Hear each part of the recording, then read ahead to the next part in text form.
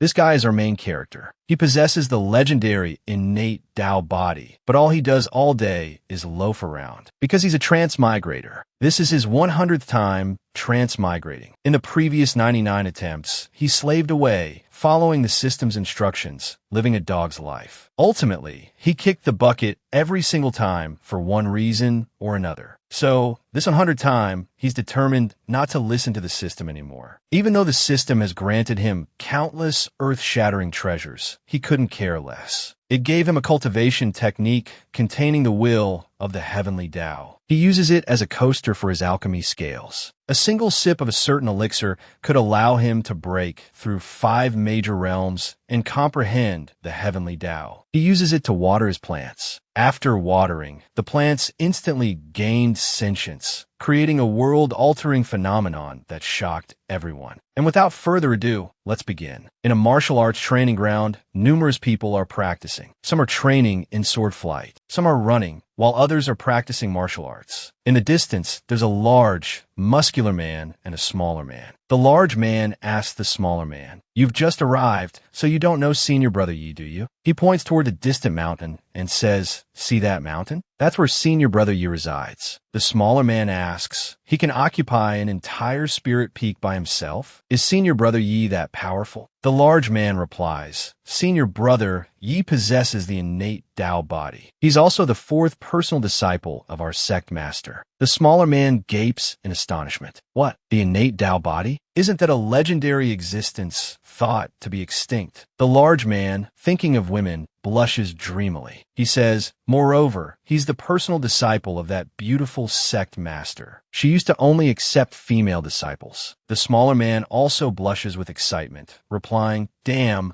I'm so jealous of Senior Brother." Just imagine, after they're fantasizing, they resume their training. The smaller man asks, "So, Senior Brother Yi is a prominent figure in our sect, right?" The large man replies, "No, he's just a good-for-nothing. He has the talent and the resources, but he refuses to cultivate." They continue to train while bad-mouthing Yi Fan. He's been in the sect for 2 months, but he hasn't cultivated at all. I bet he's just an ordinary person now. Meanwhile, Yi Fan is sprawled out on his bed. As he sleeps, he sighs contentedly. Clear blue skies and a gentle breeze. It's a perfect day for sleeping in. Suddenly, the check-in system appears, announcing, "Congratulations, host, for successfully activating the strongest cultivator creation system." Yi Fan yells in exasperation, "No way. Another system has appeared." It replies, "Precisely. You need a system to transmigrate to different worlds, pretend to be cool, and level up." The check-in system cheerfully provides information about its features. This system will dedicate itself to making you the strongest cultivator on the continent. Come on, host. Let's begin your journey to the pinnacle of power. While the system is enthusiastic, Yi Fan remains indifferent, drifting back to sleep without a care in the world. The check-in system asked its host in a dejected tone, "Don't you plan on showing any enthusiasm? Any at all?" He rolled over. "Enthusiasm for what? You're just a system. It's not like I haven't seen this all before." The check-in system persisted. "Host, wake up. Don't you want to become invincible?" But he just ignored it and went back to sleep. Then he introduced himself. "I'm Yi Fan, and I'm a transmigrator. Before arriving here, I've transmigrated 19 times already. In other words, I've encountered 99 systems. All sorts of them. 10,000-fold cultivation boost systems, divine beast summoning systems, 100,000-fold cultivation speed increase systems. In one world, I lived humbly in seclusion. I thought, one must be modest, but before I even matured, some child of destiny jumped out and killed me. In another world, I worked tirelessly on the brink of death to complete my missions. I was taunting the monsters. I'm in. I'm out. Come and get me. It was pathetic, really, but in the end, I failed my mission and was erased by the system. Mission time expired. Commencing elimination. And then there was that other time, the strangest one. I really struggled to level up. Yi Fan's voice took on a mournful tone. I was so happy when I finally broke through. But then I discovered I was nothing more than a sacrificial offering nurtured by the system, meant to be offered to someone else. He mimicked a monstrous voice, thick with hunger. "You are finally worthy to be sacrificed to me. 99 times. 99 times I've cried out to the heavens. And not once did I make it to the end. So, I've come to a realization. Since I'm going to die anyway, why bother trying? All those benefits the systems offer are just bait. Elaborate scams to string me along. The check-in system's voice was frantic. Host, wake up. How can you sleep at a time like this? This time, Yi Fan was resolute. This is my 100th transmigration. I absolutely will not listen to any system. Child of destiny? I'm going to be a salted fish. I'm lying flat. The system was furious now. Get up and cultivate. Life is fleeting without cultivation. Yi Fan plugged his ears. I'm afraid I'll cultivate too fast. Besides, I've lived 99 lifetimes. Can I just enjoy this one? I'll just keep sleeping. Check-in system activated. Newbie reward activated. Congratulations, host. You have received a 10,000-fold cultivation speed boost. Every time you advance a minor realm, your cultivation speed will multiply. Host, hurry up and cultivate. It was practically giddy with excitement. I've taken the initiative. How can you be so indifferent? Seeing Yi Fan still asleep and uncaring, it swore under its breath, a string of bleeped-out curses. System malfunction. Detecting host resistance to cultivation. Recompiling modules. Module compilation complete. System rebooting. A different check-in system materialized, this one with a feminine voice. System reboot complete. System function changed to location check-in system. The host only needs to arrive at the designated location to check in and receive rewards. Today's check-in location detected. The host's room door. Check-in process is simple. The host only needs to enter the designated check-in circle and check in. The check-in location is only 5 meters away, host. It'll only take 10 seconds. Come on, host, move. It's not healthy to just sleep and not exercise. Yi Fan remained indifferent, continuing his slumber. The check-in system was a loss. He's really asleep, isn't he? He slept soundly from early morning until dusk. Yi Fan stretched luxuriously as he woke. The new check-in system grimaced, relieved. Host, you're finally awake. I thought you were going to sleep for 1,000 years. As Yi Fan swung his legs out of bed, it perked up. Yes, that's it. Come on, host. Just a few more steps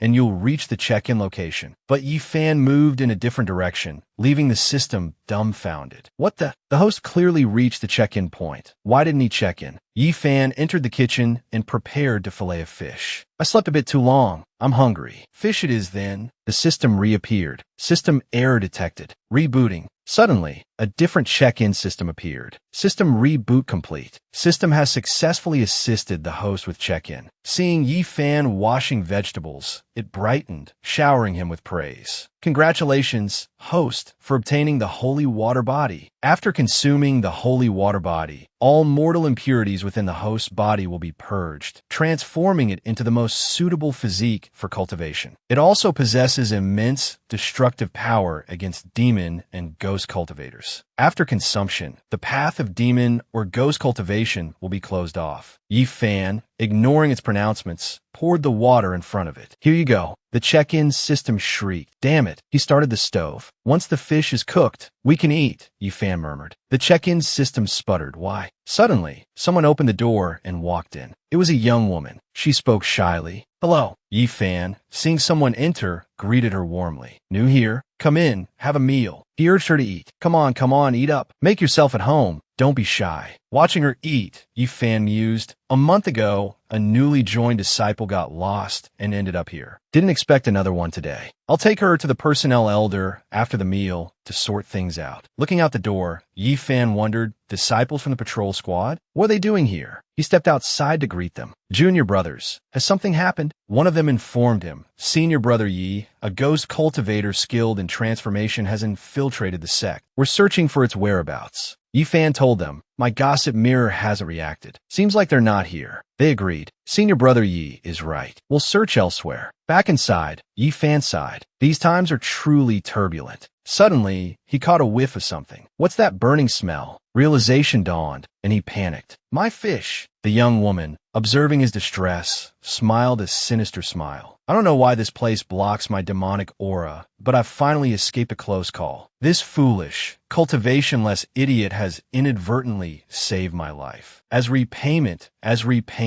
I, your ghost granny, will devour you whole. She bared her teeth like a ferocious demon, about to pounce and attack him. But suddenly, she broke out in a cold sweat, clutching her stomach in agony. What's happening? Why does my body hurt so much? The holy water body had taken effect, so she had to scream, and disappear first. Yifan stepped out, feeling disheartened. Although the fish was a bit burnt, it was still edible. Seeing no one around, he wondered, where is she? Setting the plate of fish down, Yifan muttered, forget it. Senior sister and in the sect is very capable. Nothing will happen to her. The check-in system materialized a book and excitedly announced, congratulations, host, for completing the random quest. Reward: 1 God-level cultivation technique, the eternal undying scripture. This technique contains the will of the heavenly Tao. Cultivating it to completion grants an indestructible body and a lifespan equal to that of heaven and earth. The check-in system, seeing Yifan bend down, inquired, host, what are you doing? It turned out Yifan was using the book as a support for the table. My eye for such things is truly exceptional. Now the dining table is stable. This action left the system utterly bewildered. Seeing this, the check-in system became exasperated. Meanwhile, Yifan planned to go fishing after his meal. The system, however, announced compensating for this loss. The system has detected an unknown error. Rebooting. A while later, after finishing his meal, the sun shone brightly. Yifan, in a cheerful mood, donned a hat and sunglasses, then shouldered his bucket and fishing rod, ready to go fishing. Other disciples, seeing him, began to whisper behind his back, look, senior brother Yi is going fishing again. What a waste of talent. If I had his gifts. A woman's voice, its owner unseen, shouted towards the now distracted Yifan. Focus on your training. Don't lose your concentration. He jumped, startled, and replied, yes. Looking at the woman before him, he was filled with excitement. Scolded by senior sister again. How wonderful. The person before him was Ziyin, the third disciple of true monarch Ziyin. Suddenly, a large explosion erupted behind them. They fled in panic, shouting, senior sister, something's happened. People from the Wanda sect are attacking. Ziyin, surprised, responded, what? A figure approached. He was the second elder of the Wanda sect. He spoke as he walked. Young friend, there's no need for misunderstanding. Our Wanda sect didn't want to barge into your mountain gate. We were only prevented from ascending the mountain to investigate, leaving us with no other choice. Ziyin angrily pointed her sword at him and shouted, ascend the mountain to investigate. Is the territory of the Ziyun sect a place your Wanda sect can search as you please? The elder, his expression stern, replied fearlessly, then hand over the nine-tailed fox. The disciples behind Ziyin began to clamor. The nine-tailed spirit fox, isn't that a creature of legend? It's a treasure, definitely a treasure. With one of those, our sect would prosper. Gao Jian, his face grave, frowned and said, the nine-tailed spirit fox. We've been pursuing that nine-tailed spirit fox for a long time. In the end, you, the Ziyun sect, snatch it away. You must give us an explanation.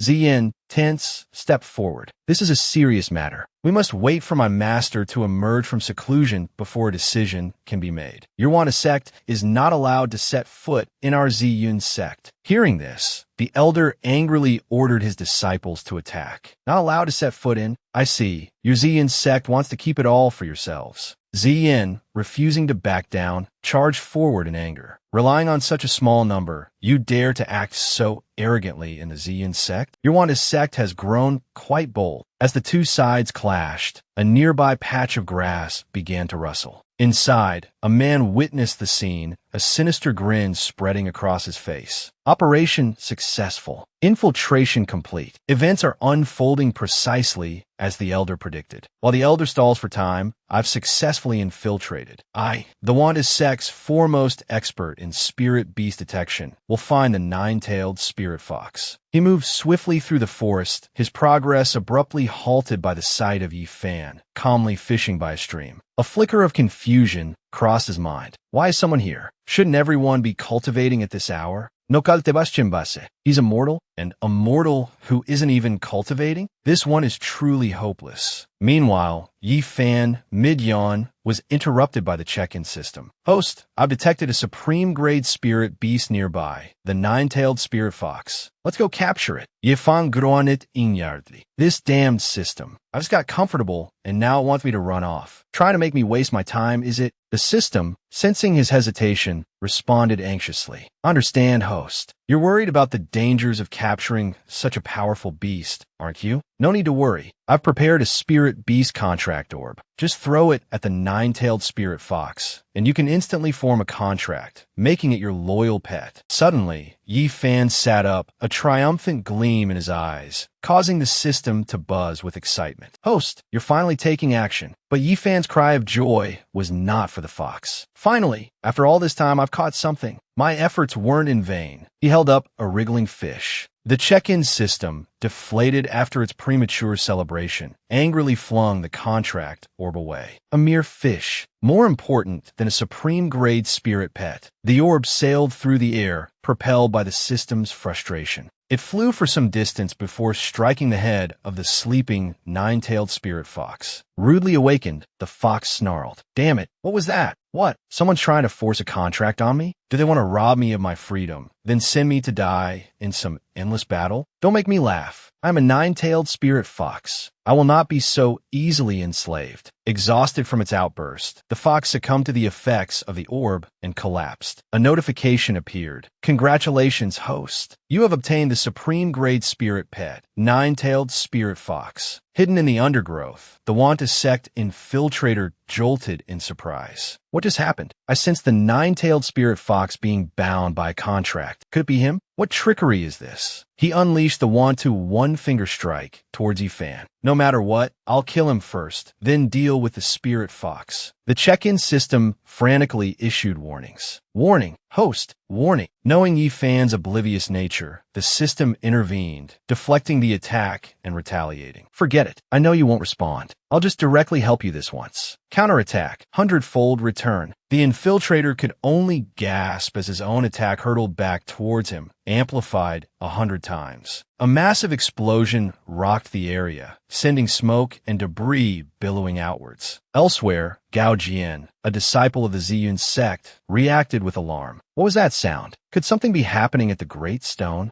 No, I must go and see. He ordered a retreat. The force of the redirected attack sent Ziyin, the third disciple of true monarch Ziyun, reeling, blood spraying from her lips. Her fellow disciples rushed to her side. Senior sister, are you all right? Hold on. Seeing Ziyan's condition, the Wanda sect elder feigned concern. That palm strike shouldn't have been enough to cause such serious injuries. Could she be faking it? Another woman descended from the sky, her voice laced with fury. The Wanda sect has grown bold indeed. Do you think the Ziyan sect is so easily bullied? Gao Jian and his disciple knelt, pleading for forgiveness. It was our mistake today. These are offered as an apology. Please, allow us to leave. The woman was taken completely by surprise. As he fled, Gao Jian thought, damn it, not only did I fail to find the nine-tailed spirit fox, but I also got extorted. I need to get out of here before I lose everything. Meanwhile, the woman wondered what they had been doing there. Saving Ziyin is more important right now, she decided. Ziyin stared at her in astonishment. Soudain, Y que fanes jade pendant chimed.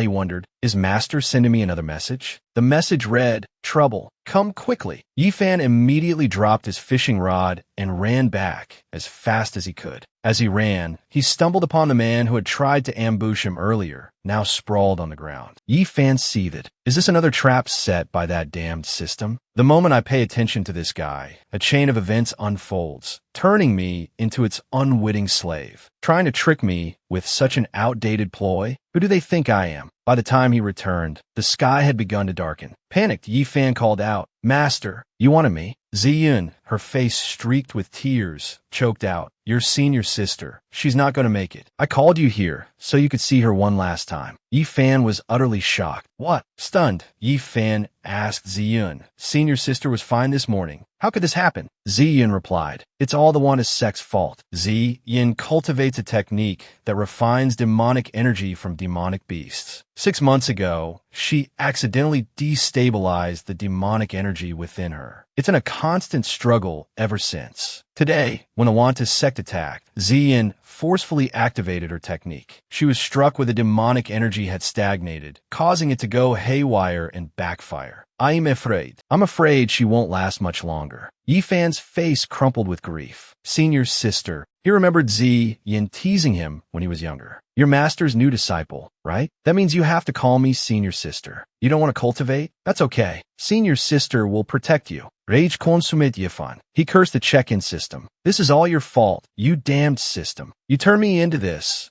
errand boy, and now you dare to do this to her. The system, bewildered, thought, "Hey, this wasn't me. I'm innocent. I'm getting blamed for nothing." A fellow disciple entered and announced, "Sect Master, the spiritual water you requested is ready." Desperate to redeem itself, the system called out to its host and produced a vial. Yi Fan, still fuming, snarled, "Trying to trick me again, you mutt." He roared at it to shut up, startling the system so badly that it dropped the vial. The vial landed in the basin of water the disciple had brought in. The medicine dissolved into the water. Zi Yun Sigid, "I hope this spiritual water can ease Yan's suffering." Yi Fan offered, "Master, let me attend to senior sister. You've been caring for her for so long. Please rest." He dipped a cloth into the basin. Suddenly, Zi Yun felt a jolt of surprise. Something was strange. Why does the spiritual water feel so much more potent than usual? Am I imagining things? Surely Yi Fan couldn't have altered its properties. Why is Ziyan's complexion suddenly so rosy? Is there a light shining on her? No, it's not a light. She's healed. What in the world is going on here? Just now, Ziyan thought Ziyan was beyond saving. But now, the demonic energy within Ziyan's body had stabilized, and her external wounds were completely healed. No, not just her internal and external injuries. Ziyan was fully recovered. Moreover, her cultivation had even broken through to the 10th level of qi condensation. Yi Fan, utterly bewildered, thought, "Senior sister was so gravely injured. Why does Master seem unusual?" He decided it best to give Zi Yun some space to compose herself. "Master," Yi Fan said, requesting permission to leave, "I'll take my leave now." "You should take care of yourself too," Zi Yun replied. Left alone,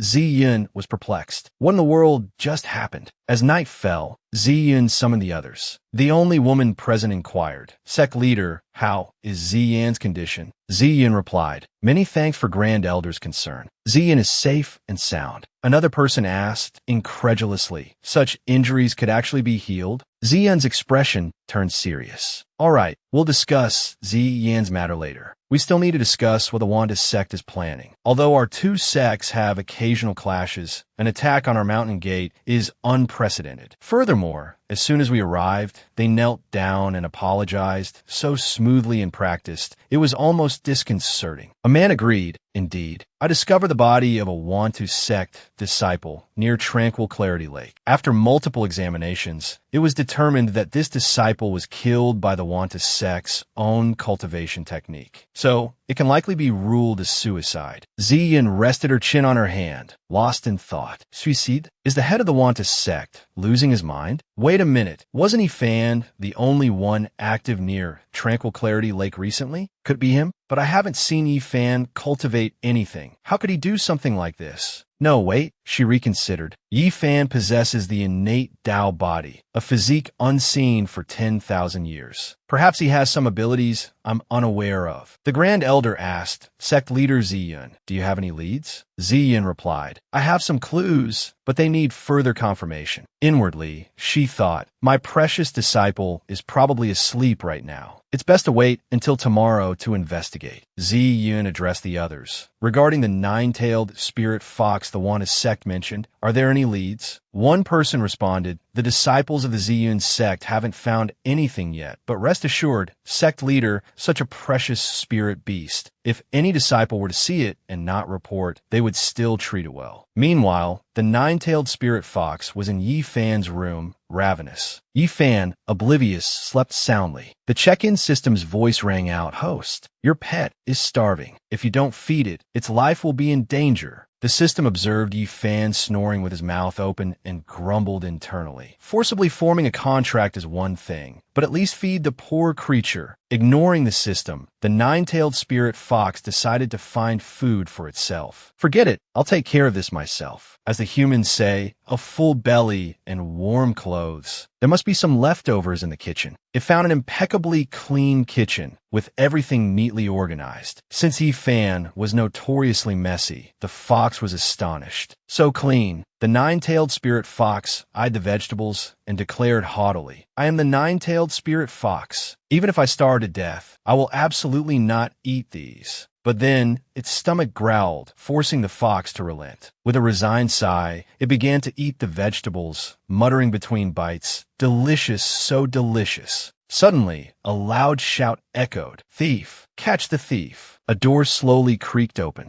A tall, thin man, the sect leader of the Wanta sect, chuckled. The spirit fox tracker is growing brighter. It seems the nine-tailed spirit fox is close by. Beside him, a portly man, the grand elder of the Wanta sect, added, "Unbelievable that a mortal Ziyin hasn't detected the nine-tailed spirit fox. The heavens truly favor our Wanta sect." The Wanta sect leader snapped, his voice laced with irritation. "Favor my ass. I gave those two elders so many resources, and not only did they fail to capture the nine-tailed spirit fox, but they also lost the great stone compensating the Ziyin sect. Now I have to handle this myself. Utterly shameful." The grand elder, visibly nervous, stammered, Indeed. It's all thanks to the sect leader's protection that the Wanta sect thrives. This sect cannot do without you." He continued, smoothing his beard. "Of course. Let me tell you something else. To ensure tonight's operation goes smoothly, I paid a hefty sum to 13 of the most notorious bandit kings in the Donghong region to create diversions. This time, even if a mortal Ziyun arrives, we can escape unscathed." The portly grand elder praised the sect leader's foresight. He glanced towards the sleeping Yifan and asked the grand elder, "Why is he still here? Wasn't he lured away by the bandit kings?" He pointed, explaining to the sect leader, "He's just a mortal. He probably didn't hear anything." Hearing this, the sect leader smiled sinisterly. He then cast a spell, the Wanta heaven-opening palm, towards Yifan, shouting, "Even mortals must be eliminated. I've invested so much in this operation. I won't tolerate even the slightest chance of failure." Standing outside, the Wanta sect's grand elder's eyes gleamed with admiration. As expected of the sect leader, going all out even against a mere mortal. The check-in system, with a look of bored annoyance, flicked the sect leader with a casual punch, asking, "Do I look invisible to you?" The blow sent the Wanta sect leader flying backward, landing squarely on top of the portly grand elder. The loud crash startled Yifan awake. "What was that? Rats making a ruckus?" The system, delighted, chirped, "Host, you're finally awake." Internally, the check-in system thought smugly, "I'm finally starting to understand the host personality. If I had directly woken him up, not only would he not have responded,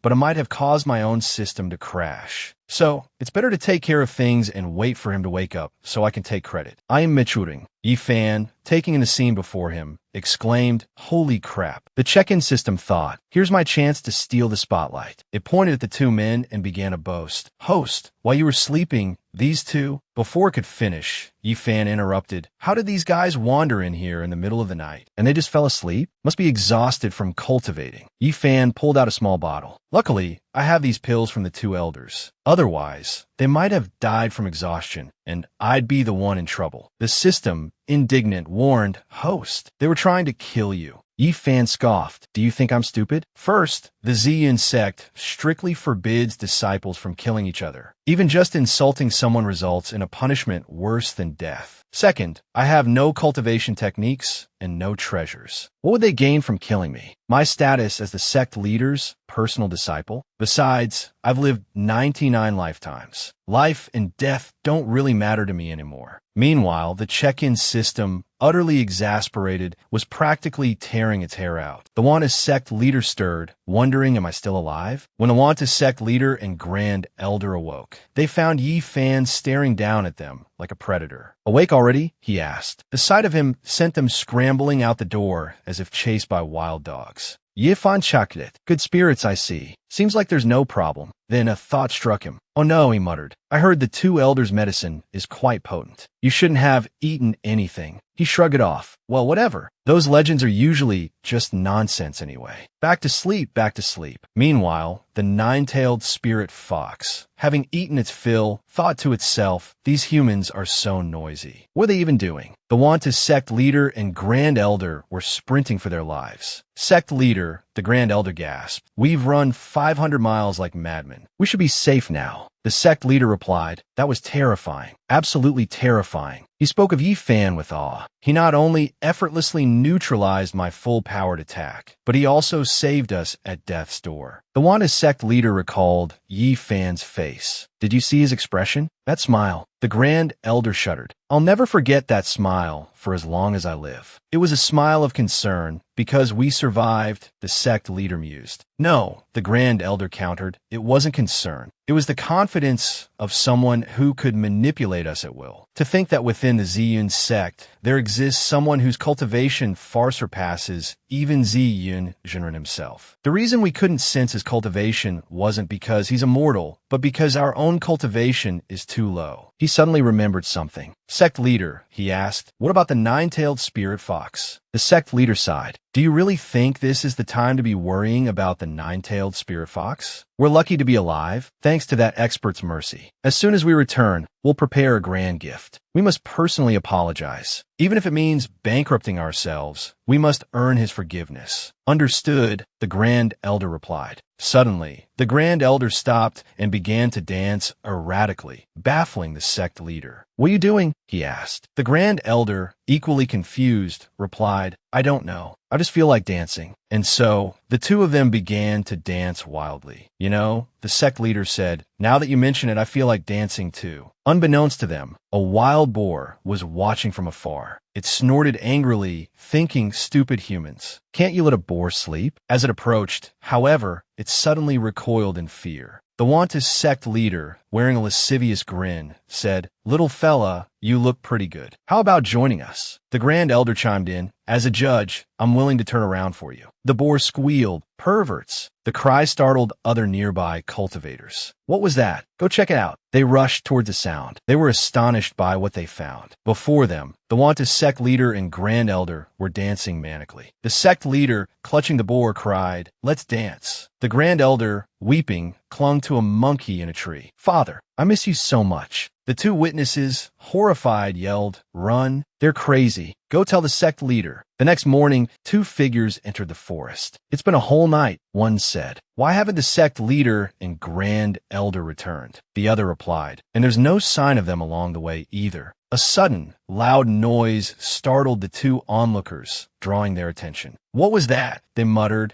cautiously approaching the source of the commotion. The sight that greeted them made their eyes widen in disbelief. The Wantis sect leader and the Grand Elder were sprawled on the ground, thoroughly defeated, while a wild boar and a monkey stood nearby, seemingly cheering on the spectacle. Something's happened, they cried out. Ziyun and another member of the Ziyun sect, Xiangzong, reacted with astonishment. What? Ziyun exclaimed.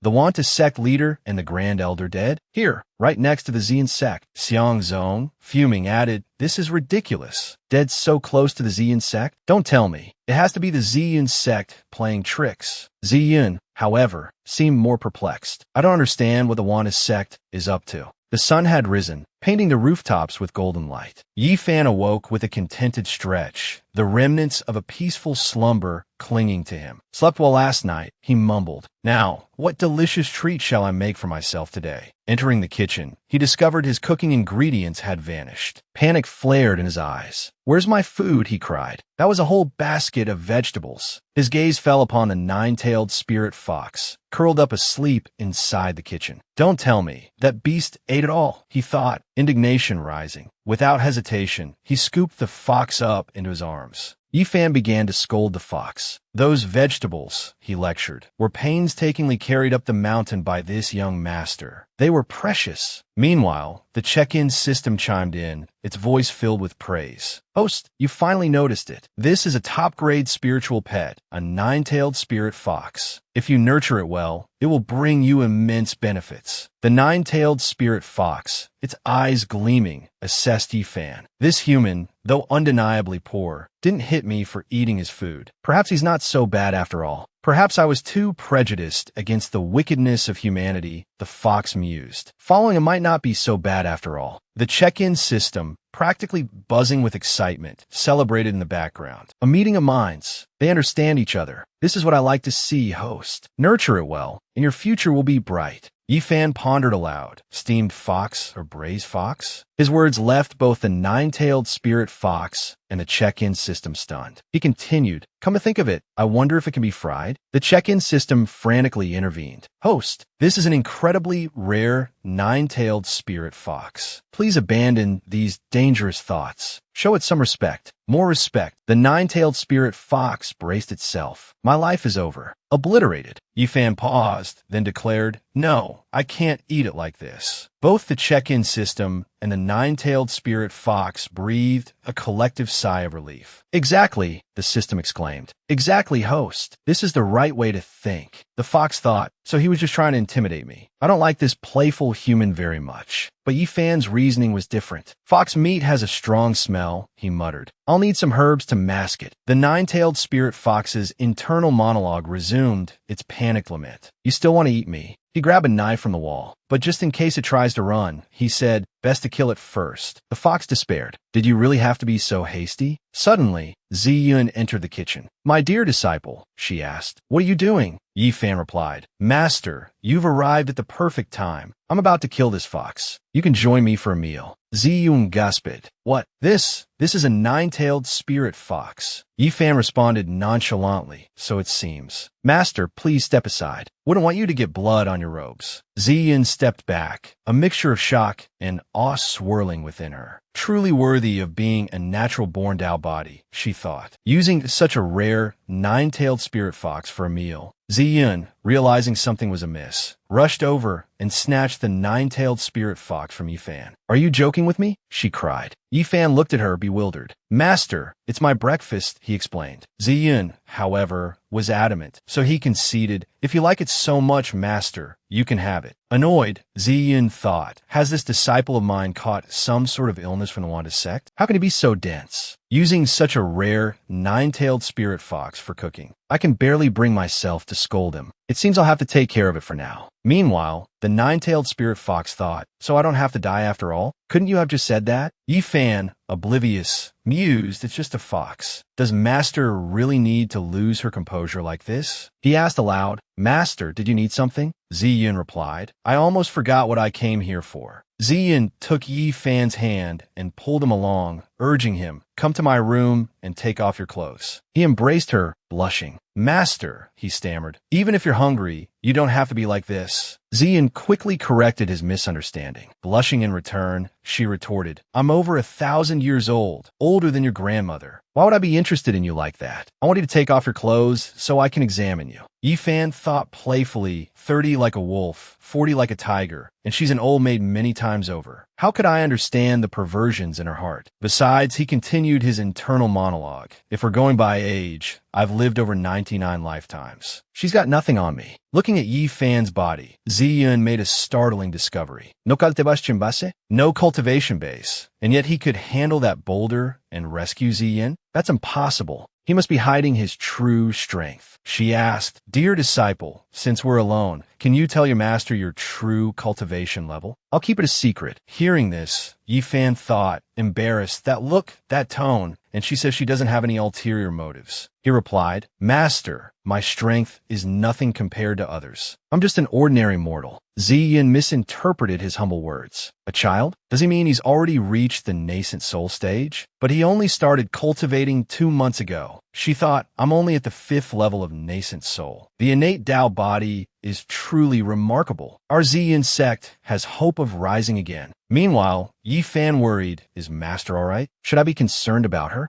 Ziyun beamed. I understand, she said. My disciple is cultivating incorrectly. Just keep having fun. Master has high hopes for you. Yifan was confused. What does she understand? Watching her leave, he made plans. I'll go to Bright Lake later. My fishing rod is still there. As she flew, Ziyun swelled with pride. My disciple is so humble. He's already at the nascent soul stage and still hiding it from me. In half a month, he'll probably surpass me. When that happens, I'll give him the sect leader position. Until then, I'll take care of everything for him. The nine-tailed spirit fox, nestled in Ziyun's arms, sighed in relief. Thank goodness I'm away from that demon. Even though the contract is still in place, at least I won't be turned into breakfast just yet. Ziyun placed the fox in a small house, thinking the matter of the nine-tailed spirit fox can't be revealed just yet. Suddenly, the Grand Elder descended and inquired, Ziyun, Junior sister, how is your disciple Yi Fan doing at Jade Immortal Peak? He's been at the sect for 2 months now, still eating, playing, and not cultivating. Even if he possesses the innate Tao body, he can't just waste the sect's resources like that. Hearing this, Ziyun responded with a proud look, wasting resources? Don't worry, let me tell you, my dear disciple is already at the nascent soul stage. The Grand Elder burst into laughter. Junior sister, I know you want to protect your disciple, but you can't just spout such nonsense. You're killing me. Ziyun fumed inwardly. If I weren't trying to hide things from my precious disciple, I would have definitely let the 9-tailed spirit fox scare you to death. Suddenly, someone rushed in, announcing, Sect Leader, it's bad. As the 2 onlookers listened curiously, the messenger reported, something's happened to the 2 elders again. Both onlookers exclaimed in unison, What? Yi Fan, walking nearby, heard the commotion and muttered, Honestly, how pathetic. Not this again. Looking towards the crowd, he wondered, what are they looking at? Someone in the crowd remarked, I wonder how long they'll last this time. An old man clung to a woman, crying, My wife, I know I was wrong. Don't leave me. The woman, her face flushed with anger, shouted, Who's your wife? Someone. Indecent behavior. Come and see this. Yi Fan, observing the scene, thought, what's going on? Oh, it's the 2 elders again. He strained his ears and heard someone say, It's such a pity about the 2 elders. They were clearly the strongest alchemists in our Ziyun sect. Who knew they'd suddenly want to refine those strange medicines and even test them on themselves? Yi Fan was taken aback. Could it be true? Do the 2 elders' elixirs really have side effects? He then thought about the Wanta sect leader and Grand Elder from the previous day and wondered, I hope those pills they took are all right. As if summoned by his thoughts, the old man suddenly turned and embraced Yi Fan, sobbing, Yunner, you've come to see your father. He kept repeating Yunner. This time, father won't let them hurt you again. Let's go home to your mother. The other disciples sneered. One of them said, With someone as unambitious as senior brother Yi here to hold back the 2 elders, we can leave with peace of mind. Suddenly, Ziyun rushed over from afar, anxiously calling out, My precious disciple, nothing can happen to him. The Grand Elder scoffed. Junior sister, what's the rush? She began to taunt. If Yi Fan has already reached the nascent soul stage, he should be able to handle this kind of situation, right? She thought to herself, Now, let's see how you keep up this pretense. But to her surprise, Ziyun readily agreed. The Grand Elder said, You're right, I was being rash. The check-in system appeared, alarmed. Host, this guy is dangerous. Run. Yi Fan retorted, He's just a heartbroken old man.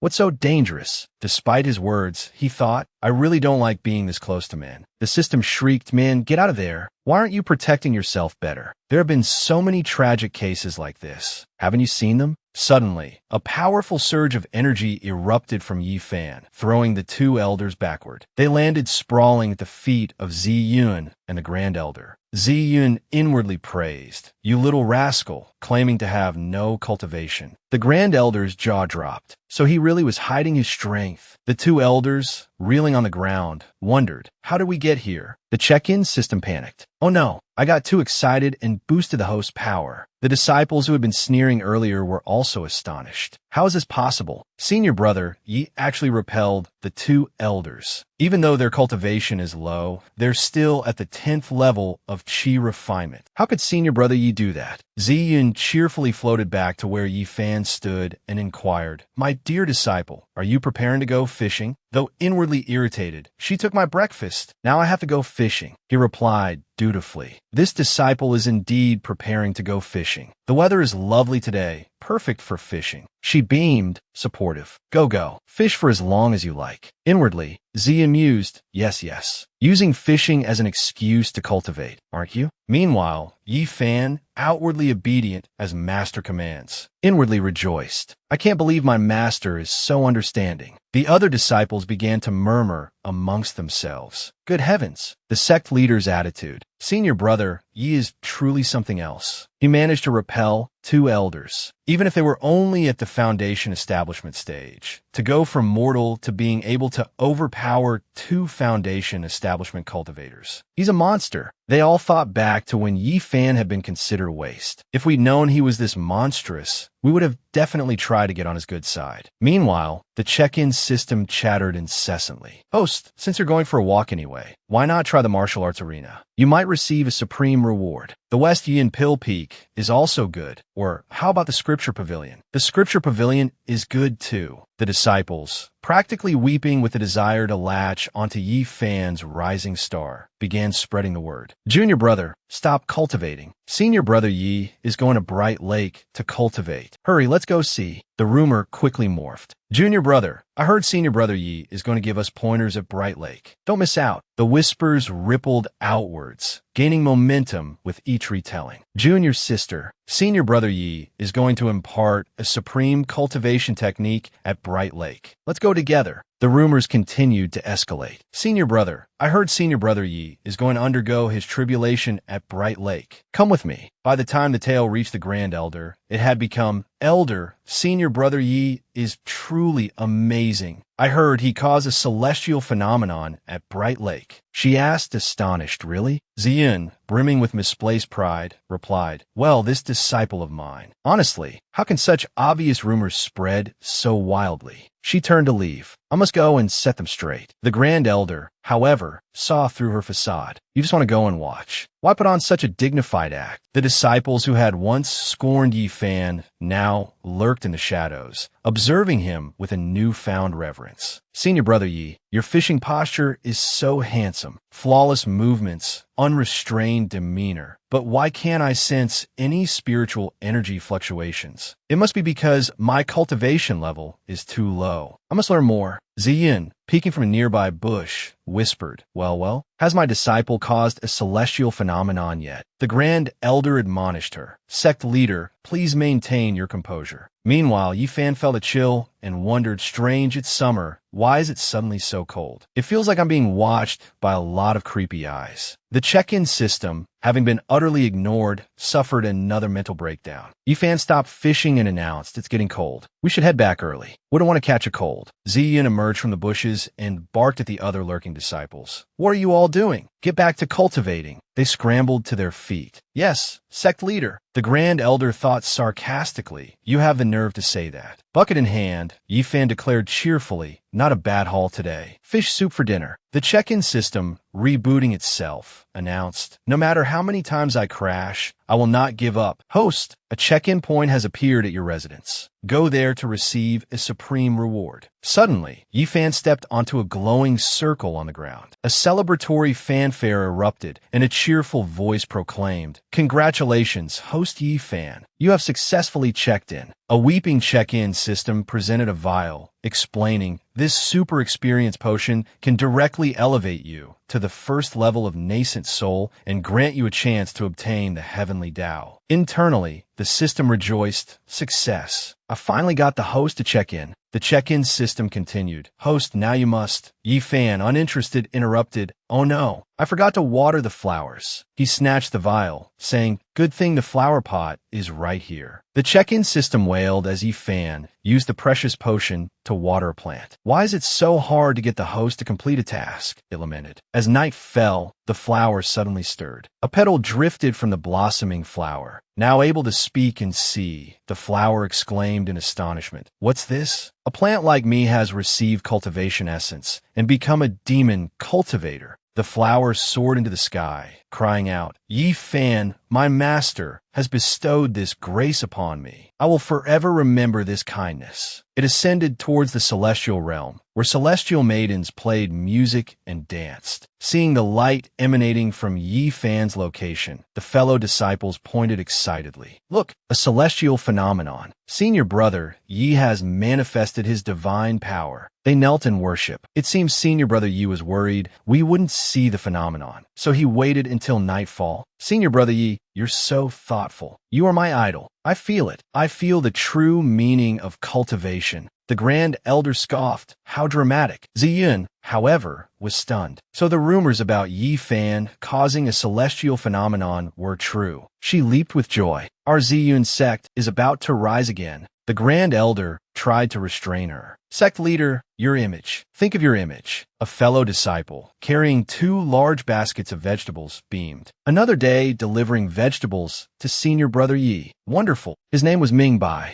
Other disciples blocked his path, commanding, Halt. Ming Bai, looking apprehensive, asked, Senior brothers, what do you want? One of the men ordered, hand over the vegetables and get lost, or else. Ming Bai's face paled. I'm sorry, but I can't. The sect forbids disciples from fighting amongst themselves. They ignored him, retorting, as long as we don't use our chi when we beat you, it won't be considered fighting. Now give them up. They lunged for the baskets. Ming Bai resisted, pulling them back. No one is touching these vegetables. He then proceeded to pummel them, leaving them shocked. What the? Are you a demon beast in disguise? What monstrous strength? Ouch, that hurts. Having dealt with them, he cheerfully continued on his way, baskets in hand. Senior brother Yi, your vegetables are here. The scene shifted to Ziyun, standing on a cliff, speaking to a giant eagle. The Ziyun sect and the Huowu Mountain have always kept to themselves. What brings you here today? The eagle declared. Rest assured, our Huowu Mountain wouldn't even glance at your dilapidated sect. I've come for the nine-tailed spirit fox. Ziyun responded, I haven't seen any nine-tailed spirit fox. Hearing this, it roared in fury. If you won't cooperate, then I'll beat you until you do.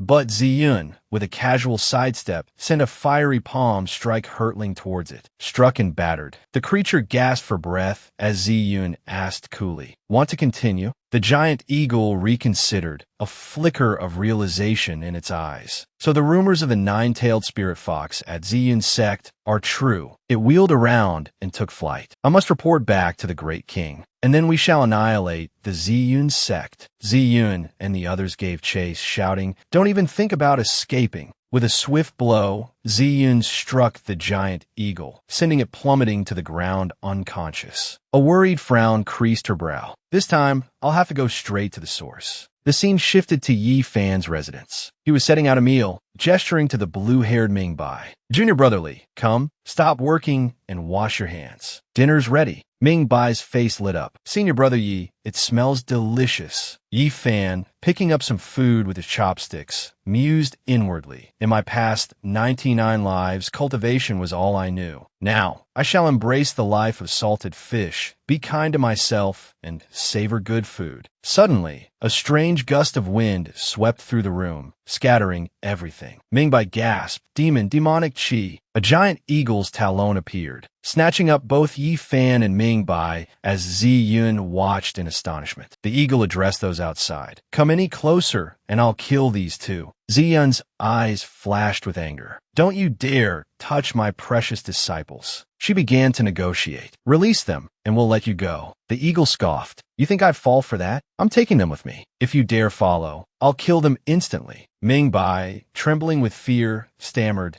Senior brother Yi. But seeing Yi Fan's calm expression, his fear turned to awe. Senior brother Yi isn't afraid at all. He truly is my idol. Meanwhile, Yi Fan fumed inwardly. My painstakingly prepared meal, ruined just like that. The system check-in notification appeared. Great heavenly dragon ready. Suddenly, a surge of energy enveloped the eagle, blasting it aside with a pained shriek. It collapsed before everyone, unconscious. Ziyun stared in disbelief. Yi Fan, as terrifying as I expected. She approached him and asked, Precious disciple, would you like to be the sect leader, just for fun? He replied simply, No thanks. Ziyun persisted, following him inside. Come on, I'll get you a new set of furniture. Yi Fan reluctantly agreed, making her beam. That's right, my good disciple. About the exchange conference in half a month. Do you think you should? Before Ziyun could finish, Yi Fan picked up the unconscious eagle and asked, Master, since we have some demon beast meat on hand, would you like to join me for dinner tonight? She readily agreed. I'll be back tonight then. He knelt down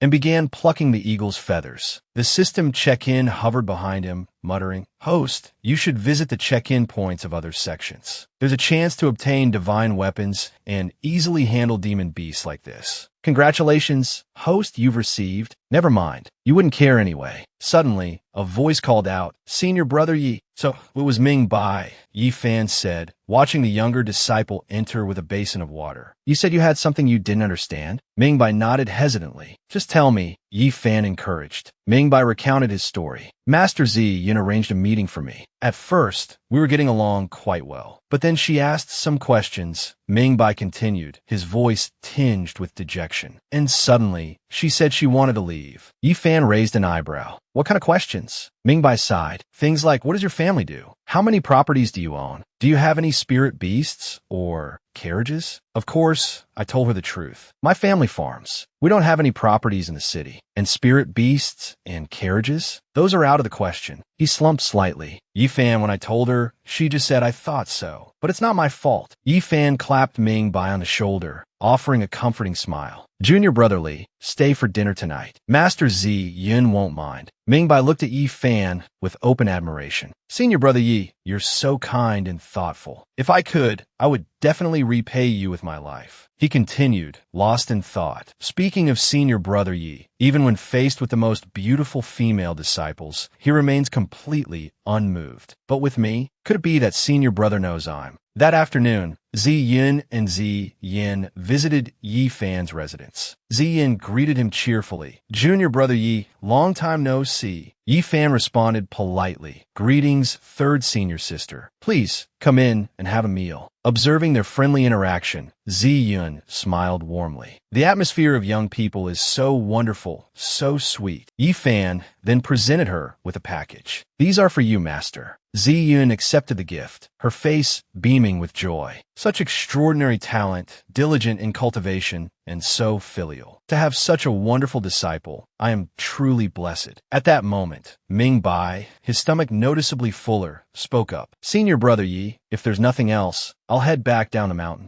Yi Fan offered a cheerful farewell. Be careful on your way back. Ziyin bowed her head in gratitude. Thank you, junior brother. It was thanks to you that I survived before. Anywhere I can go, I won't refuse, she added, her voice soft. Yi Fan replied modestly, Senior sister, you're too kind. We're all fellow disciples. There's no need to be so formal. Despite his words, Ziyin felt a pang of sadness. Is junior brother already at the nascent soul realm? While I'm only at the 10th level of Qi condensation, how can I ever repay him? Meanwhile, Ming Bai, while taking out the trash, discovered something unexpected. Among the refuse, a book lay hidden. He gasped. Picking it up, he wondered, what's this? He recalled Yi Fan's words, be careful with the trash. A hopeful smile spread across Ming Bai's face. If senior brother Yi wanted me to be careful with the trash, then it must be all right to take a look. His eyes widened in disbelief as he saw the title. This is... He clutched the book to his chest, overcome with joy. The eternal, undying scripture. Such a powerful cultivation technique. Senior brother, you wouldn't carelessly discard it like trash. He must have used the excuse of taking out the trash to give this supreme, divine scripture to me. Father, mother, your son will finally make a name for himself. Later that night, back in his room, Ming Bai huddled under his covers. He opened the book, a determined glint in his eyes. This precious cultivation technique cannot be discovered by others. I must find an absolutely safe place to hide it, he muttered to himself. Under the bed? No. The cellar? No. Inside the wardrobe? Not safe enough. The drawers? Even less safe. Suddenly, an idea struck him. Yes, this place is absolutely safe. No one will ever find it here. With newfound resolve, Ming Bai began to cultivate. Step 1. First, circulate the true qi within the body for 1 cycle. He closed his eyes, and a faint energy began to swirl within him. 1%. In half a month,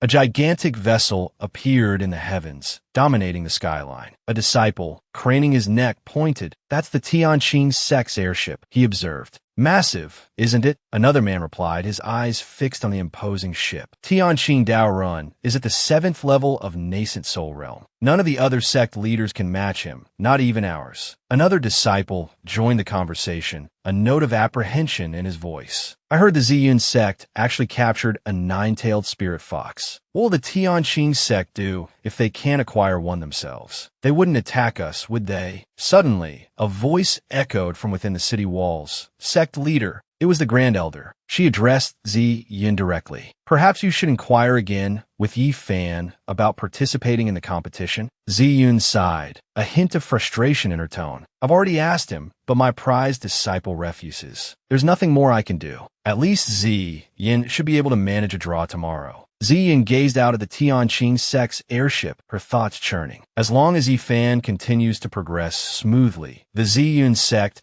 is destined to become the strongest of the 9 great sections. We might even have a chance at becoming the most powerful sect in the entire Donghuang region. Meanwhile, inside, Mingbai diligently continued his cultivation, muttering to himself, as expected of senior brother Ye's generosity. "I'm halfway there," Mingbai exclaimed, a triumphant grin spreading across his face. "I've managed to open half of my meridians." He carefully tucked the book away inside his robes, his smile widening. "Just 2 more months, and I'll have them all open. Just you wait, senior brother Yi." A man approached Ming Bai, his expression serious. "Wen Qing was injured during training 2 days ago. You'll be taking his place in the inter-sect competition tomorrow." Ming Bai's eyes widened in alarm, and he pointed at himself incredulously. "But senior brother Wen Qing is at the 5th level of qi condensation. I'm only at the 4th. If I fight in his stead, I'll be slaughtered." The man turned and walked away, his voice nonchalant. "You'll live. Just do your best." Ming Bai's internal monologue was less optimistic. "I've only been cultivating for half a month. I haven't even grasped the fundamentals." Around him, the other disciples were buzzing with gossip. The Golden Core disciples' matches were somewhat balanced, with wins and losses on both sides. But the Qi condensation group has been utterly decimated. Aside from Ziyin, everyone's been completely crushed. The Grand Elder, overlooking the arena, announced the next match. Next up, He Mu of the Tianqing sect's Qi condensation group will face Li Ming Bai of the Ziyin sect. The whispers around him intensified, making Ming Bai's blood run cold. Anyone who's fought He Mu before has ended up bettered for half a month. He's at the 5th level of Qi condensation, while Li Ming Bai is only at the 4th. He'll be defeated in an instant. Terror gripped Ming Bai. "Why He Mu? I'll be turned into a cripple. As soon as the match starts, I'll just collapse. Better to lose face than be broken." He Mu, observing Ming Bai's evident fear, sneered. "Don't worry, I'll be gentle. You'll only be bedridden for a fortnight." From the stands, the disciples of the Tianqing sect roared their encouragement. "Senior brother He Mu, crush him." Ziyun watched the scene unfold, a deep sense of helplessness settling over her. Ming Bai touched his chin thoughtfully. "I need to make my collapse look convincing, so they don't suspect anything." He leaped forward, feigning an attack, and shouted, "Let's get this over with." To He Mu's astonishment, his punch connected, but Ming Bai didn't even flinch. Confusion clouded his features. That punch was strong enough to knock down any 4th-level Qi condensation cultivator. What in the world? Ming Bai was equally perplexed. Why does punch feel so weak and slow? There was no force behind it at all. He Mu, still reeling from the unexpected outcome, threw another punch. Again, Ming Bai remained standing, completely unfazed. He Mu practically wet himself this time. "What was that all about?" he demanded. Ming Bai gestured subtly. "Senior brother He Mu," he whispered, "while I appreciate your gentle approach, isn't this staged fight a little too obvious?" He Mu, feeling mocked, bristled with anger. "So, the disciples of Ziyun's sect just stand there and take a beating? Do you even dare to trade blows with me?" Meanwhile, Ming Bai, in his naivety, thought, "Senior brother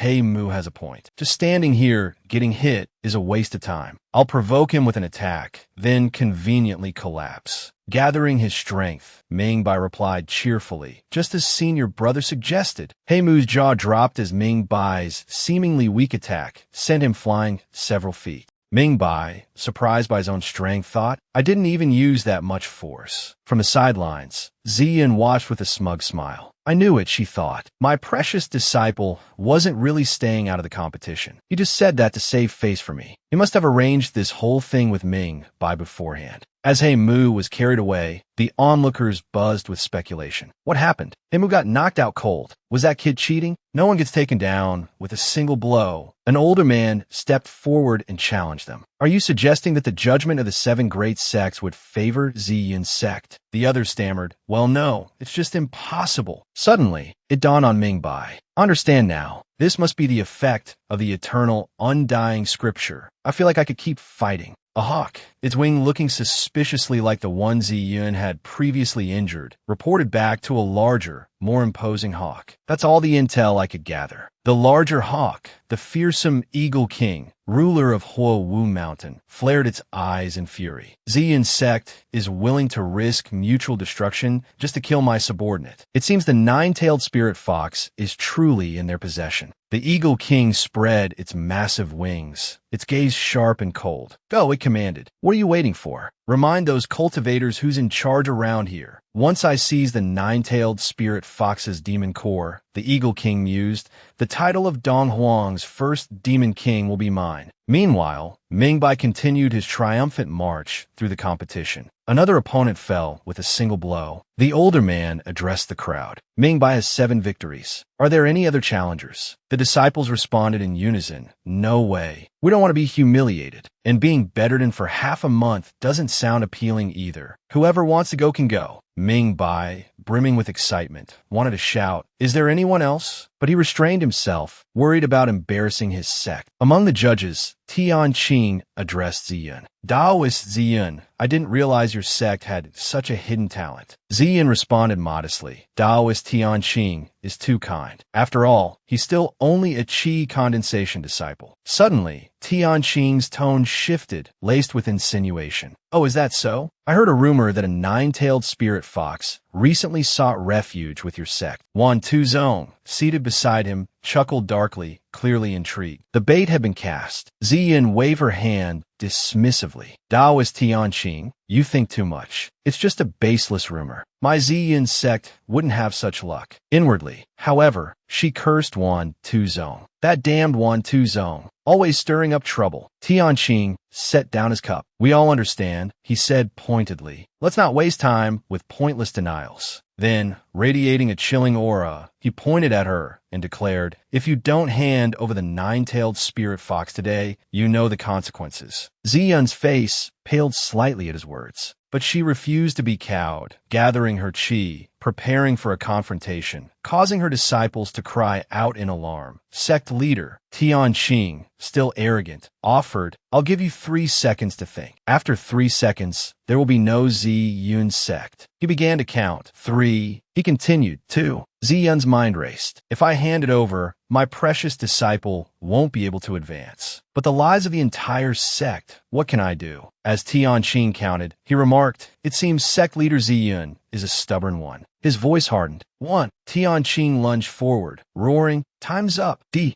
A strange voice echoed. "Oh?" Cultivators squabbling amongst themselves. Tianqing spun around in surprise. He recoiled at the sight before him, half a step into the nascent soul realm. It was the Eagle King, a colossal bird demon. Tianqing stammered in disbelief, "Eagle King." He looked up at the sky and shouted, "You're all nascent soul realm demon beasts. You must have all crawled out of Huo Wu Mountain. Eagle King, you're nearing the end of your lifespan. Are you here for the nine-tailed spirit fox's blood?" The Eagle King glanced towards where Yi Fan was and said, "So, it's there." Meanwhile, in Yi Fan's kitchen at Xianyu Peak, he was examining his ingredients, calculating. Golden flour pine nut chicken. If only I'd saved some of that demon eagle meat. But ground pork will do. The flavor isn't that much different. As Yi Fan prepared to chop the meat, his check-in system appeared, announcing, "Detected, host pet, the nine-tailed spirit fox is facing imminent danger. Please rescue immediately." Unconcerned, he continued cheerfully washing vegetables. The system lamented, "What am I even hoping for?" Activating emergency recall function. The system, despondent, didn't want to reboot. Delete. Suddenly, a portal opened, depositing the nine-tailed spirit fox. It landed directly in the basin where Yi Fan was washing vegetables. Submerged, it began to thrash. He patted its head. The nine-tailed spirit fox felt a surge of gratitude. "Master saved me. You have no idea. There was so much scary demonic energy out there. I was almost scared to death." Its gratitude was short-lived as Yi Fan coldly assessed it. "You've put on quite a bit of weight compared to half a month ago, haven't you?" He gave it a dangerous look. The nine-tailed spirit fox, now terrified, scrambled away. "Why did I delude myself into thinking he'd become kind? Saving your life." Yi Fan continued, admiringly, "And you're so plump. The quality of this is definitely better than pork." "Welcome back." The Eagle King, mid-flight, realized the aura had shifted. Unexpected, the larva of a nine-tailed spirit fox can teleport. How many times can it use such a divine ability? He decided to turn back, commanding his followers, "Follow me." He swiftly changed direction, flying at full speed. People began pointing and informing Ziyun. They've changed direction. It seems they're heading towards Xianyu Peak. Ziyun's face fell. Not good. My precious disciple. She rushed off in a frantic dash. Tianqing sneered at the Grand Elder. Your sect leader has arrived. Why aren't you acting? Ziyun, turning to face him, retorted. We are no match for the Eagle King. How are we supposed to act? It's you who should be acting. Didn't you steal the nine-tailed spirit fox? You use your strength to bully fellow cultivators. Why not try stealing it from the Eagle King? The Grand Elder worried inwardly. Although Yi Fan had displayed considerable power before, the Eagle King was half-step nascent soul. They were no match for him. We should follow them, he decided. At least we can protect the sect leader and Yi Fan. He turned and headed back towards Yi Fan's dwelling. Inside the kitchen, Yi Fan peeled potatoes, humming to himself as he prepared the nine-tailed spirit fox for cooking. The finest ingredients should always be simmered over a low flame, he mused. First, crushed ginger, garlic, and spring onions into the water, then a spoonful of salt, 2 spoonfuls of soy sauce, and just the right amount of cooking wine. Perfect. Must taste test it first. It'll save effort later when plucking the fur. And I need to prepare some shredded ham. Suddenly, a system check-in notification appeared. Warning, the host is about to encounter a fierce battle. Please proceed to the entrance of the house to receive your reward. Out of nowhere, a massive claw lashed out, aiming to snatch Yi Fan. It was the Eagle King, reaching down to seize him. Moments later, Yi Fan was clutched in the Eagle King's talons. Gotcha! The Eagle King crowed triumphantly. But upon closer inspection, he realized his mistake. This isn't the nine-tailed spirit fox. Oh well, back I go. Ziyun appeared before the Eagle King, her face etched with worry for her beloved disciple. Chaos erupted around them. Tianqing pondered the situation. So, the nine-tailed spirit fox is hidden elsewhere. And who is that fellow? Meanwhile, Yi Fan, seemingly unconcerned, sat yawning languidly. Ziyun called out anxiously, Beloved disciple, where's the nine-tailed spirit fox? Don't tell me you killed it. Overhearing her, the Grand Elder realized the source of her distress. Tianqing, observing Yi Fan's nonchalant demeanor from above, was puzzled. Why isn't that youngster afraid of the Eagle King? And immortal Ziyun doesn't seem worried either. Could he be incredibly powerful? The Eagle King, growing impatient, roared. It's just one little human. These human cultivators are so troublesome. I'll just crush him and be done with it. Yi Fan's system continued to issue warnings. Warning host, just give up. You're better off doing it yourself. A surge of energy slammed down, startling the Eagle King, who stared in bewilderment. What kind of attack was that, he wondered. Even a nascent soul cultivator would be obliterated by that. An explosion rocked the air, sending smoke billowing in all directions. As the smoke cleared, the Eagle King lay defeated, ready to be served on a platter, while Yi Fan leaned casually against its massive form, drifting off to sleep. The onlookers gasped in astonishment. He killed it, a half-step nascent soul cultivator. And those hundreds of nascent soul eagle demons, all wiped out in an instant. Tianqing couldn't believe his eyes. This youngster, could he be some old monster in disguise? He thought nervously. I just insulted the Ziyun sect. Was he deliberately giving me a warning? Tianqing adopted a respectful tone. As expected of the Ziyun sect, with such a powerful figure, your future is boundless. Unfortunately, I'm in a hurry today and haven't come properly prepared. I must take my leave. I'll visit again another time. Knowing she held the upper hand, Ziyun simply stated, You cannot leave. Suddenly, both Ziyun and the Grand Elder blocked Tianqing's path. Ziyun, her voice laced with a threatening undertone, questioned Tianqing. The exchange meeting isn't over yet. What's the rush? By now, Tianqing, practically wetting himself with fear, stammered, And no, we forfeit. We forfeit now and forevermore. Seeing Tianqing's terror, a contemptuous smirk played on Ziyun's lips. Forfeit? You all came here from so far away. Returning now would make it seem like my Ziyun sect bullies its guests. She folded her arms, feigning consideration. It's true, we had some unpleasantness earlier, but as the sect leader of Ziyun's sect, I can't very well crush you over such trivial matters, can I? In fact, she added,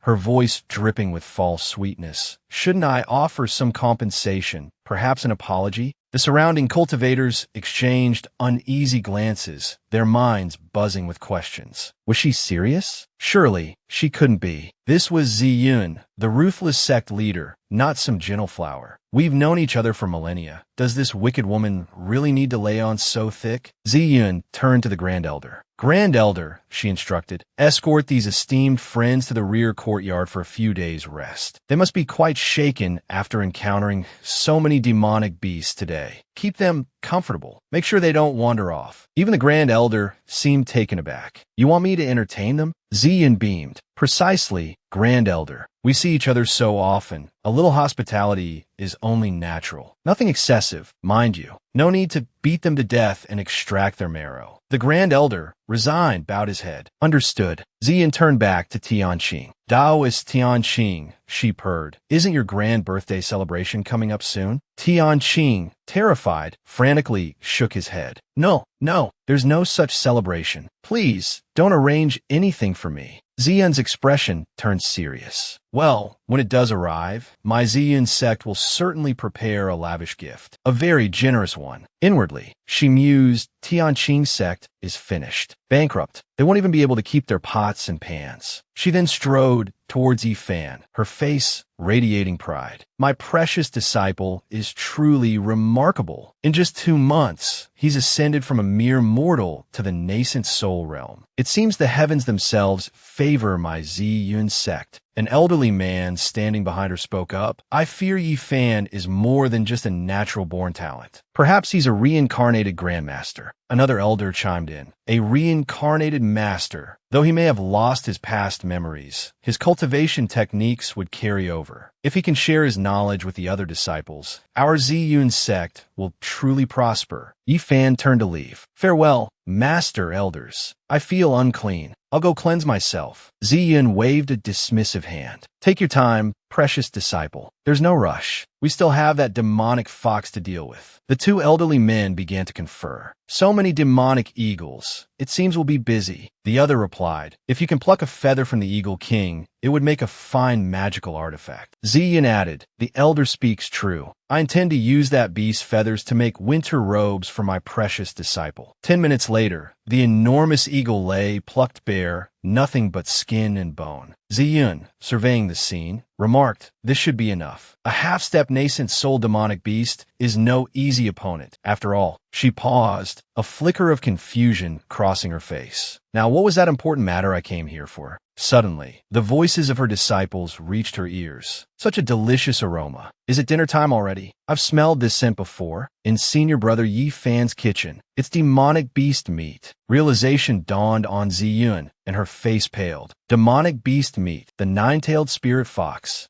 Zi Yun immediately flew into Yifan's kitchen and looked at the pot simmering on the stove. Opening it, she saw the 9-tailed spirit fox inside, and Zi Yun gasped in horror. The small, furry creature slowly began to open its eyes. It saw Zi Yun's worried face. Thank goodness you came in time. You scared me half to death, it thought, a mixture of relief and lingering fear giving way to overwhelming joy. Tears welling, the 9-tailed spirit fox leaped into Zi Yun's arms. You finally came. I almost met my ancestors. She soothed it. There, little one, don't cry. My precious disciple doesn't care about you, but I do. Yifan returned, holding a cleaver, and said, I was wondering how that little rascal managed to open the pot. So was Master. I thought the demonic beast blood would be very nourishing. I should have drawn the blood first. The 9-tailed spirit fox shrieked in terror. It clung tightly to Zi Yun, crying, save me. Yifan approached and said, Master, no need to rush. I'm about to make you a pot of stewed fox meat. Zi Yun's voice rose sharply. Disciple, are you made of water? Why is your head so full of it? You'd even kill your own spirit beast. Yifan, unmoved by her admonishment, replied, in my eyes, my spirit beast is just a piece of meat. Killing it is no big deal. Cradling the fox, Zi Yun pouted. But you promised to give it to me. Her display of affection flustered him. I admit, Master is indeed a beautiful and adorable young woman, he thought.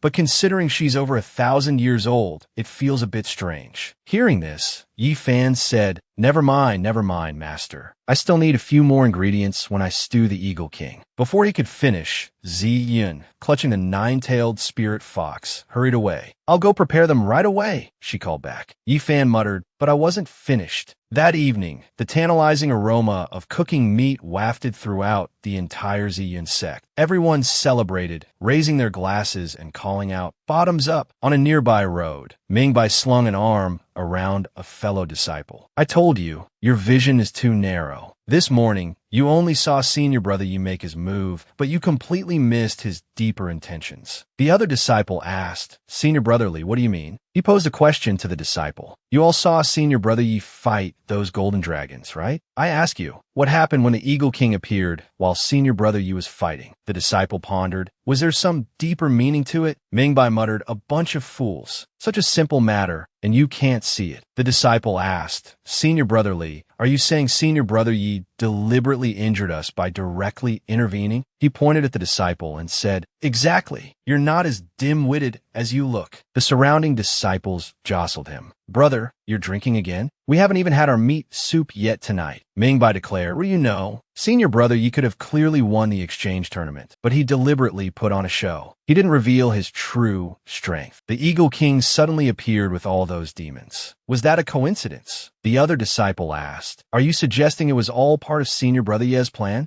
He bellowed, "Exactly." Senior brother Yi waited for the Eagle King to arrive. He waited at Xianyu Peak, like a hunter waiting for its prey. That's how he eliminated the Eagle King and his demonic horde without injuring any of us in the arena. It was all part of Senior Brother Ye's plan. They erupted in cheers. Senior Brother Yi is truly invincible. Senior Brother Yi is amazing. Senior Brother Yi is amazing. The next morning, a female disciple was being chased by a group of male disciples. Frightened, she screamed, "Help! These brothers have gone mad." They chased after her, calling out, "Elder sister, please be my Tao companion. Elder sister Yanzi, don't you know how to live?" When they caught up, they grabbed her and pleaded relentlessly. "Elder sister, I want to cultivate a relationship with you. Elder sister Yanzi, I entrust my entire life's happiness to you." She refused them, saying, "I am devoted to cultivating immortality. I truly do not desire this. Please go find someone else." Meanwhile, the Grand Elder stood in a corner, observing the elder sister being harassed. After a while, she encountered the same group of brothers, who had also begun to act strangely. "Brother, you smell so good. I love you, brother. I will satisfy you." A little further on, the sisters, too, were behaving oddly. "Little sister, you are so beautiful. Your skin's so soft. I long to share a bridal chamber with you." "Elder sister, please don't touch me anymore. I feel like I'm about to ascend." But the Grand Elder continued with her task, carrying a bowl of hot soup. She looked at it and thought, "Good, I used to think nascent soul realm demon beast meat was priceless. I must let the sect disciples enjoy it. I forgot that nascent soul beast meat is extremely mild. Huowu Mountain has developed quite a bit. Why can't the demon beasts living there be eaten? Wait a minute, this bowl of soup seems to have something extra in it. This won't do. I must inform sect leader Zi Yun immediately." At Zi Yun's location, Zi Yun was shouting, "Get your hands off me, Zi Yun. My clothes are about to rip." Zi Yun refused, saying, "Master, I won't let go. I truly adore you. I beg you, please take me." Zi Yun replied,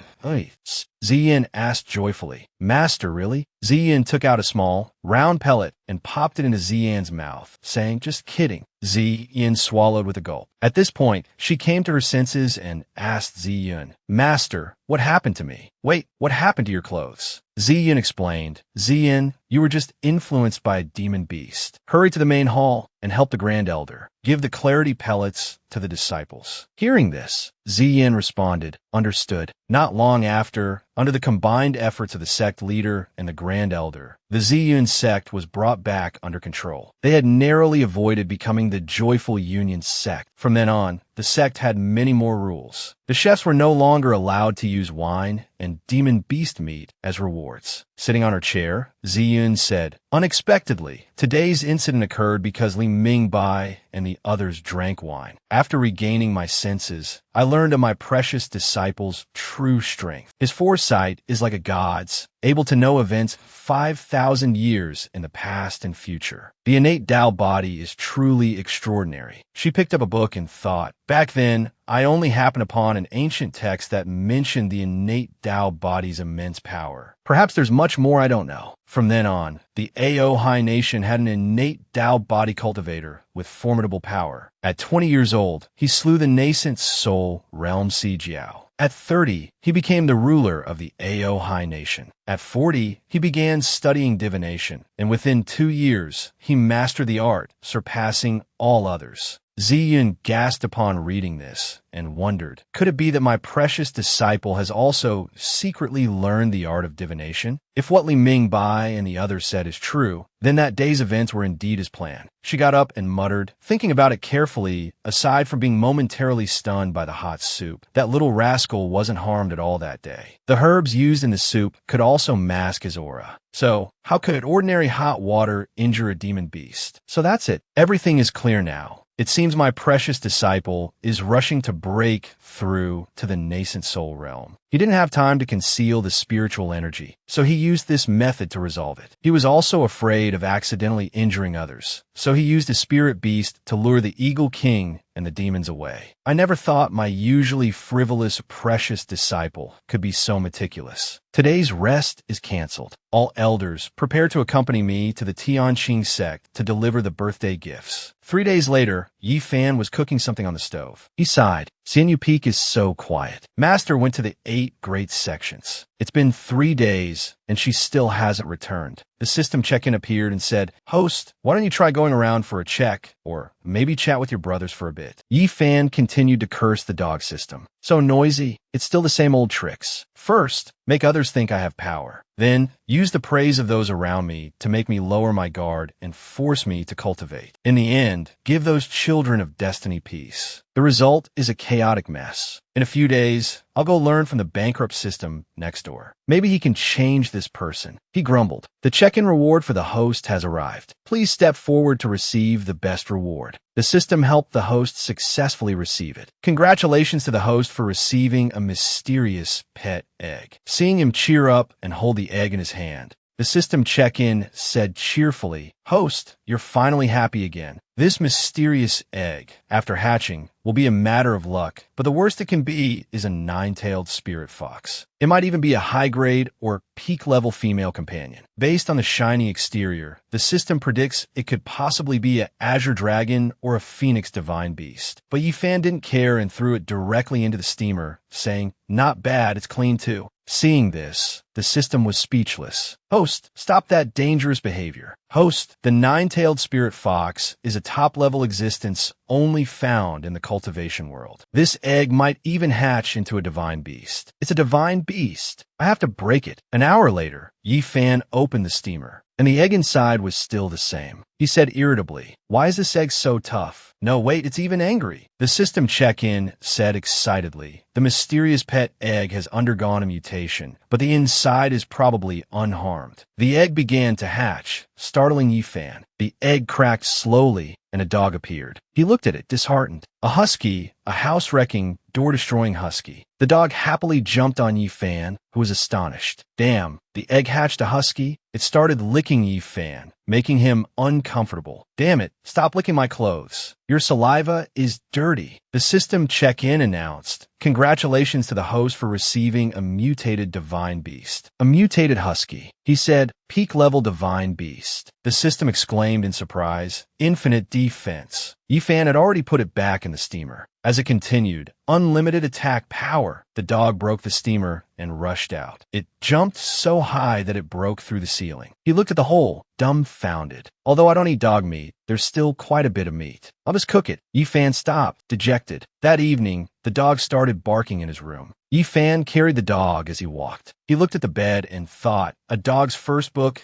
the immortal book, the Heavenly Joy Edition. The first thing a newborn dog needs to do is dismantle the ceiling. While Yi Fan was coaxing his levitating dog, several figures lurked in the shadows, observing the scene. This dog really isn't much, one muttered. Even if he couldn't give us Yi Fan, he could at least have offered the 9-tailed spirit fox. And for heaven's sake, get rid of this mutt. Early one morning, Yi Fan set up a stall with a simple sign, Dog needs a home. Looking at the unsuspecting husky, he thought, this place is 3,000 miles from the sect. There's no way it can find its way back. He hopped on his flying bed and bid the dog farewell. The husky, Hut, stared blankly after him. Slowly, a dawning realization crept into Hut's canine mind. Master is gone. This was a game, a grand game of hide-and-seek. With innocent glee, he bounded off. High above, a white-haired woman soared through the air on her sword. Taking a sip from a flask, she sighed contentedly. The night air is truly refreshing. She was murmuring a line of poetry, cold wind like sweet dew, a peerless cultivator standing atop a mountain, gazing at the vast rivers and seas. When she noticed something beside her, something flying. What? A flying dog. A puppy that can fly must be at least at the golden core stage. If I could capture it as a pet. Suddenly, a streak of light shot towards her. The projectile, a sword, pierced her side. With a cry of outrage, the white-haired woman plummeted. I've been ambushed.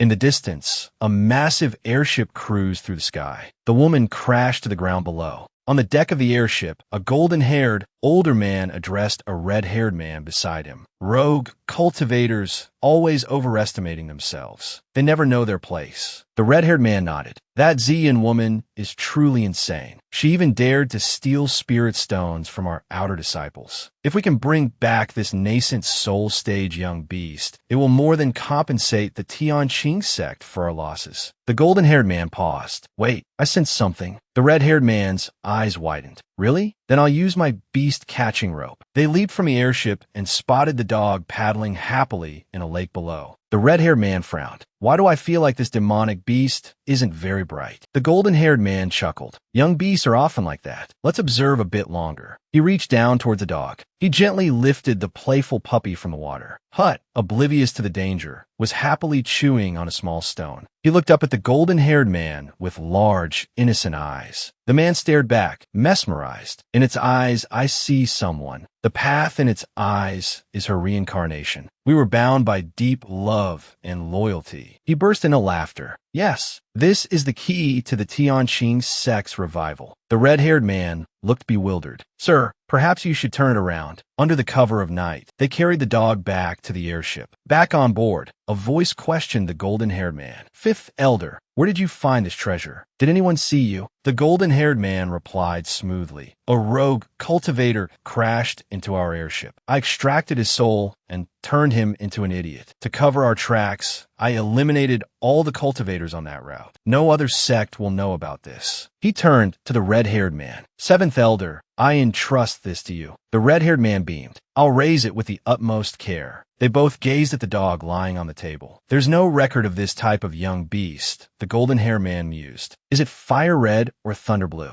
Well, as long as it has a color. Hunt, fascinated by a nearby lamp, opened his mouth wide, then snatched the stone from within, startling everyone around. With the stone clamped firmly in its jaws, it bolted away like a gust of wind. Tianqing roared in fury. Mutated dog, return the radiant sun lamp at once. His men had finally cornered the husky. We've finally caught you. Mutated dog, release it. As he tried to pry the stone from the dog's mouth, a startling realization dawned on him. This dog possessed incredible strength. The seventh elder of the Tianqing sect, standing nearby, fumed. Mutated dog, don't let your drool touch the radiant sun lamp. Saliva dripped onto the stone, and the stone glowed even brighter. They watched in astonishment. Look, the drool. It touched it. Tianqing gasped. An auspicious light. How can this be? The seventh elder couldn't believe his eyes. No, look at the radiant sun lamp. Each color change is becoming more pronounced. The dog maintained its iron grip. Moments later, the stone shattered. The fifth elder of the Tianqing sect was stunned. The radiant sun lamp. Even a nascent soul expert's attack couldn't damage it. Yet this dog shattered it. The seventh elder was equally dumbfounded. No, if a spirit beast's natural talent reaches a certain level, it transcends common understanding. Tianqing hugged the dog, his face beaming. Our Tianqing sect will prosper. With this, both the fifth and seventh elders rejoiced. Once this treasure grows, unifying the eastern wastelands will be child's play. Next time, we'll make that old woman, Ziyin, pay. A sudden knock echoed through the hall, bringing Tianqing back to reality. He composed himself. I'll get it. He raised his voice. What is it? We're in the middle of an important discussion. It's not a good time. The voice from outside called urgently. Sect leader, something's happened. There's trouble at the forbidden grounds in the back mountains. A short while later, in a mystical location, Tianqing stood with several disciples. Report. What's the situation? He barked. Who is this fiend? Could it be another sect spying on us? Second and seventh elders, assemble the disciples. The rest of you, take your positions. Prepare to engage the enemy. An eerie voice echoed through the air. No need. It is I. Prepare to greet your ancestor. Tianqing was taken aback. Who dares impersonate our ancestor? Just because you say you're our ancestor doesn't make it true. The ghostly voice responded. Well said. Look down at your feet and you'll understand. This is the celestial star formation, created by your ancestor. A man with blue hair and eyes devoid of pupils materialized before them. Tianqing stammered. This appearance, could it truly be our ancestor? But our ancestor has been gone for over 3,000 years. Time truly flies. They reverently knelt. We greet our ancestor. The Tianqing sect ancestor gestured for them to rise. I still need to absorb the spiritual energy of heaven and earth for another day. Tomorrow will be an auspicious time to emerge. I saw you struggling with a mere magical artifact just now. How disappointing. Unless is the Tianqing sect facing some calamity. Tianqing trembled as he reported. Upon hearing the report, the ancestor flew into a rage. What? A mere nascent soul cultivator dares to lord over our Tianqing sect. Tomorrow, this old ancestor will personally obliterate the Ziyun sect for you. They responded in unison. We obey your command, ancestor. The man settled into a meditative posture. He glanced around, a frown creasing his brow. There's so little spiritual energy here. I fear it will be difficult to reach the void interpretation stage and emerge tomorrow. As expected, flesh and blood is still the best. It seems the nascent soul juniors have all gone to the Ziyun sect. If this continues, I might suffer backlash from the cultivation technique. Tianqing's sect's ancestor seethed, overhearing the whispers behind him. I should just kill some of the golden core disciples in the inner sect to replenish myself. The whispers continued. Hey Mao, have you seen the sect leader's spirit pet anywhere? No, the sect leader and the others went to the Ziyun sect this morning, so I haven't seen it. His fury intensified. Meanwhile, oblivious, the two disciples continued their hushed conversation. I hope it shows up soon, or we're done for. You weren't even watching, and now you're blaming me. They froze, realizing the Tianqing sect ancestor stood behind them. In an instant, he drained the life from them, leaving two withered husks. The Tianqing sect ancestor paused, pondering. Still not enough. I wonder what kind of spirit pet they're looking for. Suddenly, something startled him. This energy, even 1,000-year snow lotus, isn't this pure. He gasped, his eyes falling upon the dog, Hut, relieving himself on his grave. Rage consumed him. You beast! How dare you defile my resting place? I was just lacking spiritual energy. You cur, you're dead. He lunged towards Hut, but with a single, casual expulsion of gas, Hut obliterated the ancestor's ethereal form. The ancestor, now a swirling orb of energy, lamented,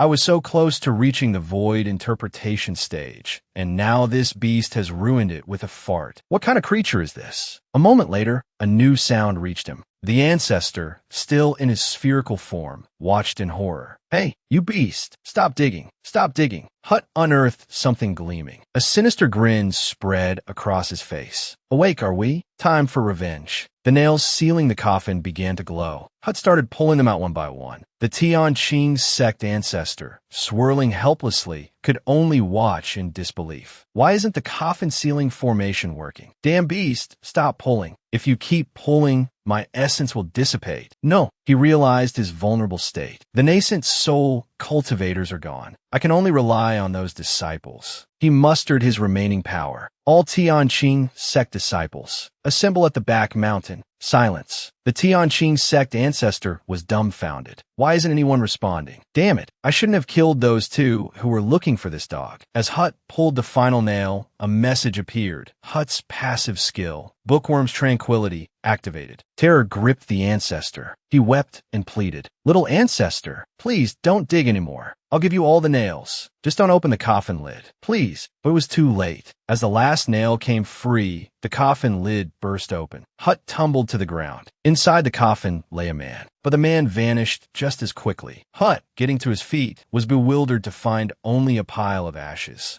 disappointed. Hut's gaze was drawn to a glint in the distance. He bounded towards it, tail wagging playfully. Eisehide, ziyun aprurochit yefan. My dear disciple, I heard you were seen flying on a magical artifact, going out to cultivate. Yifan looked puzzled. Cultivate? I didn't do any such thing. Don't you lie to me. Ziyin snapped, her voice laced with anger. If you weren't cultivating, then what were you doing out there? Tell me the truth. Was there really some urgent matter? Ziyin pressed him. Suddenly, a figure burst in, breathlessly reporting. Sect leader, it's terrible. Tianqing Daorun is bringing his people here. Ziyun frowned, a flicker of annoyance crossing her features. They dare to come here again? How do they have a nerve? I'll deal with this immediately. Turning to Yifan, she said, My dear disciple, I must go on a short trip. Yifan offered words of encouragement. Master, be safe and return quickly. A blush crept onto Ziyun's cheeks at his words. Return quickly? This little rascal actually cares about me. Meanwhile, the Tianqing sect ship had arrived. Down below, the disciples murmured amongst themselves. Are those Tianqing sect lunatics sick? They keep coming and going. This time their aura is immense. I can feel it even from 1,000 miles away. Another disciple agreed. Yeah, I think they must have come prepared this time. A booming voice echoed from the ship, arrogant and full of malice. Women of the Ziyun sect, come out and face me. I have gifts for you.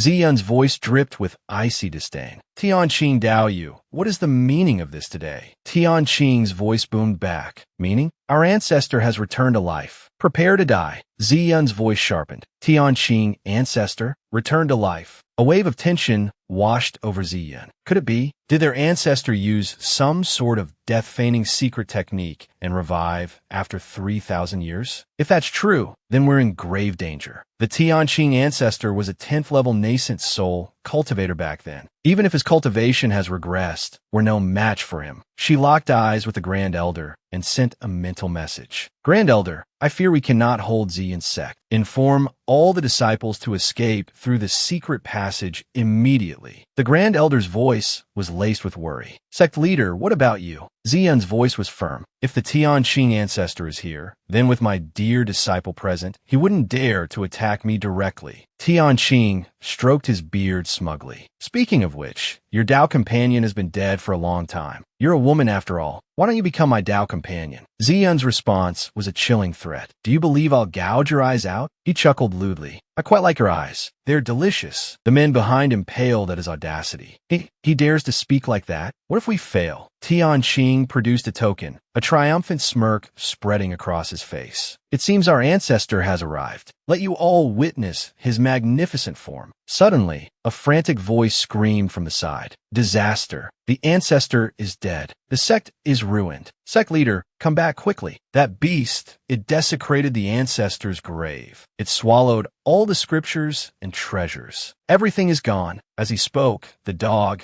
Hut, leaped onto his back, startling him into silence. Tianqing stared at the cracked token in his hand, tears streaming down his face. Tianqing stumbled backward, collapsing to the deck, his voice a broken whisper. It's over, it's over, it's all over. The ancestor is dead. Our foundation is destroyed. No one can stand against her. Even the silver-eyed Eagle King was killed by the Golden Dragon. The Golden Dragon, her Golden Dragon. Tianqing coughed up a mouthful of blood, his face contorted in rage. The sight terrified those around him. Sect leader, they cried. The Grand Elder observed the scene with a sneer. I knew it. How could someone with his talent cultivate to the nascent soul stage? Ziyun's voice cut through the air. He most likely used pills to force his advancement. Ziyun's voice rang out, filled with newfound authority. Now that the Tianqing ancestor is dead, no one in the Tianqing sect is a match for me. She turned to her disciples, her voice ringing with command. Elders, disciples, listen to my command. We will annihilate the Tianqing sect. A resounding roar of agreement echoed from her followers. Standing on a nearby mountain, Yifan watched the unfolding battle. Yifan complained, bored, it's so noisy here. Below, Ziyun, with a single swing of her sword, cut down countless disciples of the Tianqing sect. Ziyun swung her sword, cleaving through the man before her. Then, with a circular sweep, she cut down all those surrounding her. Finished with the slaughter, Ziyun addressed the first elder. Dispose of these bodies. Take them far away. Don't let them defile our Ziyun sect. The first elder replied. And what of the rest? Ziyun explained. Their disciples number 230,000. Killing too many wouldn't be good for my Tao heart. Besides, the Tianqing sect is no more. Without their backing, these disciples will scatter on their own. The first elder agreed. The sect leader speaks true. Suddenly, both of them saw something that filled them with alarm. Something resembling a large chest was flying through the sky towards the mountain. They cried out, "What is that?" A coffin heading towards Xinyu Peak. They immediately mounted their swords and flew towards it. "Let's go see." From afar, Ziyun saw the beast atop the coffin and exclaimed in surprise, "Isn't that the demonic beast that just ravaged the Tianqing sect?" The first elder asked, bewildered, "What's going on?" Even with a flying ship, it should take 12 hours. But it got here in just half an hour. Ziyun, with fierce determination, prepared to intercept it. "I must stop it. The Ziyun sect cannot be destroyed by it. Even the ancestor perished, let alone my precious disciple who just reached the nascent soul stage." As it flew, the beast noticed the figures below. Seeing them, it paused momentarily, then surged forward with incredible speed. It moved so fast that Ziyun cried out, "So fast! I can't catch it." Panting, she thought of a plan. "It seems I'll have to use the secret speed technique." A moment later, the coffin came to a stop and Ziyun landed, approaching it cautiously. She glared upwards, fuming. "Damn it, as I suspected, it's heading straight for my precious disciple. If you dare touch my disciple, I will perish along with you." Seeing Ziyun's fury, Yi Fan was speechless. He decided to play along with her emotions. Picking up Hut, the husky, Yi Fan scolded, "This dog, just coming back would have been fine, but bringing a coffin? What's the meaning of this?" Ziyun, puzzled, asked, "Coming back? Could this demonic beast be yours?" And here I rush back at full speed. Yi Fan, thinking of an excuse, began, "Master, this kind of dog is a terribly ominous creature. Having it in the house brings nothing but..." He thought to himself, "This dog is a gift from the system. Giving it away, then taking it back,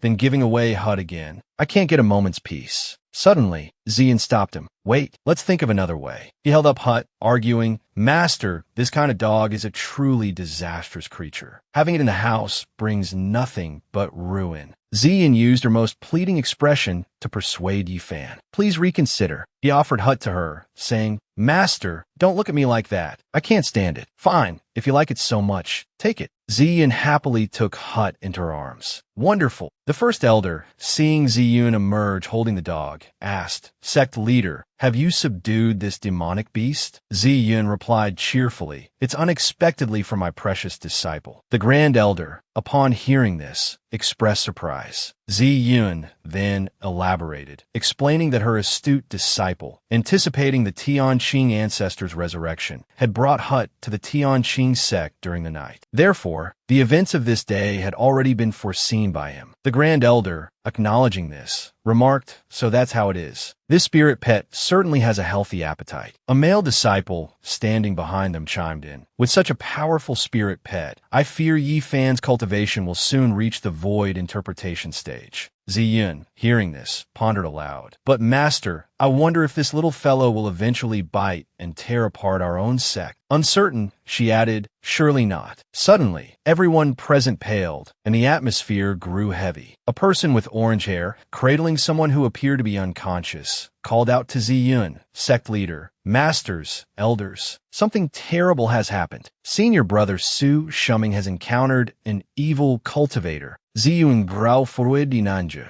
"What? An evil cultivator near our sect? And they dare to injure one of our golden core disciples." She immediately issued commands. "Grand Elder, strengthen the sect's defenses. Elders, contact the other sects. If anyone encounters this cultivator, report it immediately." The others responded in unison. "Understood." The scene shifted to a breathtaking mountain vista. Fei Yi, her arms crossed defensively, muttered, "Luckily, this old lady is blessed with good fortune. Once I reach the nascent soul stage, I'll I'll pay a visit to the Tianqing sect and see what's what. A voice suddenly broke the silence. The world is truly heartless. They give me money, then steal it right back. Who will collect my old bones? The road is so long. How will I ever get home? Fei Yi, with a cheerful tone, offered, "Old sir, how about I give you a lift on my flying sword?" The evil cultivator feigned gratitude. "Really? Young lady, I thank you." Then, his face contorted into a sinister expression as he unleashed his malevolent energy. Unaware, Fei Yi continued brightly, "Think nothing of it. A cultivator acts thus to repay the heavens." Before Fei Yi could react, he swiftly reached out and attacked her eyes.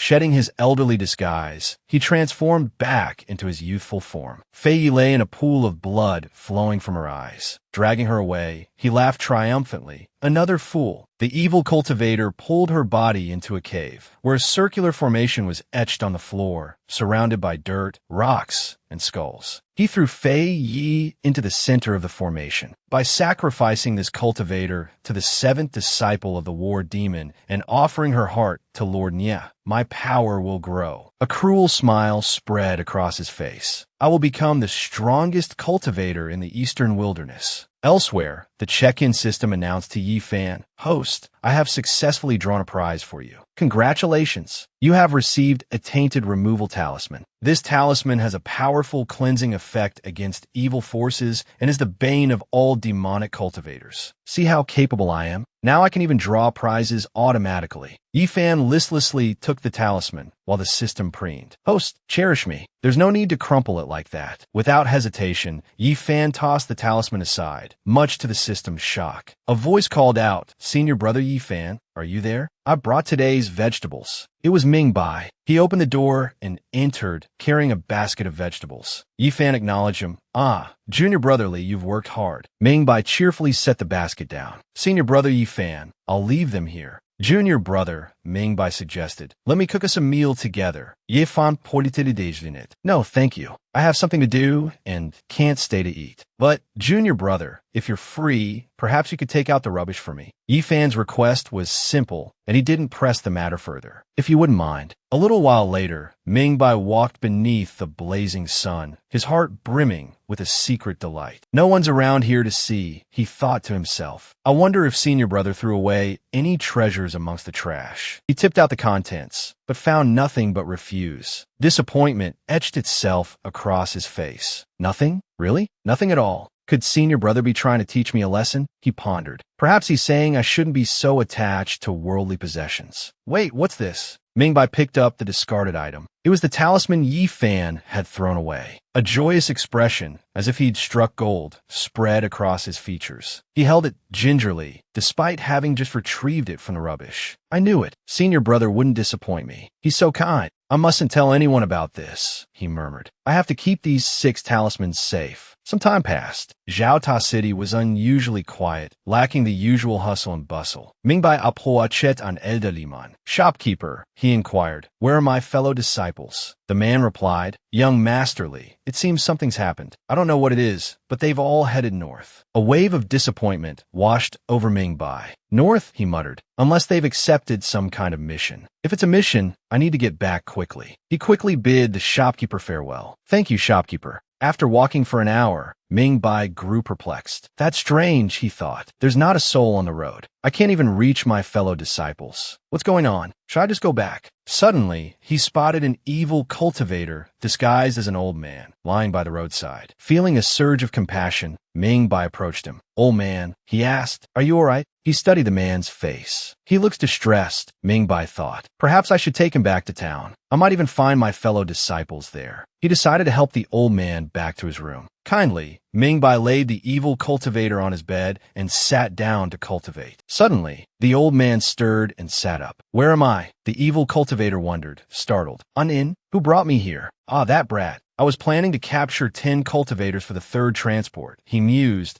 "but that damned bear demon and the elder from the Ziyun sect ruined everything. I had to use a substitute talisman and lost all 10 cultivators. Tricking this kid into bringing me back will delay their pursuit. I'll control him for a few days and then use him as a sacrifice." Suddenly, his eyes widened in shock. The talisman Ming Bai had taken from the rubbish emitted a protective aura, shielding him from the evil cultivator's influence. The talisman unleashed a burst of fiery energy, striking the evil cultivator. He collapsed to the floor in agony. "What was that?" he groaned. "Is there a powerful cultivator nearby? But if there were, I'd be dead already. Does this kid have a magical treasure? I shouldn't confront him," he decided. "Better to run. Farewell," he muttered. "We won't meet again." He hadn't gone far when another surprise struck him. The talisman fired another burst of energy, further injuring the evil cultivator. Meanwhile, Ming Bai slept soundly, oblivious to the events unfolding around him. Ming Bai dreamt he was standing before a breathtaking hot spring, the scenery around him idyllic. As he undressed, he marveled, "What a magnificent hot spring." Sinking into the steaming water, he sighed contentedly. "This is pure bliss." Mid-soak, a wave of homesickness washed over him. "I miss Mother so much." A loud crash from the second floor jolted him awake. Ming Bai sat up, startled. What was that? He looked down and gasped in horror. The evil cultivator, still disguised as an old man, lay sprawled on the floor below, his head against the ground. The old man lay twisted and still. Unaware of the danger, Ming Bai rushed to his side, his voice filled with concern. "Old sir, what happened? How did you fall?" The old man's eyes flickered open. Seeing Ming Bai, his face paled with terror. He cried out, "Stay back. Don't come any closer." Naive to the man's true nature, Ming Bai tried to reassure him. "Old sir, I mean you no harm. I'm a disciple of the Ziyin sect." The evil cultivator, despite his pain, scrambled backwards, fear etched on his face. "Stay away from me." Ming Bai, oblivious, warned him to be careful. In his panic, the evil cultivator stumbled against the railing. Rotted with age, it gave way, sending him plummeting to the floor below. The fall left the evil cultivator dazed and disoriented. Innocent Ming Bai immediately jumped down to help. He began channeling his spiritual energy into the old man. "Old sir, hold on. I'll transfer my spiritual energy to you." The evil cultivator's face turned a sickly green, his voice a desperate rasp. No.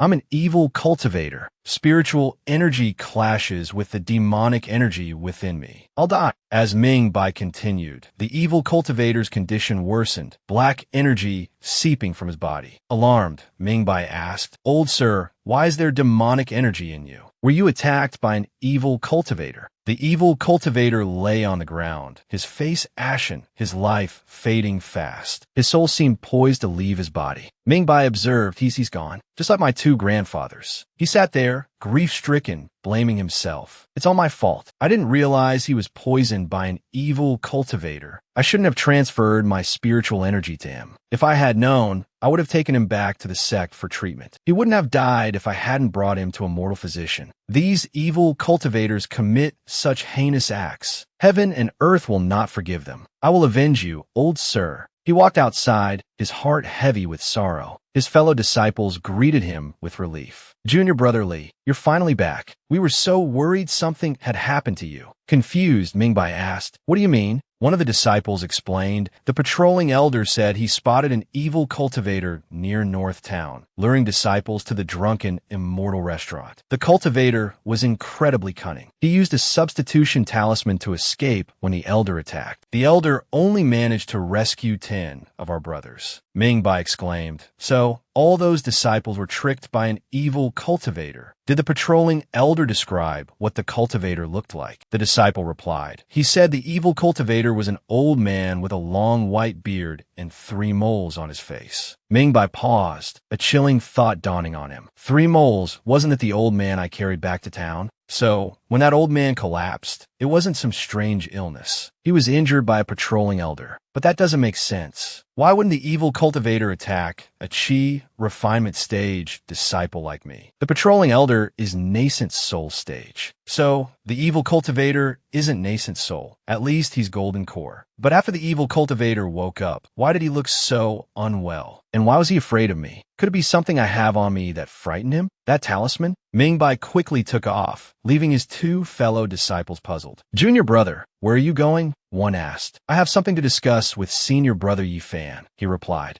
Meanwhile, Yi Fan paced anxiously, his face pale. "This is bad. I should have called Master and the others over here sooner. I can't handle this alone. I've been cooking so much lately, There's too much food to eat by myself. Suddenly, Mingbai rushed in, calling out, Senior brother Yifan, Yifan biriktinit. Junior brother, you're just in time. I just finished cooking, and there's plenty to go around. Mingbai replied, Senior brother, I came to thank you. You prepared a meal for me. Yifan chakdet. You could say that. Mingbai looked at the spread. Why so many dishes? Mingbai sat down at the table while Yifan explained. I've been experimenting with cooking lately, trying out every recipe. Before I knew it, I had made this much. I wanted to invite Master and the others, but they're swamped with that evil cultivator situation. Mingbai nodded. I know. It's a shame I can't help. You guys are the ones doing the real work. As he ate, Mingbai thought to himself, Senior brother Yifan's words make sense. He gave me that talisman to deal with the evil cultivator. Preparing this meal means he expects me to return safely. The excessive amount of food means he's telling me one person can't finish it all. I need to save my fellow disciples so we can eat together. But wait, wasn't the evil cultivator already dead? So, if the sect leader and the others are still worried, doesn't that mean there are other evil cultivators? Senior brother Yifan wants me to help. He gave me that talisman to prepare me. Seeing Mingbai shoveling down rice, Yifan said with concern, Junior brother, don't just eat the rice. Have some of the other dishes too, or you'll choke. Having eaten his fill, Mingbai sighed contentedly. Senior brother Yifan, you shouldn't have. I need to speak with the sect leader. I'll be going now. Seeing this, Yifan didn't press him. Be careful, junior brother. I will, Mingbai replied politely. The scene shifted to an ancient city. A voice echoed. That's what happened. We almost had the evil cultivator, but he used a substitution puppet to escape. Inside a room, Ziyun spoke with the Grand Elder. The Grand Elder finished recounting the recent events. Understand, Ziyun said. Tell all the outer disciples to remain within the sect. Grand Elder, have you arranged for the inner disciples to expand the search area? Prioritize finding our disciple. We need to eliminate this malignant tumor. Yes, the Grand Elder replied. Thinking of Yifan, Ziyun's expression turned somber. Sealing the sect will protect the outer disciples, but the people at the foot of the mountain will likely suffer. If my precious disciple finds out, he'll overthink things. It's better to let him calculate the evil cultivator's location. No, my precious disciple will surely predict everything. I must disrupt his cultivation. Perhaps then, the information will come to us. Suddenly, Mingbai burst through the doors, exclaiming, Sect leader, senior brother Yifan told me to come and help. Elder Lu, bristling with indignation, snapped, Li Mingbai, this is the sect's main hall. Have you no sense of decorum? What's all this commotion?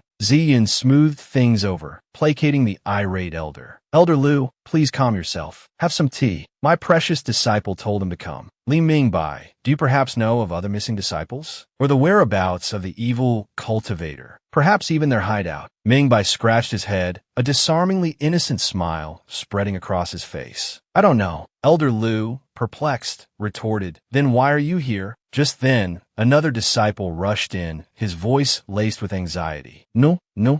This is bad. The elder sighed, a weary slump in his shoulders. Again, these disciples, not a single one gives me a moment's peace. What is it now? The disciple pointed a trembling finger. The brothers brought back by the patrolling elders, they've succumbed to demonic influence. They're poisoning the other disciples in the sect. The news hit Elder Lu like a physical blow. He choked, spraying tea across the floor. Below, dark energy pulsed from the afflicted disciples, their eyes glowing crimson with malevolent power. Ziyun and Elder Lu, with Mingbai in tow, ascended on their swords to observe the chaos from above. So they dare to come right to our doorstep and deceive us, Elder Lu growled, just when we were lamenting our inability to find the evil cultivator. Ziyun spoke, her voice calm amidst the turmoil. Elder Lu, do not be rash. An evil cultivator bold enough to act like this must have made preparations. I fear this is a trap, so we just let them take our disciples? Elder Lu questioned. This time, Ziyun replied, we'll only take half the elders. Li Mingbai, you come as well. A delighted grin split Mingbai's face. Finally, a chance for me to contribute. Ziyun's expression turned serious. With half the elders and my disciples protecting the sect, Ziyun's sect will be safe. But I pray this isn't an ambush. The scene shifted to a dilapidated, crumbling house. Inside, the evil cultivator stood within a glowing formation, flames licking at its edges. A chillingly triumphant smile twisted his lips. Finally, he cackled, "The big fish takes the bait." As the last rays of sunlight painted the mountainside, a group approached the house. A woman at the front pushed open the decaying door. Is the evil cultivator hiding inside? It was Ziyun, leading a contingent from the Ziyun sect. Grand Elder, she continued, has brought the binding shackles, correct? The Grand Elder, positioned behind her, responded swiftly. As a precaution against these demonic assassins, we all brought them. Ziyun nodded. Good. She began issuing orders. Grand Elder, take a group and secure the perimeter. Do not let the evil cultivator escape. Yuan, standing behind them, acknowledged the command. Yes, sect leader. Mingbai piped up. Sect leader, what about me? Ziyin turned to him. If my precious disciple thinks so highly of you, then of course you'll come inside with us. The image of Yi Fan flashed in Ming Bai's mind, giving a thumbs up and a confident wink. Endorsement from Yi Fan. Thrilled to be included, Ming Bai beamed. The Grand Elder, arms crossed, observed Ming Bai's naive enthusiasm. Li Ming Bai, he inquired, everyone here besides you is a nascent soul elder. Aren't you afraid of the evil cultivator's hidden powers? Ming Bai puffed out his chest. With the sect leader and the elders here, I'm sure we can easily handle the evil cultivator. Ziyin looked at him, a flicker of surprise in her eyes. Li Ming Bai, I didn't realize you had such faith in us. He continued, besides, I've been thinking on the way here. With an innocent face, Ming Bai continued to chatter. The evil cultivator uses blood essence and the energy of cultivation techniques to refine his wicked powers. The elder's energy is abundant and their power is immense. By then, he'll definitely deal with everyone else first. He won't care about me. Oh, right? Do you have any sort of escape treasure? Give it to me. If something happens to everyone, I can send a message to the two elders and get everyone to escape. Ziyun's face darkened as she listened to him. She cursed inwardly. Gods, I really want to kill this kid. The group stood discussing the situation before the dilapidated hut. From within, a plume of black smoke billowed out, dark and ominous. Elder Lu sniffed the air. He immediately raised a hand to his forehead. Ugh, I'm dizzy. The Grand Elder also realized something was amiss within the house. Ziyin quickly covered her face and warned the others. This is bad. This is ancient demonic qi. Everyone, quickly take your repelling evil pills. Inside, a grotesque, demonic face appeared. The figure gave a chilling, contemptuous laugh. Repelling evil pills? You think such paltry pills can ward off my demonic qi? Before the doorway, amidst the swirling demonic energy, a terrifying red formation pulsed. The group became increasingly affected by the demonic qi, grimacing and clutching themselves in discomfort. Ziyun, her face a mask of pain, furrowed her brow and commanded, Elders, form a formation. The Grand Elder, standing behind her, replied, Sect leader, our spiritual energy is sealed. One by one, the others voiced their distress. Me too. Seeing everyone suffering, Ming Bai raised his hand, feeling strangely unaffected. How come I don't feel anything? He wondered. The evil cultivator materialized into a human form and stepped before them. With a triumphant smirk, he declared, Of course I won't let you use your spiritual energy. After all, nascent soul essence is far more delectable than that of some qi refinement trash. Ziyun was aghast, a question burning in her mind. How could it be? This evil cultivator's power, it's at the nascent soul stage, even stronger than void interpretation. She demanded, Who are you? The evil cultivator gave a predatory grin. You may call me Nyezue. The name sent a ripple of shock through the group. Ming Bai, his curiosity piqued, turned to Elder Lu. How dangerous is this Nyezue?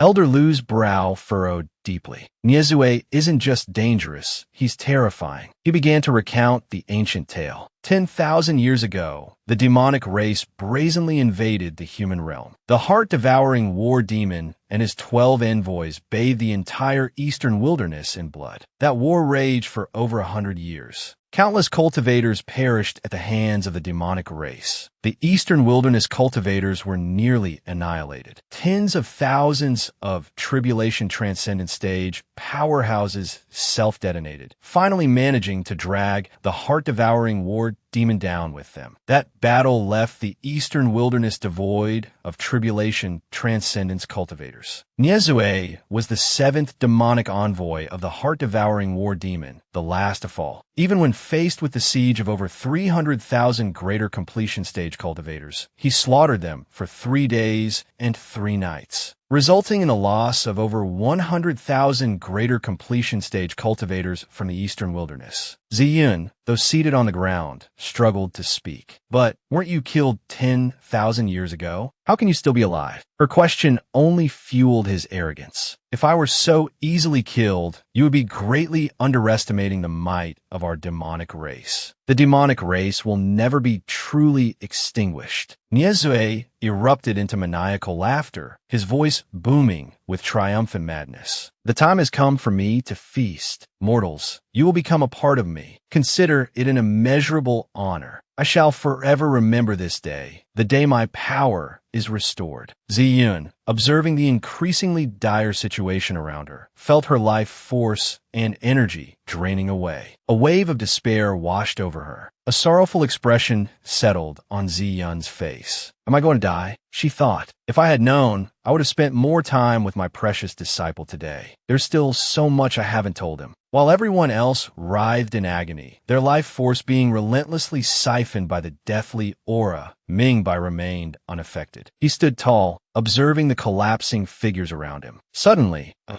realization dawned on him. A spark ignited in his eyes, and a brilliant golden light flickered within them. Ziyun, too, witnessed this strange phenomenon. He had drawn the talisman he'd received from Yifan. Ziyun gasped in surprise. Li Mingbai, Niezue, alerted by the movement, snapped, "Boy, what are you holding?" Mingbai clutched the talisman tightly, adopting a ready stance. "This is a talisman from senior brother Yifan, Niezue, prepara tout dit." Hearing that it was Yifan's talisman, hope flickered in Ziyun's eyes. "My disciple even gave you a magical treasure," she exclaimed. With a swift movement, Mingbai slapped the talisman onto Niezue. "Die!" he shouted, lunging forward. But Niezue reacted quickly, catching him. He sneered. "A mere chi refinement stage cultivator trying to dispel demonic energy? What charade are you playing at?" But mid-sentence, Niezue faltered, taken aback by Mingbai's unwavering determination. Without another word, Mingbai unleashed the dazzling golden light of the illusory extreme golden radiance. He punched Niezue squarely in the face, leaving the evil cultivator stunned. The impact unleashed a blinding light that shot into the sky. Meanwhile, Yifan, sound asleep in his room, was roused by the sudden brilliance. He shielded his eyes with his hand, muttering, "It's so bright outside," before rolling over and falling back asleep. Niezui, radiating a pod d'itli aura, stood reading. He scowled. "Don't get cocky," he warned. 300,000 great circle cultivators couldn't kill me. What makes you think the magical treasure of a chi refinement cultivator like you can harm me? Mingbai continued his assault, striking poses and unleashing attacks, though he himself seemed unsure of what he was doing. Niezue watched in bewildered astonishment as Mingbai unleashed a flurry of bizarre techniques. Tentacles erupted, ensnaring Niezue in a suggestive, almost BDSM-esque pose. Mingbai, seemingly embarrassed, raised a hand to partially cover his eyes. "Such perverse techniques," he muttered. "Break free." Niezue roared, shattering the binding tentacles in a resounding explosion. The shattered remnants of the tentacles rained down like grotesque confetti. The other sect members, now regaining consciousness, looked around in confusion. "Where are we? Weren't we just drinking? My eyes hurt." Ziyun surveyed the scene, her thoughts turning to her disciple. "My precious disciple, the Ziyun sect is saved thanks to you." Aloud, she praised him. "Li Mingbai, you did well. If it weren't for you, the Ziyun sect would have suffered the same fate as the Wanxiang sect." Mingbai rubbed his head sheepishly. "I was just borrowing senior brother Yifan's good fortune." Unseen by anyone, a small, demonic figure hovered behind Mingbai. The scene shifted back to Yifan's room. Mingbai entered, announcing, "Senior brother Yifan, the sect leader and I have come to visit you." Go out and greet Junior brotherly. He's been coming around quite often lately, Ziyin said. Speaking of which, Master, why are you here so early today? I haven't even started preparing lunch yet. Is something the matter? Mingbai stepped forward to explain. My precious disciple, today, I came to ask for your guidance on, cooking. Hearing this, Yifan couldn't help but be surprised. Cooking? Master, I wouldn't have thought you'd be interested in cooking instead of cultivation. Ziyin calmly explained, I'm a woman, after all. If I ever get married, it will be useful. Besides, even cultivators need to eat sometimes. Yifan, mischievous as ever, leaned closer and teased. Are you eyeing some old geezer, hoping to snag him as a husband, Master? Immediately, Ziyin gave him a kick and scolded. You call me Master all day long. Can't you address me properly? She sighed inwardly. Silly disciple. Why bring up cultivation? I really did want to ask about cultivation matters. After all, my cultivation has been stagnant for 200 years. But you wouldn't let me use cooking as an excuse, would you? Do you have to treat me like a delicate young miss? Yifan suddenly became serious and made a request. Master, if you want to learn how to cook, then let's go to the kitchen. You have to listen to me later, though. Ziyin readily agreed. Of course, disciple. Let's go. Mingbai then chimed in cheerfully. Senior brother Yifan, I'll wait here for you to make lunch. The demonic figure behind Mingbai frowned and spoke. It was him who gave the warding talisman, but he's just a mortal with no cultivation. Wait, his constitution is a natural Tao body. Heaven helps me. Once I possess your body, I can return to the tribulation transcendence realm in less than 100 years. Even surpassing the sovereign of wounds won't be a problem. Just as the demon was feeling smug, the check-in system issued a notification. Detected that the host is about to be possessed by a powerful demonic envoy. This demonic envoy is extremely dangerous. The host is advised to escape this location. The host can check in at designated locations within the sect. The system can assist the host with one check-in task sheet. Yifan thought to himself, demonic envoy? Back in the day, I fought countless heavenly demon envoys. Even so, I didn't sense anything. The check-in system calmly announced. Detected that the host master is seeking a breakthrough from the host. The host is advised to go to the designated location to receive the corresponding reward. Forget it. He's about to be possessed anyway. What's the point of helping him? Ziyun then asked, Disciple, how do you make your golden cicada hiding in Leaves dish? Yifan abruptly stopped their conversation and turned to look. No, Master, that's not how you do it. You're going to crush the tofu. Ziyun replied sheepishly. How should I do it? I don't know how to cook. Yifan immediately stepped behind her and took her hand, guiding her. Master, relax. Follow my rhythm. You're gripping it too tightly. I can't get it in. He held her hand and demonstrated with a piece of tofu. His words and actions were enough to make anyone blush. Squeeze gently, then move up and down rhythmically. You can use your index and middle fingers to gently probe its opening. How deep is the tofu?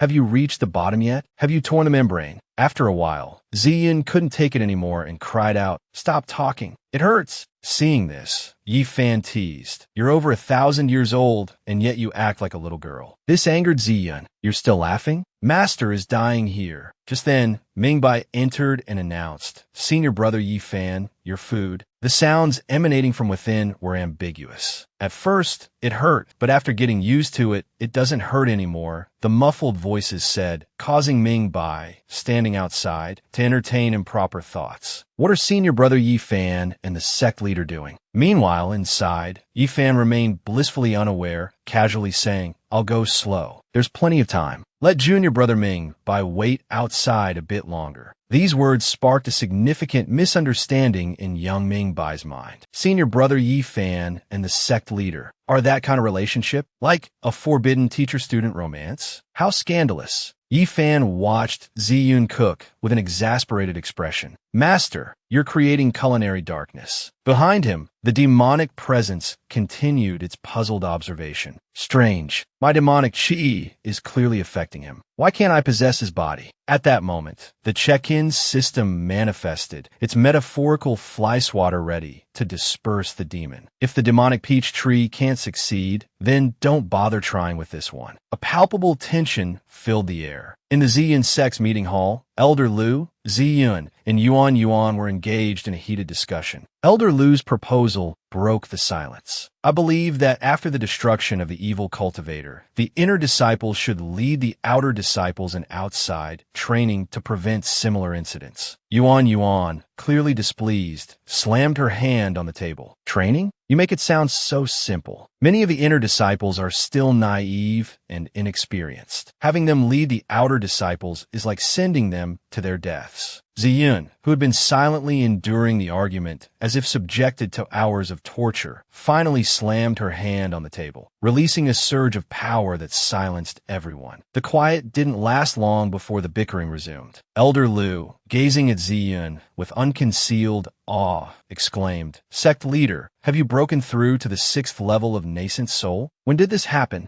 Ziyun couldn't help but beam, a blush coloring her cheeks. "It's nothing. Yesterday, my precious disciple made me some food, and I suddenly experienced enlightenment. It was like an ancient power, a warm current merging with my being, clearing my meridians. With its guidance, I've also realized that a part of the Ziyun sect's cultivation technique is flawed. I will rewrite the technique, incorporating this new understanding for the entire sect to learn." Elder Lu, Gildered, questioned Ziyun. "Flawed? Are you saying the cultivation technique passed down for thousands of years in our sect has errors? And what does this have to do with cooking?" Ziyun, resting her chin on her hand, replied with a casual smile, "Of course it's related. When my precious disciple hugged me, I felt his chi constantly colliding with my dantian." Elder Lu stared blankly, Ziyun's words transforming into incomprehensible gibberish in her mind. Ziyun, however, recalled the moment with a thrill of pleasure, her face flushing crimson. The speed of the collision was incredible. Before the first wave subsided, the peak of the second wave arrived. After nearly 2 hours of this intense collision, I suddenly felt the barrier within me shatter completely. Yuan Yuan was frozen, stunned into silence. She couldn't believe her ears and pressed Ziyun for confirmation. 2 hours? Ziyun, without a moment's hesitation, replied casually, "Yes, 2 hours. Why? What are you thinking about, Elder Lu?" Elder Lu, listening to her flippant tone, felt a surge of annoyance. She's the sect leader, lived for 1,000 years, and yet she speaks so carelessly, she thought, seething inwardly. Yuan Yuan was equally unimpressed. Ziyun's nonchalant demeanor filled her with a quiet dread. How could she discuss this so openly, she wondered. Will this elder ever stop? Just as things seemed to be settling into an uncomfortable normalcy, a disciple rushed in, breathless and panicked, interrupting Ziyun mid-sentence. "Sect leader, a great event. A hidden cave has appeared on Phoenix Crime Mountain." The shocking news struck the 3 women like a thunderbolt, leaving them speechless and aghast. Yuan Yuan couldn't contain herself and blurted out, "What?" Rocks and debris from the desolate peaks of Immortal Jade Peak, shattered by some unknown force, tumbled down the mountainside. Amidst the lush greenery, Yi Fan sat calmly, pouring tea and watching Ziyun with a slightly sheepish expression. "Master," she began hesitantly, "you said there's a Xinjiang sect cave on Phoenix Crime Mountain? Zhao Tingzhen's?" She looked at him questioningly, her hands clasped nervously. 8, 9 parts certain, he replied. "All the sects are gathering their people, and my precious disciple." As if understanding her unspoken request, Yi Fan cut her off before she could finish. "Yes, I'll go." His agreement was so sudden and unexpected that it left Ziyun, who had been bracing herself for an argument, completely dumbfounded. "Don't refuse so quickly. Wait, you're really going?" Yi Fan, pouring tea, looked up at her with a bright, reassuring smile. "Well, Master has never seen how grand the opening of a hidden cave is, so I want to go and join the fun." His outward obedience masked his inner thoughts and calculations. "While that's true," he mused, "I'm more interested in learning about this Zhao Tingzhen. Could he be someone I knew 70 lifetimes ago? Zhao Tingzhen, not a bad guy. One of the few friends I had. Pity his life was so short, and I was betrayed by senior sister. Ah, well, troubling memories. It's just a spectacle, a hidden cave. Could it really be connected to me?" Meanwhile, Hookskin and the 9-tailed fox were frolicking nearby. Understanding their master's conversation, they began to discuss it amongst themselves. themselves. Hook Skin, running ahead, glanced back and exclaimed excitedly, "Master's going out. Let's go too." The nine-tailed fox, however, wasn't as enthusiastic. "I can't go," it replied flatly. Hook Skin, seeing its reluctance, quickly interjected, "No, you have to." Atop the towering peak of Phoenix Cry Mountain, a flying ship slowly descended, touching down on the rocky ground. Elder Shur's silhouette appeared on the summit, looking down at the approaching vessel. "Ziyun's sect has arrived," he announced to someone beside him. A relaxed voice replied, nonchalantly, "I see." "Understood," Elder Shur said. The assembled elders gathered as Ziyun and Elder Lu disembarked. One of the elders stepped forward and addressed Ziyun. "Ziyun, you finally arrived. You certainly kept us waiting."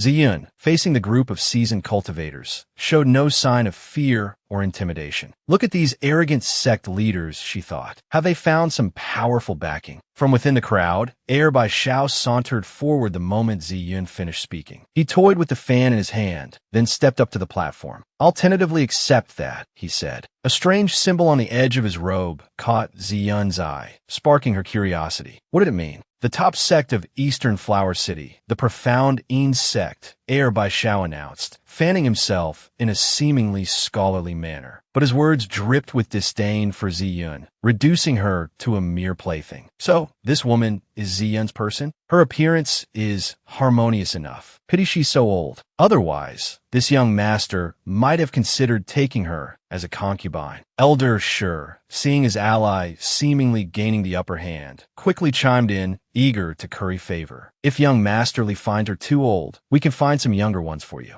Elder Lu, hearing these insults, could barely contain her fury. She bristled, ready to lash out. Fortunately, Ziyun, ever composed, managed to restrain her in time, preventing a disastrous escalation. "Calm yourself," she urged. "The profound Yin sect is a formidable force. They have dozens of nascent soul cultivators alone. We are no match for them." The advice had its effect, and Elder Lu visibly settled, bowing her head slightly. "As you say, sect leader." Once calm was restored, Ziyun turned to the arrogant young man and offered a polite, if strained, greeting. "So, it is fellow Taoist of the profound Yin sect. It is an honor to meet you." Happy Siu, utterly dismissive, ignored her pleasantly. He flicked his fan towards the shimmering green barrier of the entrance and cut straight to the point. "You lot can go in and scout the way for me later. The legacy of the Great One belongs to me. The rest of you can squabble over the remaining treasures. But if any of you dare to covet the legacy, be mindful of your 9 souls." Suddenly, his eyes narrowed, his words cut short by an unexpected sight. He stared, momentarily stunned. Air by Xiao, seeing Yi Fan as an unforeseen wrinkle in his plans, pointed his fan accusingly. "Who is this?" he demanded. Without hesitation, Ziyun stepped aside, beaming with pride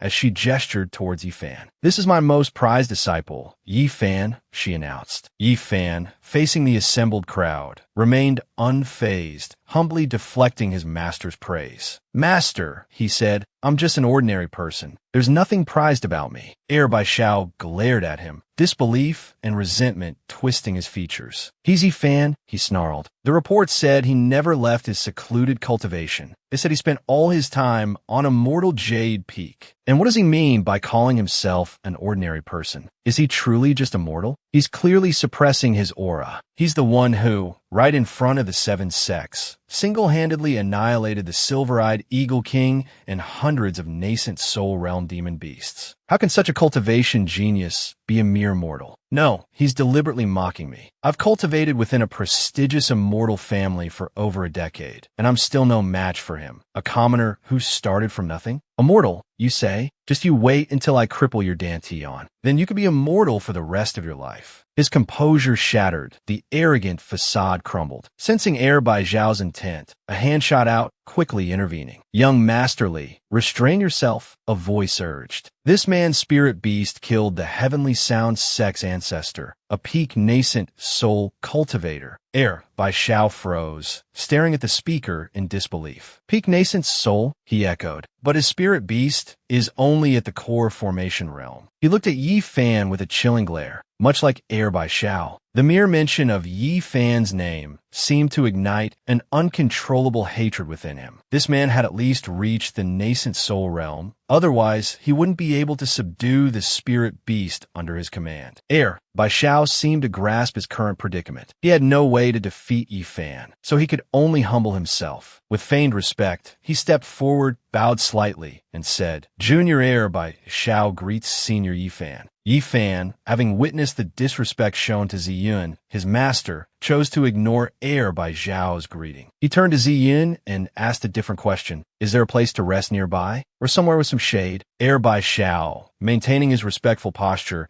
quickly pointed to the seat he had just occupied, hoping to attract Yi Fan's attention. "Of course, Senior Yi Fan, please have a seat." Watching Yi Fan unceremoniously take his seat, Air by Zhao's resentment grew. He dares to come here and compete with me for the Grandmaster's legacy. After the cave opens, I will find countless ways to punish him. Yi Fan, seemingly oblivious to Air by Zhao's inner turmoil, comfortably reclined in the chair. He even raised his hand and waved dismissively at Air by Xiao. "Thanks." The sun climbed higher, its light finally reaching the peak of Phoenix Cry Mountain. The sunlight revealed two playful beasts. Hookskin, playfully nipping at the nine-tailed fox's neck, threatened to drop her down the mountainside. Terrified, tears streaming down her face, the nine-tailed fox pleaded, "So high. Let me down." Hookskin, utterly unmoved, simply replied, "No." Engrossed in their game, Hookskin suddenly noticed a cave bathed in golden light. Spotting a new source of amusement, he abandoned his companion, his mouth agape. He didn't even notice as he dropped the nine-tailed fox down the treacherous cliff, his attention fully captured by the new toy. Hookskin, brimming with excitement, dashed towards the cave,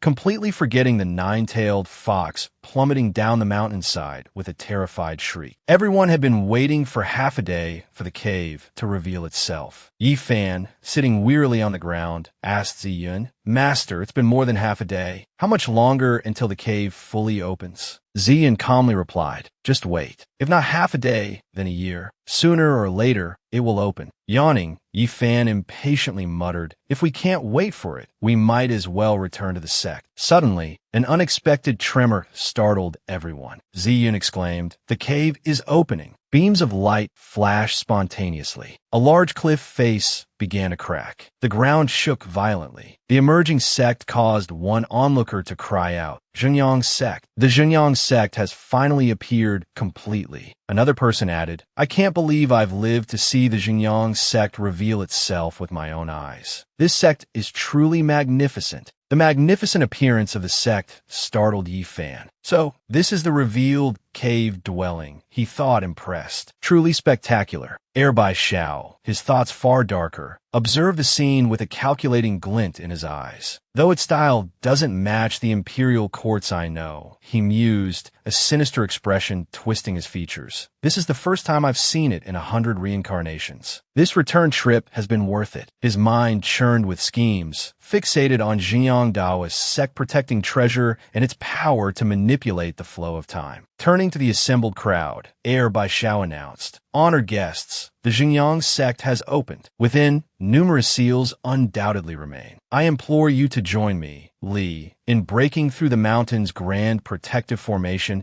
and revealing the entirety of the Xinjiang sect." Elder Liu responded respectfully, "We agree." But a flicker of suspicion crossed his face as a dark thought arose. Does he intend to use us as cannon fodder? He wondered. The inheritance cannot fall into his hands. Meanwhile, Ziyun turned to Yi Fan. "My precious disciple," she said, "the cave dwelling has opened. Will you accompany me inside?" Yi Fan politely déjeunit had invitation. "No, thank you, master. Aside from the scenery, this cave dwelling holds no value for me." Ziyun accepted his decision. "Very well then, we shall have to cooperate with the other sections." Yi Fan replied, "Master, I will await you on the flying ship." Elsewhere, Hookskin, the playful beast, poked its head into a small cave. Suddenly, the nine-tailed fox appeared behind him. Hookskin, It called, "Come quickly. There's something good here." The nine-tailed fox, standing just outside the cave entrance, added an encouraging meow. Without hesitation, they ventured deeper into the cave, a strange green light reflecting on their faces. Deep within the cave, the tyrant moon bear sat meditating, eyes closed, a green flame emanating from its body. Sensing the intrusion, it scowled and growled, "Little brats, leave at once, and I may spare your lives." Sensing the danger, the nine-tailed fox thought, "This place is perilous. We must leave." But the gluttonous Hook Skin, already captivated, dashed forward. "A big bone. I'm coming," it cried, snatching up a glowing stone. The tyrant moon bear's attention snapped to Hook Skin's action. Its eyes blazed with fury. "Little beasts," it roared, "you dare steal my treasure?" The nine-tailed fox whimpered in fear. Its claws extended menacingly. "To interrupt my cultivation is to court death," it thundered. "You shall all perish." It slammed a paw down in rage, but with surprising agility, Hook Skin dodged the blow. Back at the cave dwelling, Elder Shi, Bai Xiao, and Zi Yun combined their efforts to unlock the Bagua 8 trigrams formation. Wiping sweat from her brow, Zi Yun exclaimed, "Finally, the last formation is open." Elder Lu added, "Remarkable that even after the Zhengyang sect's destruction, these 1,000-year-old formations remain intact." Bai Xiao exchanged a knowing glance with Elder Shi, communicating silently. "We'll proceed as planned." Elder Shi, his eyes conveyed, "After you injure these nascent soul weaklings, seize the heaven and earth infinity treasure immediately. I will hold them off." Elder Shi nodded in agreement. "Once I have the heaven and earth infinity treasure, we will retreat." Meanwhile, Elder Lu approached the young man with a conciliatory tone. "Young Master Li," he began, "this is the innermost part of the sect. We have yet to see the Xinjiang sect's inheritance. Might we have a glimpse?" The red-haired young man added, "We would be most grateful, young Master Li." Elder Shi suddenly clapped the red-haired young man on the shoulder, a sly smile playing on his lips. "Complete success? Not quite. I will agree on young Master Li's behalf." Seeing how easily it was granted, the young man asked incredulously, "Really? Then, thank you very much, Elder Shi." At that moment, Elder Shi's expression shifted, a reddish glint flashing in one eye. As he spoke, he began to cast a spell on the other two. "But that's only if you can defeat me." Bai Xiao took a fighting stance, his own magic crackling to life. He unleashed a barrage of lightning bolts, shattering the stone around them. Ziyin shielded herself with her arm, bewildered. "Fellow Taoist Li, what is the meaning of this sudden attack?" Bai Xiao's eyes gleamed with malice. "Attack? Consider yourselves lucky I haven't taken your lives outright." He turned to Elder Shi. "Take this opportunity and go." Elder Shi replied, "Rest assured, young Master Li, I will certainly obtain the heaven and earth infinity." Suddenly, something blurred past Elder Shi, startling him. What was that? A massive figure loomed before him, stopping him dead in his tracks. A giant paw, tipped with razor-sharp claws, slammed onto the ground. The blood drained from Bai Xiao's face. He stammered in terror, "Elder Shi." The tyrant moon bear towered over them, its rage palpable. "So, it was you humans, colluding to steal my treasure." The red-haired young man whimpered. "The tyrant moon bear." The tyrant moon bear roared, its eyes blazing crimson, and unleashed a torrent of green energy skyward. The shockwave ripped through the surroundings. Ziyun yelled, "Scatter!" But the enraged tyrant moon bear paid them no mind. It charged, bellowing, "Don't run." Its attack injured several people, including Elder Lu. A disciple cried out in alarm. "Seventh elder, fourth elder." The tyrant moon bear, its fury unabated, turned its attention to Bai Xiao, giving chase. "Di Humans, return the heaven and earth infinity." Bai Xiao, panicked, fled, sweat pouring down his face. "We didn't take it. We just opened the door." The bear clearly didn't believe him. As he ran, desperately trying to explain, he noticed a nine-tailed fox riding on Hook Skin's back, running beside him. He froze, seeing the heaven and earth infinity clutched in Hook Skin's mouth. Bai Xiao understood everything in that instant. Even if I jumped into the Yellow River, I couldn't wash away this injustice. He thought bitterly. Meanwhile, Yuan, running alongside Ziyun, said anxiously, "Sect leader, running like this isn't a solution. I have a 6th-grade wind riding pill. Take it. The Ziyun sect needs you. Live on for us." She offered the pill to Ziyun. "Touched," Ziyun murmured, second elder. but she shook her head, refusing the pill. You should take it yourself. Yuan stared, dumbfounded. Suddenly, a dark shadow streaked past her. Both of them simultaneously turned towards the dark figure. It was Taoist Changjian. He was currently elated, having snatched the spiritual pill. As expected of the Ziyun sect, such impressive unity. Well then, I, Taoist Changjian, shall accept this pill. Without hesitation, he popped the pill into his mouth. Seeing the pill stolen, Ziyun roared in fury. Taoist Changjian, spit it out. Changjian, however, paid no attention, focusing on the surge of power the pill provided. As expected of the Yifeng pill, my entire body is overflowing with strength. But then he started in shock as he looked at his hands. Weight scales. Terror gripped him as his body began to transform. In the blink of an eye, he became a worm-like creature covered in azure scales. What kind of poison is this? He shrieked. The tyrant moon bear had appeared behind him unnoticed, staring in bewilderment at the small creature before it. Realizing the bear's presence, Taoist Changjian panicked, thrashing wildly. The bear, however, paid him little mind, swatting him with a powerful paw, ending his life instantly. Witnessing the pathetic scene, Ziyun sighed. Another sect leader bites the dust, truly worthy of being the niece of the two elders. Her training methods are identical. Elder Lu, standing behind her, nodded in agreement. Taoist Changjian, I shall forever remember this extended kindness. Yuan, observing from the side, quickly interjected, Don't compare me to my retired grandfather. Bai Shao rushed up, questioning, You're the two elders? Is the Ziyun sect's elder position hereditary? Ziyun, noticing his arrival, thanked him. Young Masterly, instead of concerning yourself with the affairs of our Ziyun sect, perhaps you should worry about the tyrant moon bear behind you. Bai Shao calmly replied, That bear isn't chasing me anymore. That heaven and earth-devouring dog has flown towards your Yifan. Hearing this, she exclaimed in shock, What? Meanwhile, the tyrant moon bear was in hot pursuit of Hook Skin and the nine-tailed fox. You can't catch me, they taunted, running straight towards Yifan. Yifan, oblivious to the unfolding events, received a system notification. Warning, host is about to be subjected to a devastating attack. Please flee immediately. Yifan, exasperated, muttered, A devastating attack before I've even done anything? Couldn't it be a little more creative? Seeing the two creatures running towards him, he asked, What are you two doing here? Did Master bring you? He bent down, taking the object Hook Skin offered, examining it with suspicion. What is this? It looks like a Tai Chi symbol and a bone toy. Do you want to play fetch? Just then, the tyrant moon bear lunged from behind, attacking. The system's voice blared, Host. Oh dear, too late. Power up in progress. Ziyun cried out in alarm. Beloved disciple. The attack caught Yifan off guard, but instinctively, he dodged with ease. Taking advantage of the bear's momentary lapse, he retaliated with a swift kick to its flank. The impact sent a wave of pain through the bear, the wound spreading rapidly across its body, ultimately detonating its upper half. The two demonic cultivators watched in stunned silence. The defensive power of a nascent soul stage demon bear is supposed to be far superior to a human cultivator at the peak of nascent soul. Yet Yifan completely obliterated it in an instant. He struck the bear's flank, arguably the most difficult spot to injure. Just what is Yifan's true strength? Meanwhile, Yuan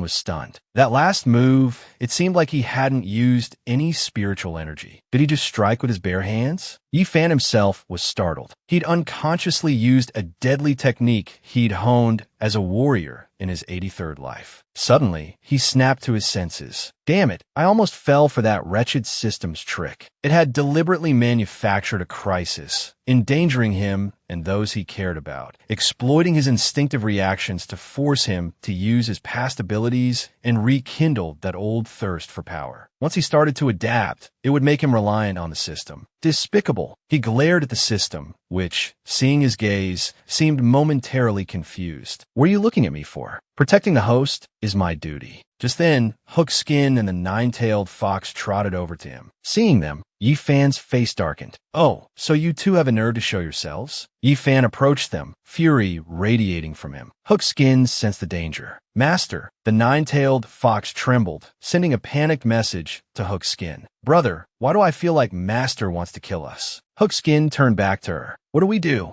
Master wants to play with us. But before he could finish, Yi Fan's hand shot out, seizing them both by the neck and shaking them roughly. The system, seeing this, hastily intervened. Host, although your spiritual pets caused this disaster, they will be valuable assets in the future. Please reconsider. But Yi Fan ignored it, coldly stuffing the two creatures into a pouch. Then he informed Ziyun, his master, that they were returning to the sect. Seemingly sensing his anger, she agreed. All right, Yuan, standing beside them, nodded fearfully. The pressure is so intense. Sect master, why does Yi Fan feel more and more like your master every day? Back at the sect, in front of the alchemy refining room, Yi Fan, Ziyun, Yuan, and the Grand Elder stood together. Ziyun, seeing him carrying the pouch, asked, Disciple, do you intend to refine your spiritual pets into pills? He turned, his voice sharp with anger. No. His tone and demeanor startled both Ziyun and the Grand Elder. Seeing his insistence on bringing the spiritual pets into the refining furnace, she tried to dissuade him. Precious disciple, perhaps you should reconsider this. Suddenly, a thought struck her, and she stopped He Qingao, agreeing with his course of action. This time, Master supports you. He responded with a questioning. Then don't open the furnace later, or it will be a waste. Ziyun, a gleeful expression on her face, thought to herself, a waste? Indeed. The Grand Elder, observing her amusement, asked, Sect Master, what scheme do you have this time? Ziyun, arms crossed, replied smugly, Grand Elder, you wouldn't understand. My precious disciple can even kill the tyrant Moonbear. If he truly wanted to kill his spiritual pets, wouldn't it be a simple matter? Besides, don't forget what my precious disciple is throwing into the refining furnace. It's not just the spiritual pets. At this, the Grand Elder's eyes widened in realization. Could it be he wants to use the residual medicinal herbs in the furnace, along with the Samadhi fire, combined with the time power of the heaven and earth infinity, to train his spiritual pets? Ziyun nodded, confirming her suspicion. Precisely. Inside the refining furnace, smoke filled the furnace, the flames intensifying the heat. Hookskin, delighted, ran and jumped around. Sauna, sunbath. The nine-tailed fox sat in one spot, her face filled with misery. I'm so pitiful. I clearly did nothing wrong, yet all these cultivators want to capture me. Now, even after falling into Master's hands, he wants to kill me. Hookskin drifted into a wistful memory of a time when his parents were still alive and so many delicious treats remained uneaten. Noticing his melancholy, the nine-tailed fox approached and inquired softly, Little Fox brother, are you all right? You seem distressed. Young Masterly, he just casually without a thought to my feelings. Hookskin stammered, his voice thick with emotion.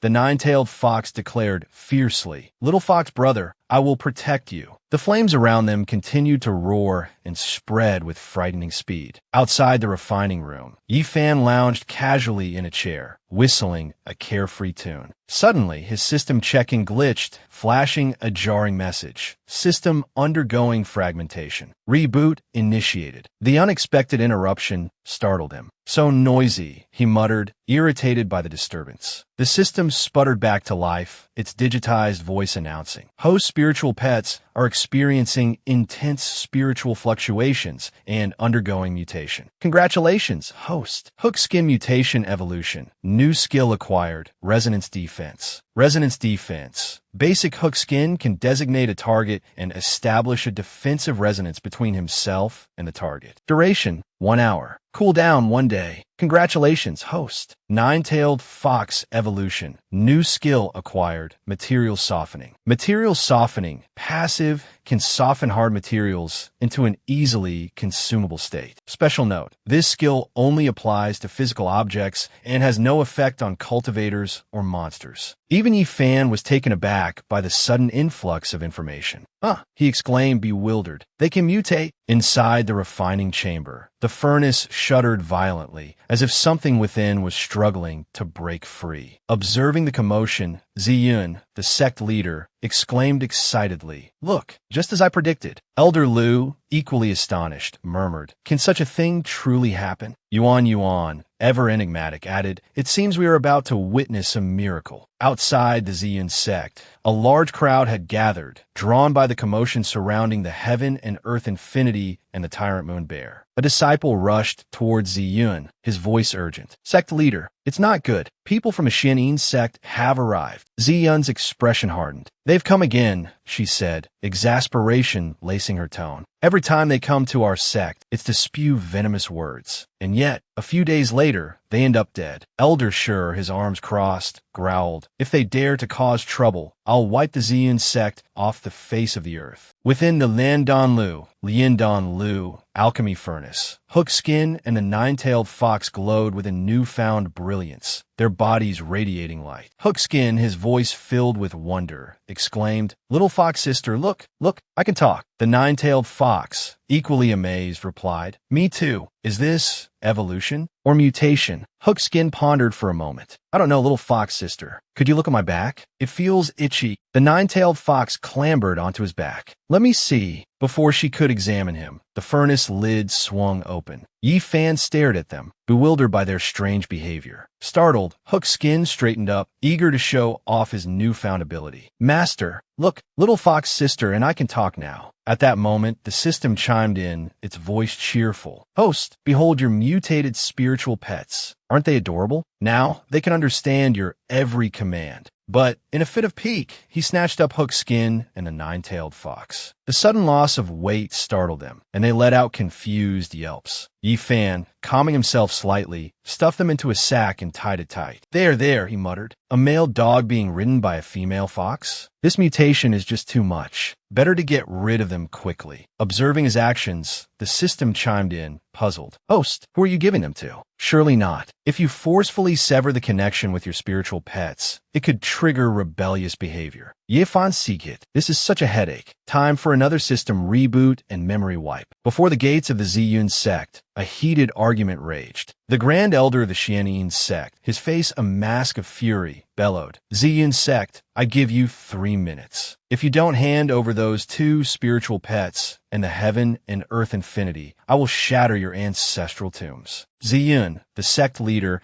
tried to maintain a calm demeanor as she reasoned with the aggressors. "Fellow Taoists, it seems there's been a misunderstanding. Those 2 spiritual pets were raised by our sect. Other sects are aware of this. As for the heaven and earth infinity, we haven't seen it since the secret realm's collapse. Furthermore, that tyrant moon bear initially charged towards Taoist Changjian. Bai Xiao, however, jumped forward to contradict her. "I don't have the heaven and earth infinity. Grand Elder, she's lying." The Grand Elder stepped forward, a dark aura of spiritual energy swirling around him. "Then don't blame me for taking it by force." Ziyun, seeing the imminent battle, felt a surge of worry. 5 nascent soul cultivators. Why is it that every time enemies come, they're a realm higher? Even activating the sect's grand formation might not be enough to hold them back. Despite her apprehension, she maintained her composure and called out, "Elders, form the formation." Just then, a figure emerged from behind the sect gates, his voice booming across the courtyard. "Are these the spiritual pets you're looking for?" Recognizing Yi Fan's voice, Ziyun's face lit up with relief. "Wonderful. My prized disciple, you've arrived. They're trying to steal your spiritual pets and the heaven and earth infinity." The system, anxious, pleaded with Yi Fan. "Host, please complete the mission and keep your spiritual pets. Once the mission is complete, I'll increase your spiritual energy." But Yi Fan simply gazed calmly ahead. Seeing that it was Yi Fan, Bai Xiao panicked, falling to his knees and clutching the Grand Elder's leg. "Grand Elder, he's here. Let's retreat. Just say, I took the heaven and earth infinity. Please, take me back to the Myriad Sound sect." Witnessing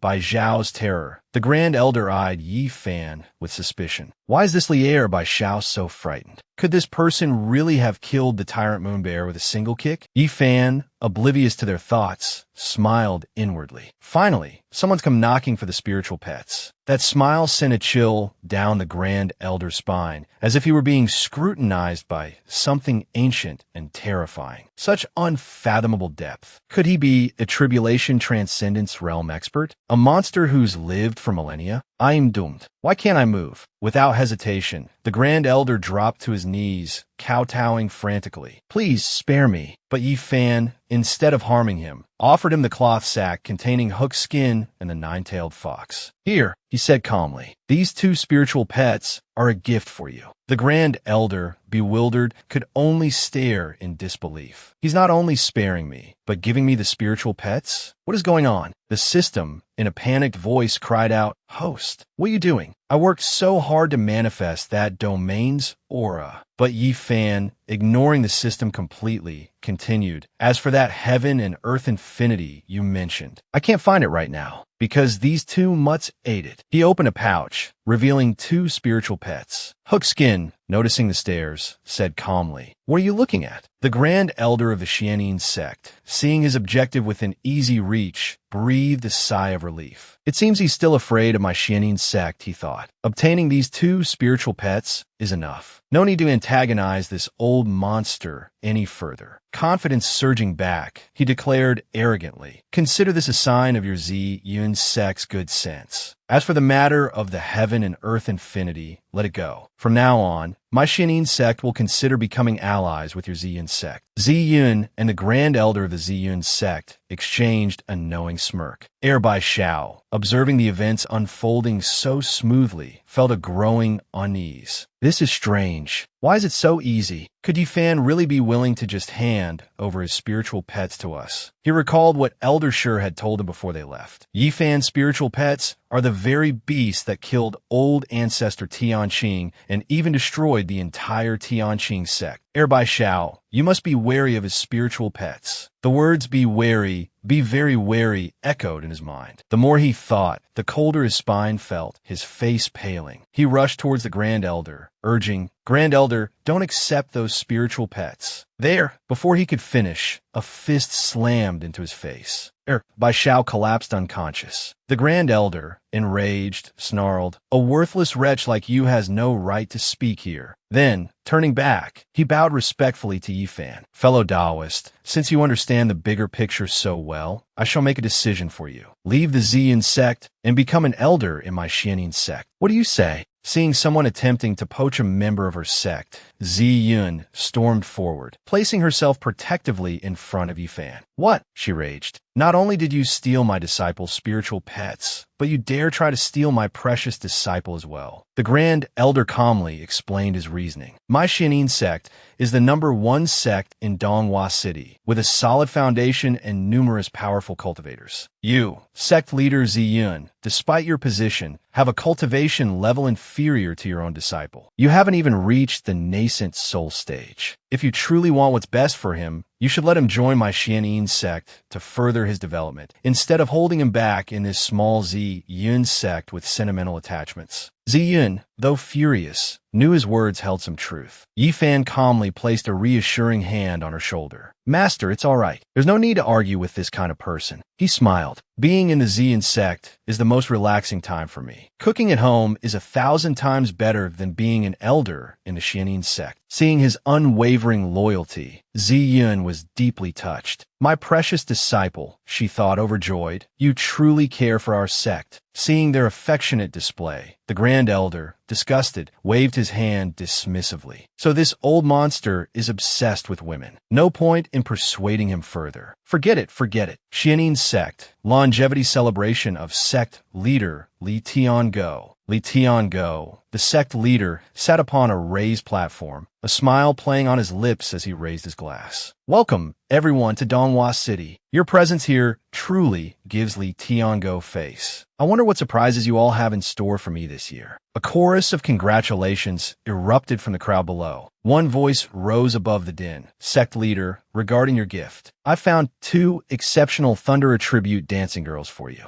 I hope you'll accept them." Elder Shi, standing nearby, scoffed. "Step aside. How can that compare to my grand offering?" "Sect leader, I have 2 top-grade spiritual pets." Intrigued, Li Tiango's eyes lit up. "Spiritual pets, you say? Bring them forth for me to see." Elder Shi strode towards a large cage draped with a heavy cloth, his voice brimming with pride. "Sect leader, watch closely." With a flourish, he yanked the cloth away. Instead of the anticipated beasts, Bai Xiao was revealed, bound and gagged within the cage. His eyes widened in terror as he caught sight of the onlookers. "Elder Shi, save me." Li Tiango stared in bewilderment, then roared in fury. "Xiao. Elder Shi, what in the world is the meaning of this?" Flustered, Elder Shi stammered, pointing at Bai Xiao. This wasn't me. I don't understand." Bai Xiao, where are my spiritual pets?" Murmurs rippled through the assembled crowd. One, sensing something amiss, glanced upwards at the ceiling. Oh, what's going on up there? A crack was visible in the roof tiles. On the roof, Hook Skin and the nine-tailed fox were busily gnawing on the tiles. Sister Fox, Hook Skin mumbled through a mouthful of tile. Eat quickly. I think these things can increase our spiritual power. The nine-tailed fox, equally engrossed, chirped happily. It's true. Wonderful. No more hunger. They continued their feast, oblivious to the damage they were causing. Suddenly, the weakened roof gave way, sending the two tumbling down into the hall below. Meanwhile, back at the Ziyun sect, Ziyun and Yifan sat peacefully across from each other in a quiet room. Ziyun gracefully lifted a morsel of food to her lips. Yifan watched her, a gentle smile gracing his features. Master, he asked, is it good? She nodded, her expression serene. Very delicious. Pleased, Yifan chuckled. It seems cooking isn't so difficult after all. After a moment, Ziyun looked at him thoughtfully. Disciple, she began, a hint of concern in her voice. Are you sure about giving away the spiritual pets like that? Aren't you worried about any unforeseen consequences? Yifan waved a dismissive hand. Consequences? What consequences? Having someone else raise them is even better, isn't it? The Xianin sect is the #1 sect in Manhwa City. Surely with all their heavenly treasures and earthly resources, they're capable of nurturing them, aren't they? Ziyun considered his words, a slow smile spreading across her face. So that's his plan, she realized with dawning comprehension. He intends to use the Xianin sect's resources to cultivate the spiritual pets. Not only will this save our sect's resources, but it will also drain theirs. Truly killing 3 birds with 1 stone. Her smile widened. I wonder what surprises these spiritual pets will bring when they return. A sudden sound echoed from another room, pulling Ziyun from her thoughts. Disciple, what was that noise? It seemed to come from your room. Yifan rose to his feet. Let me go and see. A voice drifted from within the room. Elder sister? Ziyun's brow furrowed. Elder sister? She moved closer, listening intently, a flicker of suspicion in her eyes. Yifan hesitated at the door, unsure whether to enter. Elder sister, do you know where you are? Do you know why you're blindfolded? Well, for now, we have nowhere else to go, so we'll just have to stay here. The system chimed in cheerfully. Host, it seems your spiritual pets have returned. Yifan's mind raced. With a sudden kick, he burst through the door, roaring, You mutt! How dare you come back here? 2 scantily clad women sat within the room. Yifan froze, a blush creeping up his neck. Startled by the intrusion, Bai Tao scrambled back, shielding her chest with her hands. Who are you? She cried, her voice laced with alarm. At the same time, 2 figures bounded towards Yifan. Hook Skin, his voice brimming with enthusiasm, exclaimed, Master, we're back. Yifan crouched down, clamping a hand over the creature's mouth. You stupid dog, who did you bring back here? Hook Skin, unfazed, replied, I sense Master likes big, I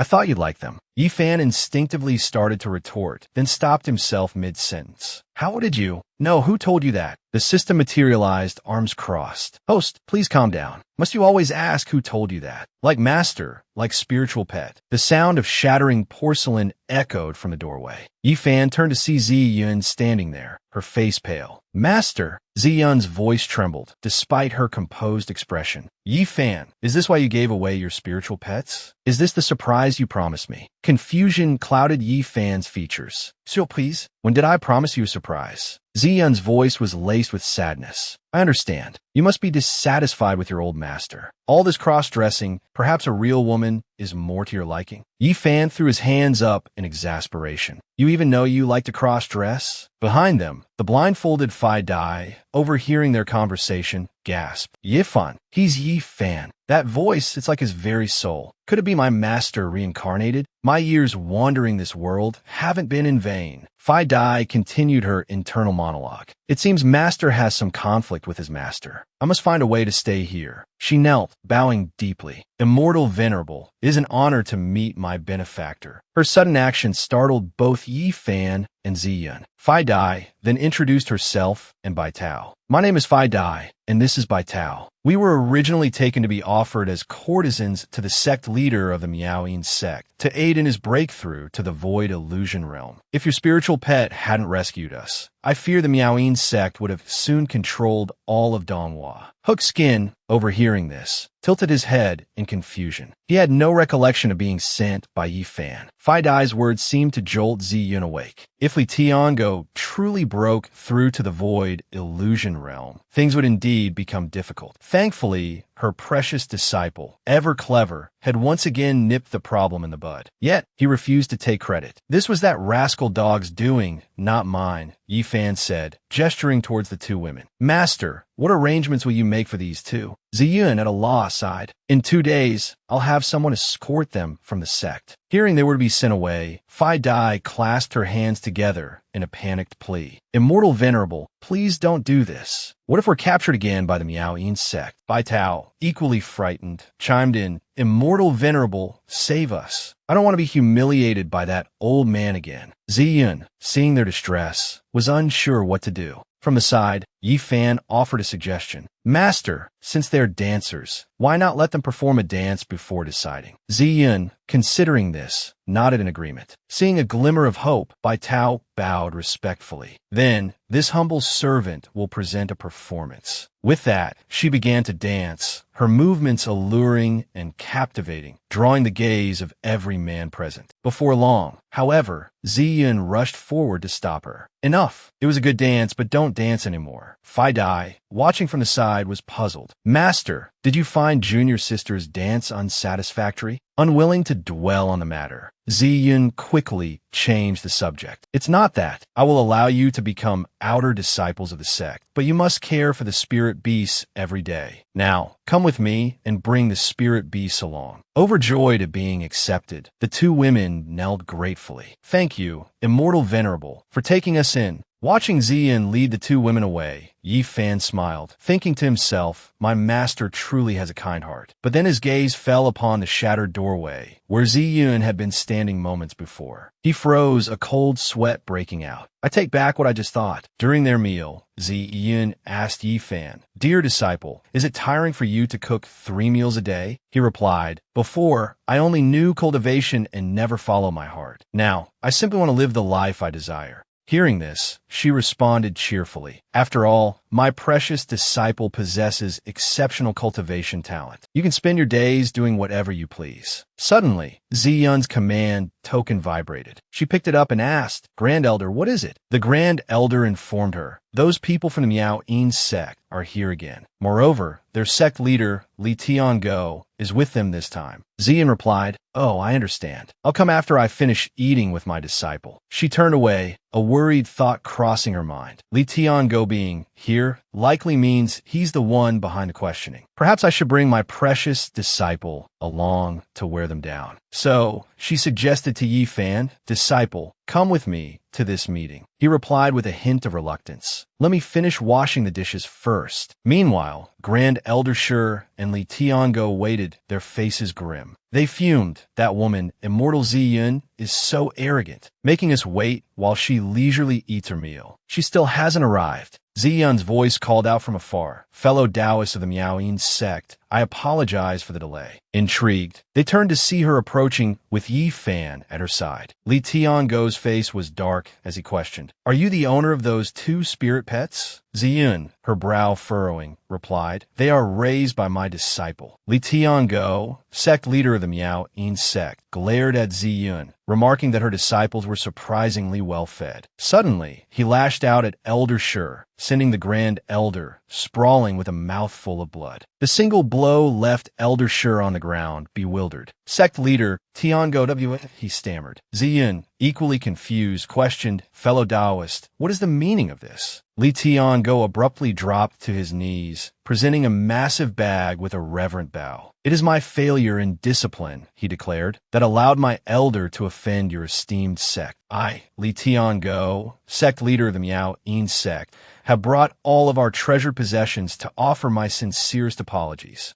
Ziyun snatched the bag, her surprise evident. What is the meaning of this display? she asked, still perplexed. Tian-go began to wail. Esteemed sect leader, please hear me out. Yesterday, he sobbed, I celebrated my 2000th birthday. Representatives from all the sects came, and I was joyfully accepting gifts. But then your disciple's spiritual pet ravaged everything. I tried to intervene, but my face was covered in its excrement. 6 of my ribs were broken. All the treasures our sect has gathered for centuries devoured. Even the ancestral tombs of generations past couldn't be spared, he continued, his voice cracking. Well, the tombs aren't important, but the power of that beast, it could have killed me. Ziyun's eyes widened in astonishment. What a coincidence, she murmured. Yi Fan, standing behind her, muttered, See, I told you that dog couldn't be controlled. Last time, it even brought back a coffin. Ziyun gracefully knelt, helping Li Tian go to his feet. Fellow Taoist, she said, her voice soothing, I sympathize with your plight. If you agree to one condition, I will forgive you, Miao Yin's sect. Tian-go, desperate, replied, As long as it's within my power, I won't refuse. A sinister glint entered Ziyun's eyes. Sect leader Li Tian-go, she proposed, disband your sect, then cripple your meridians. Tian-go paled. 2,000 years old, he thought, barely out of my youth, and she wants me crippled? This is a fate worse than death. Mustering his strength, he placed his hand over his heart. Esteemed sect leader, he choked out, I will not resist. I swear to the heavens, we, the Miao Yin sect, will obey the Ziyun sect. I offer my life essence and blood soul as proof. Ziyun sinister tojihash churnet. Blood soul, a fragment of Li Tian-go's very being. With this, his life and death will be in my hands. Accepting the offering, she said, Don't worry, sect leader Li Tian-go. I've heard that after crippling one's meridians and then recultivating, one becomes even stronger. I was worried you wouldn't have the cultivation to manage your sect, so I suggested disbandment. If you don't want to, I certainly won't force you. Yi Fan, standing behind Ziyun, furrowed his brow. Severing meridians and recultivating, it can indeed reverse the flow and open spiritual acupoints, leading to greater strength, he mused. But the pain, it's 100 times worse than what a normal cultivator endures. Ziyun gasped. Is that true, disciple? You know so much. He then asked Li Tian-go, By the way, do you have any good fishing rods? Tian-go, bewildered but compliant, replied, Fishing rods? Of course, we have some. Ziyun, intrigued, turned to Yi Fan. Disciple, since when did you take up fishing? He replied, I just felt today was a good day for it. Figured I'd ask. Save myself a trip back to Xianyu Peak. Ziyun pondered, a furrow in her brow. Something felt amiss in her precious disciple's words. Was he subtly suggesting that the Miao Yin sect become a branch of the Ziyun sect? Would that truly attract bigger fish? Just then, Li Tian-go presented a fishing rod, a high-quality 99 alloy rod, and said, Young Master Yi, this is the finest rod I possess. I've never used it myself, as fishing isn't to my liking. Accepting the rod, Yi Fan beamed. It felt exquisite in his hand, complete with a stand. A magnificent rod indeed. Li Tian-go responded cheerfully, I'm glad you like it, young Master Yi. Holding the rod aloft, Yi Fan asked, Master, if you'll permit me, I'll be off to fish. Ziyun readily agreed. Disciple, be sure to bring back a large catch. Yi Fan replied with a confident grin, Rest assured, Master, I won't return empty-handed. If I don't catch a big one, I won't have the face to return before nightfall. The system, sounding weary and strained, interjected, Time is a bit tight. A moment later, Yi Fan began to fish. The system presented Yi Fan with a gun. Host, it began, there's something I'd like to discuss. Reclining leisurely, Yi Fan inquired, Why are you bringing out such high-tech gadgets this time? The system replied, This is a small Ivan, a gun with unlimited ammunition. It'll never run out. It's for self-defense, host. I'm helping you prepare to protect the sect. Yi Fan took the gun, a puzzled look on his face. Self-defense? What I need this toy for? The system declared, Host, I'm going on a journey, and I'm afraid I won't be returning. The news struck Yi Fan with a jolt of alarm. What? Though feigning a moment of sadness after the system's disappearance, Yi Fan exclaimed with uncontainable glee. That blasted system is finally gone. No more nagging in my ear. Inwardly, he added, Good riddance. Permanently gone, huh? He lay back, relishing the newfound peace. Suddenly, a powerful gust of wind erupted, blowing directly at him. Yi Fan cursed in annoyance. Damn it, what a wind! Looking skyward, he saw a large bird. "What an inconsiderate beast," he muttered. Unseen from a distance, Phi Dai and Bai Tao watched him from behind a bush. Phi Dai observed Yi Fan, remarking, "Which sect does this fool belong to? How dare he insult my master with such disrespect?" Bai Tao, sounding surprised, replied, "Senior sister, you've been secretly following our benefactor since yesterday. Isn't that even more disrespectful? And you're not blind, are you?" Phi Dai turned to leave, saying, "Having damaged eyes is one thing. Being blind is another. I won't argue with you. I must go and seek justice for my benefactor." Bai Tao sighed. "Well then, benefactor, should we call him senior brother from now on, instead of master?" Meanwhile, high above, Steward Liu and Ni rode atop a Liangjun eagle. Ni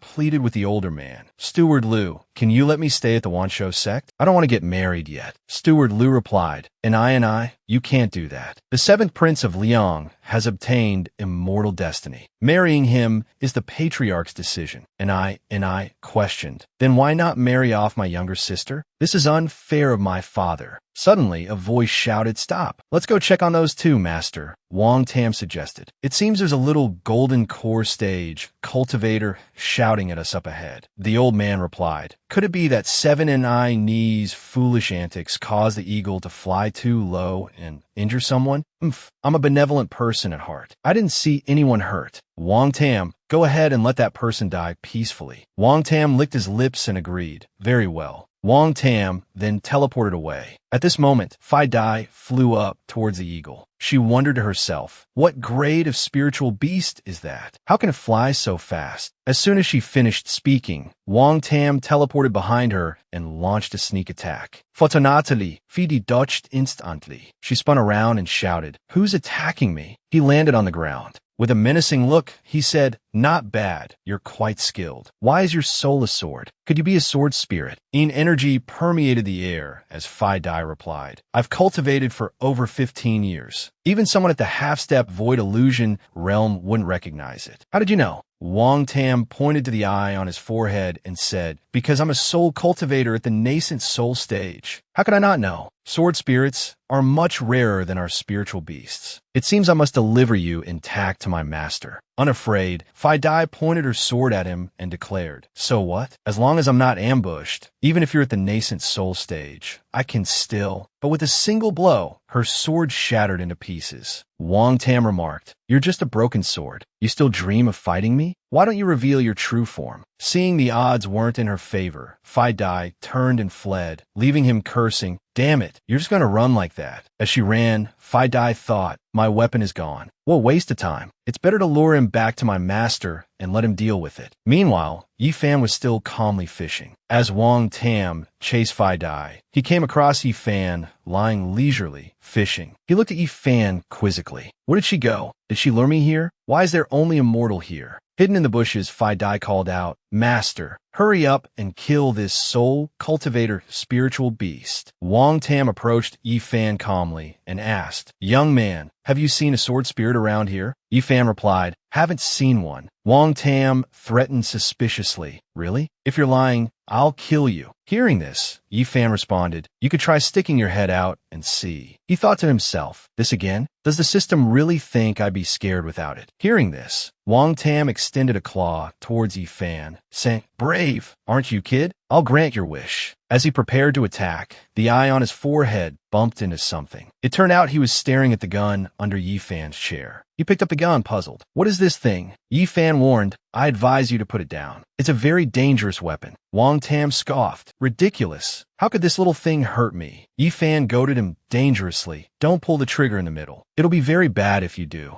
Wang Tam held the gun to his temple and said fearlessly, "Like this, you chicken." He foolishly pulled the trigger. Bang! Wang Tam's skull exploded, blood splattering everywhere. After the gruesome scene, Yi Fan sighed in exasperation. "The system sends these idiots to scare me, and they end up killing themselves." He shrugged it off and continued fishing. But eventually, Yi Fan stopped what he was doing and decided to haul Wang Tam's body away. Best to get rid of the fool's corpse. He looked too human. The sect masters probably wouldn't dare eat him. Better to make him fish food or something. From behind, Phi Dai watched silently, saying nothing. After he left, she bent down, picked up the gun and examined it curiously. What kind of weapon was this? No spiritual energy, no aura of intimidation. Yet it could instantly kill a nascent soul cultivator, far more powerful than even herself. No wonder her master hadn't brought her along initially. If she could refine this weapon, make it a part of her, her master would surely accept her then. Steward Liu suddenly realized something. His spiritual pet was dead. He commanded the Liangjun eagle to land and instructed I, we must return. Let's go back to the previous location with the eagle first. She obediently agreed. Inside Yi Fan's kitchen, blood splattered across the floor. Seeing this, Ziyan exclaimed worriedly, "Why is there so much blood? Was my disciple injured while fishing?" Rushing inside, she called out, "Disciple, are you all right?" Ziyan was stunned to see what Yi Fan was chopping resembled a human leg. Her face paled. Oh heavens! Not satisfied with eating spiritual beasts, now my disciple is going to eat people. Steward Liu hovered in the sky above. Looking down, he declared, "Wang Tam died here. The aura below is too weak. How could it possibly be Wang Tam's opponent?" Steward Liu gathered lightning into his staff and roared, "If you use such despicable means to kill my spiritual pet, then I need not show mercy. You will be buried with Wang Tam." Bringing his staff down, he bellowed furiously, "Die." Later that afternoon, in another location, Ziyan chided Yi Fan, "Disciple, you are so wasteful. The hide of this wolf demon could have been made into excellent armor, yet you burned it like this." He held up the scraps and explained, "Well, this wolf looked too much like a person. I was afraid it would scare everyone, so I did this." Suddenly, they saw a pillar of lightning in the sky, conjured by Steward Liu. Yi Fan asked, "Master, is it about to rain?" Looking closer, Ziyun saw Steward Liu sending down the lightning. She cried out in alarm, "Yi Fan, danger! Someone wants to destroy the Ziyun sect." The descending sphere of energy grew larger. Ziyun threw herself in front of Yi Fan, pushing him away, filled with worry. "My precious disciple." Yi Fan was surprised. "Master," but a rainbow barrier had already enveloped them. When the sphere of lightning struck the barrier, it rebounded. Steward Liu froze, watching his own attack hurtling back towards him. What's happening? How is this possible?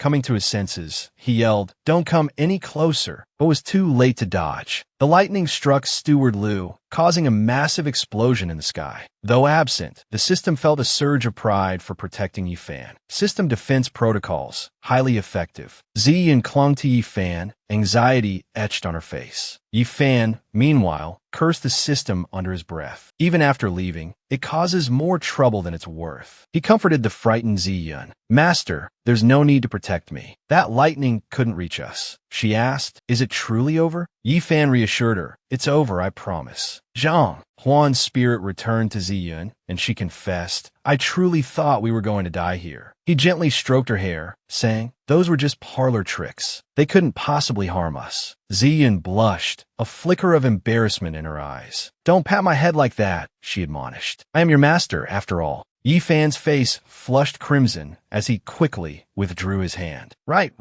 No more head pats." She then chided him again. "Why did you pull your hand away so quickly? Can't you see my hair is a mess? Help me straighten it." As the smoke cleared, they could see Steward Liu sprawled at the bottom of a deep crater. "He's badly injured," Yi Fan observed. "I never imagined this sect would have such a powerful protective formation. I must inform 7th Young Miss Ni and the Patriarch so we can seize this formation for ourselves." Suddenly, a voice echoed through the air. "After 1,000 attempts, I've finally grasped the inverse law within this cultivation technique. I've mastered it." Steward Liu, startled, looked around. "Someone's nearby? Just when I need spiritual energy to heal my body." He leaned on his staff and called out, "Little one, reading won't save you now that you're about to die." It was Mingbai. Seeing the steward, he feigned surprise. "Who dares to spy on my cultivation?" Steward Liu put on a benevolent facade. "Don't worry, I'm just a passing Taoist priest. I saw your diligent efforts and wanted to offer assistance." Mingbai feigned suspicion. "And why should I trust you?" The steward, barely containing his fury, thought, "Damn it, if I weren't so badly injured, I'd slap this little fool to death." Aloud, he said, "This is an eye of all seeing, capable of seeing 1,000 miles. I'll give it to you."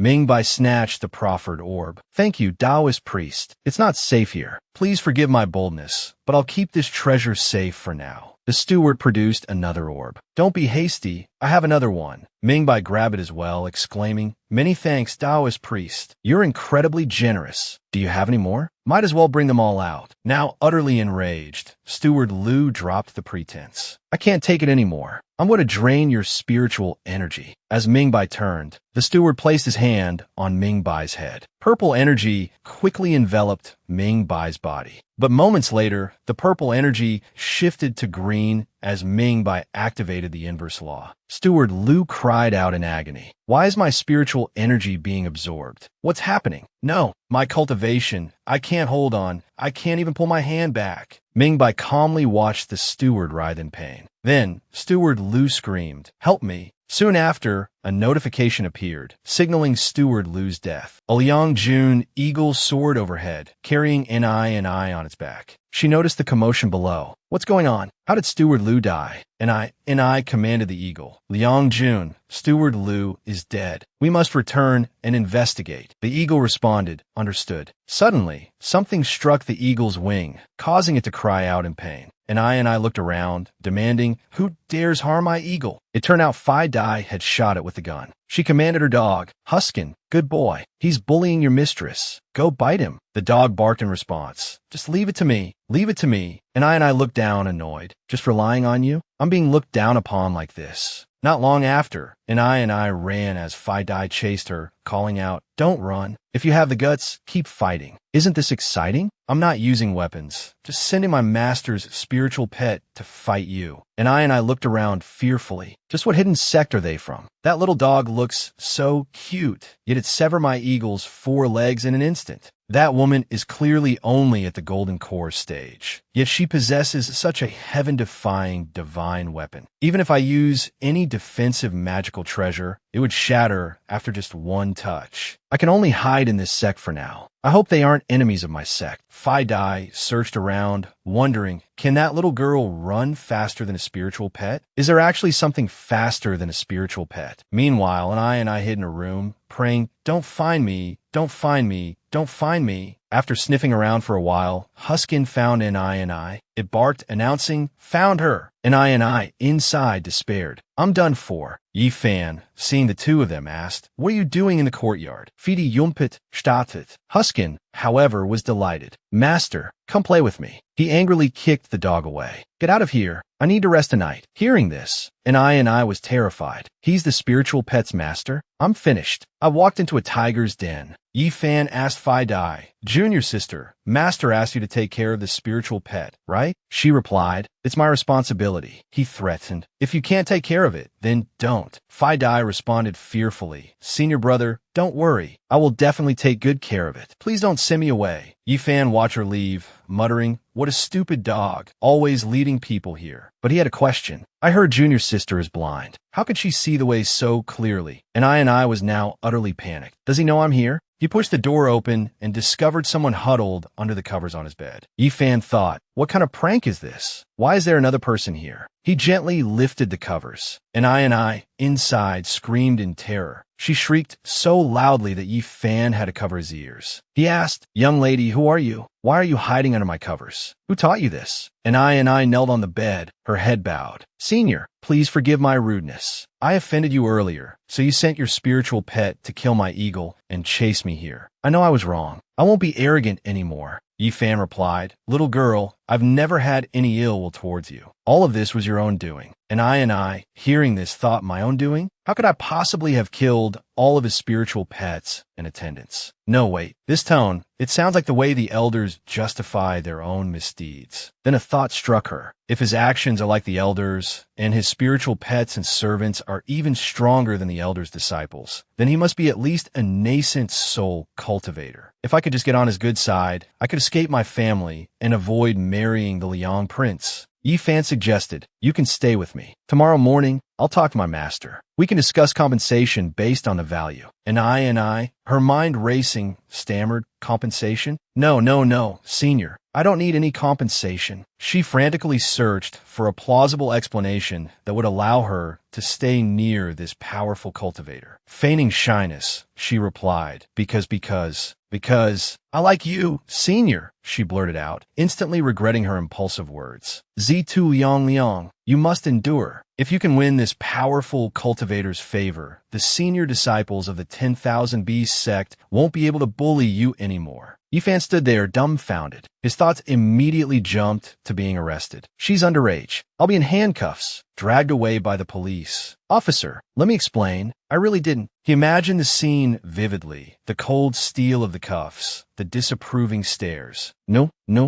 I haven't done anything. Panic seized him. Overwhelmed by the imagined scenario, Yifan stammered, turning pale. Take care of yourself. I don't want to end up doing hard labor. He practically fled from Ni's presence. Meanwhile, within the primordial black hole, a place said to open only once every million years, a battle raged. Countless powerful cultivators had fought and perished here, vying for resources and fortune. Only a few had become ancient kings, their legacies preserved within this mystical realm. Check-in system registering, a voice announced. Another system, black and radiating anger, materialized. This sword is mine. I found it first, it snarled. The check-in system retorted, so what if you found it? I will bring victory to my host. Grabbing the black system, it roared, die. The black system shrieked. You've ruined my plan. The check-in system, brandishing a sinister-looking sword, declared, victory is mine. This sword will belong to my host. The black system retreated, warning, don't let me see you again. Suddenly, a wave of sadness washed over the check-in system. My host doesn't want anything. Even if I die, he won't care. A beautiful woman appeared, addressing the dejected system. I've taught you so many tricks, and you still haven't won over your host. Startled, the system exclaimed, the defeated system. How? The defeated system remarked, such ferocity. But none of that can beat the system's supplementary training, can it? The check-in system bristled. Are you trying to provoke me? I won't let my guard down. I'm not here to fight, the defeated system replied. I'm not your enemy, nor am I a trap. You blaspheme my status as a star monarch. I've come to make a deal. The defeated system's words trigger a memory. The check-in system recalled hiding behind other systems as they fought. With a mischievous grin, it had tossed something out, causing the other systems to exclaim, a wild 900mm miniature artillery shell. The prodigal system displayed the image of a girl. The check-in system inquired about the transaction, and she confirmed. The new system was touted as incredibly powerful. The prize, it declared, was all the luck points earned this time, offered for sale. It asked her about its function.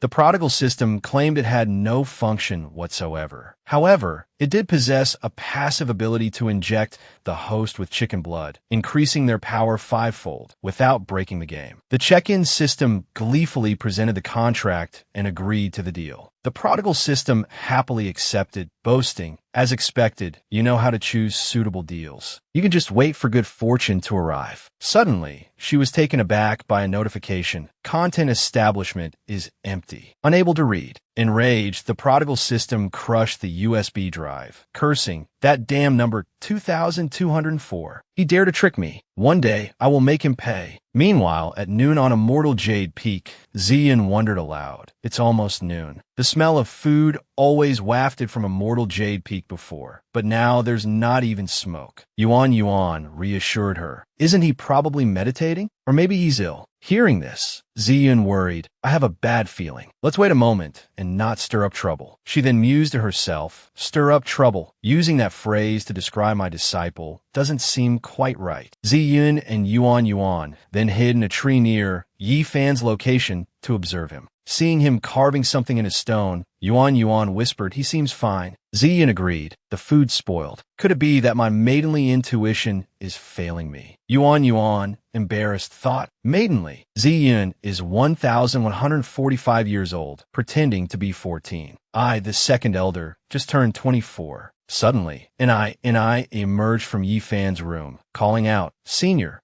what are you doing? Yifan casually replied, making some noise. Am I bothering you? The sight before them was like a bolt from the blue for Yuan and Ziyan. Ziyan was so shocked, she looked like her soul had left her body. She lamented, it's over. My precious disciple has changed his heart. Yuan, meanwhile, supported her, urging, Sect Master, pull yourself together. Don't collapse. Ziyan concluded, so he likes young and pretty girls? If I had known this, I wouldn't have left a scar on myself. Yuan retorted angrily, that's a very rude way of thinking. I feel like you're insulting me. Ziyan turned to Yuan, pleading, second elder. Tell me how to get rid of her. Yuan reassured her. Sect master, listen to my advice. As the saying goes, fertile water doesn't flow into fields of strangers. I believe that as long as the sect master's love is strong, Yi Fan will naturally understand your intentions. Imagining herself having to say embarrassing things like, "My precious disciple, come into my arms," Ziyun vehemently refused. "Don't be ridiculous. I am the sect master, after all."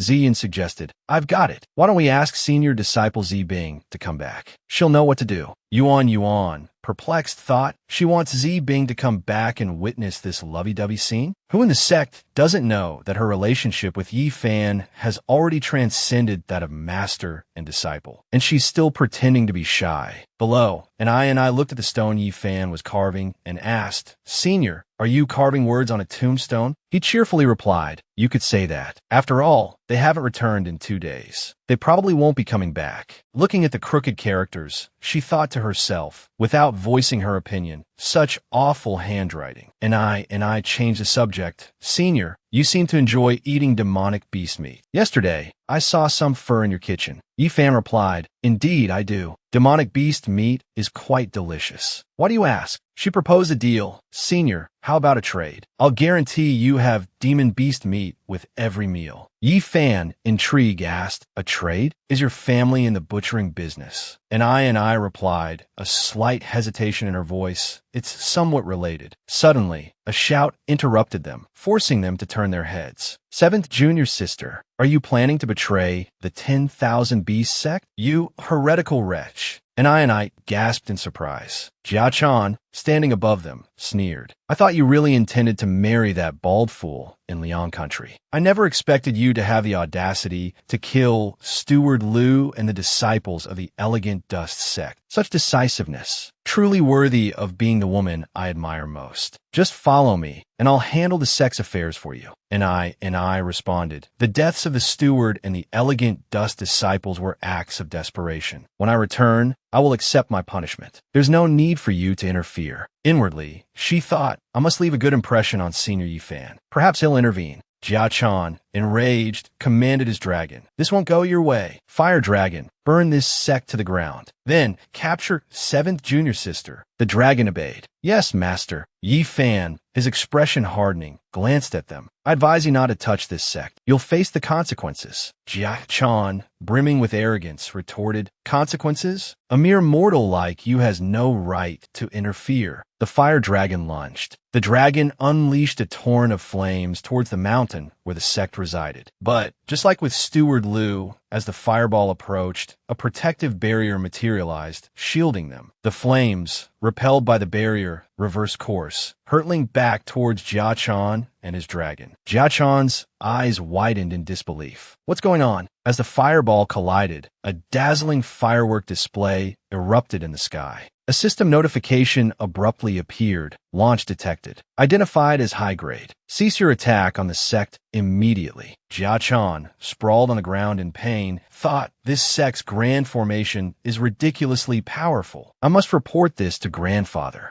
Looking up, he saw Phi Dai standing before him. She greeted him cheerfully, Huskin cradled in her arms. "Still trying to send messages, Jia Chan?" she taunted. Phi Dai unceremoniously deposited Jia Chan into a coffin and sat on top of it. He howled, "Let me out, let me out." But she ignored him. Huskin asked Phi Dai, "Sister Phi Dai, why did you let him lie in my little bed?" She replied, "Of course, it's to save the dying and help the injured." Huskin continued, "So, after I get a little bed, if I do a lot of good deeds, I can become a good dog that doesn't make master angry, right?" Phi Dai patted its head. "Of course that's right." Zibing, having finished her cultivation, stretched languidly. She said cheerfully, "It's been a while. Thanks for keeping me company, little guy." Zibing reached down and stroked the cat's chin. Rubbing its belly, she wondered, "I wonder how the sect is doing. I should check my command token for messages first." Suddenly, Zibing's face paled as she saw a message on the token. "Urgent, eldest disciple, return immediately." She gasped, "Master, something's happened."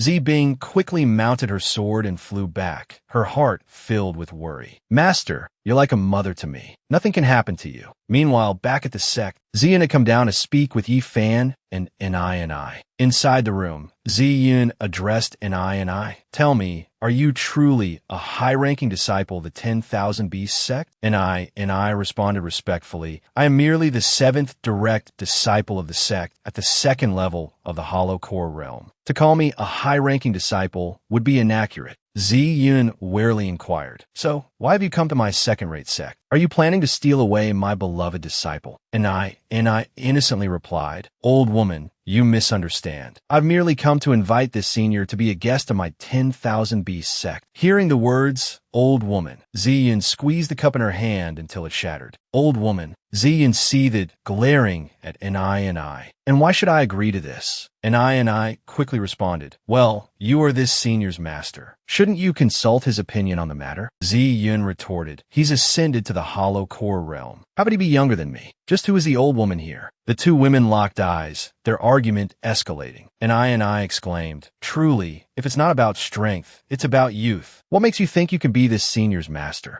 Ziyun shot back, only the allure of a mature woman. I then turned to Yi Fan, asking, what about you? He awkwardly looked away, muttering, don't look at me. I have nothing to do with this. Nini glanched ensemble bosom. Then back at herself, she slumped in defeat, I realized, no wonder this senior isn't interested in me. To lose like this, it's utterly humiliating. At that moment, Yi Fan finally spoke, agreeing, all right, take me to the 10,000 Beasts sect. Ni's eyes lit up. Senior, she said, I'll take you there immediately. By the time they arrived at the 10,000 Beasts sect, night had fallen. I led the way, introducing the sect. Senior, this is the 10,000 Beasts sect. Yi Fan observed, not bad. It's certainly worthy of the name 10,000 Beasts. Suddenly, a voice boomed. You villain. A massive man leaped down, his voice a growl. Give me back my son's life. I explained, Elder Jiachan, although I had a disagreement with my 5 senior brothers. After they left, they disappeared. I had nothing to do with it. He refused to listen, grabbing her by the throat and slamming her to the ground. Lies, he roared. Despite being choked, I struggled to speak. Elder Jiachan, I brought this guest here for the sake of our sect leader. You can't kill me. He glared at her. My son is dead. What does it matter if I kill you? Not even the sect leader, not even the Grand Elder, can stop me. Yi Fan stood by, observing the scene. This is troublesome, he thought. In the world of cultivation, being bullied by the strong is commonplace. If this keeps up, I'll miss dinner. Jiachan turned to Yi Fan. Are you the man this traitor brought here? I see. You're the one who murdered my son. He lunged towards Yi Fan, who asked, why attack without a word? As he charged, a thought flashed through Jiachan's mind. If I use the gun that damn system gave me. No, I can't fall for its trap. But this guy, he doesn't look easy to deal with. His fist was suddenly stopped by a gleaming sword, much to his surprise. As everyone watched in astonishment, Yi Fan wondered, isn't this the spirit's sword from my past life? Why is it here? Within the ethereal form of the spirit's sword, Phi Dai, a young woman, clutched her face, a mixture of embarrassment and self-admiration coloring her cheeks. Master will surely be astonished, she mused. I wonder what he'll think when I finally return to my human form. If he knew I'd journeyed through countless worlds, aided by celestial forces, and even cultivated myself, all just to return to that day, it would be so touching. Jiachan sneered, his face contorted in a mask of disdain as he clenched his fist. Boy, he spat. You think you can stop me with a single sword? With that, he lunged forward like a dart, his fist cocked. I'll turn you into mincemeat. Fidi panicked. This force is too powerful. I can't control it anymore, she cried. Master, quickly. Use me to strike back. Master, can you hear me? Can you hear me? Yi Fan, gripping the spirit sword, thought to himself, it seems I have no choice but to intervene. He mused, I don't have any spiritual energy right now, so I can't kill him, can I? He then used the spirit sword to launch himself into the air, slashing a few times. Phi Dai, exhilarated, thought yes. That's it. Yi Fan landed gracefully, while Jiachan trembled violently. Under the darkening sky, Jiachan's body fragmented, his voice rising in a shriek of disbelief. This is impossible. My son. The surrounding onlookers erupted in a cacophony of murmurs. The Grand Elder is dead. Is the Grand Elder really dead? After witnessing Yi Fan strike down Jiachan, I rushed over, her eyes shining with admiration. Senior, she gushed. You're incredibly powerful. You're even stronger than the sect master. You killed Grand Elder Jiachan with a single move. Around them, the crowd scattered in a panic. Quickly, inform the sect master. Yi Fan, surprised, replied, I didn't intend to kill him. Who knew he was so weak? Hidden within the spirit's sword, Phi Dai preened. It was because of my speed. My speed. Yi Fan then proceeded to bend the spirit's sword over his knee. I understand now, he muttered. This must be a scheme of that damned system. Phi Dai, bent painfully out of shape, cried out in protest. He tossed the sword aside, and I looked on with regret. Senior, she said sadly, why did you do that to the sword? Yi Fan, turn away. Why keep a broken sword? Inside the sect master study, a voice echoed. Jun Su, it inquired. You're saying the Grand Elder was killed by the outsider with a single sword strike? But the outsider didn't use any spiritual energy? The attendant standing beside her confirmed. That is correct. My disciple witnessed it with his own eyes. Many outer disciples also saw it. Jin Su, a smug look on her face, declared, that fool has been vying with me for half a lifetime. So what if his cultivation was higher than mine? Those without intellect cannot become sect master. She then ordered her attendant, disciple, go and make the arrangements. Tomorrow, I want a pleasant meeting with that outsider. The attendant replied, understood. In the main hall of the 10,000 Beasts sect, fellow Taoist Yi, we've been waiting for you for a long time, Jun Su said, a hint of reproach in her voice. Yi Fan responded indifferently. Oh, is that all? She asked, stroking her chin. My beloved disciple has sung your praises highly. Nini, asked, beloved disciple. Jin Su smiled at Ni. I intend to take you as my disciple. From now on, you will naturally be my disciple, won't you? Yi Fan, annoyed, said, Elder sister, I don't want to waste any more words. I came here only to acquire a long-term meat voucher. Jun Su readily agreed. You can have as much demon beast meat as you want. Even the abalone in the water is quite delicious. Yi Fan grumbled inwardly. Don't think I don't know you're flirting with me. Yi Fan enthusiastically continued his questioning of Jin Su. So, are there giant crabs here? The kind as big as a wash basin? She stammered, there probably are. If not, we can send someone to catch them in the rivers and lakes. Having settled the matter, he turned to leave. Well then, I'll leave it to you. Jun Su produced a black box. By the way, fellow cultivator Yi, I have a treasure I'd like to gift you. Yi Fan, intrigued, wondered aloud. What could it be? She began her introduction. This is something otherworldly. Its fragrance is quite alluring. Her words drew his attention back. He took the fragrant pouch and examined it curiously. He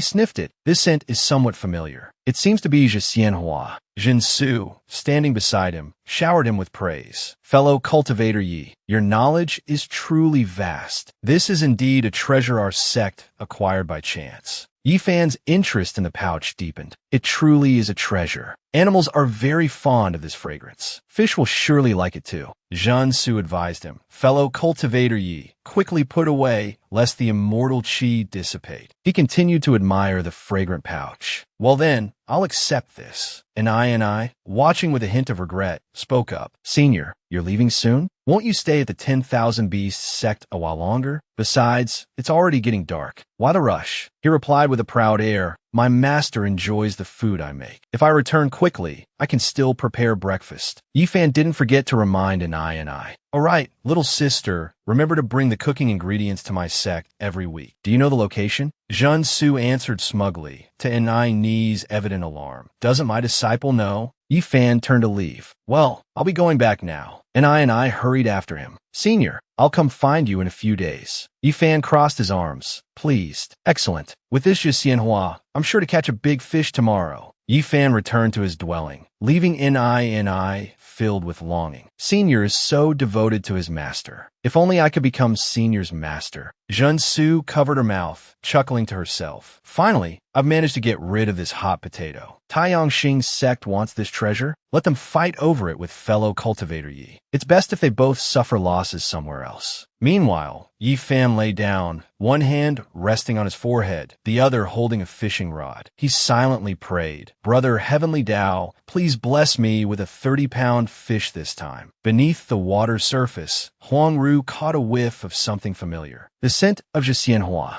Her face lit up with joy. This is definitely the Hua sachet mother left me. She quickly began to swim upwards. But just then, her legs became entangled in seaweed. She looked back, puzzled and curious. How long have I been asleep after being injured? The seaweed has actually turned into evil creatures. The evil seaweed creatures surrounded her. Immortal, don't go. Let us take your spiritual energy. Huangru is tightly bound. These are just weak weeds. If I can regain my senses, I can definitely break free. Suddenly, she felt a fishhook snag her clothes, and she looked up in surprise. On the shore, Yi Fan, thinking he had caught a fish, started reeling in his line. So heavy. This must be a huge fish. Maybe even the king of fish. Underwater, Huang Ru panicked. Where did this hook come from? Stop pulling on my clothes. One person pulled on the line from the shore, while the other, caught on the hook and entangled in seaweed, struggled below the surface. I'm pulling as hard as I can. The fisherman on the shore strained. Suddenly, Huang Ru, dangling from the line in the water below, was yanked into the air. Yi Fan feigned surprise. A white float? Or is it kayak? After a moment of contemplation, he adopted a mournful expression. My nose, it's Tessizo. Huang Ru, embarrassed, explained, it happened like this. I snuck down to retrieve my mother's sachet. Then I was attacked by the heavenly general. If it weren't for your help, senior, I might have been stuck down there forever. Yefan sikit ekaspiratit. No need for further explanation. Here's your sachet. All I want to know now is if there are any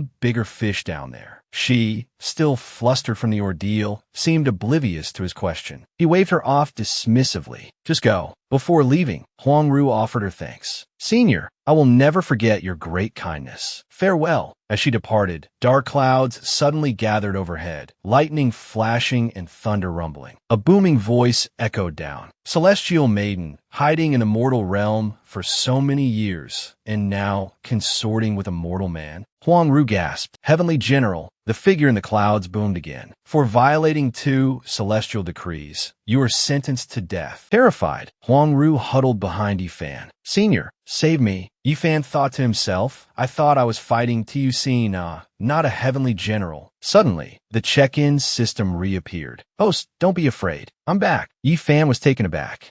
Dog system, you're not dead. Rewind a half an hour earlier. Huang Ru and a stray cat were lost. I remember 2 mountains on the left. Where did they go? Just then, she and the cat saw a green light.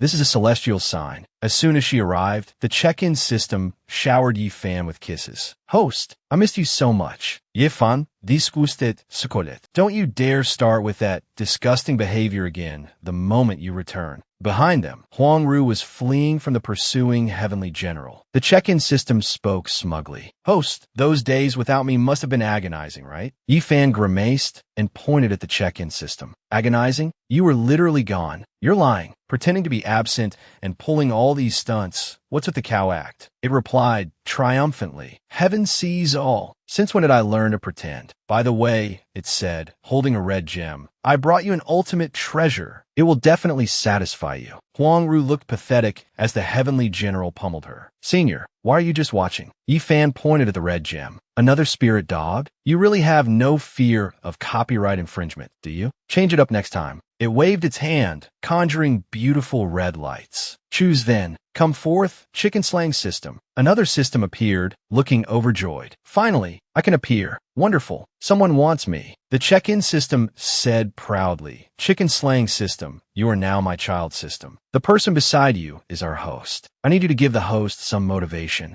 Amidst the chaotic scene unfolding behind him, Yi Fan thought, what is this system planning now? The chicken slaying system asked, surprised, motivation? I understand. It widened its eyes and unleashed its ultimate move. The temptation of red copper. Power increased 100-fold. Diamond, indestructible body. Unwavering spirit. Victory. The check-in system beamed. Yes, that's it. Make the host happy. Flies buzzed around Yi Fan. All right, father technique. The check-in system clutched its head in terror. Heavens, what are you doing? A sudden flash of violet light filled the air. The heavenly general, bristling with indignation, pointed an accusing finger. It's because you immortals sneak down to the mortal realm that we heavenly generals get our pay docked every year. Huang Ru, struggling, tried to explain. I just want to get my mother's fragrant pouch back. The heavenly general scoffed. Do you even understand what I'm saying? At that moment, Yi Fan arrived, sending the heavenly general flying with a single kick. He gently extended a hand to help Huang Ru up. You can go. I can handle this heavenly general. Grateful, Huang Ru bowed her head. Thank you, senior. I will repay your great kindness after this. The heavenly general coughed up a mouthful of blood, his face contorted in rage. I haven't been this badly injured in 1,000 years. To think that a mere ant in the mortal realm could wound me like this. You have some skill, boy. You're almost worthy of being my opponent. Yi Fan scoffed. Worthy of being my opponent? Even if an immortal came, I could slay them with a flick of my wrist. I was just toying with you, using only a fraction of my strength, and look at you. The heavenly general's face burned crimson. I've given you enough face. Red and gold light swirled around the heavenly general's form. Yi Fan continued to wear an expression of playful nonchalance. Enraged, the heavenly general stomped down towards Yi Fan. Yi Fan caught the descending foot barehanded, using your leg when your arms are free. He then slammed the heavenly general to the ground. The heavenly general looked up at him, his face a mask of humiliation. Yi Fan punched the heavenly general in the stomach with a powerful blow, a technique known as tiger shattering the mountain. The chicken slaying system suddenly appeared, shouting, "What a fight!" The check-in system watched with fear and concern. Master, are you all right? Yi Fan, furious, pointed at the check-in system. If you ever dare to control my body again, I'd rather kill myself and make you fail your mission. The check-in system clasped its hands together pleadingly. Master, I'm so sorry. I'll definitely manage the system better and never let it happen again. The heavenly general, groaning,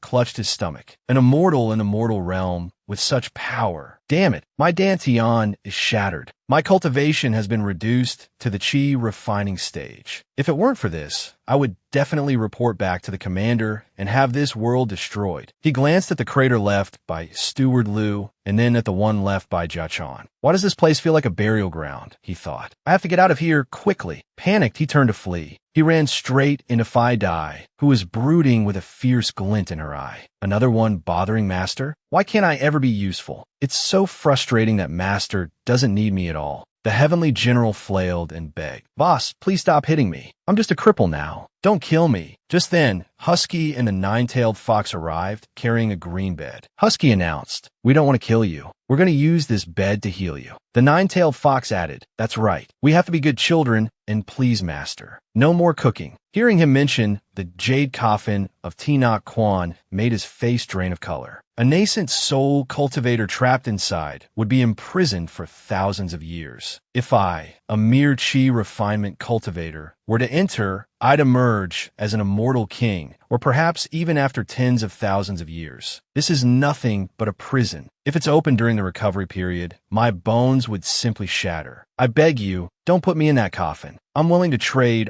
all the information I have for this dog's life of mine. Husky angrily roared in his face. A dog's life, you say? He trembled and stammered. A human life. A human life. Yi Fan looked at him with suspicion. Tell me everything first, he commanded. He spoke with a seemingly trustworthy expression, gesturing as he described the mortal realm. There truly are traces of the true dragon, he insisted. The heavenly general wailed. Let me out. This isn't what you promised. Phi Dai, along with Husky and the nine-tailed fox, sat atop the coffin, replying nonchalantly. Did we ever say we'd agree? We'll release you once we've captured the true dragon. Just then, Zi Bing walked past Phi Dai's group and paused. Hello, everyone, she inquired politely. Do you know which way to the Xian sect? Phi Dai pointed in a direction. It's that way, she replied, a thought flashing through her mind. Purple hair, just one look, and you know they're from the Xian sect. Zi Bing, her face beaming with relief, departed. Finally found it. Thank you so much. In a house with an ancient architectural style, a voice echoed. Master. Yi Fan and Ziyin looked at each other, bewildered. Zi Bing suddenly rushed in and embraced Ziyin tightly. Master, you're all right. I was so worried I'd have to mourn you before my own hair turned white. Ziyin, still stunned, slowly registered Zi Bing's presence.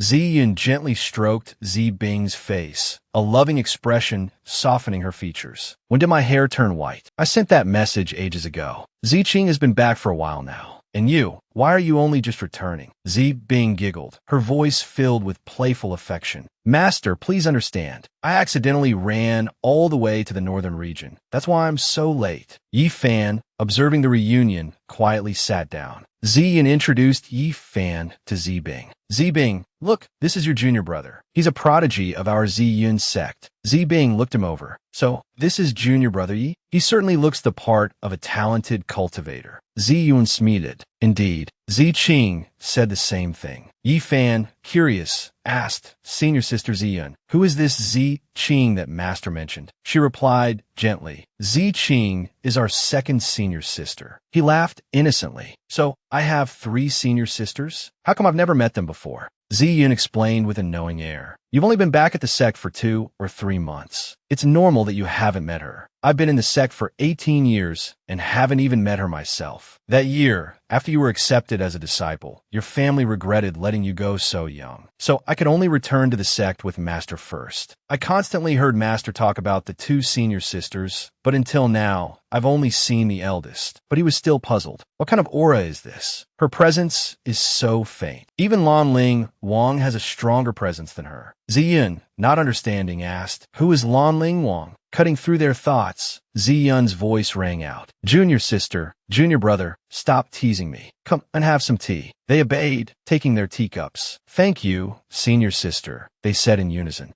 Ziyun spun around, searching. Where are the 2 senior sisters? From outside the gate, a voice called out, Hung Hai rushing in. Sect Master, it's terrible. The son of Sect Master Ma Bian of the Wanxiang sect suddenly broke through to the Qi refinement stage. He's currently leading the entire sect in an attack on us. Ziyun was astonished. What? Ma Bian est son, Zi Bing replied. And he's at the Qi refinement stage already. Ziyun, indignant, exclaimed, Hold on a moment. I've known that scoundrel Ma Bian for hundreds of years. Since when did he have a son? She continued. Moreover, the child cultivation is 2 or 3 realms higher than his elders. Isn't that absurd? Ziyun commanded fiercely. I fear someone is taking advantage of the situation. Disciples, follow me. We'll see what's going on. Zi Bing and Ziyin both shouted. Understood. They pulled a dejected-looking Yi Fan along with them. Elsewhere, at the 10,000 Beast sect, I held a piece of paper and read it with a displeased expression. What? The vice sect master of the Sun Spirit sect is attacking the Purple Star sect under the guise of the Wanxiang sect? Zhen Su replied calmly. Indeed. I was surprised as well. Had I known, I wouldn't have gifted that treasure to Yi Yu Dao. Zhen Su instructed I, disciple, prepare the mounts. We're going to the Ziyun sect to lend them a hand. She acknowledged the order with a loud, understood. Zhen Su's eyes glinted with calculation. I wonder, in the end, by whose hand will show die? Yi Yu Dao, don't disappoint me. Outside the Ziyun sect, a crowd of people brandished weapons, shouting and pleading, Young Master, avenge the old sect master. Young Master, avenge the old sect master. Ziyun mused. Avenge the old sect master? Where were all of you the day he died? Before them appeared a handsome young man seated upon an extravagant chair. This was Ma Fan, the current sect master of the Wanxiang sect and vice sect master of the Sun Spirit sect. Yi Fan looked at him with burning eyes, thinking, so he's the infamous figure who's been causing such a stir lately. But he looks more like a mortal. Could he be using a technique to conceal his aura? Then he couldn't help but admire. Not a bad physique, though. Ziyin stood before him, questioning. The Wanxiang sect has no heir. For hundreds of years, we've never heard him boast of one. Did your young master spring from his mother's belly or crack out a stone? Your so-called young sect master is an impostor. He responded with a condescending air. Such words are unacceptable. How could I possibly be an impostor? I am of the Ma family line. How could the Wanxiang sect not be my inheritance? Zi Bing pointed a finger, accusing, you're twisting logic. You simply want to attack our Zi Yun sect. He scoffed at her, such a sharp tongue. But it matters not. Just hand over the treasure of the former sect master, and I'll let your Zi Yun sect go. Zi Yun angrily challenged him. If you want it, then you'll have to break through our sect's grand formation to take it. He sneered, Why bother breaking the formation? Unless you have something to hide, she worried, her face etched with fear, thinking he's planning to use the opponent's grand formation attack to trigger a counterattack. But even if he sees through it, he won't dare to act rashly. Zi Bing surged forward. Master, why waste words with this fiend? Let's just fight him. Ziyun hastily intervened. Zi Bing, wait. Ma Fan laughed contemptuously. They truly don't know the meaning of life and death. Yi Fan stepped forward, reassuring his master, Ziyun. Senior sister will be all right. Suddenly, Zi Bing charged towards Ma Fan, sword in hand. He asked, surprised, "You've reached the chi refinement stage too?" She retorted, "Are you scared?" Ziyun sighed mournfully. "Both my disciples have surpassed me in cultivation," she muttered, embarrassed. "It's so humiliating to say this in front of my disciples." Ma Fan, preparing a greenish energy attack, sneered. "So what if your sect has 2 chi refinement cultivators?" A hairpin adorned with feathers materialized behind Ma Fan. "Face my immortal treasure," he declared triumphantly. "You have no chance of winning." Zi Bing watched the feathered hairpin hurtle towards her, anxiety rising. "He's using a powerful attack right from the start. How can I defend against this?" She glanced back at Yi Fan and Ziyun, a flicker of panic in her eyes. "I can't run. They'll laugh at me." High above, 2 figures hovered in the sky, observing the unfolding battle. Jin Su, with evident relish, commented to her companion, "The Ziyun sect is truly a hidden dragon, isn't it? They even have another chi refinement cultivator, but they won't last much longer." And I, however, was filled with worry. "Master," she urged, "we must help Senior Ziyun's sect. She'll die." Jinsu waved a dismissive hand. "We can't interfere. That's a hairpin crafted from the withering, immortal flower. Even Tribulation Realm cultivators face certain death against it. My treasure is also immortal grade, but its destructive power isn't strong enough, and we're too far away to intervene in time." Her initial refusal wavered as her gaze, now burning with a strange intensity, fixed on something below. "However, I sense the aura of the withering, immortal flower on that Yi Fan. Let's see if he uses it." Yi Fan glanced around, his mind racing. The withering, immortal flower? Could she have dropped it? The check-in system, hearing his thoughts, hesitated. After checking, it seems the chaos outside is mirrored within this space. The chicken slaying system, indignant, challenged the check-in system. "You have time for idle chatter? Aren't you worried about the host's senior sister dying?" The check-in system, unfazed, retorted, "Of course I'm worried, but you must understand, while I'm explaining, time is essentially frozen." The chicken slaying system, still skeptical, pressed, "So can we save the host's senior sister?" The check-in system declared triumphantly, "Of course, master, senior sister, they're all considered the host's family." Upon receiving this information, the chicken slaying system excitedly began to power up Yi Fan. "Okay, I understand. Granting the host's senior sister support. 100 layers of silkworm tyrant shield." Back at the Ziyun sect, Zi Bing struggled against the relentless attacks from the hairpin. To her astonishment, the hairpin grew larger and larger, looming before her. The next attack slammed down with terrifying force. Ma Fan, watching her struggle against his treasure, was filled with glee. "This is the fate of my enemies. Hand over the treasure, or you'll all die." Ziyun, witnessing the scene, gasped in shock. "Senior sister," she cried out. Ziyun, who had been laughing and chatting just moments before, now panicked at the sight of her disciple, battered and bruised beyond recognition. She frantically embraced Yi Fan, wailing, "My dearest disciple." Yi Fan spun around in his master's tight embrace, could only offer helpless reassurances. "Senior sister, I have a protective shield. I'll be all right," he added, slightly breathless. "But master, could you ease up a little? I'm starting to feel a bit faint." After an earth-shattering blow, Zi Bing remained miraculously unscathed. The sheer improbability of it left her bewildered. "I'm all right." Ma Fan, gnashing his teeth in frustration, roared, "Why aren't you dead yet?" Seeing Zi Bing unharmed, Ziyun cried out in triumphant joy, "My dearest disciple, don't be afraid. Use all your strength to strike down that fiend. My precious disciple promised to protect you." Yi Fan, inexplicably dragged into the situation, was slightly confused. "I don't recall saying that," he thought, "though I suppose it's close enough." Emboldened by her master's words, Zi Bing regained her courage and prepared to attack again. "Many thanks, disciple Yi. Now I can fight without worry. Ma Fan's face darkened momentarily at his failure to land a blow, but his confidence quickly returned. That was just the first attack. I doubt you can withstand 100, let alone 1,000. Jun Su, casually riding his sword in the air, was stunned by the spectacle. This is impossible. He didn't use any spiritual energy or magical treasures. How could he neutralize Zi Bing's attack, which was empowered by the withering immortal flower?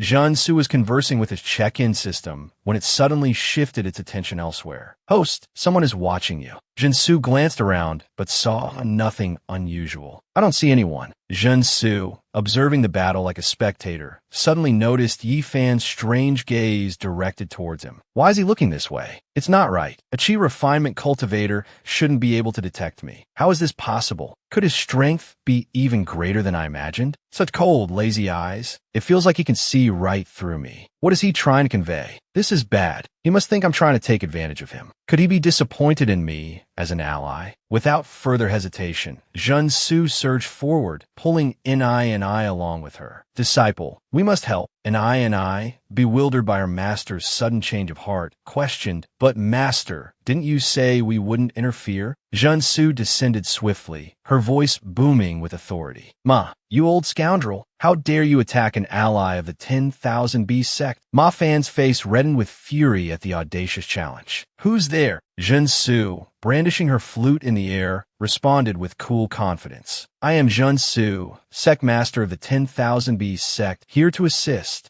Ni followed her master down, adding her own introduction. And I am Ni, beloved disciple of the 10,000 B sect master, here to lend my aid. Provoked, Ma Fan snarled and swung his hairpin towards Jin Su. Zen Su, you, a mere nascent soul cultivator of the 8th level, dare to meddle in my affairs. Zi Bing instantly appeared beside her, parrying the hairpin's attack with her sword. Don't forget, your opponent is still here. Zi Yun, watching these prominent figures clashing fiercely, was actually delighted. She praised her beloved disciple. Ah, you truly have some face, even managing to call the 10,000 Beast sect into this battle. Yi Fan, wanting no part in this squabble, turned to leave. Master, he said, if there's nothing else, I'll be going now. Ziyin, seeing him leave the commotion, approached and asked, Junior brother Yi Fan, where are you going? He scratched his head without hesitation. Where else? I'm going fishing. I still have to cook dinner later. Hung Hai,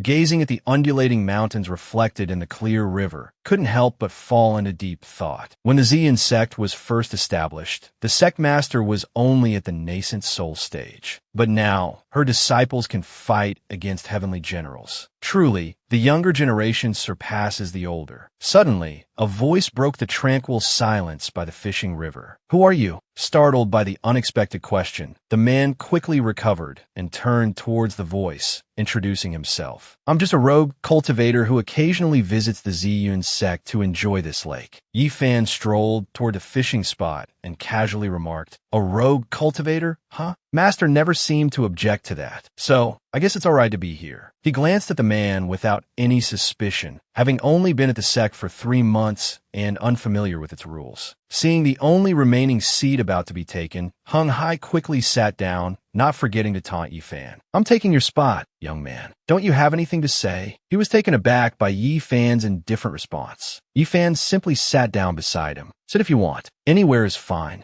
Hung Hai pondered Yi Fan's profound words. Anywhere is fine. Such philosophy. He thought of his fellow disciples, always so concerned with their own positions. The image of 2 people squabbling over a fishing spot filled him with weariness. This is my spot. I come here every day. Well, I've been waiting here since 2 in the morning. He glanced back at Yi Fan, calmly preparing his bait, and fell silent once more. Ultimately, everyone seeks success and happiness. To gain more, one must fight for something, or perhaps not fight at all. As the unfortunate worm was cast into the water, Yi Fan settled onto a rock. The man, observing his carefree demeanor, asked, You're still fishing? Has the Wanxiang sect issue been resolved? Yi Fan replied nonchalantly, Not yet. I think they're still fighting. The man, surprised by Yi Fan's indifference, decided to provoke him. And you still have the heart to relax? I observed while passing by and discovered their leader is at the chi refinement stage, wielding an immortal treasure. Your senior sister is sure to die. Seeing the outsider's curiosity about the Ziyun sect situation, Yi Fan lowered his guard slightly. I'm just a mortal. I'd be useless there. Besides, my senior sister won't lose. The man was shocked by this statement and rushed to Yi Fan's side, exclaiming, Your senior sister is only at the ordinary chi refinement stage. How is that possible? Unless, young friend, do you possess some heaven-defying means? Unable to reveal too much, Yi Fan answered vaguely. Let's just say it has something to do with me. These cryptic words sent ripples of unease through Hung Hai's heart. He'd almost forgotten that Yi Fan was the one who defeated the heavenly general. It seemed the young man had more than a few tricks up his sleeve. If only he could confide his predicament to him. Hung Hai slowly lowered himself to the riverbank beside Yi Fan, fishing rod in hand. No matter how you look at it, I'm still a Vu Hoa immortal. Asking a junior for help would be utterly humiliating. Finally, he decided to swallow his pride. Young friend, he began, I have a story I'd like to share. Do you have time to listen? Yi Fan, seemingly unbothered, replied with easygoing generosity. Go ahead. Fishing is just a way to pass the time. Encouraged, Hing Hai took a breath and began. I have a friend who was once a prince. Yi Fan listened attentively, though inwardly skeptical. Everyone has friends, he thought. Seeing Yi Fan's apparent interest, Hung Hai continued, painting a picture of a solitary figure in the imperial court. At 13, he murdered his brothers to claim the throne. At 15, he conquered the northern barbarians. By 20, he'd unified the entire realm. At 22, enlightened by his predecessors, he abdicated in favor of his younger sister. At 100, he reached the first level of the nascent soul stage. At 1000, he entered the tribulation realm. But when he ascended, he was wounded by a heavenly general, crippling his further advancement. Young friend, do you think my friend's fate is tragic? Yi Fan answered frankly, if his body is unharmed, then it must be a mental ailment. He should see a therapist. The unfamiliar terminology was lost on Hung Hai, who asked, perplexed, a therapist? Is that some kind of villain? Or a creature from legend? Yi Fan suddenly realized he'd spoken too casually, forgetting that such a profession didn't exist in this world of cultivation. To avoid suspicion, Yi Fan quickly changed the subject. Do you want me to help your friend? I have a method. I've been meaning to practice it, but I'm warning you, it might not work. Come back in a few days. Hung Hai, seeing no other option, agreed. Very well. I'll visit you another day. Long after Hung Hai had departed, Yi Fan continued fishing alone until the first drops of rain began to fall. It's raining, he murmured. I should head back. As he walked along the slick, rain-washed path, Ming Bai Cho came running towards him, a large umbrella in hand. Senior brother Yi Fan, what a coincidence. I was just bringing you some vegetables. Yi Fan replied, what a coincidence indeed. How's the battle at the sect going? How much longer will it last? I need to know, so I can time dinner. Wouldn't want it to get cold. Ming Bai Chao's face lit up with pride. It's over. I heard that. That Ma Fan ran away like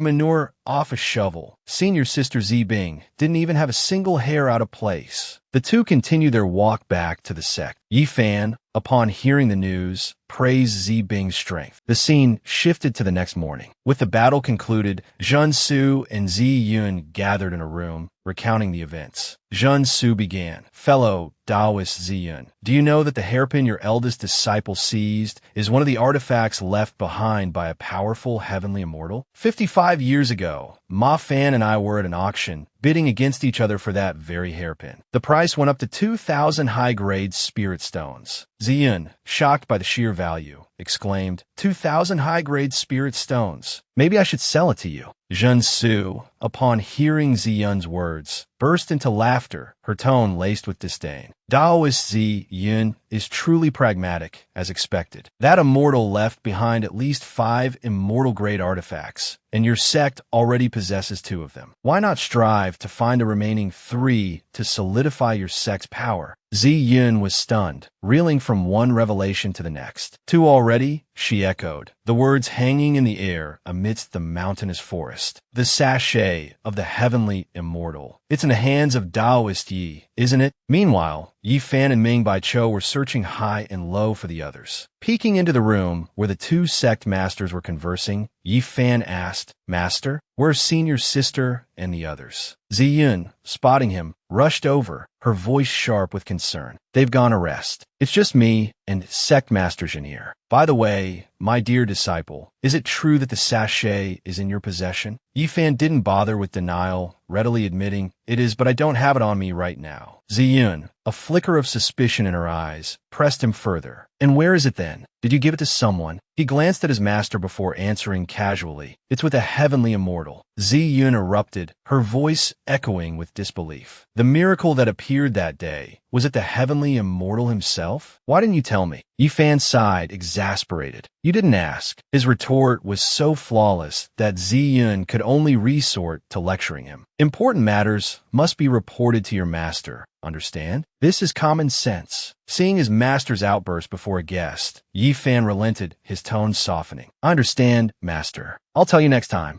Jin Su, feeling ignored, sashayed over to Yi Fan, her voice dripping with charm. "Daoist Yi, wouldn't you say my performance today qualifies me as the Ziyun sect's greatest ally?" Yi Fan, aware of her maneuvering, didn't call her out, instead smoothly changing the subject. "That wound is quite deep. It needs immediate attention." However, his words only fueled Jun Su's delusions. "He's smitten," she thought, preening inwardly. "No man can resist my beauty." Yi Fan, quick to deflect, turned to Ming Bai Cho. "Disciple Li, please escort Taoist Jun to the guest quarters for rest and treatment." Ming Bai Cho obediently complied. "Yes, master." Jin Su, taken aback, stammered, "Wait, what?" As they walked, Ming Bai Cho gave Jun Su a tour. "The guest quarters are over there. Your disciples are also there. If you need anything, just find an outer disciple dressed like me." Lost in her thoughts, Jin Su barely registered his words. "I helped the Ziyun sect so much, yet Taoist he shows no gratitude and even has an outer disciple escort me to my quarters. Wait a minute, this outer disciple, he's at the peak of the nascent soul realm. These two are even stronger than Ziyun Jinren. How?" She continued to ponder, her face flushing as a new thought struck her. "Understand now. This man is Taoist, Yes confidant, and that sect master, weak and foolish, probably just a puppet Taoist you put in place." As the two walked in relative peace, a colossal azure dragon suddenly materialized in the darkening sky, roaring menacingly. Terrified, both Ming Bai Cho and Jun Su fled for their lives. An azure dragon. The fearsome azure dragon targeted a small, swift hookskin creature, snapping its jaws. But the hookskin, nimble and elusive, danced across the dragon's scales, taunting it. "You can't catch me." Seizing a moment of distraction, the azure dragon lunged, its massive jaws opening wide, intent on swallowing the tiny creature whole. "You're going to die." Just as it was about to successfully absorb the skin, several red projectiles shot out. These projectiles embedded themselves directly into the azure dragon's body, causing it to cry out in pain. The nine-tailed fox quickly ran to Fei Ye's side, exclaiming, "Sister Fei Yi." Its head's been knocked to the side. She looked at the struggling azure dragon, a mischievous glint in her eyes. "What dragon head? It's all precious treasure. We should bring it all back from master to refine." The azure dragon, overhearing this, was horrified. So that's what's happening. The azure dragon, which had been playing dead, suddenly thought of Fei Yi and was gripped by fear, hatching an escape plan. Damn it, her magical treasure is too powerful. I can't keep pretending to lie here like this. No sooner had the thought formed than it mustered all its strength and soared upwards, bursting through the hole at the top of the cave, sending rocks and debris flying. To pursue it, Fei Yi quickly grabbed her jade coffin, using it like a bizarre flying mount. "It's getting away. It's trying to escape," she cried. Inside the coffin, the heavenly general lay dejectedly, able only to offer constant reminders. "When you find the azure dragon, you have to let me out. You hear?" Fei Yi, focused on the chase, casually replied, "We'll talk about that after I catch it." He could only curse his helplessness, muttering about untrustworthy women. "You tricked me again."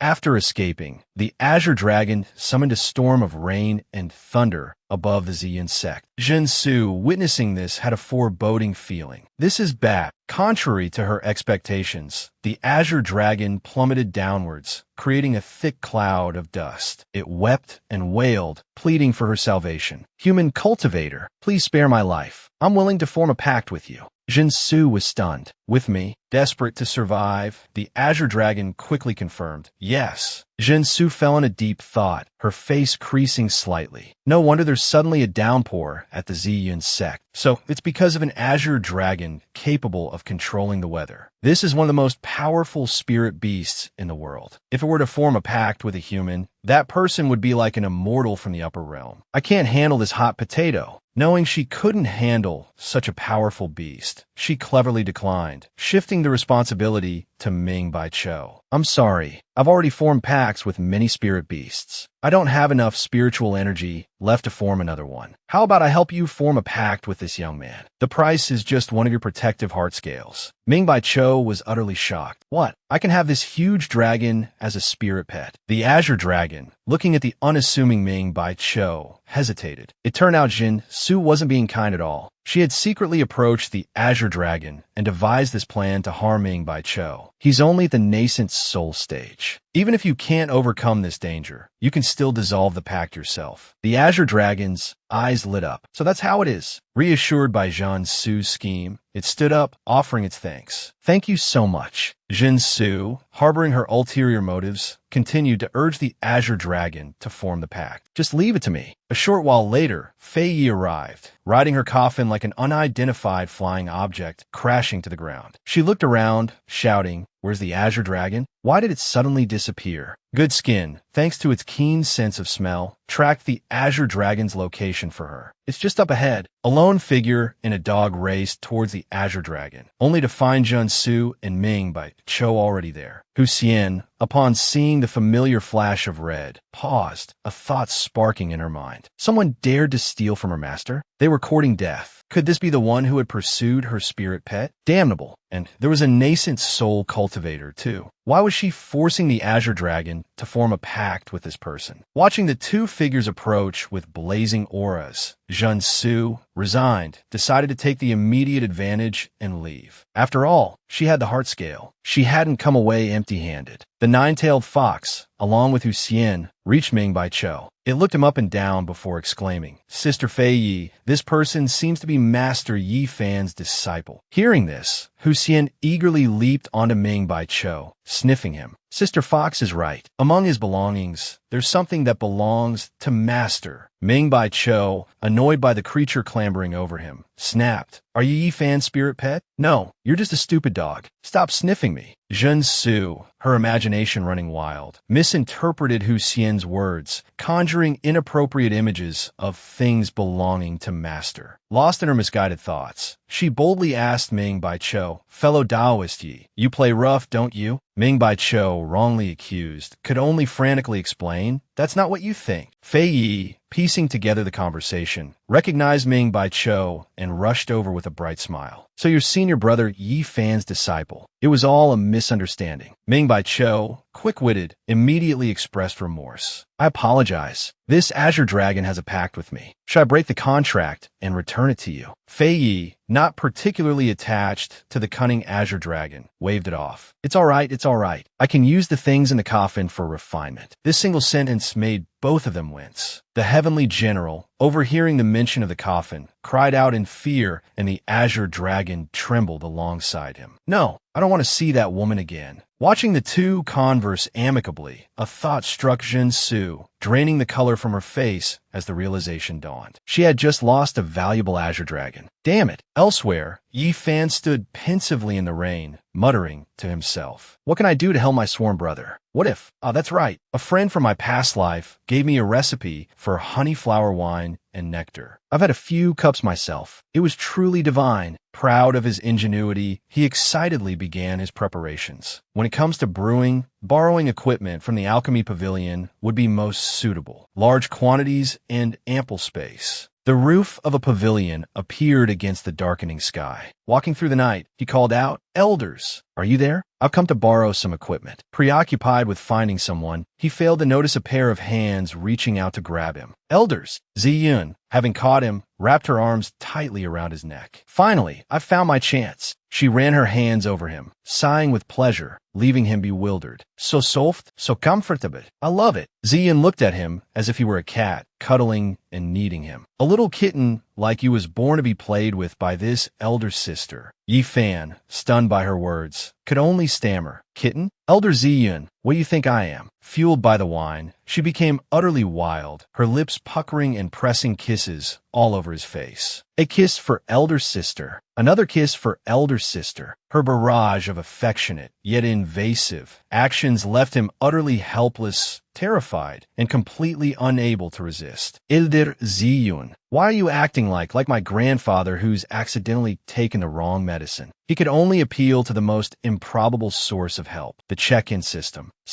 Help! The check-in system materialized quickly, boasting and prattling on before him as if showing off a trophy. "What is it, host? This is the first time you've called me. Do you need my assistance?" He looked at the system's smugness with disgust and uttered a few dismissive words. "No, I just had a sudden realization. If I die, find another host to bother." Hearing its master's callous words, the system became distraught. "Don't say things like that at a time like this, okay?" The chicken, appearing from within the system space, immediately scolded the foolish check-in system. "You idiot, what are you asking the host for?" "Maybe next year, there will be a little host," it exclaimed, as if suddenly enlightened, its excitement growing with each passing moment. It continued to fantasize. A son inheriting his father's system. That would be so unprofessional, but I'd like it. He glared at the two traitors, utterly annoyed. "Don't get any ideas." While chaos reigned on this side, Ziyun's eyes twitched uncontrollably, filling her with unease. "Strange. Why is my right eyelid twitching? Left for fortune, right for disaster." The thought startled her. She slammed her hand on the table and shouted, "Trouble! Something's happened to my disciple." Elder Ziyun, eyes brimming with affection, showered Yi Fan with kisses. "Let elder sister give you another kiss. Then I'll take you to eat dried fish." Ziyun burst into Yi Fan's room, accompanied by Ni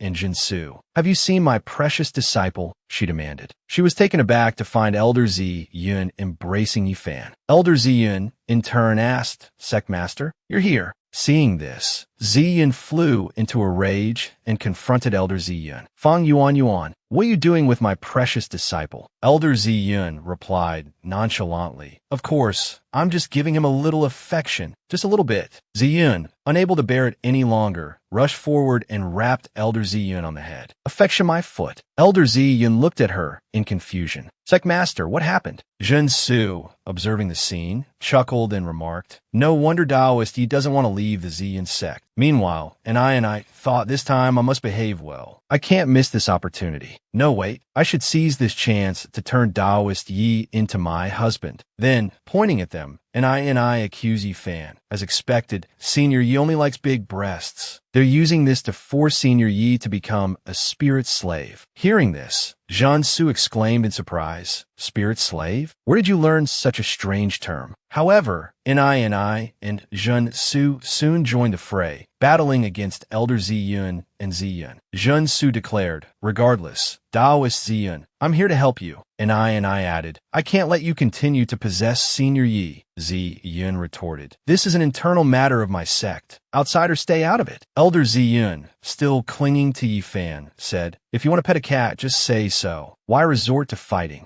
After the squabble, they plunged into a full-blown brawl. And I cried out, "Stop fighting. I know I was wrong." Yi Fan finally managed to extricate himself from the chaotic mess. "This is a headache. If I had known, I wouldn't have come to the alchemy pavilion alone." Not long after, a peculiar scent wafted through the air, causing the brawling women to pause mid-fight. "What's that smell? Smells like sauce?" they wondered aloud. Amidst the chaos of their earlier struggle, jars of precious ingredients, dried young too, 1,000-year honey flower, proudly obtained spring water, and 9-flower dew, had shattered on the ground, their contents mingling into a fragrant mess. Yi Fan's eyes fell upon the broken jars. He stepped forward, gathering the fragments, a thoughtful expression on his face. "This aroma, it's almost identical to that top-quality brew I had before. If blended correctly, it might be possible to recreate it." Meanwhile, I lay pinned beneath the heap of struggling bodies, crying out, "Senior Yi Fan, help me!" Yi Fan, his mind preoccupied with the spilled ingredients, glanced at her dismissively. "You girls play amongst yourselves," he said coolly. "I have more important matters to attend to." Trapped beneath the others, I finally relented. Fine, I surrender. I won't be oppressed. I'm not even mad anymore. Half a month later, at Immortal Jade Peak, Moffin stealthily crept into a room, his thoughts churning. Those one Bisek people are finally gone. Searching for the Immortal Needle will be much easier now. He rummaged through the room, frustration building with each empty-handed search. Strange, where have those Ziyun sect girls hidden their precious Immortal Needle? No matter, if I don't turn this place upside down today, I won't give up. Suddenly, his gaze landed on a ceramic jar, standing brazenly in plain sight. Moffin picked it up, muttering to himself. They wouldn't hide it in a place like this, would they? Damn, it smells good. Maybe just a sip to see what it's like. He tipped the jar back and gulped down its contents in one long swig. Outside, Renhai strolled alongside Yifan. Young friend, Renhai inquired, could you perhaps enlighten me as to your proposed solution? My friend is growing rather impatient with the wait. Yifan offered a reassuring smile. Don't worry, the longer the wine ages, the better it becomes. It needs at least another half a year. The mention of wine piqued Renhai's interest. Wine? Is your solution to drink wine? Suddenly, a maniacal laugh echoed from within the building. I shall stand atop this world. All shall bow before me. Yifan, unfazed, continued his conversation with Renhai. Classic villain monologue. Now, who's in my house? The voice continued, closer now. Let me take a look-see. It was Ma Fun. Overhearing their conversation, he let out a mocking chuckle. Recognizing the voice, Renhai's face darkened with anger. Taiyang Star Sect. Why has he suddenly barged into Ziyun Sect? Ma Fen sneered. Nonsense, soul man. This belongs to me too. The blatant disrespect enraged Renhai, who lunged towards Ma Fun without hesitation. Ma Fun summoned a shadowy energy, roaring, how dare you defy me? If I don't take you down today, I'll change my name to Horsedong. Renhai paused, assessing his opponent. Tribulation Realm? No, just the potential of it. With a confident smirk, Ma Fun declared, become another entry in my kill book. Renhai simply raised a hand. An explosion rocked the air. All that remained of Ma Fun was a bloody smear on the wall. Renhai frowned, puzzled. Strange, he was only at the nascent soul realm. How could he exude the pressure of the tribulation realm? And he reeked of alcohol. Yifan picked up the empty jar Ma Fun had drained. No wonder that man was so brazen. He snuck in and drank my wine. The word wine caught Renhai's attention. He turned to Yifan, his eyes gleaming. Wine? Young friend, if you have any more of that wine, perhaps you could spare some for me? Yifan politely. I'm afraid that's impossible. The wine is still too strong. It's only been brewing for a little over 10 days. It hasn't had enough time to reach its peak flavor. Hearing this, Renhai grew even more excited. So, it's not even at its best yet. After drinking it, Ma Fun's power was nearly comparable to someone in the tribulation realm. If I drink it, could I attain the power of a Xiantian or even a Jinxian, even for a short time? Renhai knelt down, pleading, young friend,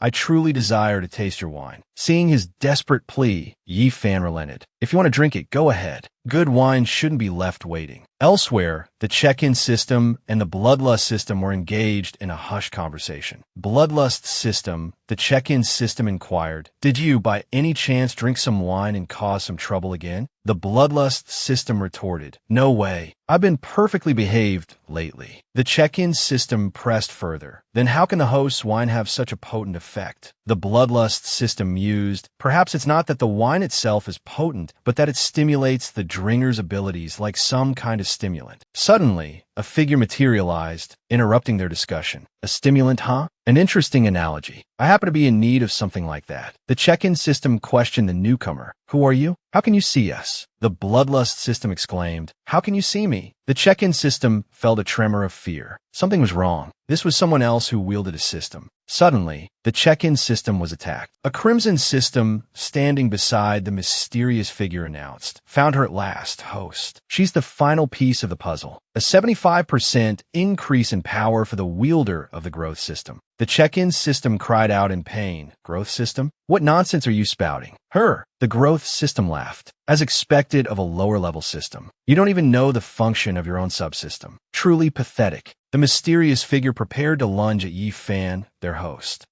Despite its pain, the check-in system rushed to protect him. You cannot harm my host. It darted behind Yi Fan and yelled, "Activating time bullet! Activating 9th level chrysanthemum shield." Startled, Yi Fan spun around. Ren Hai, astonished, demanded of the mysterious figure, "Who are you? Why are you attacking this young friend?" The figure responded with frustration, blocked again. The check-in system urged Yi Fan, "Host, we need to work together. These other hosts want to kill you." Yi Fan, still bewildered, questioned, "Other hosts? Aren't these just actors you hired?" The check-in system shrieked, "No." The mysterious figure observed Yi Fan, unfazed by danger. A courageous host indeed. "I suppose I should show you some of my true power." Ren Hai warned Yi Fan, "Young friend, be careful. This person is very strong." The figure spoke softly. Transformation. The growth system announced, "Berserker Knight, logging in. 10 hosts. Prepare for battle." A red energy enveloped the mysterious figure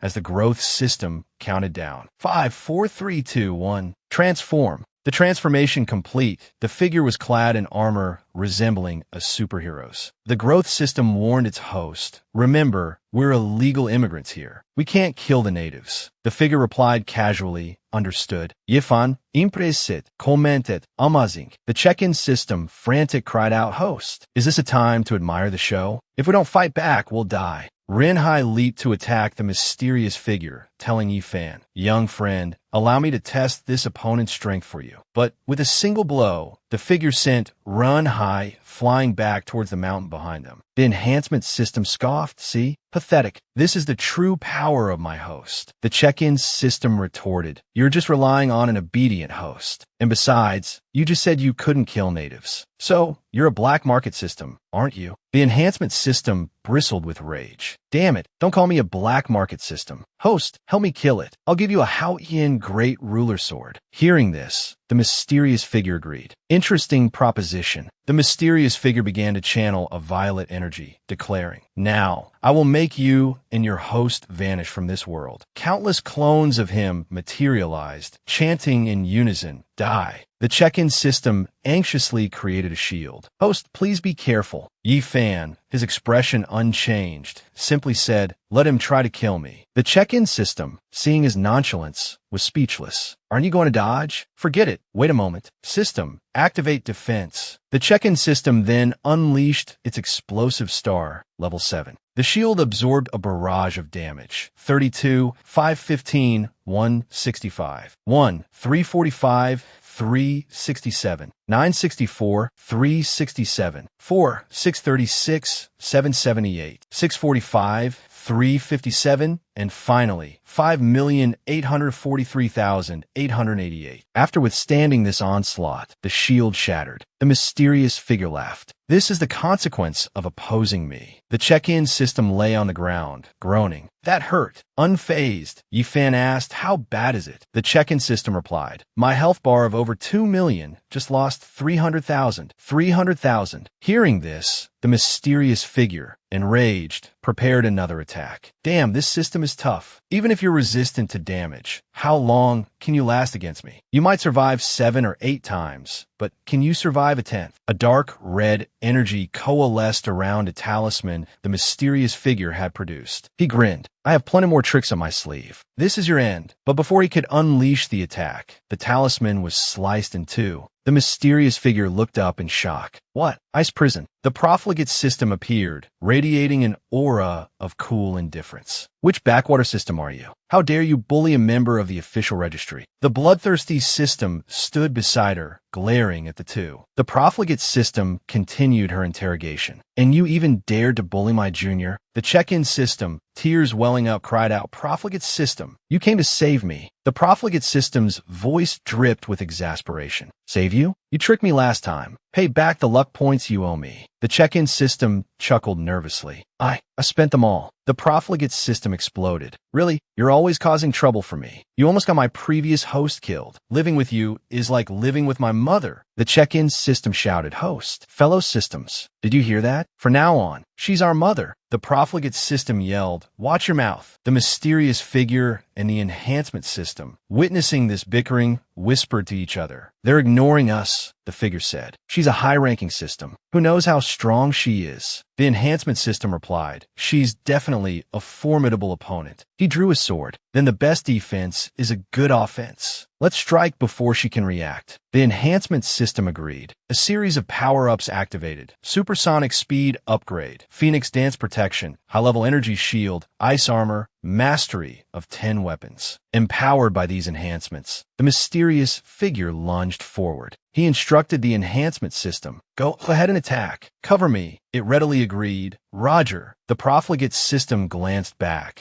observing the others charging in, and remarked, there's an unspoken understanding between master and servant. She effortlessly opened a black hole, startling the mysterious figure who was rushing forward at full speed. Damn it, I can't stop. He plunged headlong into the black hole. Inside, there was only blackness, nothing else. The enhancement system asked, where are we? The mysterious figure, addressing it, questioned, system, how do we get out of here? The profligate system, standing outside, called to them, you can't get out. Her image appeared above them. The skill she had just used was Superstar Master, Natural Disaster Imprisonment. The mysterious figure was astonished. Superstar Master, a system even stronger than the central system? How could I encounter such a system? The profligate system replied, naturally, it's because of your reckless waste of system resources. He retorted, you call that a reason? She enlarged herself, grabbed the enhancement system, and commanded, release your transformation, Gemstone Knight. The profligate system opened a black hole, dragged out both the mysterious figure and the enhancement system, and announced to those outside, the trouble has been dealt with. The check-in system praised her. No wonder you're a humanoid system. Your power far surpasses ours. You are truly our goddess. Hearing this, the profligate system urged, I like hearing that. Tell me more. Then she looked over and asked Yi Fan. You're Yi Fan, right? How are things progressing with your master? There's a certain individual named Yi Feng who has 2 children with Master Luo Tianxue. Hearing this, he wondered, why do you care about my affairs? My master and I are completely innocent, she replied. The host of the spending system, Xiao Yu, is also completely pure with her master. The profligate system proposed, do you want me to help you reach the pinnacle of life? If you bind yourself to me, I can even help you obtain the goddess of creation. The check-in system angrily shouted at her, profligate system, you're so wicked. How dare you try to steal my host? He belongs to me. Yi Fan rejected both of them. Get lost. I don't need either of you. The profligate system said aloud, what a pity, while inwardly thinking, someone actually rejected me in this lifetime. What a troublesome man. I'll have to investigate this thoroughly when I return. The enhancement system, lying on the ground, thought no one cares about me. This is my chance to escape. Sorry, host, but I don't want to be destroyed by the central system. It began to fly away. The bloodlust system, seeing this, yelled, oh no. It tried to run. It opened a rift and looked back disdainfully. Want to catch me? Too late. The profligate system calmly widened her eyes and cast a time-stopping spell. Not long after, the enhancement system found itself in the grasp of the profligate system. Terrified, it stammered, How did you do that? Why am I in your hands? The check-in system, equally astonished, exclaimed, how did you manage that? Just a glance and it's yours. The profligate system simply smiled. It's a secret. She held the enhancement system aloft, as if preparing to tear it in two. Aren't you supposed to be good at escaping? And yet you abandoned your host. The enhancement system, trembling, threatened. You can't kill me. I'll report this to the Grand System Arbiter. The profligate system scoffed. Report all you want. With a ripping sound, the enhancement system was torn asunder. The check-in system and the bloodlust system watched aghast. The profligate system offered a chip to the check-in system. Here, this is for you. The check-in system, surprised, asked, a chip? Why are you being so nice to me? The profligate system replied, acquiring its data will help you, and your host will be able to repay his debts in the future. The check-in system pleaded, please, don't mention the debts again.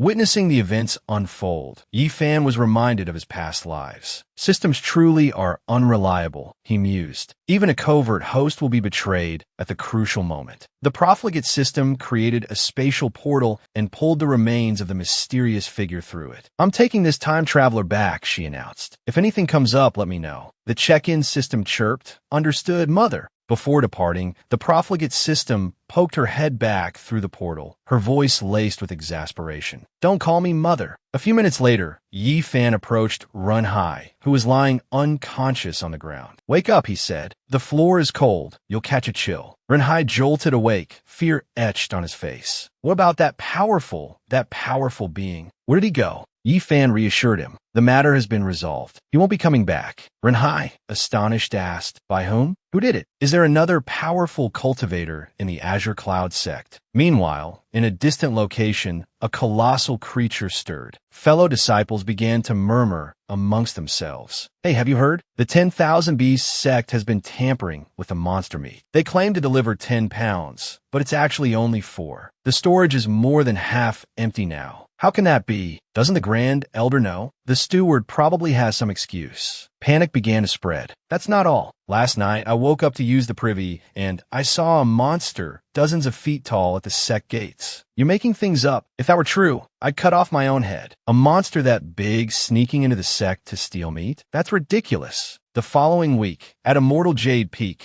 Yi Fan asked Ziyun, incredulous, "You're saying our monster meat reserves have hit rock bottom?" Ziyun confirmed, yes. Ever since the reserves dwindled, the disciples have been complaining nonstop. They say no meat, no joy. No meat to eat is like death itself. Ren Hai entered and announced, "Young friend, I've investigated these past few days. Absolutely no strangers have entered or left the sect. For the monster meat to vanish like this, it's highly likely a plot by the 10,000 Beast sect." Ziyun, unfamiliar with Ren Hai, wondered, who is this person? Why are there always unfamiliar faces around my precious disciple? Hearing this, Yi Fan said, if there isn't enough monster meat, the barbecue will have to be postponed for a few days. Ziyun continued, bringing up another issue. Today, during the 10,000 Beast sect's daily delivery, Zhen Su and Ni suddenly appeared. Zhen Su said, "Fellow Taoist Yi, I'm back." And Ni said, "Senior, it's been a while."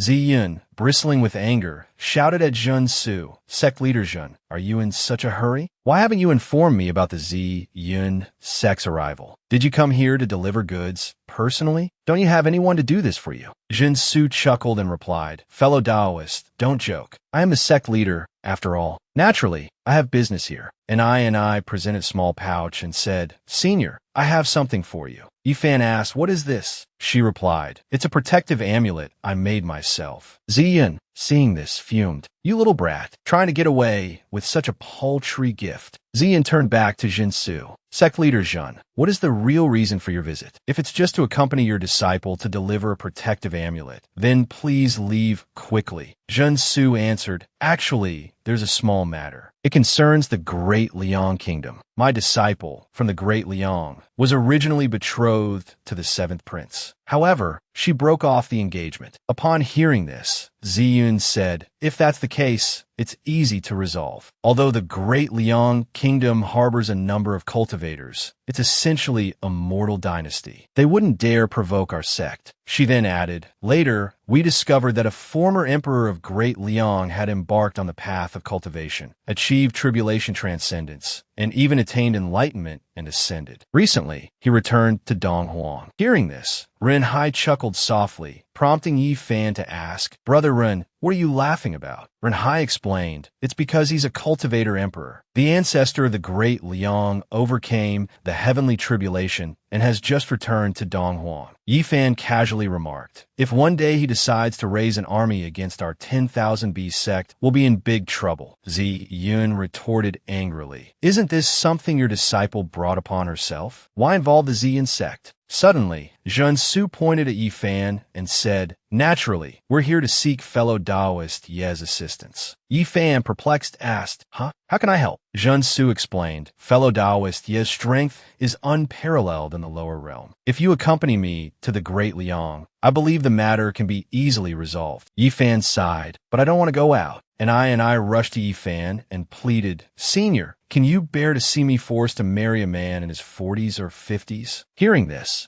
Ziyun thought to herself, only 40 or 50? Isn't that still quite young? Junsu whispered to Ziyun, let fellow Taoist ye go. If something were to happen to Liang, fellow Taoist, ye might develop a heart demon tribulation. Renhai chimed in, young friend, I'm quite familiar with the Great Liang. It's truly a wonderful place with beautiful scenery, bustling cities, cultural wonders, and delicious food. A trip to the Great Liang wouldn't be a bad idea. Finding the argument persuasive, Yi Fan said, it's true that I haven't been out for a while. Jin Su, delighted, said, so fellow Taoist Yi, it's settled then. Ziyun, however, was inwardly fuming. Despicable, trying to lure my precious disciple away with the threat of a heart demon tribulation. Yet, she couldn't refuse. There are too many trivial matters in the sect. Even if I went to the Great Liang, I wouldn't be of much help. What should I do? Just then, Zibing entered. Are the people from the 10,000 Beasts sect here? Ziyun pulled her aside and said, my eldest disciple, you've arrived at the perfect time. Go with your junior brother on a trip to the Great Liang. She then recounted the entire situation to Zibing. After finishing the story, Ziyun asked, eldest disciple, do you still remember the task I entrusted to you?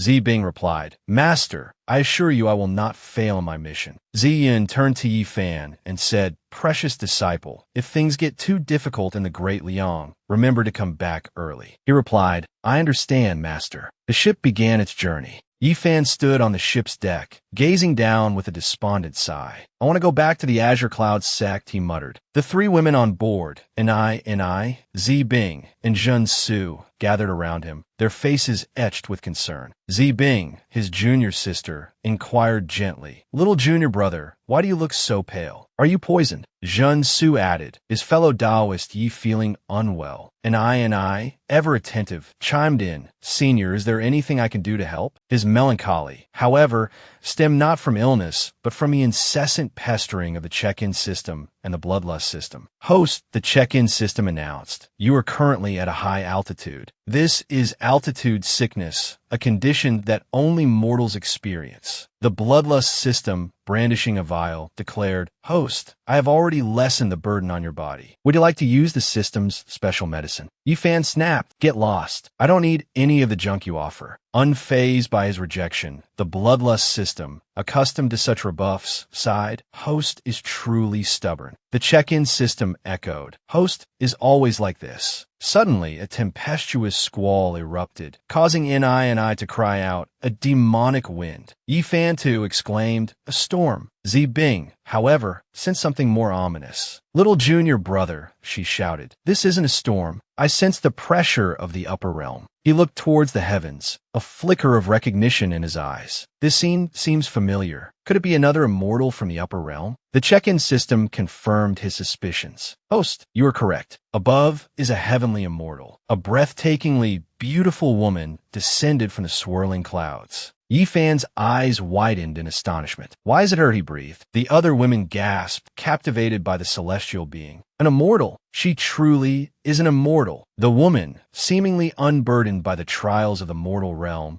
beamed upon seeing him. She rushed towards him, throwing herself into his arms. Senior, she pleaded, please help me. The other women stared in stunned silence. Zibing cried out, little junior brother. Jian Su was equally speechless, gaping at the scene. Fellow Taoist Yi, and I, her mouth forming a perfect O, stammered, you know an immortal? Ye Fan pondered it, Beijing did it. I'm just a mortal. Why does everyone want my help? As if reading his thoughts, the profligate system interjected, Host, you have us. Just then, several figures descended from the sky, their faces contorted in rage. Found her. She's there, they roared. The check-in system, puzzled, asked, why do they all look identical? The bloodlust system chimed in. Aren't they the heavenly generals defeated by the profligate system? Yi Fan offered a dry observation. Or maybe they're triplets? Huang Ru clung tightly to Yi Fan, her voice desperate. Senior, save me. He couldn't help but wonder. Don't your knees hurt? She looked up at him, her eyes pleading. Senior, please help me just this once. I'm willing to be your ox and your horse for the rest of my life. And I gasped at her words. Be his ox and horse? My sisters taught me. Isn't that offering one's body? Seeing Huang Ru's desperation, Yi Fan relented. All right, I understand. Just stop pulling on my pants. The heavenly generals boomed, their voices filled with righteous indignation. Huang Ru, you have escaped from the upper realm countless times. This crime is extremely serious, and you colluded with the lower realm. You deserve death. Plotting to assassinate a heavenly general is even more unforgivable. This time, you will wish you were dead. Huang Ru protested. Heavenly generals, it wasn't me. I didn't kill anyone. I don't know anything. The bloodlust system piped up. I didn't do it either. I even spared his life. The heavenly generals drew their swords, their voices ringing with finality. Huang Ru, you are sentenced to death. A beam of light pierced the clouds, illuminating the small ship below. And Zi Bing pulled Yi Fan along, urging him, Junior brother, that's heavenly lightning. We need to get out of here. If we stay here, we're dead. Meanwhile, Huang Ru clung to him, pleading, Senior, don't go. You can definitely defeat them. A boom echoed as two heavenly generals were obliterated. It turned out the bloodlust system had conjured a rocket launcher and blasted the two generals to smithereens. It boasted, Host, look, I took care of it. The check-in system chimed in. Are you really the chicken blood system? You said it was a 5-fold increase, but the result is a power boost and rocket launcher proficiency.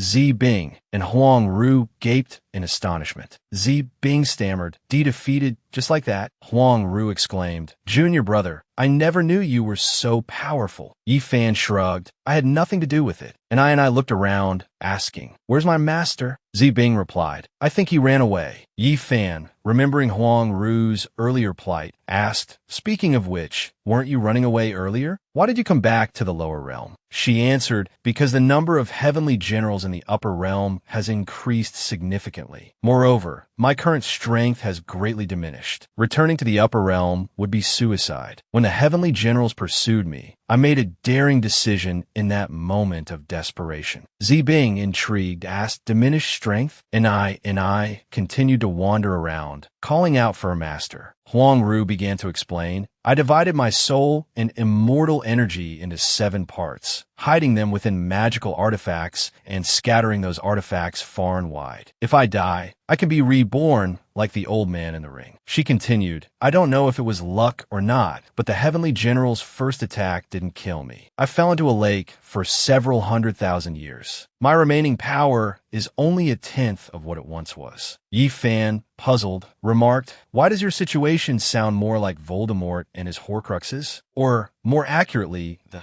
7 Dragon Balls? Suddenly, he pulled something out of his pocket. Misinterpreting his action, Huang Ru shrieked, Senior, you want to undress here? This is a public place. It's not appropriate. He held up an ornate hairpin and asked, What are you talking about? Is this hairpin yours? Huang Ru joyfully took the hairpin, her voice filled with gratitude. My hairpin. It was in your possession, Senior. How did you know? Yi Fan replied, It was payment for the fair. Figuring out it belonged to you wasn't difficult. She focused her power on the hairpin. Thank goodness. My soul and immortal energy haven't dissipated too much. And I marveled. The immortal, she's become stronger. Huang Ru replied cheerfully, Don't you worry. Once I retrieve a few more artifacts, I'll be a true heavenly immortal again. Yi Fan, remembering his earlier question, asked, What did you do wrong in the upper realm? Why did you have to risk your life and descend to the lower realm? Her expression turned somber. It's a long story. It all started with our immortal emperor. Huang Ru began her tale. In the past, our immortal emperor was a benevolent ruler, rarely interfering in the affairs of the major immortal sections. He established a single principle to maintain the balance of resources in the upper realm. Excessive birth leads to no birth. Excessive consumption leads to only one birth. However, for some unknown reason, the immortal emperor's personality changed. He began frantically building his army to attack the demon clan. This war lasted for hundreds of years, and all the talented youths of the upper realm perished because of it. And so, because of this, the population of the upper realm is quite sparse. A large number of copies will appear on the screen, Huang Ru explained. The immortal emperor has demanded that all immortals quickly marry. Otherwise, he will arrange marriages by force. She sat down dejectedly, adding bitterly, I've been in the upper realm for tens of thousands of years, and I haven't found anyone I like. If the immortal emperor arranges a marriage for me, who knows who I'll be forced to marry? After much deliberation, the only way to survive is to escape to the lower realm. and I took Huang Ru's hand and said, "Immortal sister, I understand you completely. I also don't want to marry a stranger for no reason." Huang Ru asked in surprise, "Young friend, you too?" Yi Fan, curious, asked, "What happens if you don't have children after marriage?" Huang Ru jumped up, shouting, startling Yi Fan. "Then the consequences are even more severe. He'll send a group of heavenly generals to surround you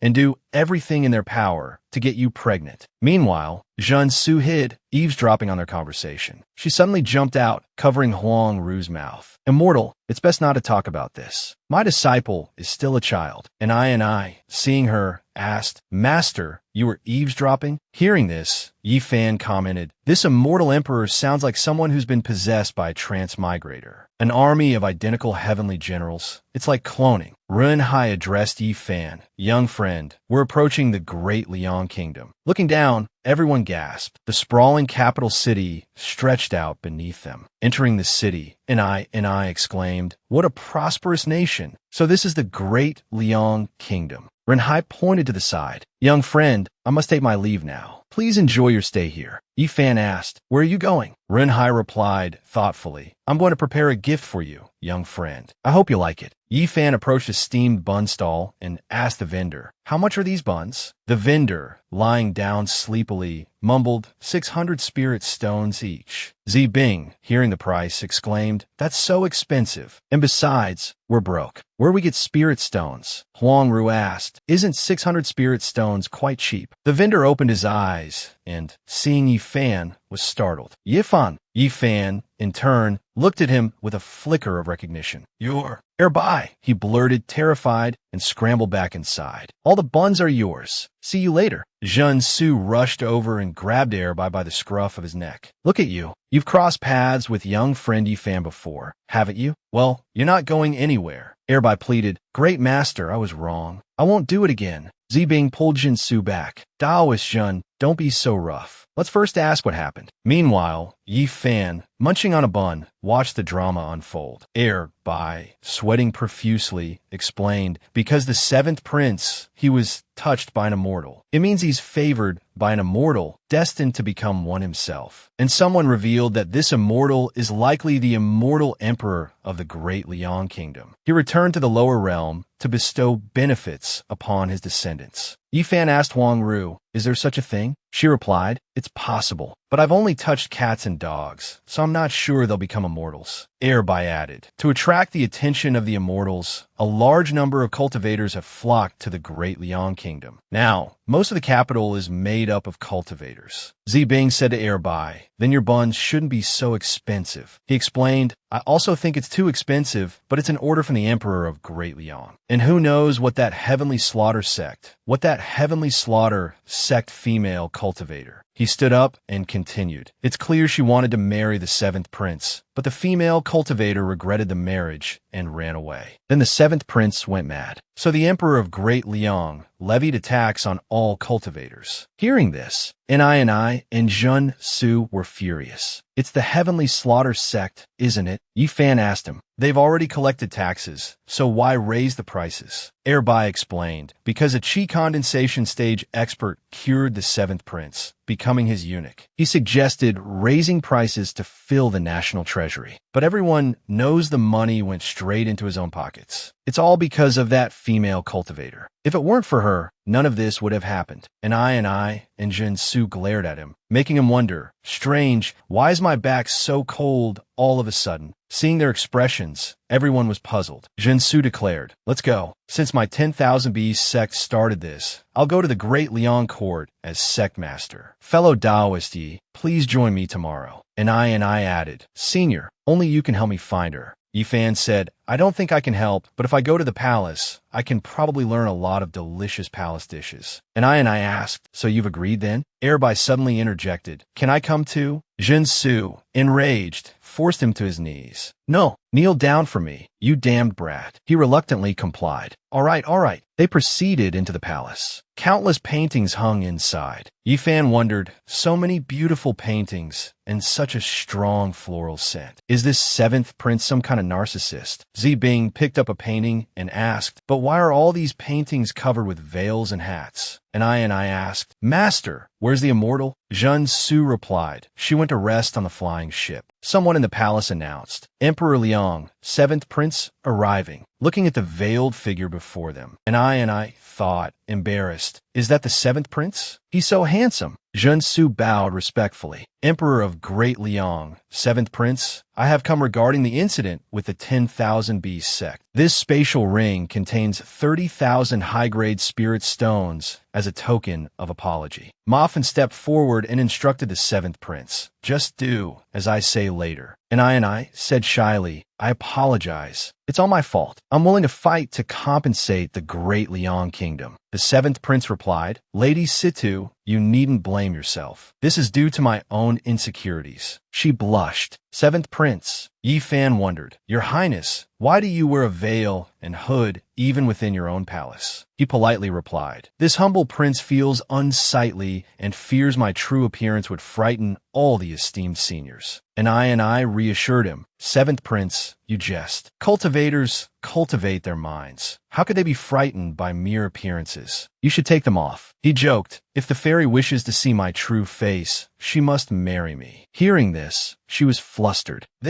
Meanwhile, the check-in system and the bloodlust system fumed. Why is this guy so secretive? I'll uncover it for the host. Flip that veil. The bloodlust system rushed forward and snatched the seventh prince's veil. The veil flew away on the wind. A hideous face was revealed. He cried, My face covering. Lady Situ, wait while I find my face covering. And I was utterly shocked. But the seventh prince, abandoning all shame, declared, Forget it, young lady. You'd best just fulfill your promise and marry me. She kicked the seventh prince in the face, sending his head smashing into the ceiling with a sickening thud. From below, the emperor cried out in alarm. My son! Ma Fan roared, audacious. He then commanded his soldiers to attack. How dare you sneak attack the prince of Great Liang? Seize them! The soldiers surged forward, weapons raised. Zhen Su challenged Ma Fan. Why are you here? And you, people of the Sun Spirit sect, what gives you the right to command the cultivators of the royal city? Meanwhile, Yifan mused to himself, I thought this brat was already hanged. Ma Fan retorted, Sect Master Zhen, I am currently the national teacher of Great Liang. Isn't it perfectly normal for me to command the cultivators? You came to visit the seventh prince and injured him. If you don't give Great Liang an explanation today, none of you will leave easily. The soldiers began to deploy the Great Liang Nation Protecting Formation. A shimmering barrier began to materialize. Zhen Su exclaimed, The Nation Protecting Formation? This is clearly the 6-een profound wind formation of your sect. Yifan wondered, what the hell are they doing? There's a dark cloud hovering over my head. I wonder if it's going to soak me to the bone. Ma Fan sneered, Keep acting tough. Let's see how long you last. As the formation activated, Zibing sensed her spiritual power being sealed. And I thought in confusion, why can't I use my spiritual power? Ma Fan addressed the archers. So, you've all become mortals now, haven't you? Archers, prepare. A shout of stop rang out, and the arrows mid-flight were sliced clean through. It was Renhai. Ma Fan, still slightly intoxicated, squinted at him. Who are you? Wait a minute, you look familiar. Renhai bellowed. I'm the 5th emperor of Great Liang. Renhai, I command you to cease this at once. Ma Fan paled, his bravado instantly evaporating. A void transformation immortal? Incredible. Great Liang actually has an immortal? But that was just a lie I made up to control the cultivators around Great Liang. I never thought he actually existed. The current emperor shouted, You claim to be our ancestor? Why should I believe you? Who are you anyway? The seventh prince, equally disbelieving, yelled, Just saying a few words doesn't mean we have to stop. Anticipating their disbelief, Renhai declared, If you want proof, then feel the bloodline of your ancestor. The bloodline of the Dong. Suddenly, 2 figures in the distance burst into flames, their clothes disintegrating. They shrieked, My clothes! They're melting! But the emperor and the seventh prince stood there, bewildered. Why don't I feel anything? This must be some kind of cultivator trickery. Renhai was equally puzzled. Strange. Why did only those two feel the bloodline? Could it be that the bloodline of the others is too thin? Yi Fan offered a chillingly logical suggestion. Or is it possible that they aren't actually related to you? The system chimed in, unfurling a long scroll. After checking, this current imperial family is basically unrelated to him. According to calculations, that emperor was cuckolded about 2,300 years ago. Or maybe the imperial liver underwent some kind of mutation. It offered its condolences. My deepest regrets. Renhai lamented. How could this be? The throne of my Ren family, stolen by another. Ma Fan shrieked. This man is incredibly dangerous. Seize him at once. His subordinates immediately balked. Do you think we're fools? He's a Vu Hoa, immortal. Even if he's not a true immortal, we're still no match for him. National teacher, stop your blathering. If you're so brave, you go first. A thunderous roar split the air. Suddenly, a gigantic red eye, nestled within a gaping maw, materialized. It slammed against the barrier. With a single blow, the formation shattered. Ma fane subordinate paniqued. Damn it, who the hell is that? Help! Someone quickly reinforced the formation. Hearing this, the women with Yi Fan rejoiced. The formation is broken. Yi Fan recognized it as the Great Black Lizard. It breathed fire downwards. The arrogant Ma Fan from moments before was now reduced to pathetically begging for his life. Sect Master Zhen, save me. I swear I'll never be your enemy again. Please, save me. Zhen Su refused. I don't know what kind of fire this is, so I can't save you. Ma Fan knelt, pleading, Sect Master Zhen, I truly know I was wrong. He remained frozen, unable to act. Seeing this, the emperor cried out, the national teacher is dead. The humiliated royal family and nobles knelt, calling out to Renhai. Yi Fan's ancestral figure, observing this, remarked, Old friend, your descendants are calling for you. He retorted angrily, I'm not your ancestor. You are not of the same bloodline as our Ren family. I have no obligation to protect you, much less any obligation to protect Great Liang. From this moment forward, Great Liang's life or death is of no concern to me. Renhai led Yi Fan away, saying, Young friend, I apologize for letting you witness such horrors. I will treat you to a meal at Xiange. Yi Fan replied regretfully, I guess I won't be having any palace cuisine today. Oh well. The royal family and nobles continued to call out to their ancestor. Ma Fan's subordinates surrounded them, shouting, What Great Liang? Bullshit, it's all a lie. You order us around, acting like you're better than everyone else. If your Liang kingdom has no connection to the immortal fate, then don't blame us for showing no respect. The emperor paled, knowing it was over. Utterly and completely over. A figure riding a dragon in the sky spoke. Great Black, my wounds are beyond healing. You must go on without me. The dragon replied, Dear friend, what are you saying? We finally defeated that false Taoist who, and now you tell me to go on alone? The figure was revealed to be Yi Fan, now gravely wounded. He produced a pill and said, This world is about to be destroyed by him. He handed the pill to the dragon. This world-destroying fire pearl. I return it to you. Then Yi Fan plunged into the sea. The dragon could only watch as Yi Fan disappeared beneath the waves, calling out, Dear friend. The last thing it saw was the splash as Yi Fan plummeted. The dragon, frantic, dove into the water, desperately trying to save him. Yi Fan, dear friend, it cried, searching amongst the predatory fish below. Despite its efforts, it couldn't find him. The dragon roared in anguish. Where are you? It was then that Yi Fan awoke from his nightmare. The aroma of steamed buns roused him from sleep. And I, seeing Yi Fan stir, inquired, Senior, you're awake? Yi Fan, disoriented, asked, Where is your master? And I, munching on a bun, replied, She said there was an internal conflict in Great Liang last night. The cultivators established their own sects, and, as righteous cultivators, were supposed to collect taxes from them, but they refused. Are you still seasick, Senior? Yi Fan responded, I'm fine now. Having just spoken, his face paled, and he promptly vomited, admitting, All right, I am seasick. What happened outside? Brother Wu, this boat is too dangerous. Renhai entered, asking, Who's steering this ship? Yi Fan inquired, Senior Ren, weren't you just in secluded meditation? Suddenly, realization dawned on him. Wait, Brother Ren,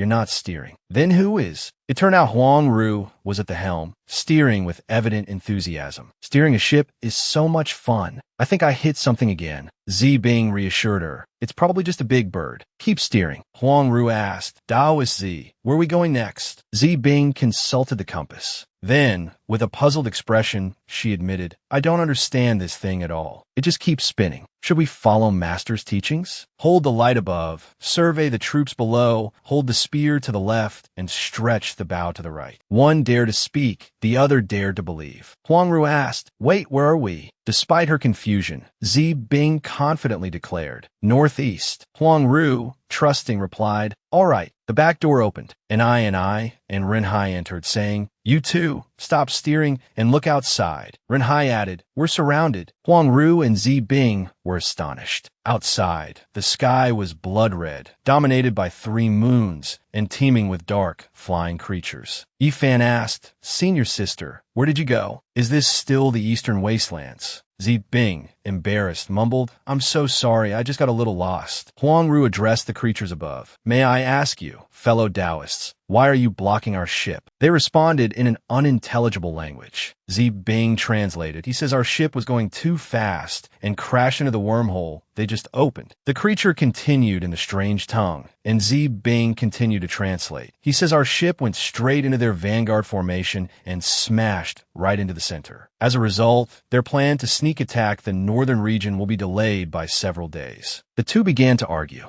Zi Bing, not only mimicking the voice, but also the expressions, exclaimed, Righteous cultivators, I've had enough of you. The creature retorted angrily, Just translate. Don't imitate our voices. Seeing her like this, Yifan was curious. Elder sister Zi Bing, how do you understand what they're saying? She replied cheerfully, When I was cultivating years ago, I got lost in the northern wastelands. I fought these outer realm evil spirits every day, so I can understand them perfectly. Their individual strength is so weak, I just stayed there. I cultivated from the golden core stage all the way to the nascent soul stage. Hearing this, he said, fighting every day and still having time to cultivate? Elder sister, you truly are a master of both the pen and the sword. Zi Bing, engrossed in conversation, replied, Oh, it's nothing at all. How could I compare to a monstrously talented junior brother like you? Lost in their banter, they failed to notice the dark creatures swarming towards them. Huang Ru called out a warning. Careful, they're attacking. A gigantic goldfish materialized, conjured by Huang Ru using her hairpin and the carp's leap technique. When the creature was struck,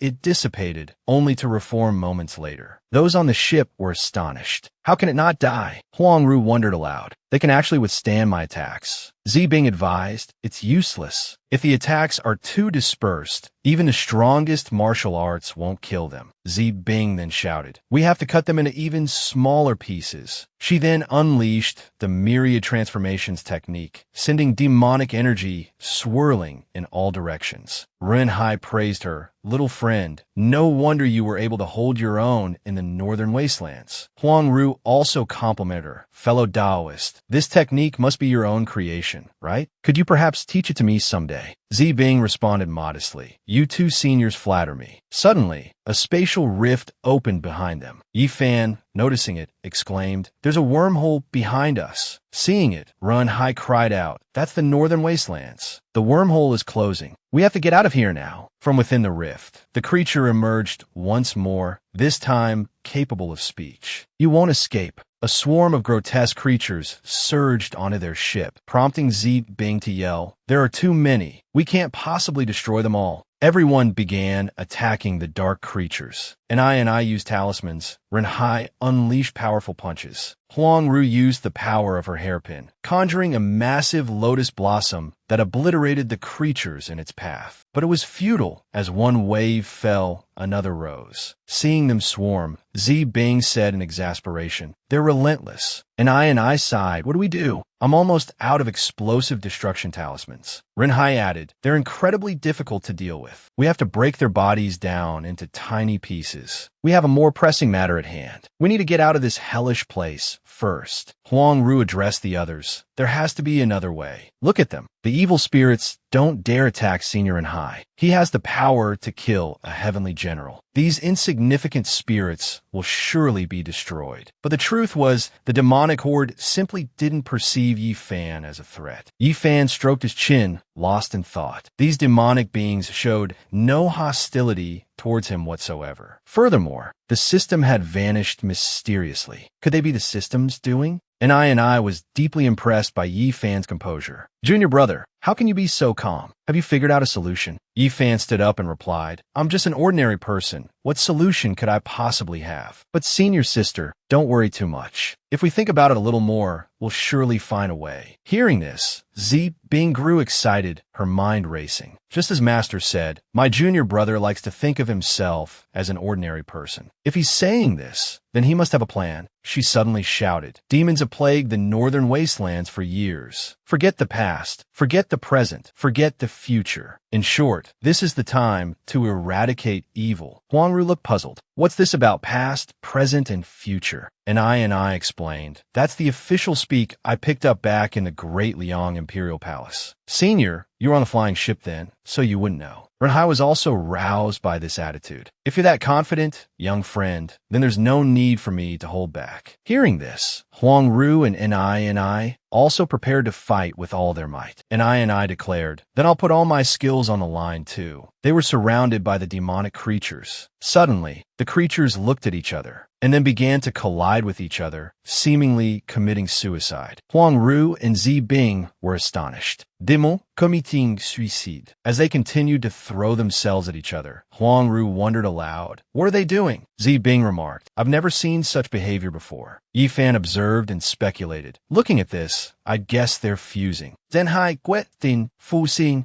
Moments later, the smaller creatures had combined into larger beings. Golden Core Stage, Nascent Soul Stage, Soul Transformation Stage, Spirit Severing Stage, Body Integration Stage, Grand Completion Stage, Tribulation Transcendent Stage, Heavenly Immortal Profound Immortal. Zenhai Etglim Svetio Imotang. They became celestial immortals in such a short time. Huang Ru was equally bewildered. What kind of technique is this? I've never heard of such a thing in the upper realm. Nini fearfully klitched Ziai Bing's hand. Senior Zibing, are these evil spirits truly this powerful? It feels like if just a few of them appeared, the northern territories would be doomed. Zibing was also perplexed. How can this be happening in the northern wastelands? Their numbers are greater than insects, but those exceeding nascent soul stage were few. But if each one can become a celestial immortal, the entire immortal realm will collapse. Yi Fan looked up at the sky, pondering. Could it be because of the moonlight? What game is the system playing? Are they trying to create a hopeless situation to suppress us? Renhai turned to Yi Fan for advice. Young friend, how are we supposed to fight this? Suddenly, Yi Fan shouted, come out. I know you're hiding nearby. His words confused everyone on the ship. A moment later, a fireball appeared. It plummeted down, scattering the demonic horde. As the fireball dissipated, the silhouette of a creature emerged. It stood facing them. Renhai gasped. What kind of demonic beast is that? Zi Bing praised. It destroyed the demons with a single attack. Its power is no less than Senior's. The creature moved in front of Yi Fan and said, you discovered me. After all, having said this, she transformed into the shape of a beautiful girl and called him friend. Yi Fan, startled, asked, are you Great Black? Yi Fan kept asking Qing Lan, Great Black, are you? She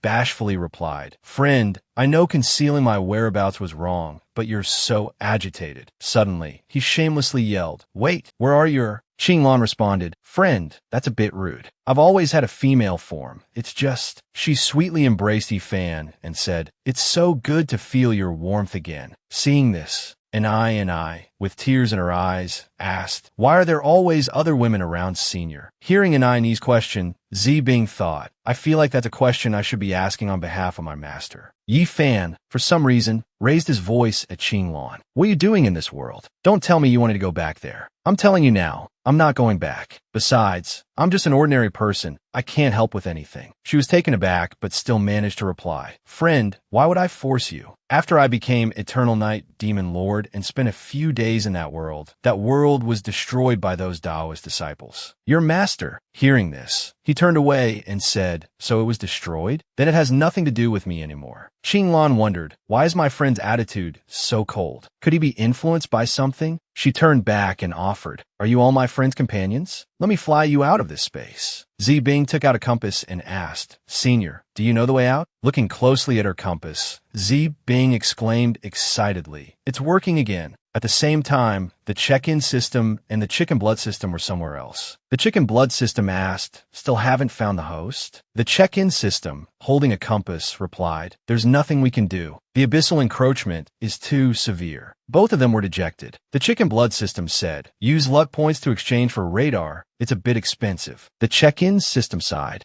We're out of money, but they didn't notice that their ship was flying right behind them. As it approached, they realized and exclaimed excitedly, Great, the host is here. But they didn't have time to dodge and were hit by the ship. So, when they boarded and met Yi Fan, they both had bumps on their heads. The chicken blood system dejectedly said, Host, we're back again. The check-in system excitedly called out, Host. Yi Fan asked, Are you done with your act? The check-in system asked, confused, Act? What act? Yi Fan angrily accused them. You know perfectly well, repeatedly creating danger, pushing the people around me to their limits. I put up with you too for far too long. Hearing the baseless accusations, the check-in system retorted indignantly, Host, I didn't set any traps, and I certainly didn't harm anyone around you. If I'm lying, let the great system erase my data 100 times, then throw me into a dark cave and completely destroy me. The chicken blood system also spoke up in its defense. Host, it's telling the truth. If we harm the host, our efficiency would become negative. Yi Fan calmed down and asked the check-in system, All right, I'll believe you two this once. Tell me, what happened to you two? Where did you disappear to? It happily replied, Host, it's like this. We were interfered with by the moon particles of the dimensional fragment, so we couldn't detect your existence. Confused, he asked, Moon particles? The check-in system began to explain. It's something similar to the moon. Hearing this, Yi Fan exclaimed, This thing has a blocking function too? That's useful. The chicken blood system added, Exactly. If anything happened to you, we wouldn't know. You're repeating yourself. This blocking function is actually quite useful. The check-in system echoed the chicken blood system's previous statement. Exactly. If anything happened to you, we wouldn't know. Back at the rear mountain of the purple cloud sect, Long Shichi lurked, muttering to itself. Today marks the 15th day of my servitude as a human cultivator's spiritual pet. Ever since I started following this human cultivator, life has been utterly monotonous. It grumbled, clearly referencing Mingbai. Every single day, it's either watching this idiot cultivate, bringing him meals, or listening to him boast. This foolish master, does he even have any prospects? Despite its complaints, Shichi had to admit, well, I have to concede, this brat has already reached the middle stage of nascent soul cultivation, higher than even the sect master. It then recalled its encounter with Fei Yi. That crazy dog-raising woman outside wouldn't dare lay a finger on me. The look on her face. Staying here isn't so bad after all. It remembered taunting her. Come on then, kill me. Lost in thought, it suddenly cried out, No. Long Shichi, oh Long Shichi, how could you have fallen so low? Shichi was despondent. As a noble true dragon, I should be soaring across the vast skies and traversing majestic mountains and rivers. How can I be reduced to a common spiritual pet?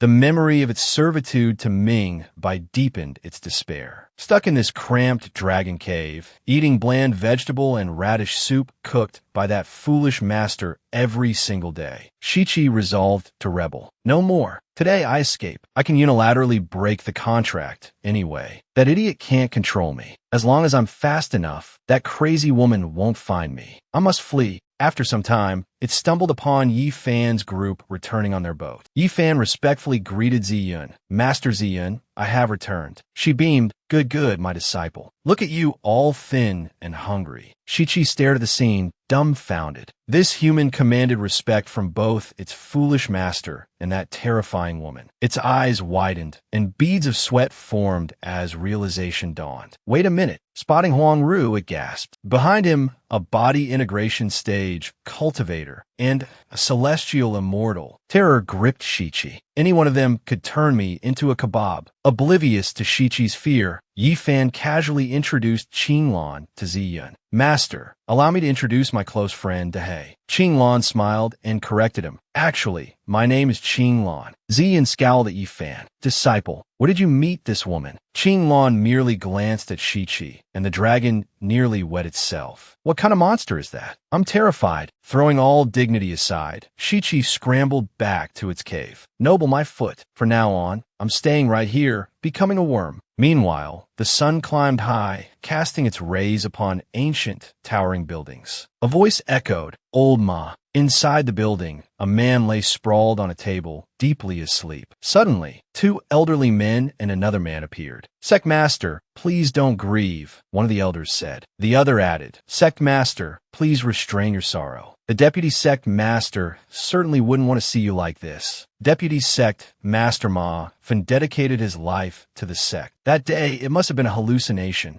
Roused from his slumber, the man's eyes snapped open, radiating fury. He lifted his head and roared, What are you blathering about? That sissy is dead. I'm overjoyed. The three elders, upon hearing this, exchanged bewildered glances. The man pondered their apparent lack of unity. Is their relationship truly this fractured? He mused. The elder with brown hair spoke up. So, the position of Deputy Sect Master remains vacant. Whose turn is it now? The silver-bearded elder also broke his silence. I am an elder of this sect, having served 3 generations of leaders. Shouldn't I be allowed to take the lead? He clutched the command token in his hand, his brow furrowed as he sat back in his chair. It seems none of you are truly interested in avenging Ma Fan's death. Even in death, Ma Fan should serve a purpose. His voice darkened. Those bastards from the 10,000 Bees sect, we can't defeat them. But the Purple Cloud sect? Just 2 nascent soul cultivators dare to ride roughshod over us. His mood darkened considerably, a grim shadow falling over his features. Transmit my orders, he commanded. Go to the Zhenta sect and invite a few assassins. A handsome reward awaits whoever brings me Yi Fan's head. Upon receiving his instructions, the others bowed respectfully. Yes, Sect Master. Meanwhile, Yi Fan was cheerfully preparing a meal. Today is a good day for cooking, he hummed. Suddenly, the check-in system appeared, shattering the pleasant atmosphere. Clutching a book, it announced, Host, today, I've helped you check in and obtain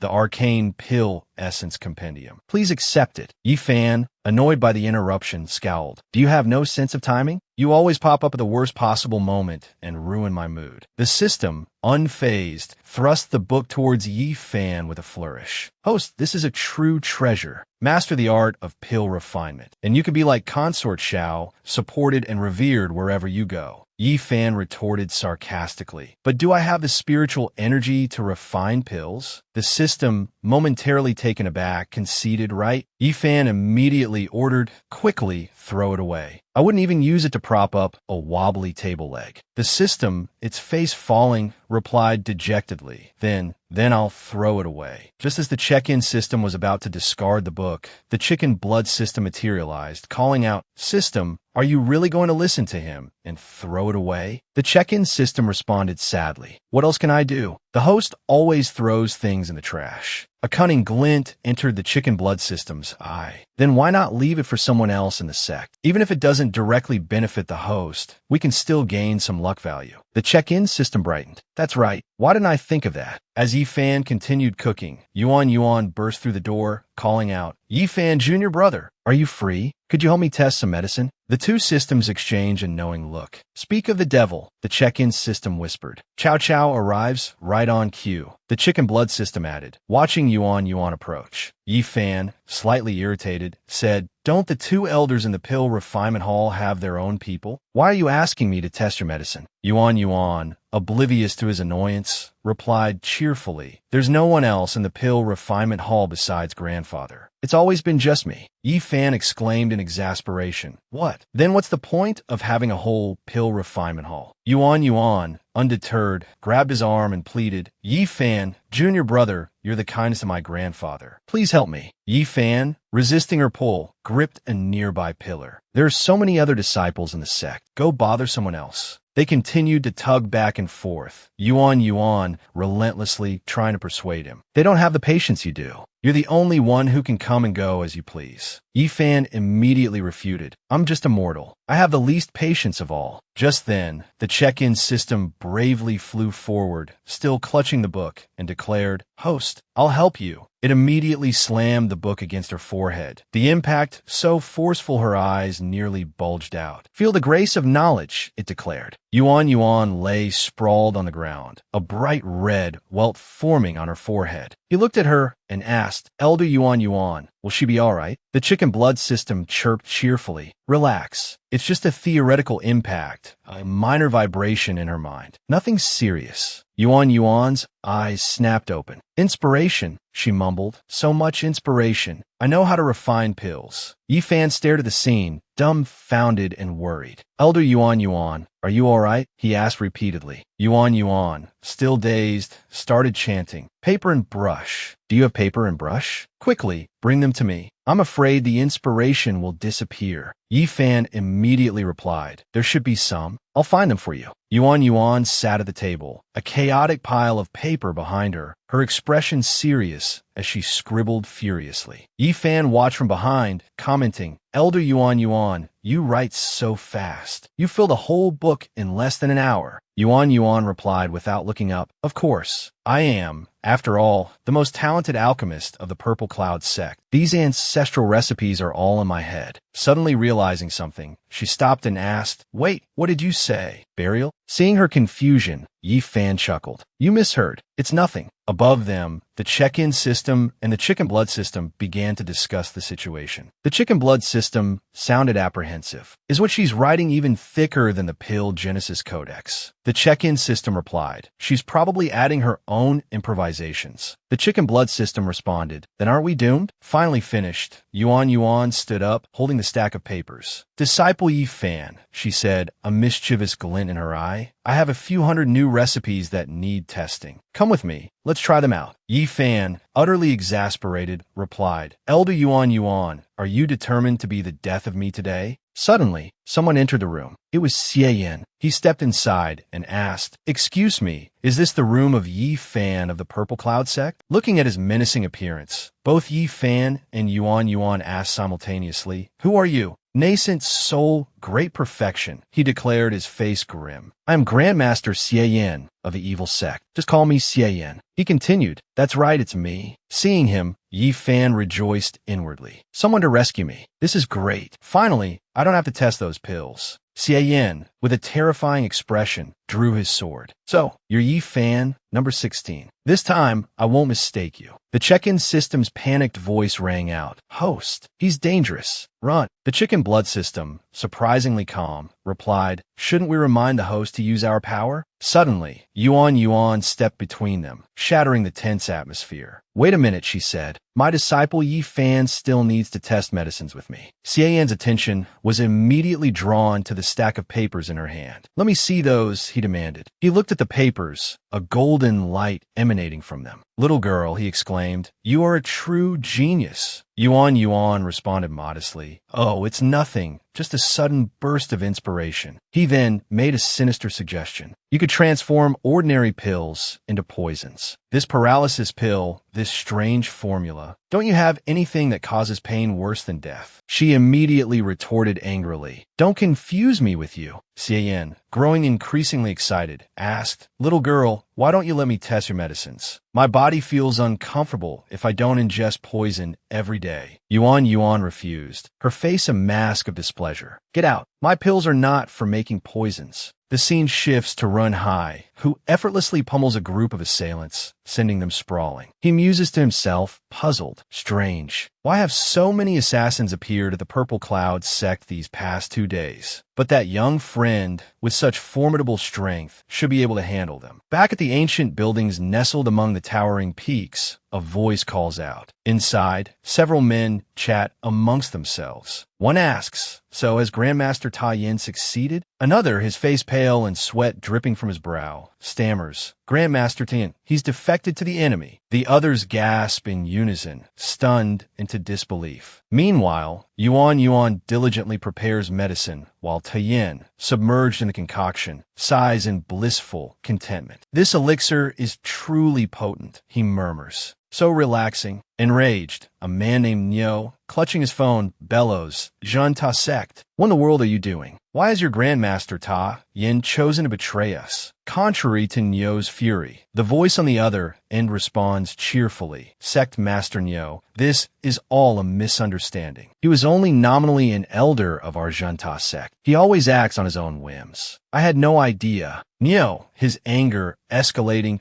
tightens his grip on the phone. So, when our ancestor emerges from seclusion, let's see how you explain this. The voice on the other end, suddenly panicked, interjects, no, don't tell your ancestor. I'll immediately dispatch the rogue brothers of the Min Mietang. Nyo's rage momentarily subsides as he questions, Min Mietang. The voice on the other end explains, you know, the Min Mietang, the notorious assassin group of the Wastelands? Our trump card. If they take action, I guarantee we'll deliver the heads of Tai Yan and Yi Fan to the Tai Yang Xing sect. Nyo replies, satisfied. Very well. I'll await your good news. Behind the Purple Cloud sect, near the Beast Pens, Bai Tao nervously hold a piece of equipment, asking, does she count as a spirit beast too? Qinglan, approaching from the front, grins and says, fancy seeing you here at the Purple Cloud sect by Tao, and you're in charge of spirit beast care? If you're capable, put this on her. Suddenly playful, Fei Yi shoves Bai Tao forward. Annoyed, Qinglan quips, little sister, I feel like you haven't had any scenes lately. Today, it's your turn for some training.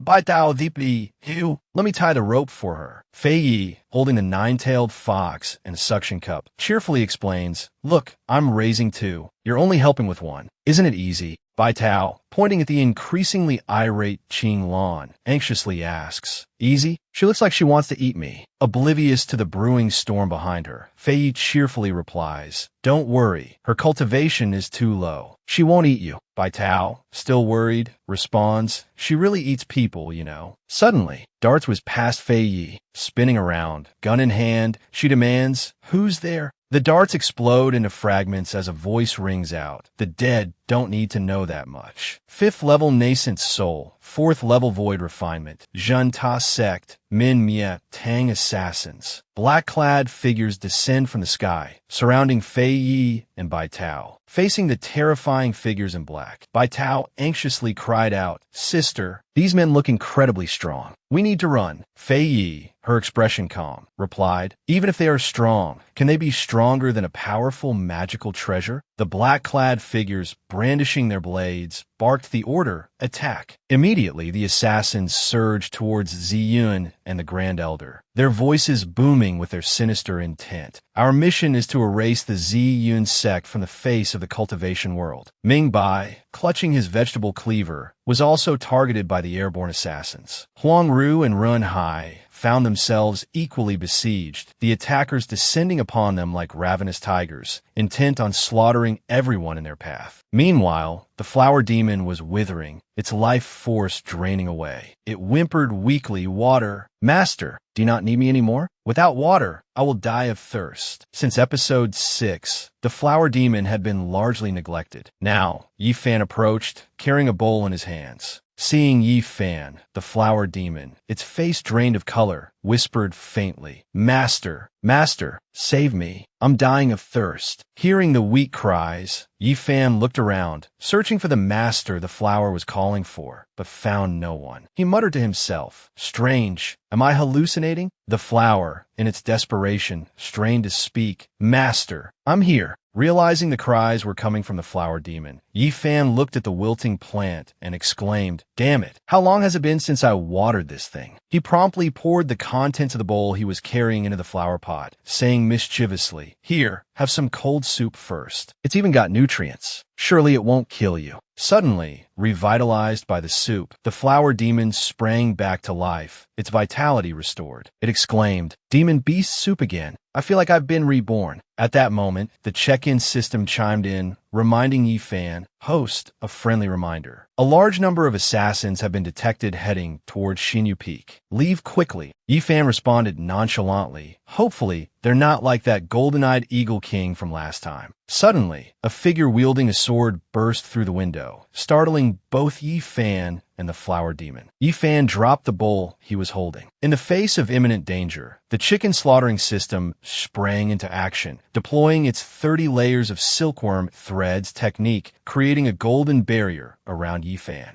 Yifan's house now lay in ruins, debris scattered everywhere. The intruder was none other than Xie Yin. He strode casually toward the shattered window frame and remarked, "My window." He then sat down amidst the wreckage, saying cheerfully, "Young friend Yifan, don't blame me for bringing guests." Perched on the windowsill, the leader of the assassins taunted, "Still worried about your window? You should be more concerned about your life." He was the leader of the Min Yetang. He looked at Xie Yin with amusement and said, "Xie Yin, I never thought you'd betray your sect for a mere pill recipe. You deserve to die." Unfazed, Xie Yin retorted angrily, "You bunch of ignorant fools. All you know is mindless slaughter. What do you understand? I made an agreement with your sect master long ago. If a certain day arrived, he wouldn't interfere with me." Enraged, the leader drew his sword. Brandishing the sharp blade, he ordered his men, "Don't just focus on Xie Yin. Kill Yifan too." His subordinates immediately replied, "Yes, sir." Suddenly, Ren Hai, Huang Ru, and Qing Lan descended from the roof. They shouted in unison, "Let's see who dares." The leader's face flushed red. He stammered, "Why are you all here? Wait a minute. Could it be that all the hundreds of brothers I sent to kill the Xian sect are dead?" Huang Ru, with a dazzling display of magical prowess, declared, "Even if you Qi refining stage cultivators numbered in the thousands, you would still be no match for me." Qing Lan, equally ablaze with righteous power, added, "Leave these enemies to me." Hearing this, the enemy leader paled, stammering, "This spiritual power. Could you all be Tribulation Transcendence stage masters?" Ren Hai, with a scornful chuckle, tugged down his hood. "Tribulation Transcendence? You overestimate yourselves."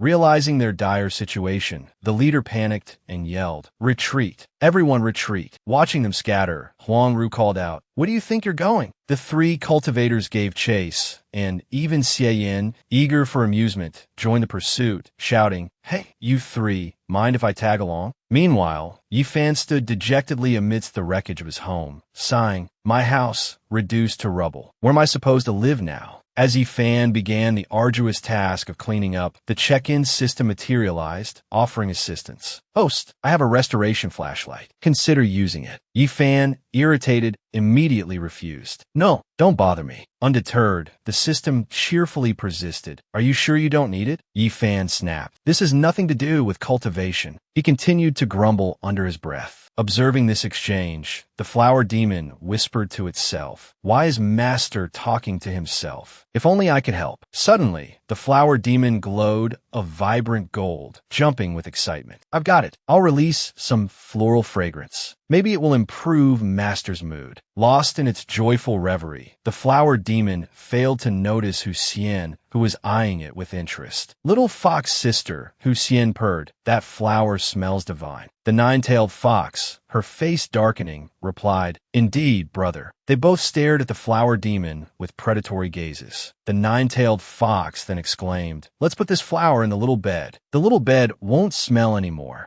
The flower demon wailed in terror. "What do you want from me? Help! Save me!" Its cries echoed throughout the purple cloud sect. Night fell, and the moon cast its silvery glow upon the scene. The leader of the assassins, trembling with fear, brandished his sword. "I'll warn you," he stammered. "Even if we are weaker, we still have our dignity." Zenhai sculpt, "Spare me the dramatics. Which one of us four do you want to die by? We're all eager to earn some merit." Facing the four powerful cultivators, the few remaining assassins trembled. "Is there no chance for redemption?" their leader pleaded. "None," came the cold reply. Suddenly, a strange scent wafted through the air. Huang Ru wrinkled her nose. "What's that smell? Flowers, death, and earth?" Ren Hai, equally surprised, added, "Such pure spiritual energy. There's even a hint of heavenly Tao comprehension within it." They looked up to see the nine-tailed fox and Hu Xian descending from the sky, perched atop a green coffin. Hu Xian called down, "Sister, look, we brought the little darling back." The remaining assassins gaped in astonishment at the sight. Fei Yi, staring at the coffin, exclaimed, "What did you bring this time? Let's have a look." The coffin emanated the strange fragrance that had captivated everyone's attention. Seeing so many powerful figures gathered around, the flower demon cowered in fear. So many grandmasters surrounding me. At this point, everyone crowding around the flower demon only made it more frightened, beads of sweat forming as Qing Lan stared intently, murmuring, "So it's a flower demon. A plant spirit cultivated in the upper realm. They're nearly extinct." Xie Yin chimed in. "It seems they're also called Tianlingji. If nurtured properly, their cultivation talent is no less than a human's." Fei Yi then approached Hu Xian, questioning, "Where did you get this flower?" He meekly replied, "From Master. Master takes good care of it." Ren Hai, with a serious expression, spoke up, "So it's little friend's spiritual pet who brought this flower here. Could be that it wants us to cultivate this flower demon together." Xie Yin responded, "Unexpectedly, he's so young, yet has such foresight." Seeing everyone's guard down, the three black-clad figures began to contemplate escape. The purple-haired one whispered, "Boss, they seem to want to turn us into fertilizer." The green-haired one added nervously, "They're not paying attention to us. Let's slip away." Before he could finish his sentence, their cowardly leader had already taken off running. "What are we waiting for? Run!" The two remaining assassins gaped after him, yelling, "Boss!" As he ran, the leader noticed something behind him. Gritting his teeth, he asked, "Huh? What's this thing?" No sooner had he spoken than a fiery explosion erupted with a tremendous roar. He was sent flying through the air, his body blackened by the blast. The two assassins below watched in speechless terror, tears streaming down their faces. The explosion was Qing Lan's handiwork. She casually blew on her fingers, looking incredibly cool.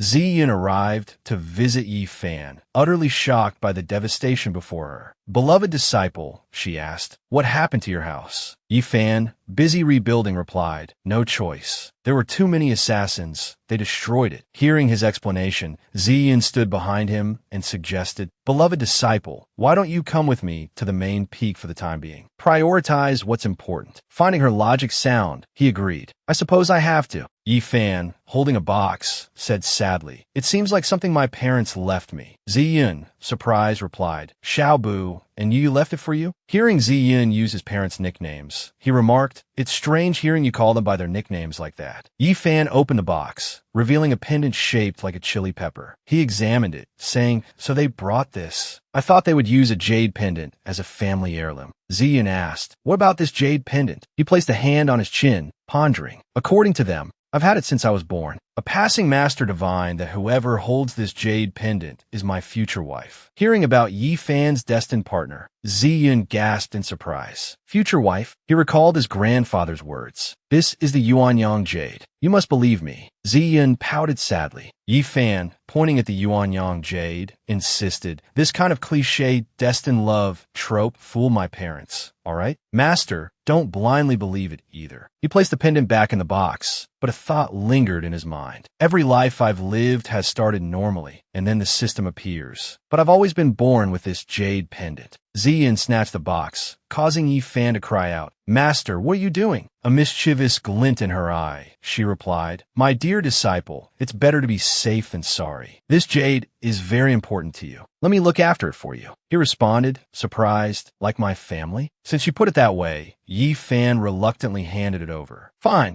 have it your way." Ziyin clutched the box triumphantly. "My dear disciple, wait until you find a Tao companion. Then I'll return it to you." Within an ancient building, a voice echoed. "What? The Min Mietang has been annihilated?" A subordinate reported to the shadowy figure. "Yes. They even fell from the sky, their bodies smashed to pieces." Hearing this, the figure flew into a rage, cursing, "A bunch of useless trash. They dare to call themselves the Eastern Wilderness's #1 assassin organization? They can't even handle a third-rate minor sect. Go tell the Jinta sect master I want him to handle this personally. Otherwise, I'll kill them all." The subordinate hesitantly replied, that might not be necessary." Recalling two men carrying a sign, his face paled. The Junta sect master said, "The Ziyun sect is a hidden powerhouse. They're truly not to be trifled with. Currently, the entire mountain gate is deserted. I heard they even sold their sign to a woodcutter at the foot of the mountain." Enraged, the shadowy figure exploded with power, sending the subordinate flying. Not to be trifled with, my ass. Bring me the portrait of Yi Fan. I'll handle this myself. The subordinate, tears and snot streaming down his face, stammered, "Why, yes." A servant excitedly rushed in, holding a portrait of Yi Fan. "Secmaster, I brought the portrait of Yi Fan." The shadowy figure took the portrait, a sinister smile spreading across his face. "Good." Suddenly, he transformed, his body shifting into a shadowy, inky blackness, startling the servant. Then, limbs, a head, and hair materialized, solidifying into a perfect replica of Yi Fan. Finished, he mused. The servant gaped in awe. "Incredible, Sect Master. You've transformed into an exact copy of Yi Fan." The figure chuckled smugly.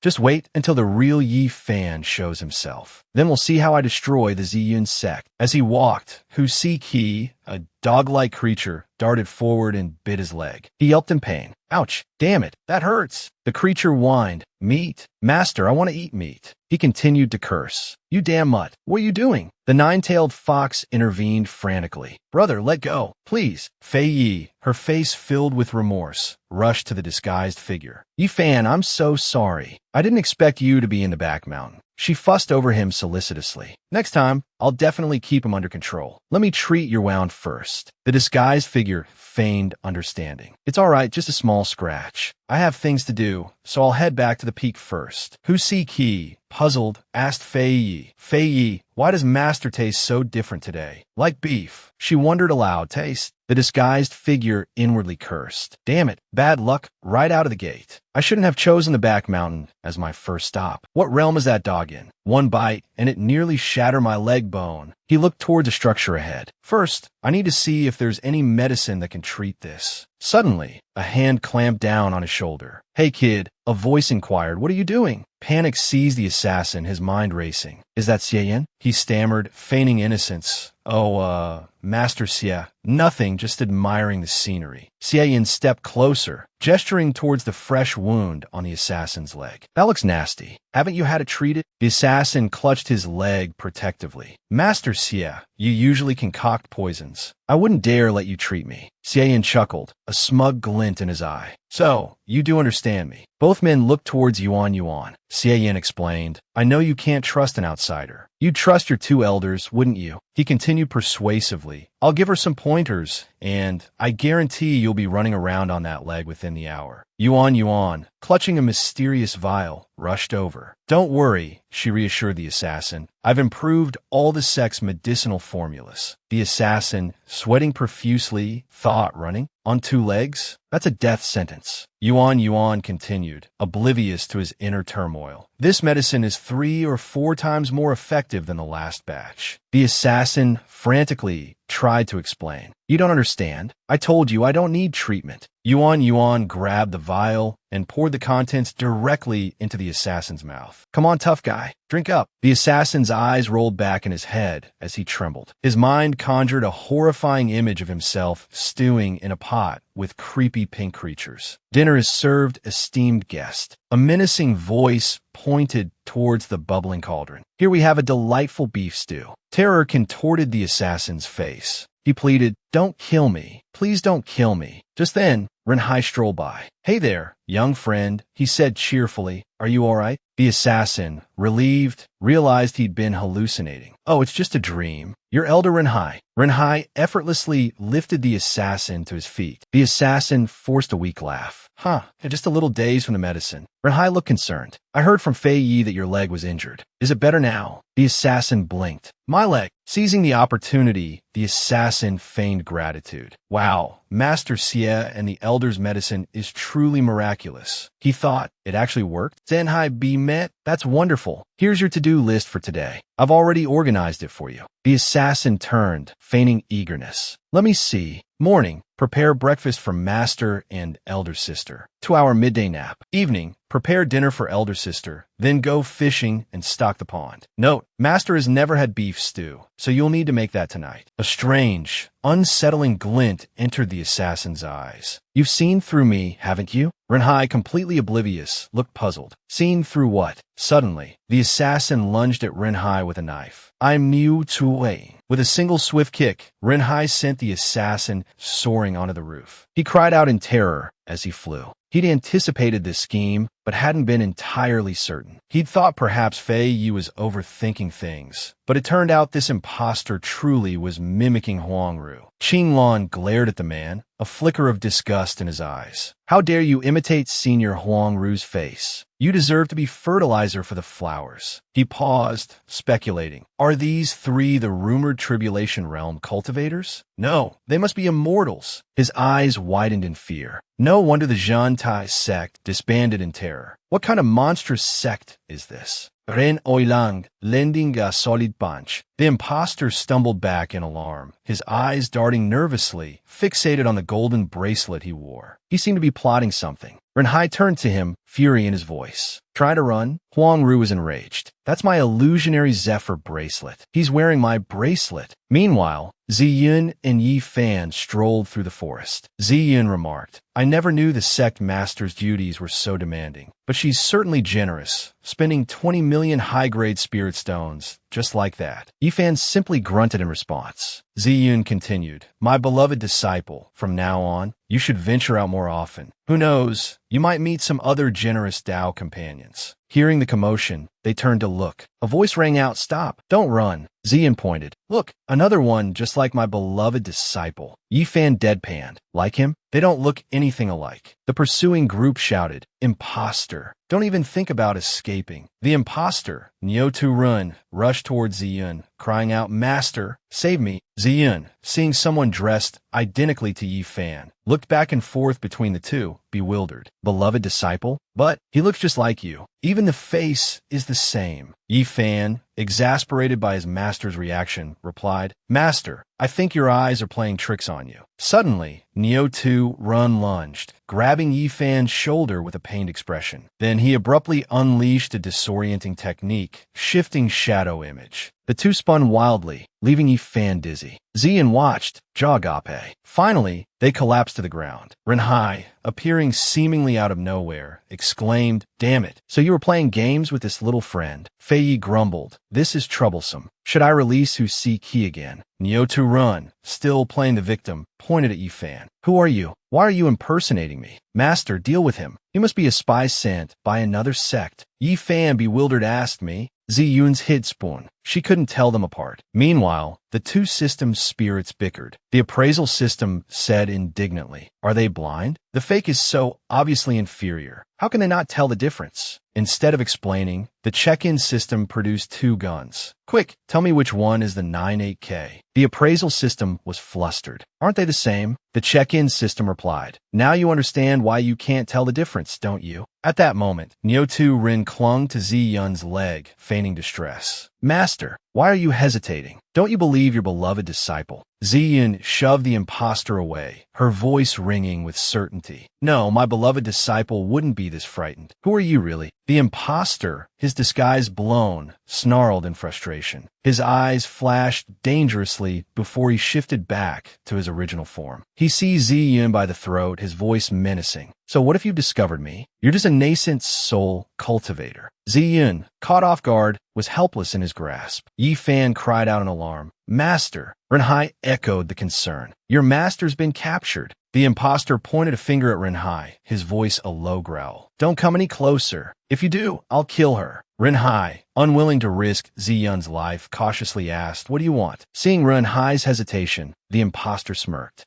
Are you afraid to act? It seems this frail woman is quite important to you. Emboldened, he pressed his advantage. If you don't want her to die, let me go. Otherwise, I'll strip her naked right here and now and toy with her until she dies before your very eyes. The system, upon hearing the imposter's vile words, registered extreme disgust. This guy deserves to die. That voice is truly sickening. The check-in system wasn't idle either. It unleashed a talisman of some kind. You dare bully those close to the host, I'll inflict you with a blood curse so potent you'll never touch anything again. The imposter, still holding Ziyun tightly, began to lift her into the air. Suddenly, grotesque boils erupted across his body, his eyes widening in horror. He released Ziyun and collapsed, clutching his body and screaming in agony. What's happening to me? Meanwhile, Yuan lifted the lid of a large earthenware jar. She peered inside and asked an elderly man, "Have you seen my seed-nurturing pill anywhere?" Xian, hands clasped behind his back, glanced into the jar. "I almost forgot. I refined it into a bloodthirst pill." "Where is it now?" Yuan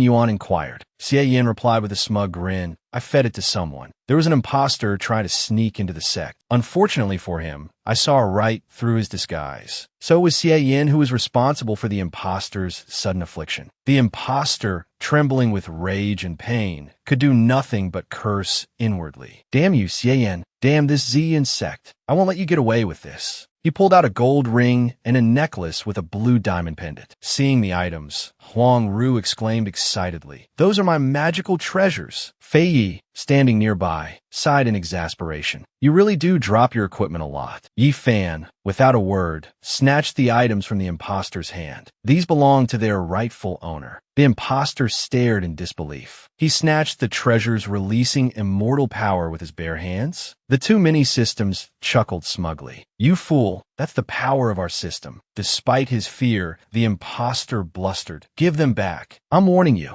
Our supreme elder of the Sun Spirit sect is at the peak of the tribulation realm. He's monitoring everything. If I can't contact him, he'll kill you all." Unfazed, Yi Fan calmly replied, "Then contact him. Let's see." The imposter, deflated but still trying to maintain a facade of confidence, pulled out a green jade slip. "Just you wait. Your deaths are imminent." Suddenly, the jade shattered into pieces before the imposter's astonished eyes, followed by a system announcement. "Hello, the other party has destroyed the communication jade slip. Please use another method of contact. Thank you." Realizing he'd been betrayed, the imposter flew into a rage. "You damned old man. I served you for nearly 1,000 years, and this is how you treat me." Qing Lan approached, holding a sickle, and said impatiently, "Are you done yet? Once you're finished, you can become fertilizer for the flowers." The imposter wailed in despair, "No, please." Elsewhere, in a different space, the failure system stood before a locked data file. She touched it and muttered, "So this is the information about Yi Fan's previous 99 lives? Damn it, why is so much of it locked?" A monitoring eye nearby issued a warning. "First warning, failure system. You are forbidden from viewing the information of transmigrators." She responded defiantly, "The main system doesn't dare control me, so why should you?" The eye issued a second warning. Unfazed, she continued, "All right, tell me how to crack it." It replied, "Upload your consciousness into the void. It will take approximately 4 minutes to decrypt." The failure system sighed, complaining, "How troublesome." As the data uploaded, she murmured, "Finally in, so much information." Suddenly, a specific piece of data caught her attention. She reached out and touched it. "Wait, what is this key? Locked at 20%? Let's try changing it." From behind her, a colossal entity suddenly materialized. The monitoring eye issued the command, "Terminate her." The strange entity instantly seized the failure system. Her body shattered within its maw. Sunlight streamed into a room through the window. Yifan stretched and woke up. The check-in system chirped excitedly. "Ding! Today's check-in is successful." It presented him with a rather large pill, chattering incessantly. "Host, I managed to get you a check-in reward today. It's a dragon origin pill. It can raise you from a mortal all the way to the tribulation realm. There's a 5% chance of a critical hit, allowing you to break through to the heavenly immortal realm." The appraisal system, observing this, asked the check-in system in bewilderment, "Why are you doing this pointless stuff? The host will never use it." The check-in system simply chuckled and replied, "Standard procedure. Gotta let the host know what the rewards are. You never know. One day, he might change his mind." Suddenly, Yi Fan spoke. "Check-in system, give me the dragon origin pill." The appraisal system was astonished. "Huh?" The check-in system, not quite hearing him, quickly repeated, "Rejected. Lucky items don't take up inventory space anyway." But after after a few seconds, it registered what Yi Fan had said and was utterly shocked. Wait, what did you say? Yi Fan reiterated, I agreed to cultivate. Opposing you all this time has been a real hardship for you. The check-in system placed the Dragon Origin pill into his hand, asking incredulously, Host, did you hit your head last night? The appraisal system turned and whispered to the check-in system, Are you sure we have the right host? The check-in system replied, Of course. Didn't all the fakes revert to their original forms? The appraisal system remained puzzled. Then why the sudden change of heart? The check-in system shrugged. Beats me. Yi Fan took the pill and immediately swallowed it. At that moment, a golden light, carrying an immense surge of power, enveloped his body. It was a super-critical hit, 6th level of the heavenly immortal realm. The check-in system, witnessing this scene, was utterly astonished. Am I dreaming? The host is actually cultivating. The appraisal system, hovering nearby, offered comfort. You've finally reached the end of your hardships. Your dedication has paid off. Within the grand hall of the Ziyun sect, Ziyun, seated upon the sect master's chair, addressed the assembled elders. Given the actions of the Taiyang Xing sect, how should we retaliate? A male elder, hesitant, voiced his concern. Such retribution might be unwise. After all, they possess a peak tribulation realm expert. But the Grand Elder immediately objected. Retaliation is a must. We simply need to ascertain Yi Fan's true strength. Perhaps demanding compensation from the Taiyang Xing sect would suffice. Yuan concurred. Sect Master, their current leader has already suffered at our hands. Why concern ourselves with such trifles? Let's demand everything. Suddenly, Yi Fan appeared, offering reassurance. Master, don't worry about these matters. I've already arranged everything satisfactorily. Ziyun, surprised, questioned him. Finished already, my precious disciple? What have you done? He responded with calm confidence. I've asked Qinglan to eliminate all the cultivators and spirit beasts of the Taiyang Xing sect. They should return within an hour. It turned out that earlier, he had approached Qinglan, requesting this favor. Friend Qinglan, I require your assistance.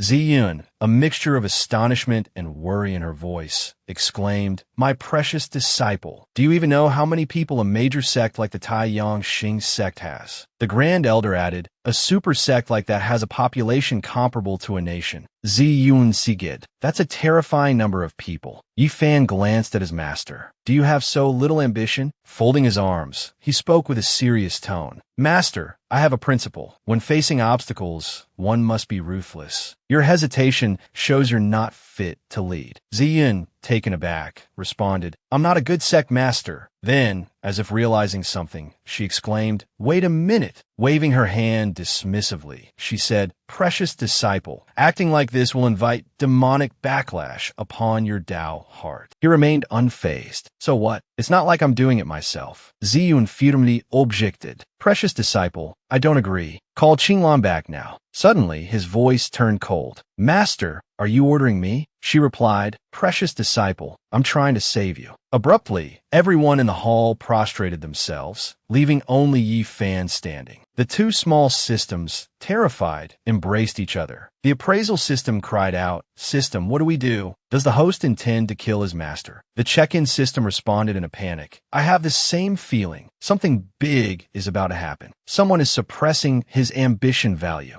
The intervention proved effective. Yi Fan seemed to regain his composure, rubbing his head and turning away, muttering to himself. There's really no need for all this trouble. Isn't the goal just to live a luxurious life? Just coasting along in the sect is enough for me now. Why am I creating pressure for myself when there's nothing to do? Everyone stared, dumbfounded by his sudden change of heart. The Grand Elder sighed in relief. Scare me to death. I thought Yi Fan was about to turn against the sect master. The male elder wondered aloud. What is Yi Fan's cultivation level now? I can't see through him at all. Yuan, still shaken, said, Just now, I almost figured everything out. Ziyun quickly spoke up. I'll inform Qinglan to cancel the massacre. The two systems, seeing this, embraced each other joyfully, tears streaming down their faces. Thank goodness. The host gave up. We almost kicked the bucket. A strange thought flickered through Ziyun's mind. Had that just been her precious disciple's rebellious phase? He was clearly stronger, yet the moment she yielded a little, he agreed with her. her. Her precious disciple was truly adorable. Meanwhile, within the system space, the failure system reached out and crushed the monitoring eye, causing it to emit a series of broken, garbled sounds. Losing operational kill capacity. Squeezing the remnants of the eye, she snarled, "You dare bite my head? Bite my body? You filthy, malicious thing. You're already dead." She scoffed, then interrogated it. "You actually dare to attack me? You're tired of living. Who ordered you? Tell me or die." Though mangled, the eye remained stubbornly loyal. "You'll never know." The failure system simply smiled faintly. As predicted, the monitoring eye self-destructed, exploding into fragments. Watching this, the failure system chuckled softly to herself. Knowing that monster couldn't kill me, it chose self-destruction rather than divulge any information. Its purpose must have been to buy time, to erase all of Yi Fan's intelligence. It seems his secrets run deeper than I thought. Then, opening a black void in space, she murmured, "It seems necessary to warn them to be wary of other systems." Back in his room, sitting on his bed with his chin resting on his hand, Yi Fan pondered. "Strange. I clearly didn't want to cultivate. But after this morning, I suddenly have this ambition to gain power, to unify the world. And I even feel this protectiveness towards Master and the others." Glancing at the foolish antics of the two systems, he dismissed the idea. The systems surely aren't capable of this. If they were, I would have cultivated long ago. It wouldn't have dragged on for so long. He assessed them, thinking they looked utterly clueless. "System," Yi Fan called out. The check-in system eagerly raised its hand. "Yes, host. What are your commands?" The appraisal system wasn't to be outdone. "I'm here too, you know." The words that left his mouth surprised even him. "Help me cripple my cultivation." His casual request left both systems gaping. They rushed to dissuade him. "Host, don't be rash. Please reconsider." He calmly explained, "I'm not being rash. I said I didn't plan to cultivate in this life." The appraisal system mumbled dejectedly, "That's true. I've never heard host say otherwise."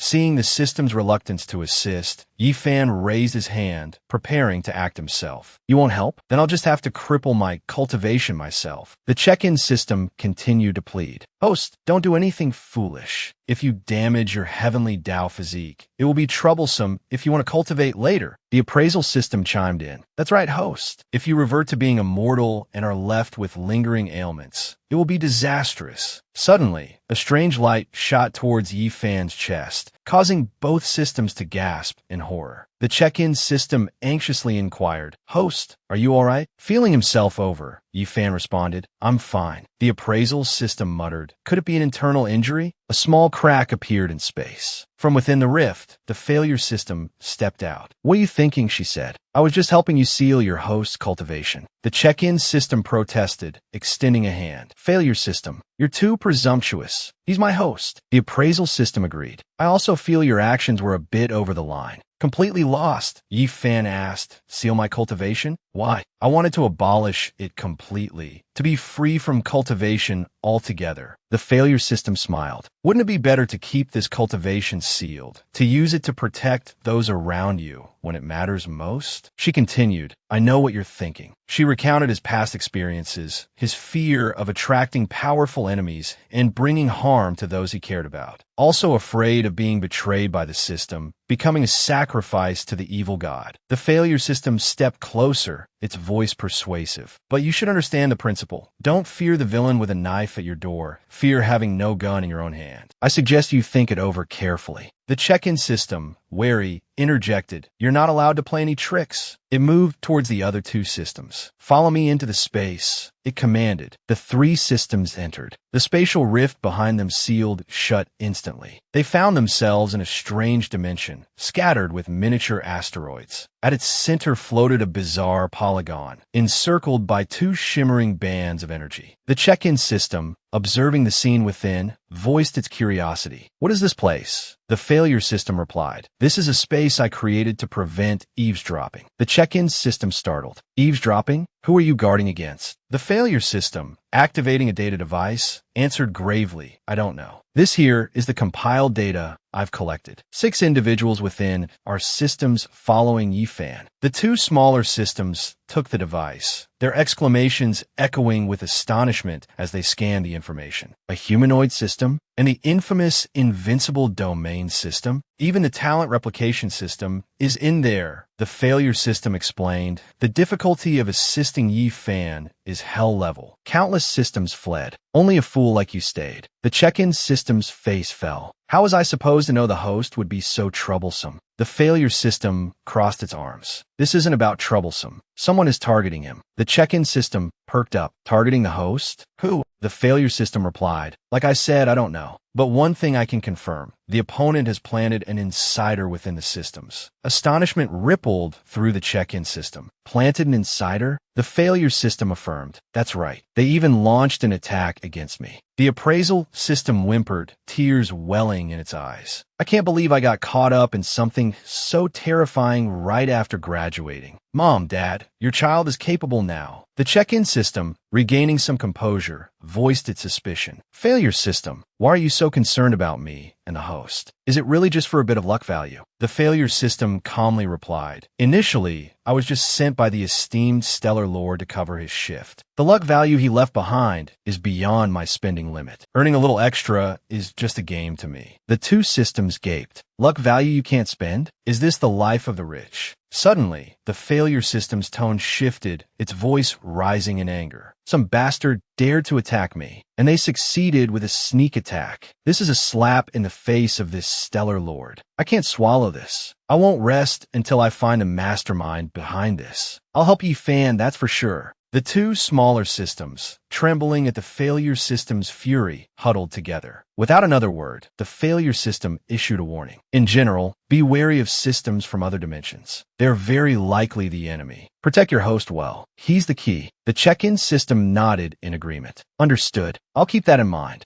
When the two systems returned, Yi Fan was fishing by the stream. Seeing them, he inquired, "What were you talking about?" The appraisal system was about to blurt out the truth when the check-in system quickly clamped a hand over its mouth. It smoothly covered for them. Nothing, just idle chatter. Hearing this, Yi Fan didn't ask any further questions, remaining focused on placing the fish he'd just caught into his basket. The check-in system extended a hand, brimming with confidence. "That's right, host. Have you noticed anything suspicious around here? Tell me, and I'll eliminate it for you." Yi Fan propped his chin on his hand. "Something suspicious? There is actually." The check-in system quickly asked, "What is it? Where is it?" Yi Fan looked at the system and replied, "Isn't it you?" The system, hearing this response, became slightly sulky. "Host, I'm being serious with you, and you're joking with me." Yi Fan retorted, "Who's joking with you? You appear out of nowhere. Bind yourself to me, no matter how I think about it. You seem suspicious." Suddenly, the check-in system sensed something. Unidentified individual, not within recorded parameters. Could it be? Has the enemy already appeared? Activating comprehensive defense mode. Yi Fan was surprised. Really? There's someone here. Immediately, both the check-in system and the appraisal system grabbed their weapons and charged towards the source of the disturbance, brimming with fighting spirit. The check-in system yelled, "Over there! Catch them! No matter who the opponent is, I'll beat them to their knees. Then I'll force her to be our gatekeeper slave." One system brandished a net, the other a fishing rod, both rushing towards the bushes. But before they could lower their weapons, Yi Fan stepped forward and stopped them. "I don't need a gatekeeper slave. And don't catch the wrong person." Then, with surprise, he exclaimed, "Second senior sister." Yi Fan picked up a teapot, poured some tea, and said politely, "Second senior sister, please have some tea." The other person responded courteously, "Thank you, junior brother." The check-in system hovered in the air, puzzled. "So, she's host's second senior sister? That's strange. Why don't I have any impression of her at all?" The appraisal system remarked, "There's a significant difference between her and the other members of the Ziyun sect." Yi Fan spoke up, asking, "Second senior sister, tell me, why are you here?" Second senior sister blew on her teacup and explained, "All the ornamental fish in the back mountain of Immortal Jade Peak are raised by me. However, I see that junior brother enjoys fishing, so I had to catch some more fry and young fish." Hearing this, Yi Fan rubbed his head sheepishly. "Ah, so those fish were raised by second senior sister? I'm so sorry." An image of a bountiful harvest of fish flashed through his mind. She didn't seem to mind, replying, "It's all right. I'm happy that junior brother noticed me today." Yi Fan suddenly asked, "Second senior sister, tell me, do you have any hidden ailments?" She looked at him, surprised. "Junior brother, can you see that?"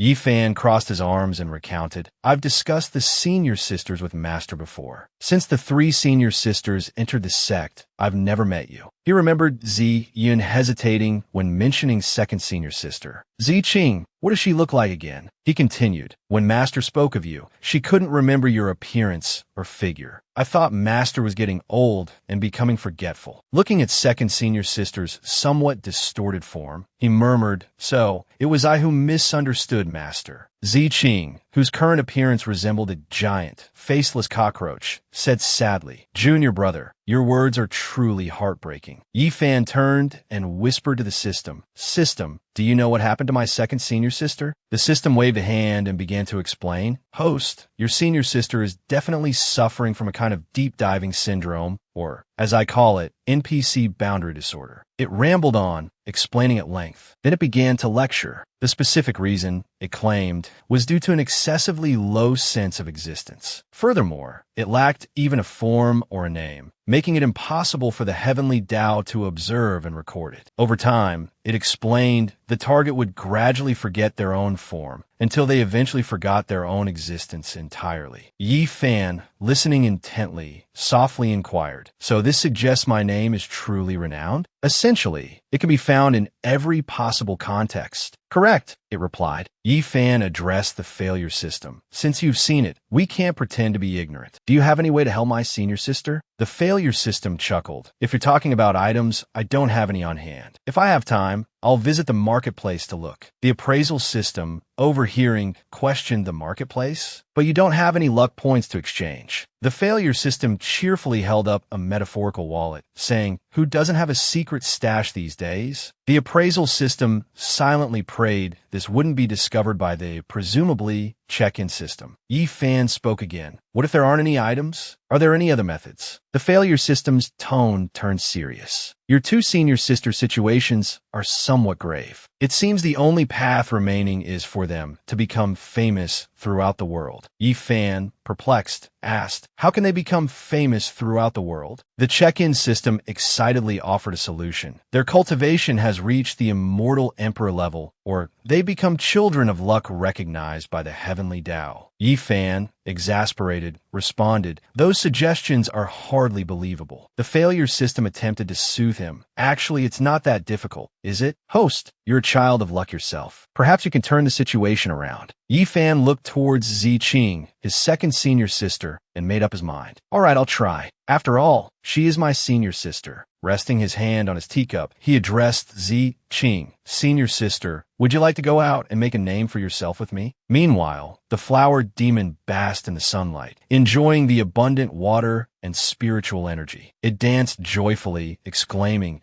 so much spiritual essence overflowing. Water it some more, Huang Ru instructed, stroking the flower demon. This flower seems to like you. If you could cultivate into a human, you'd be a cute child. Huang Ru pointed at it, thinking regretfully. However, this flower grows too slowly. Why don't I give it a bit of immortal energy? She immediately reached out to touch the flower demon. In a remote mountain region, 2 figures, one fat and one thin, arrived on clouds, surveying the area. The fat man, Li Changsheng, the grand elder of the Divine Dragon Clan, spoke, staff in hand. The spiritual energy here is thin, and the mountain peak is inconspicuous. How could a true dragon reside in such a desolate place? Beside him stood Li Tandao, the 3rd elder of the Divine Dragon Clan. He replied confidently, it's absolutely accurate. Someone reported traces of immortals here before. Changsheng scoffed. Traces of immortals? Who believes such nonsense? It seems this trip was a waste. Tandao, slightly annoyed, retorted, no one asked you to come if you didn't believe it. Suddenly, a large, green light appeared before their eyes. Both men immediately noticed it, exclaiming in surprise, immortal energy. It's actually immortal energy. Changsheng's eyes lit up. He said excitedly, if we can find an immortal, even if we don't see a true dragon, it'll still be worth it. Tandao smiled smugly. Do you believe the information now? The light vanished. The 2 quickly pursued it on their clouds. Changsheng saying, the energy disappeared again. Could the immortal be concealing themselves? There's a small sect over there. Let's go ask them.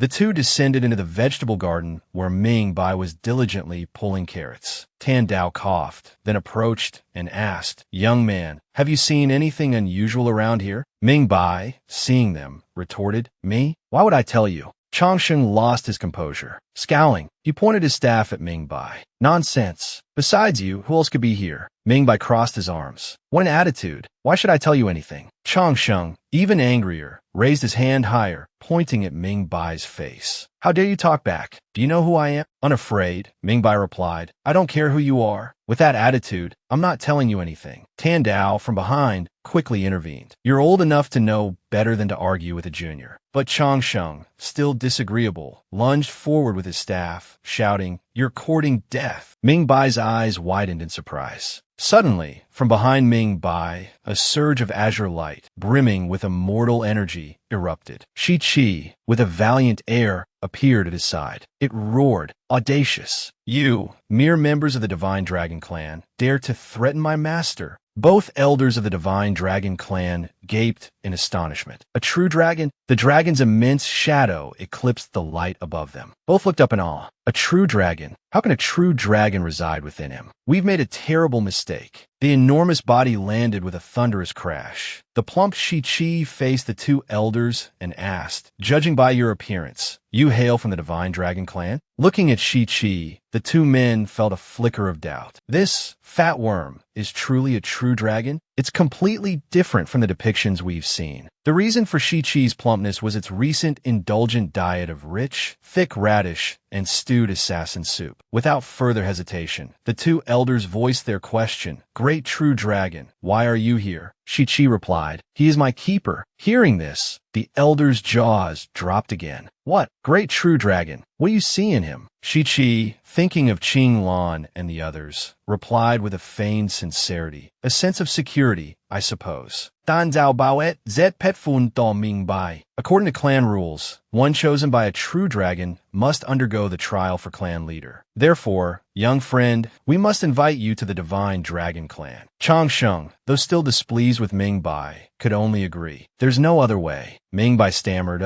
Shi Qi turned to him and urged, "Master, agree. The Divine Dragon Clan reveres me. There, you'll have access to any resource you desire." Ming Bai thought to himself, unhappily, become the clan leader of some bird clan? That doesn't sound like a good deal. I'd rather freeload off senior brother Yi Fan every day. But if this is a great opportunity, will I be in trouble if I refuse? Suddenly, Ming Bai's eyes lit up. He smacked his right hand. "I can ask senior brother Yi Fan. He can divine the heavens and is well-versed in ancient lore. If he approves, then I'll go." With that, he quickly turned and waved dismissively at the two elders. "I'm going to discuss this with someone." "Wait here," Changsheng exclaimed. "Discuss? Don't tell me it's his master." Tan Dao grumbled. "And he expects us to wait?" Meanwhile, at the alchemy hut, a loud explosion rocked the building, blowing a hole in the roof. Yi Fan rushed over to Zi Qing and asked with concern, "Second senior sister, are you all right?" She lay sprawled on the ground, trembling slightly. "I'm fine," she replied. "Just another alchemy failure." Outside the window, Yuan and Tai Yin peered in, observing the situation. Yuan, puzzled, asked Yi Fan, "What in the world are you doing borrowing my alchemy room for?" Tai Yin added, "Young friend, even though your talent is remarkable, cultivating for a few months is equivalent to a normal cultivator's hundreds of years. Still," she advised, "alchemy is a different matter altogether. Recklessly researching won't get you anywhere. If you want to learn, you can come to me. I guarantee I can teach you." Yi Fan simply replied to their concerns. "Alchemy? No, I'm not interested in alchemy." Ignoring the two women now struggling to hold up a fallen piece of the roof, he turned to Zi Qing, placing a comforting hand on her waist. "Second senior sister, how about we try a different approach? If you could reach a realm no one has ever achieved before, perhaps you might be remembered by the world." Zi Qing responded sadly, "Little junior brother, let's just forget it. I don't have the talent to cultivate by fighting like eldest senior sister, nor do I have unique insights into swordsmanship like third senior sister." She continued dejectedly, And besides, you've seen it yourself during this time. Whether it's alchemy, martial arts, cultivation techniques, or any other skill, I haven't reached the standard in anything. Ziqing recalled the scene when Yi Fan brought her to Renhai, only for him to look around and ask, "Is the person I'm supposed to teach here yet?" Or when he took her to Huangru, who looked at Ziqing with surprise. "Senior, do you mean you want me to teach her cultivation techniques?" Even when he brought her to Qinglan, they were refused. "My friend, my cultivation technique is only suitable for spirit beasts, not for your senior sister." With Zhu Yi, it was even worse. A disaster struck while they were practicing cooking. Fish in the hot oil leaped from the pan, splattering everywhere. Meanwhile, the system whispered to Yi Fan, "Host, with your senior sister's current state, it's difficult for the heavenly Tao to even notice her." The appraisal system chimed in. "I advise the host to adopt some more radical methods. They might be effective." Intrigued, Yi Fan asked, "Radical methods?" The appraisal system, eager to push its agenda, suggested, "Confess your love to your two senior sisters. You're a child of luck. After you confess, she could become the female lead." Yi Fan was taken aback. "Huh?"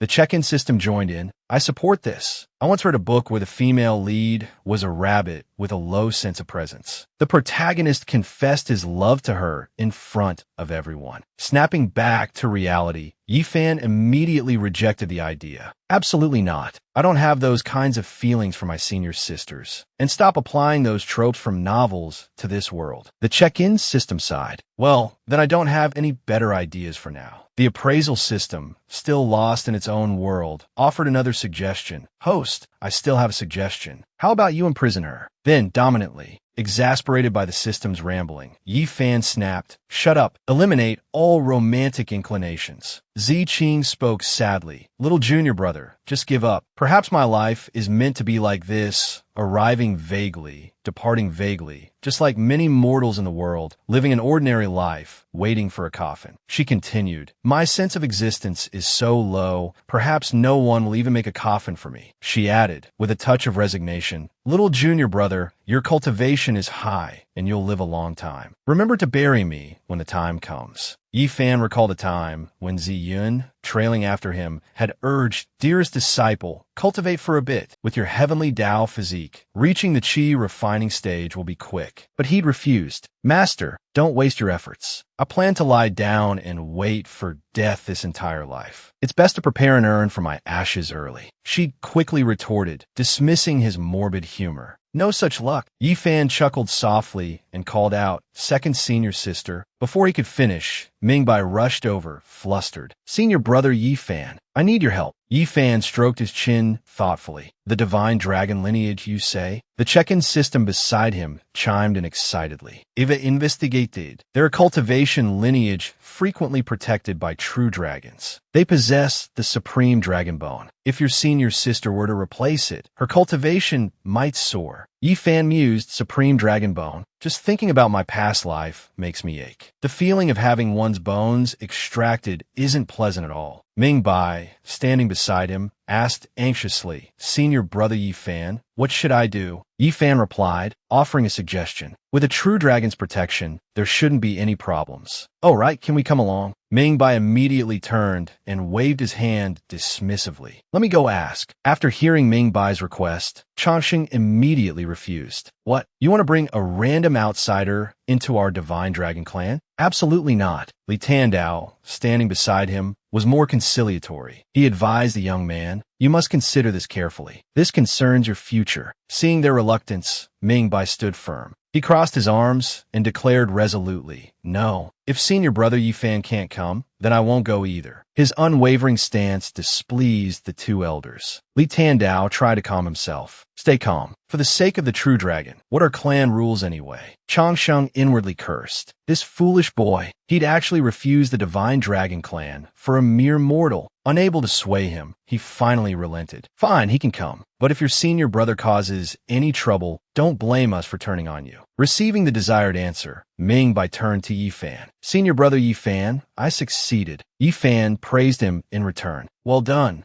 Outwardly agreeable, Changsheng inwardly plotted against Yi Fan, taking advantage of the true dragon's autonomy, daring to show off in front of me. If I can't deal with you, I'll deal with your senior brother. Reaching the enormous ship, Li Tandao said politely, "Please, both of you, board the ship." At the foot of the ship, Changsheng glanced at Yi Fan, his mind churning with malicious intent. A small lesson for this mortal will do. It'll prevent that brat from defying me. He lifted his foot, intending to trip Yi Fan, but suddenly a dark shape landed on it. He yelped in pain, hopping on one foot while clutching the injured one. "Ouch, damn it." Ziqing quickly apologized. "Oh, I'm so sorry." Li Tandao turned and asked, "What are you doing?" Changsheng pointed his staff accusingly. "Someone stepped on me." He then bumped into Ziqing. She dodged, causing him to lose his footing and tumble down the slope. Li Tandao called after him, "Elder," as they boarded the ship. Tandao turned to Changsheng. "You're a grown man, yet you're still bickering with a junior like Mingbai? Not only did you bicker, but you also fell flat on your face. You've truly embarrassed the Divine Dragon Clan." Changsheng, nursing his various injuries, trembled as he spoke. "That Yi Fan brat is trouble. I sense two distinct auras emanating from him. He definitely has a protector." He declared this with unwavering certainty. Li Ming, by bringing him along, must have an ulterior motive. For the sake of the Divine Dragon Clan, and to safeguard the position of clan leader from any unforeseen circumstances, we must expel this Yi Fan. Tandao, standing beside him, could only sigh inwardly. This is clearly a blatant abuse of power, using official business to settle a personal score. Changsheng ground his teeth in frustration. A sinister thought took root. "I've got it. I'll poison his tea. As long as I leave it in his room, he's bound to drink it eventually. If he gets a stomachache, the poison will take hold. A month later, his meridians will be completely severed, turning him into a helpless cripple." Elsewhere,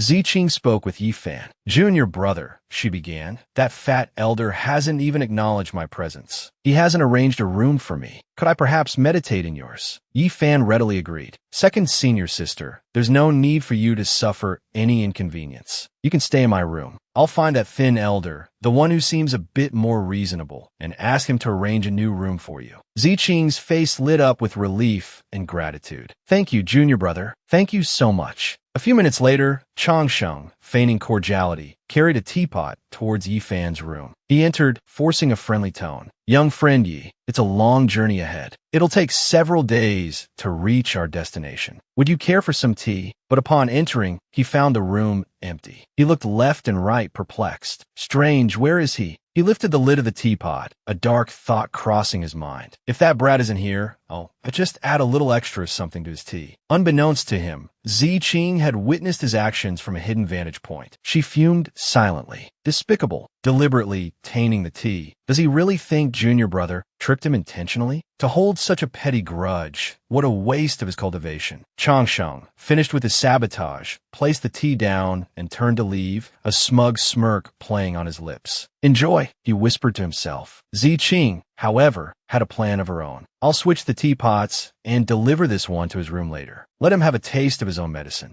Ziqing departed, her plan firmly in place. Shortly after, Mingbai arrived at Changsheng's room. "Fat elder," he inquired, "could you possibly change rooms for my senior brother? He finds the lighting in his current room inadequate." Changsheng bristled at the informal address. "What do you mean, fat elder? My name is Li Changsheng. You insignificant mortal, so full of trivial complaints. Tell him to choose his own room. What's his problem?" Mingbai muttered under his breath as he walked away. Changsheng, picking up the teacup and taking a sip, grumbled to himself. "Do they think I'm their personal servant?" Suddenly, a chilling realization dawned on him. "Wait a minute, isn't this the teapot I specifically prepared for Yi Fan? Why is it in my room?" He crumpled to the floor, clutching his stomach and groaning in agony. "My stomach, I can't even access my spiritual energy. Wait, change rooms?" So he saw through my scheme. He dragged himself painfully towards the door, his thoughts racing. "Damn it, I've been outwitted by that Yi Fan brat. I need to finally Tandao the thin elder and get a cleansing pill. Otherwise, my cultivation will be completely dissipated." He pushed against the door with all his remaining strength, but it wouldn't budge. It had been locked from the outside. Arg, that Yi brat locked the door. "You despicable little wretch. This isn't over yet." Meanwhile, Yi Fan and the two system sprites were busy cleaning his room. He swept at the dust, complaining, "This spare room is absolutely filthy. Dust bunnies everywhere." At the Divine Dragon Clan's estate, a group stood waiting. One spoke up, announcing the arrival of Li Shuntong, the acting clan leader. The ship touched down on solid ground. As everyone disembarked and took in the surrounding landscape, Mingbai breathed a soft exclamation. "So this is the Divine Dragon's realm." Shintong, waiting there, greeted them respectfully. "Welcome, true dragon, Master Li Xiao. The clan's secret realm trial has long been opened, awaiting you. After clearing it, you must also gain the approval of the heavenly immortal realm to become the clan leader." Mingbai, taken aback, replied, "I've only just arrived. You're already sending me into a trial?" Shintong seemed equally surprised. "Didn't you request it?" He turned, a frown creasing his brow as he looked at Changsheng. What in the world is that pig-headed Li Changsheng doing? Meanwhile, Changsheng was inwardly gloating. Once the clan's secret realm trial opens, it cannot be stopped. The trial must proceed. Knowing he was in the wrong, but unable to halt the process, he gritted his teeth and apologized to Mingbai. "I apologize, Masterly Mingbai. It was my error. The trial opened prematurely. But once this secret realm closes, it won't reopen for over 100 years. Please, bear with us and undertake the trial." Mingbai pondered. "Have I been tricked? I haven't even had a cup of tea, and they're already throwing me into a trial. Better see what Brother Yi Fan has to say." He quickly called for Yi Fan. Anticipating the question, Yi Fan quickly responded and advised, "Everything has been arranged. You should go. And be careful, the trial may be dangerous." Reassured, Mingbai replied, "With Brother Yi Fan's words, I feel at ease." Yi Fan nodded in agreement. Mingbai turned to Shintong. "Then take me there." Shintong gestured graciously. "Please, to the altar ahead." Yi Fan offered a silent prayer. "I hope Junior Brother Li can pass the trial. If he does, and I help the two senior sisters get a supreme dragon bone, they'll surely agree, won't they?" A clan member turned to Changsheng and murmured, "Great Elder, the hidden mechanisms within the secret realm have been activated. We guarantee the acting clan leader won't discover any flaws." He hesitated. Could this anger the true dragon? Changsheng dismissed the concern. So what if he's angry? The Divine Dragon Clan cannot fall into the hands of an outsider. The other person continued, "Great Elder, your complexion is quite poor." Could it be? Changsheng cut him off. "Don't ask questions you shouldn't." He glared at Yi Fan. "Just you wait. I'll see how you fare later. Once that Li Brat loses his qualification for the trial, no one will be able to protect you." Mingbai stepped into a designated area, and the scene around him transformed. Violet leaves materialized, and he found himself within a violet forest. As he walked, he pondered, "So this is the trial grounds? It's so dark, I can barely see anything. Is the true dragon here? Which way should I go?" After a moment of silence, he realized, "It seems I can't contact the true dragon. I can only rely on myself." He reached a fork in the path. Looking down at the undergrowth, Ming Bai's face lit up. 100 heart grass. The whole path is covered in it. I'm rich. Then, glancing at the other path, he remarked, "Those blackened fruits must be poisonous. Poisonous fruits, poisonous plants. I definitely can't go that way. Wouldn't know what to do with myself if I couldn't tell the difference." 2 hours had passed. Changsheng thought to himself, 2 hours have gone by, and that Li Brat still hasn't come out. It looks like things aren't going well for him. He ordered the person beside him to take action. The man immediately acknowledged the command. Suddenly, a voice broke the silence. "Not good. The celestial mirror has been stolen." Shintong, upon hearing this, was shocked and worried. "What? Stolen? Someone go check." "Li Yi, did you see who stole the celestial mirror?" The man immediately pointed at Yi Fan. "Who else could it be?" "It must be the one who came with Master Mingbai." Shintong, puzzled, replied, "But that mortal, isn't he still sitting right here?" Changsheng chimed in, "He's sitting there. All right, but that doesn't mean he's immortal. This kid is strange. He's a spirit cultivator. He can control spirits and interfere with anything." Seeing this, Tandao intervened. "Clan leader, be careful. You can't just accuse him because you have a grudge against him." Shintong retorted, "He locked me in a room on the airship. You were the one who let me out. Have you forgotten?" Tandao hesitative. "Well, that's true, but..." Shintong stubbornly insisted, "I don't care. We need to apprehend this kid. We can definitely extract the secret from him." Shintong then commanded, "Take him." Just then, a woman's voice rang out. Before you suspect my junior brother, you should prove your own innocence. I saw that mirror hidden in your sleeve. Startled, everyone turned, wary. Who's there? They demanded. Their eyes finally landed on Ziqing. Her presence surprised them. When did she get into our clan? We didn't even sense her. Her strength is not simple. Changxing became even more certain. See, I told you that kid was definitely suspicious.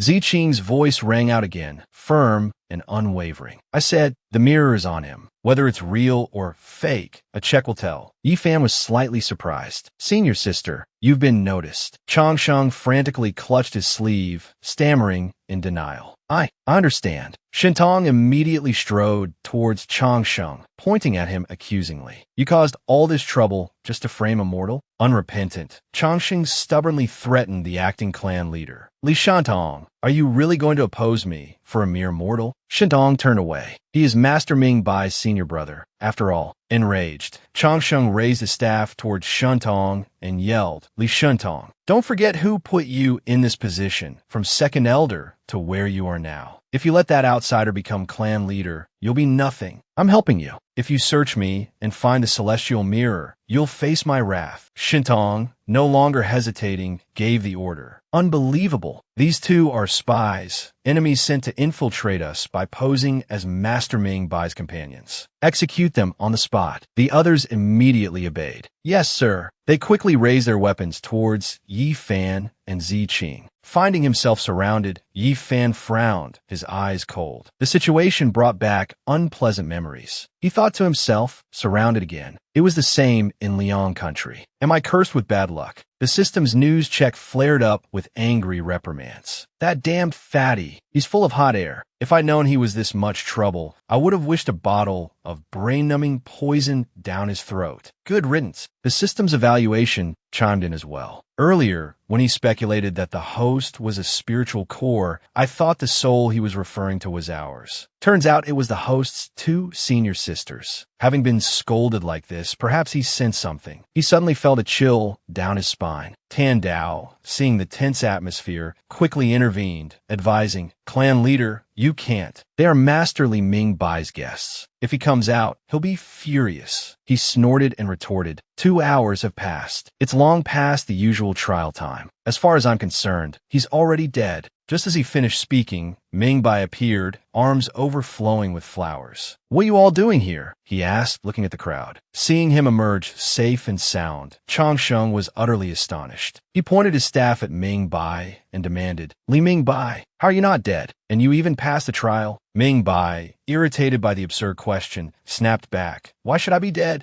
Inside the trial grounds, Ming Bai had been happily picking flowers without encountering any obstacles. The dangerous entities surrounding him were too afraid to approach. He unexpectedly possesses dragon's might. We can't provoke him. We can't provoke him, they whispered amongst themselves. Meanwhile, Ming Bai, completely oblivious, thought excitedly, I've struck it rich this time. Changsheng was utterly bewildered. This shouldn't be happening, because clearly But before he could finish his sentence, the system injected him with a dose of truth serum. Unable to control himself, he blurted out the truth. Because I told Li Yi to activate the mechanisms within the secret realm, I wanted you dead. Not just you, but that Yi Fanbrat too. Ming Bai, hearing this, was enraged. He whirled around and shouted, You beg me to come to the Divine Dragon Clan to be your clan leader, and the moment I arrive, you test me, and then try to kill me and senior brother Yifan? Changsheng, bewildered, thought, why did I say that out loud? Ming Bai continued, I don't even want your stupid clan leader position. Seeing Ming Bai's fury, Li Shentong hastily knelt down and pleaded, Master Li Ming Bai, it was our fault. Please calm down. He then made a promise. I will cripple Great Elder Changsheng's meridians now and expel him from the Divine Dragon Clan. As soon as he finished speaking, a multitude of swords pointed towards Changsheng. Terrified, yet still defiant, Changsheng yelled, What are you doing? I'm the Great Elder. I've made significant contributions to the clan. Unreconciled, he continued, So what if this brat passed the clan's trial? He hasn't been acknowledged by the Celestial Mirror. He's still not the clan leader. He seethed internally. Being an elder truly has its limits. I've contributed so much to the clan, yet in the end, my treatment is still inferior to some brat who fell out of the sky. Suddenly, he burst into laughter. Is that how you want to play it? Li Shentong, hearing this, felt a flicker of fear. What do you mean by that? Changsheng pulled out a gleaming golden mirror. Holding it aloft, he declared triumphantly, I'm not an elder anymore, Li Shentong. This mirror is the celestial mirror. Everyone stared in astonishment as he raised the mirror and shouted, Celestial mirror, please contact the immortals in the upper realm. Tell them who is the most suitable person to be the clan leader of the Divine Dragon Clan. The mirror resonated with a voice, contacting nearby immortals. Changsheng, sweating, prayed silently. It worked. As long as I contact the Ming Yuan immortal sect, I'll be saved. Suddenly, the mirror zipped through the air and landed in Yi Fan's hand. Shentong gasped, astonishment etched on his face. The celestial mirror. How could it fly into the hands of a mortal? The mirror, brimming with enthusiasm, greeted Yi Fan. Greetings, great immortal. Yi Fan waved it away dismissively. Go away, go away. Im immortal. Obediently, the mirror responded, You are right, my lord. If you say you're not, then you're not. Then, with a renewed burst of excitement, it continued. But the scent on you, you must have been in contact with my former master, Huang Ru, haven't you? Please, take me to her. I miss her so much. Yi Fan, taken aback, replied, You're another one of Huang Ru's lost treasures? That's strange. You don't have a nose. How can you smell anything? Ming Bai, standing beside him, spoke with reverence. As expected of my senior brother Yi Fan, just as I predicted. Shentong also chimed in, Incredible. The person beside Master Li is an immortal, and he has connections to the upper realm. Changsheng, however, crumpled to the ground in fear. I'm finished, he thought, panic seizing him. He's an immortal. I am doomed. In a flash, the entire Divine Dragon Clan prostrated themselves before Yi Fan. Celestial Immortal Yi, they chorused reverently. Please accept our obeisance. Flustered, Yi Fan urged them to rise. Get up, get up. It's not what you think. Ziqing, witnessing the scene, felt a pang of melancholy. To think that little junior brother has become so powerful, she mused. In just a few short months, he's ascended to become an immortal beyond the reach of ordinary cultivators. Compared to him, she turned and walked away, her departure catching Yi Fan's attention. He wanted to follow her, but he was immediately surrounded by members of the Divine Dragon Clan. Shentong addressed him. Celestial Immortal Yi, please wait. Since you've arrived, please endorse Master Li as your successor. The others quickly echoed his sentiment. Yes, yes, choose Master Li. Tears streamed down Ming Bai's face, overwhelmed with gratitude. Senior brother Yi Fan is too kind to me, he thought. He's elevated me from a mere chi refinement disciple to the decision-maker of a powerful clan. I will definitely live up to his expectations. Shentong turned to Ming Bai, offering his congratulations. Congratulations, Master Li Ming Bai, on becoming the clan leader of the Divine Dragon Clan. Tan Dao added, The revival of the Li clan's glory rests entirely on your shoulders. Master Li Ming Bai. Ming Bai, puffed up with newfound authority, addressed the clan. Since you all acknowledge me as your clan leader, you must obey my every command. First, construct a statue of my senior brother Yi Fan. A massive one. Yes, clan leader, they responded in unison. A rocky outcrop jutted out from the mountainside. Ziqing sat perched on the edge, lost in thought. Yi Fan approached her from behind. Senior sister, he asked, concern lacing his voice. Why did you come here? It's dangerous. A hint of sadness tinged her reply. It's nothing. I just wanted to admire the scenery below, to observe the myriad living beings, to experience the feeling of standing at such a height. Sensing her troubled heart, Yi Fan gently encouraged her. Senior sister, if there's something on your mind, just tell me. Talking about it might make you feel better. She hesitated for a moment before replying. All right, little junior brother, but you mustn't tell anyone else about this, okay? Meanwhile, two gossiping systems chattered amongst themselves. The check-in system began to speculate. Here it comes, here it comes. The classic lone boy and girl on a cliff scene. It's either a tragic love story or a confession. Then it questioned itself. What kind of nonsensical script is this? Why is there a cliff here? The appraisal system shrugged nonchalantly. Don't ask. It's fate. Ziqing began to confide in her junior brother. You know, junior brother, I'm actually quite insecure. When I was little, my appearance was frightening and no one wanted to take me in. Only Master wasn't repulsed by me. She said my eyes were beautiful. The two systems within Yi Fan chimed in, puzzled. eyes. Ziqing continued, her voice soft. I have a secret, one that even Master doesn't know. I intended to keep it hidden, but after seeing you revealed by the celestial mirror, standing before all those admirers, so radiant. Junior brother, you like a prince or a general from a storybook? And me? I'm just a farmer's daughter, with no connection to that world. She looked down at the chasm below. Junior brother, I want the appraisal system, conjuring a bag of sunflower seeds, declared, called it, a confession, just as I predicted. The check-in system, equally surprised, exclaimed, what kind of Cinderella story is this? Give me some seeds. With newfound determination, she declared, I want to become someone that others fear, just like you. Her words stunned all three listeners. Ziqing elaborated. I've always longed to see the look of fear in others' eyes when they look at me, that mixture of terror and helplessness. Her comparison turned disturbing, like tying a lamb to a stake and slowly slicing it from its feet upwards, or turning a toad into a sauce and stuffing it into its own brain. Yifan, a little unnerved, replied, Senior sister, your metaphors are unique. The two systems, no longer amused, grimaced. Our host senior sister is terrifying. Suddenly, her lack of presence seems like a blessing. Ziqing stood at the edge of the precipice, bathed in sunlight. The sky darkened abruptly, flashing with brilliant lightning. The check-in system gasped, Heavenly Tao's divine might. The appraisal system, incredulous, responded, her conviction, it's recognized by the Heavenly Tao. A blue light enveloped Ziqing, her form shifting and shimmering. Both systems and Yifan watched, a sense of awe mixed with fear washing over them. The check-in system observed, such terrifying spiritual power and intent. Our host senior sister is definitely not ordinary. The appraisal system agreed. Even as a system, I feel a primal fear towards her, truly worthy of the Heavenly Tao's recognition. The blue light surrounding her seemed to break some unseen seal. Deep within the earth, something stirred. She's still alive? From the ground, a swarm of cockroaches emerged, all moving in the same direction, their excitement palpable. The blood of the king. Our queen has returned. The scene shifted to the great Liang kingdom. Zhen Su was giving instructions. Next, you will assist the new emperor. Remember, do not allow any enemies to exploit the sect's vulnerability. Suddenly, someone rushed in. Sect leader, it's terrible. Zhen Su turned sharply. What is it? Explain yourself. The messenger quickly relayed the situation. The citizens of the city and even the sect, all of Donghuang, is overrun with black demonic creatures. They're like an army, marching towards the northwest. Jinsu gasped, what? Back with Yifan, the check-in system, observing Ziqing's transformed appearance, muttered, why does she look so different from what I imagined? The appraisal system, equally perplexed, scratched its head. And such a strange image. She's clearly a disciple of Ziyun Jinrun, but she doesn't have purple hair. Ziqing trembled, finally speaking. Finally, Yifan called out, Senior sister?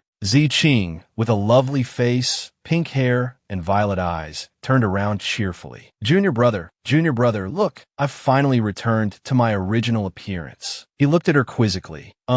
Senior sister, why did you want to disguise yourself as a cockroach? She replied nonchalantly, a cockroach? What's that? This is my natural form. Natural form? She not only had 2 antennae and thin brown wings, but also insect-like hands. Suddenly, a voice rang out, Your Majesty, we have finally found you. She looked toward the sound and asked, Who are you? Yifan, watching the scene unfold, seemed to realize who she truly was, the Roach Queen. Immediately, the throng of insect-like beings knelt reverently. Your Majesty, we are the people of the great Lian Empire in the western regions, and your loyal servants. One then recounted how she had become lost years ago. A vision of the past appeared, an ancient city engulfed in flames. A serpentine figure cradled a newborn infant, turning to address another. Princess, you are the last of the immortal emperor's bloodline. He has sealed all his power within you. We must protect you at all costs. The others immediately acknowledged the command. The system, bewildered, blurted out, Super, person flag. The serpentine figure then handed the baby to another, instructing, Look after the princess for me. I will return after I've dealt with the enemy troops. The recipient quickly passed the child on, echoing, Look after the princess for me. I will return after I've dealt with the enemy. And so the infant princess was passed from one to another. Look after the princess for me. I'll go tell them to come back. Yi Fan and the system listened, dumbfounded. The system, indignant, declared, "This isn't getting lost. This is blatant neglect." Back in the past, Tu Yun, walking through the forest, discovered the abandoned child. Surprised, she exclaimed, "Someone abandoned a baby? How immoral." She picked up the infant. "This child has violet eyes, quite a connection to my Purple Cloud sect. You shall be my disciple." Zi Qing, recounting the tale, thought fondly of her master, Tu Yun. "Master treated me very well." Yi Fan inwardly mused, "What a casual master." The serpentine figure bowed low, pleading, "Your Majesty, you must avenge the immortal emperor. Make those old geezers of the Holy Healers sect pay." Yi Fan turned to the system, puzzled. "Isn't this a cultivation world? Why are there connections to the West?" The check-in system explained, "Because the true face of this world is like this. It's just that it usually doesn't involve the Western continents." The appraisal system chimed in, "Finally, I understand why I couldn't see through the Ho senior sister. It turns out she was hidden, or perhaps omitted, by the heavenly Tao." Zi Qing looked back at Yi Fan with regret. "So, does this mean we must part ways now, junior brother? I won't be able to see everyone at the Purple Cloud sect again." The serpentine figure spoke frankly, "Your Majesty, there's no need for such sentimentality. Returning with your current strength is no different from walking into a death trap." Zi Qing, taken aback, retorted, "That's a bit blunt, isn't it?" Then, noticing something, she exclaimed in surprise. The serpentine figure then made a request. "Your Majesty, would it be possible for us to remain by your side and serve you?" Overwhelmed by their sheer number, she quickly agreed. "I suppose so. It's just a few more mouths to feed in the sect."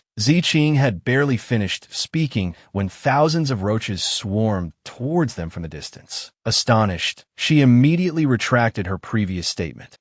Perhaps you should all come to my sect instead." The Roach Queen, intrigued, asked why. Suddenly, Yi Fan received a message, his eyes widening in surprise. "What's Senior Sister 3 sending a message for at a time like this?" Ziyan's message read, "Junior brother, Master has fainted." Yi Fan's heart lurched with worry. "Master? What happened to Master?" Back at the Purple Cloud sect, Zi Yun recounted the events frantically. "I'm telling the truth. It was a 2-meter-tall black insect. It suddenly darted out of my room with incredible speed, and it had 10 smaller insects trailing behind it. Everyone present immediately jumped to the same predictable conclusion." The elder questioned Jinsu, the sect leader. "Sect leader, how often is this room of yours cleaned?" Zi Yun, knowing exactly what they were thinking, yelled indignantly, "That's not what happened at all." Just then, Yi Fan and Zi Qing returned. Throwing open the door, Yi Fan announced, "Eldest senior sister, second senior sister, and I are back." Zi Qing, equally worried, rushed to Zi Yun's side. "Senior sister, how is Master?" Zi Yun and the others stared, dumbfounded. Zi Yun, still in disbelief, stammered, You call me senior sister? Could you be?" Zi Qing, Zi Yun, equally puzzled, added, "But why isn't her hair purple?" Zi Yun gazed intently at Zi Qing, then declared, "Those eyes, you truly are our Zi Qing." By the bedside, Zi Qing knelt, choked with emotion. "Master, your disciple, Zi Qing, has been unfilial. Only today do I dare reveal my true form." Zi Yun reached out, helping her up. "Zi Qing, rise. Quickly rise." Tears welled in Zi Yun's eyes as she spoke, her voice thick with emotion. "Master, your memory seems a bit hazy. You look much thinner than I remember." Zi Yun then held up a green jade pendant, a bright smile illuminating her face. "See, I fainted, but I'm all right. It's all thanks to this protective amulet from my precious disciple." Zi Qing looked surprised. "Master, you accepted a gift from junior brother?" The elder, observing Zi Yun's affectionate display, coughed pointedly. "Sect leader, perhaps a little restraint? Your disciple is still standing right here." Yi Fan, who had entered the room, stood with his arms crossed, quietly observing the scene. Suddenly, Jiansu appeared behind Yi Fan, her voice brimming with self-importance. "Fellow cultivator Yi, when your master fainted, I was the first to rush here from the great Liang Kingdom to provide treatment. Ziyun, suddenly remembering Yi Fan, hurried to his side. My precious disciple, did you encounter a black, demonic beast on your way back? That beast has been causing quite a stir lately. I hear it's been appearing in both the cultivation world and the mortal realm. Yi Fan hesitated, then replied, We did. Zi Qing, overhearing the conversation, gestured towards the Roach Queen. Are you talking about her? The Roach Queen offered a friendly greeting. Hello there. Ziyun, upon seeing the Roach Queen, let out a shriek of terror. Then, she fainted again. Zi Bing cried out, Oh no, Master has fainted again. She turned to Zhen Su, pleading, Fellow cultivator Zhen, please help. The Roach Queen, distressed, asked, Did I do something wrong? Yifan sigit resignit. You could say that. Elsewhere, a young woman in green robes strolled along, sucking on a lollipop. So slow, she grumbled. I wonder what Master is doing. This was Liang, a direct disciple of the 10,000 Beast sect. Earlier, within the Liang Kingdom's royal palace, Zhen Su spoke. This child's natural talent is exceptional. Undoubtedly, she possesses the perfect qualities for cultivation. Why not let her become my disciple? The other person immediately agreed, then let the sect leader arrange it. Before departing, he instructed Liang, Daughter, we are a branch of the Yu family. Currently, the 10,000 Beast sect is supporting our Liang family's ascension to the throne of the great Liang kingdom. You surely understand the significance of this. She replied, I understand, father. I will certainly perform well at the 10,000 Beast sect. Lost in thought, she raised her lollipop and inwardly cursed. That wretched father, for the sake of the throne, he's actually sending me to the 10,000 Beast sect as a hostage. She also silently reproached Jin Su. Master is truly something else. He said he wanted to bring me to the 10,000 Beast sect, but now he's abandoning me at some strange and unfamiliar sect. Unwilling to accept her fate, she thought, I refuse to be a pawn manipulated by them. If I don't cause a little trouble, do they really think I'm some easily controlled little demoness? Elsewhere, Hook Skin and Nine-Tailed Fox were digging in the dirt, their backsides in the air. Nine-Tailed Fox asked, Cap, big brother, is there really blood ginseng here? Hook Skin replied confidently, Fox sister, I guarantee it, there are definitely spiritual herbs here. Suddenly, a delicious aroma drifted towards them, capturing their attention. Nine-Tailed Fox exclaimed longingly, It smells so good. Is it roast chicken today? Hook Skin, equally enticed by the food, immediately abandoned their digging. No more digging. Fox sister, let's eat first. The two of them gleefully dashed toward the plate holding a massive chicken leg. Time to eat. But before they could touch the chicken leg, a net ensnared them, hoisting them upside down and leaving them dangling from a tree. Hook Skin strained to reach the chicken leg below, drool dripping from his mouth. He stammered, leg. Nine-Tailed Fox turned to him sadly. Cap, big brother, we've been tricked. Liang approached. She placed them in a basket. Satisfied, she said, a full harvest. If the spirit beast's owner discovers this, they'll be furious. And then they'll go and cause trouble for Master again. Suddenly, she noticed a flower demon basking in the sunlight. It spread its two leaves wide and sighed contentedly. The sunlight is so plentiful today. Liang immediately marched towards it. Plucking its leaves, she chased after it menacingly. Go home, go home, go home. The flower demon, terrified, shrieked, Help, I'm going to die. Huang Ru descended from the sky, her face flushed with anger. What are you doing? Despite the shower of flower petals falling around them, Liang remained unashamed. I noticed some of the petals were wilting, so I'm just trimming them. Huang Ru pursued her relentlessly, gritting her teeth. That's the flower I painstakingly cultivated with my immortal energy. I must teach you a lesson. Liang, finally realizing the danger, ran for her life. Oh no, I have to run. Mid-flight, she collided with someone. Liang crashed into Yi Fan, sending her sprawling to the ground. He paused. His eyes fell upon the yellow jade pendant hanging around her neck. He looked at it and asked, She picked it up and said, Oh, this is my jade pendant. Why? He replied. It looks quite familiar. By now, Huang Ru caught up. She said furiously, Senior, don't let her get away. Yi Fan, seeing her anger, asked, What happened? She explained, She plucked all the petals off the flower you planted. Liang panicked. Oh no, the flower owner is here. He stood before Liang waving his hand dismissively. It's just a bunch of flowers, nothing so precious. Although I do recall you were supposed to be tending them for me around this time, so it's a bit hard to say. She quickly replied, Senior, helping you care for your flowers is my duty. Just then, Bai Tao and Fei Yi arrived. Bai Tao exclaimed, Senior brother Yi Fan, something terrible has happened. The tail feathers of your two spirit pets have been plucked. Both Yi Fan and Huang Ru felt a surge of unease, and, pointing furiously at a basket of feathers on the ground, roared, Plucked clean. Yi Fan and Huang Ru stared in astonishment, while Liang offered a nervous laugh. Fei Yi, seething with rage, stepped forward and warned, Senior brother Yi Fan, step aside. Don't want any blood splattering on you.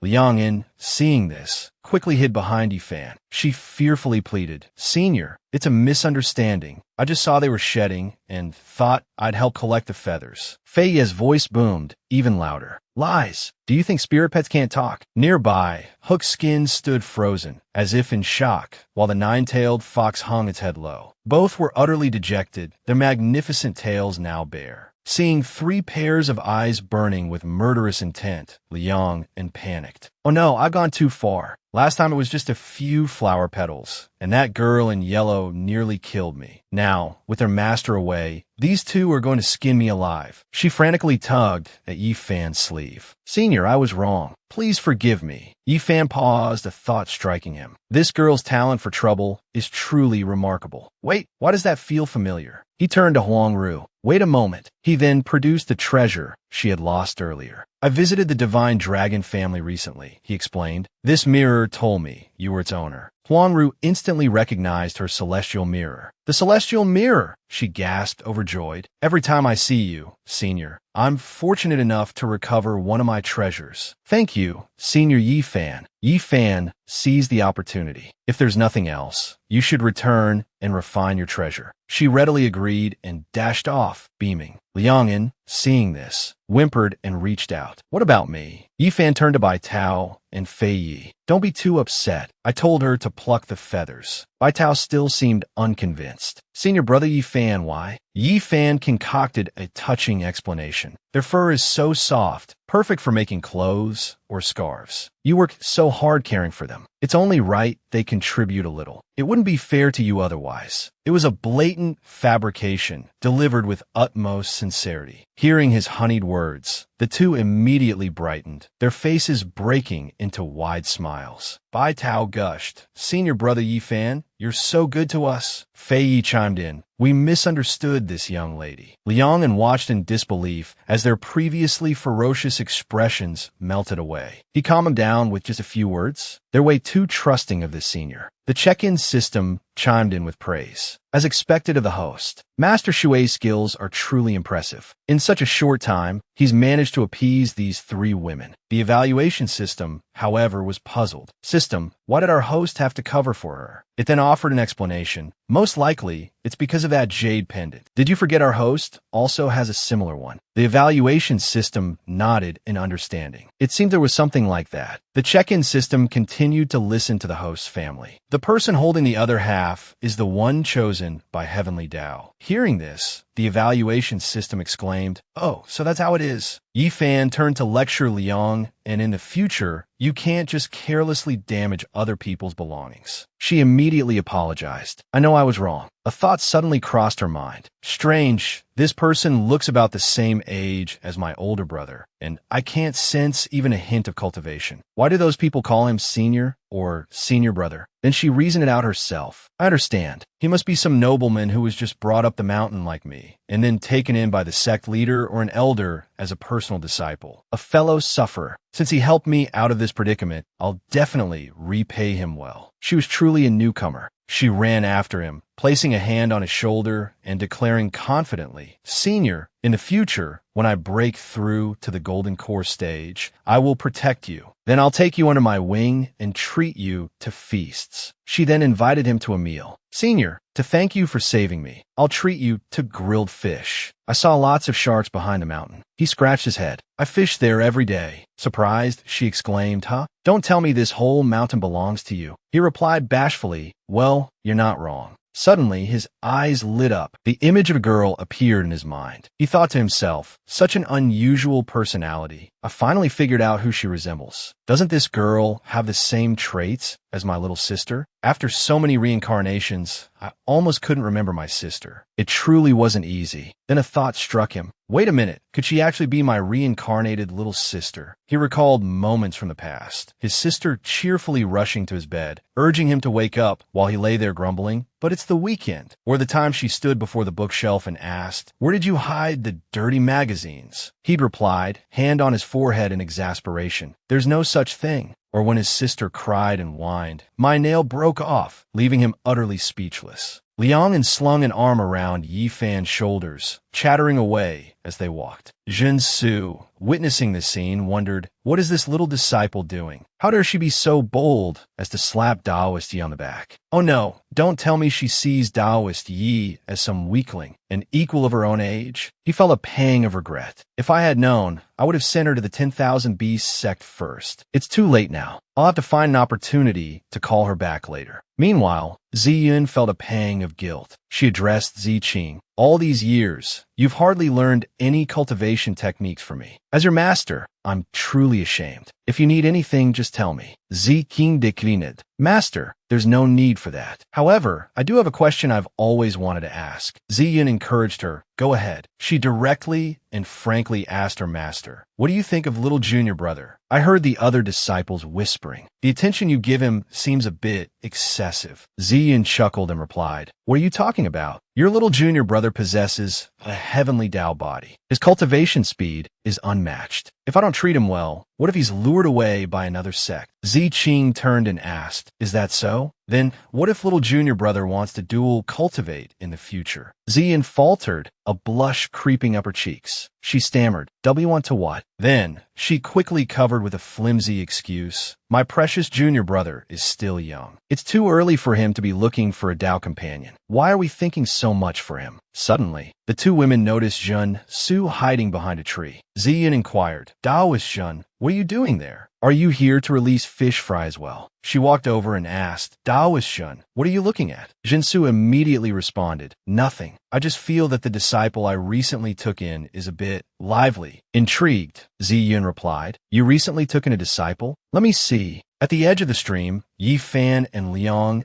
chatted cheerfully as they built a fire. A blackened fish lay nearby. Now, Yi Fan and Liang sat together, grilling fresh seafood. Liang cheerfully offered him some. Senior, try some. Yi Fan's expression turned apprehensive as he thought to himself, can this even be eaten? Ziyun, watching from afar, wore a melancholic expression, her lip curling slightly. So that's it, she thought glumly. Seeing Liang's adorable and charming face only worsened her mood. She's his disciple and his future wife, she thought, her heart aching. She tried to comfort herself. No, it can't be. It can't be. Ziqing suddenly realized something. No way. Did the other disciples speak the truth? Did Master truly develop feelings that transcend the student-teacher relationship for little junior brother? Ziqing felt uneasy, thinking about the significant age gap between them. Even though the world of cultivation doesn't forbid relationships between master and disciple, little junior brother is still so young, not even 1/10 master's age. It feels strange. Suddenly, a hand grasped her arm. Sister Ziqing, could you take a look at this jade pendant for me? Ziyun's voice pleaded. Could you tell me if it's a fake? Ziqing immediately reassured her. How could there be a fake jade pendant? Jinsu, standing nearby, couldn't help but interject. That jade pendant has belonged to my disciple since birth. I heard she was even holding it in her mouth when she was born. Ziyun began to tremble, fear creeping in her voice as she whispered, born with it. A moment later, she turned and walked away, her voice echoing back as the other two watched her go. It's nothing. I'm going to close up shop. Reaching a cave, she placed her hand against the stone wall, her body weary. My precious disciple, this is fate, she thought. I should be giving my blessings. Why do I feel so conflicted? Looking down at her trembling hand, Ziyun forced out words of encouragement to herself. I should just focus on my cultivation. Right now, my disciples are stronger than me. If I, as the sect leader, don't strive to improve. How can I lead the Ziyan sect? Surely, once I break through to the nascent soul stage, I'll understand everything. As if in answer to her desire, a voice echoed through the cave. You desire power? Hearing the strange voice, the blood drained from Ziyun's face. Unease filled her as she demanded, "Who's in my room?" Terror gripping her, she continued to question, "Who are you?" At that moment, a figure materialized within a mirror. Shrouded in mist, with eyes hidden behind a mask of ice, the figure exuded a chilling aura. It replied, "Who I am is unimportant. You need only know that I can help you." On one side, Yi Fan and Liang were in a flurry of activity. Yi Fan spoke up, "It's dinner time. I should probably start cooking for Master." Liang seemed surprised. "Senior brother, you have to cook for Master too?" Yi Fan began to explain. "Yes, at first I only made my own portion, but after they tried it, they started eating it more often," she replied. "I can't believe an immortal who refines secret elixirs still has such worldly desires like eating." Liang cheerfully held up the burnt seafood, much to Yi Fan's dismay. She announced, "More food for everyone." The dishes looked disastrous, like the aftermath of some culinary apocalypse. The chicken beating system and the check-in system flew over, flustered and worried. "Host, I need to tell you something very important." Yi Fan, his brow furrowed, asked, "What is it?" The check-in system, sweating profusely, spoke first. "Your master is in seclusion, but I can't update her data." Unaware of the urgency, Yi Fan calmly replied, "Is that a serious problem?" The check-in system, its digital face etched with terror, thought of Ziyun and responded, "Quite serious. It means your master, she." The image of Ziyun flashed in its mind, seemingly corrupted, her eyes glowing blood red with malevolence, shrouded in black flames. It continued, "Has escaped the control of the heavenly Tao." Hearing this, both Yi Fan and Liang were stunned. Liang asked, "Senior brother, is she really your master? Her aura feels so different from yours." Ziyun's vacant, blood-red eyes stared ahead, radiating a chilling, killing intent. Suddenly, Ziyun, with a blade in hand, lunged towards them. She looked terrifyingly evil, as if possessed and devoid of reason. The check-in system, sensing the danger, yelled, "Host! Danger!" It quickly activated a technique, activating Enhanced Protection Field. The two forces collided with a deafening roar, their light blindingly bright. A brilliant beam of energy shot skyward like a radiant tornado, accompanied by a terrifying rumble. The destructive power of the impact was so great that it alerted many others. "Such oppressive power!" someone exclaimed. As the smoke cleared, a deep crater was revealed. Miraculously, everyone was still safe after the exchange. The check-in system and the chicken beating system flew forward, their digital faces pale with fear. The chicken beating system stammered, "The firepower, it's too strong. My hands are still shaking." It then turned to Yi Fan, its voice laced with worry. "Host, is your master corrupted?" Jin Su, unable to remain silent, finally spoke. "Taoist Ziyun, what are you doing? Did my junior disciple offend you?" Jin Su thought to herself, could it be the jade pendant? She called out, "Disciple." Quickly hand over Taoist Ziyun's jade pendant. Liang, still disoriented, responded, "Huh? Yes." Yi Fan quickly intervened. "Don't. If master sees it, she'll be even angrier." Amidst the chaos, Ziyun prepared another attack. Not yet finished. The attack sent Jin Su's brush flying. She gasped, "My brush." Now truly worried, she asked Yi Fan, "Taoist Yi, is your master truly at the nascent soul realm?" With my chi condensation cultivation, I can't even begin to fathom her true strength. Faced with this question, Yi Fan stammered, "I don't know." The chicken slapping system's erratic alerts jolted Yi Fan. "Host, I've detected something. I think Master Yin also has a system." Yi Fan spun around, a grave expression etched on his face. "What?" A terrifying figure, Yun Xiang, materialized. "Who I am is unimportant," she stated, her voice chilling. "You need only know that I can help you. Whether it's ultimate cultivation or forbidden desires, whatever you wish for, I can make it happen." Yun hesitated, a troubled silence descending as she contemplated the offer. Violet silks materialized around her, and she sank to her knees, eyes squeezed shut against a sudden wave of discomfort. "I'm the sect leader of the Ziyun sect," she forced out, her voice strained. "Every thought, every action I take affects the future of my sect. Even if I harbor inappropriate feelings for my beloved disciple, I must control them. Our relationship as master and disciple hasn't deteriorated to the point where I would allow such thoughts to disrupt my life." Yin Xiang seemed pleased. She raised a hand to her lips. "Excellent. Someone at only the nascent soul stage possessing such awareness. I truly underestimated you." White tendrils snaked out from a mirror, ensnaring Zi Yun in a grotesque embrace. However, Yun Xiang continued, her voice laced with malice, "I didn't come here to ask for your opinion." Terror, seized Zi Yun. Her face, a mask of fear, reflected the horror of the scene. The tendrils tightened around her fingers, then spread, binding her limbs and lifting her into the air. Panic flared. Her eyes glazed over, consciousness slipping away. "You're not a heart demon," she managed to whisper before the darkness claimed her. Even as she lost awareness, Yin Xiang's words echoed her mind. "You're too weak. Even if you realized, what good would it do?" Yi Fan ground his teeth, his face a whirlwind of confusion and anger. "Master has a system? What's going on?" The check-in system's voice chimed in. "This is just a hypothesis, host. I'm not entirely certain. Normally, system holders can detect each other, but it seems your master can't see us." The chicken slapping system added, "That's right. It appears she's only receiving power from the system." The check-in system, its digital mind whirring, declared, "Host, the only way to resolve this is to find the one behind it all, the one influencing your master." Yi Fan, startled, asked, "But how do we find them?" "Give me some time, host. For now, try to restrain your master." Liang Yin, gazing at the strange phenomena unfolding in the sky, muttered, "What are those blurry things up there?" While Liang Yin and Yi Fan were distracted, Zi Yun, now a puppet of the mysterious system, swooped down, intent on attacking them. Suddenly, Qing Lan descended from the heavens, intercepting the attack. As she landed, Qing Lan inadvertently brushed against Zi Yun's violet energy. Holding the shimmering power in her hand, her face creased with worry. A cry echoed from the distance. Tuan Di, Fei Yi arrived, a blur of motion, and dispersed the violet energy with a swift strike. "I'm here to help you," she declared, her voice ringing with determination, as Qing Lan stared in surprise. Once the immediate danger had passed, Fei Yi asked anxiously, "Are you all right?" Qing Lan offered a reassuring smile. "Just a scratch." Alerted by the commotion, Zi Qing,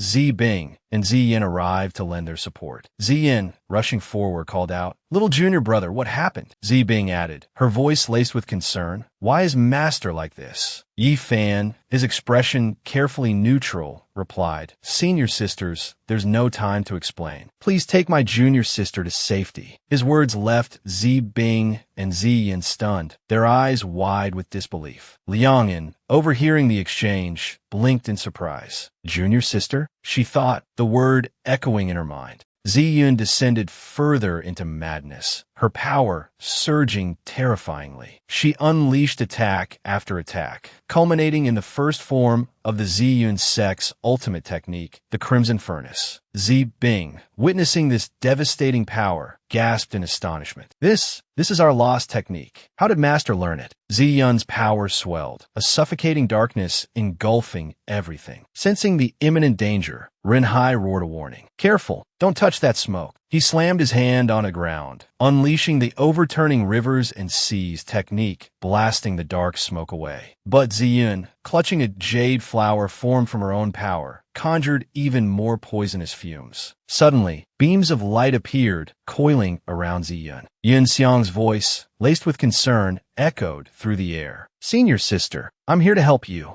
As the light enveloped her, the dark energy swirling within Zi Yun began to dissipate. At that moment, Tai Yin darted forward, flinging a cloud of anesthetic powder towards Zi Yun, causing her to cough in distress. Seeing their opportunity, Qing Lan and Fei Yi charged forward. "Now's our chance." Qing Lan shouted. Before striking, Fei Yi bowed her head apologetically towards Zi Yun. "Sect leader, forgive me. These are spirit beast binding chains." A barrage of attacks converged on Zi Yun, forcing her to writhe in pain. Having finally restrained Zi Yun, everyone rushed to her side, their voices filled with concern. Master, calm down, master. After their concerted efforts, she finally regained consciousness, her voice weak and raspy. My disciples. The last vestiges of dark energy seeped from her mouth. As she recovered, the mirror she held shattered, a scornful voice echoing from the shards. So weak. A few chains were all it took. The check-in system's alert blared. The one behind this has appeared. Rage contorted Yi Fan's face as he gritted out a command to the system. Unlock the seal. The chicken system squawked in response. Host seal? Are you sure you want to? Yi Fan cut it off. Just do it. Don't waste time. What if I regret it later? Unlock the seal. With the seal released, Yi Fan snarled. She's powerful. Stay back. Yun Xiang descended slowly, a smirk playing on her lips. Finally, I can get serious. She paused, then began to summon dark chains, binding Zi Yun once more. You're no match for me, Yun Xiang sneered, tightening the chains, causing Zi Yun to cry out in pain. Yi Fan roared, let my master go. The check-in system announced. Time acceleration bullet activated. Upgrade received. Yi Fan lunged towards Yun Xiang, taking her by surprise. The check-in system announced. 100x punch force activated. He slammed his fist into Yun Xiang's face, shouting, Overlord's fist. The impact momentarily stunned Yun Xiang, but she quickly recovered, chuckling. My, aren't you rough with a lady? When you're my enemy, gender doesn't matter, Yi Fan retorted. Yun Xiang gathered dark energy around her. Still the same as ever, I see. Yi Fan froned. Same as ever. Yun Xiang raised her scythe, preparing to swing. As she did, Yi Fan caught the blade with his bare hand. The check-in system shrieked. That's a system weapon. You can't block that. Host, choose a weapon. The chicken system chimed in. It's no use. Even if you give him a weapon, he doesn't have time to use it. Seconds later, a sword materialized before Yi Fan, its familiar presence bringing a flicker of recognition. Don't cut me in half this time, master. The sentient blade pleaded, its voice echoing in his mind. Yun Xiang, preparing to swing her wicked scythe again, sneered. Just a little sword with a spirit. How quaint.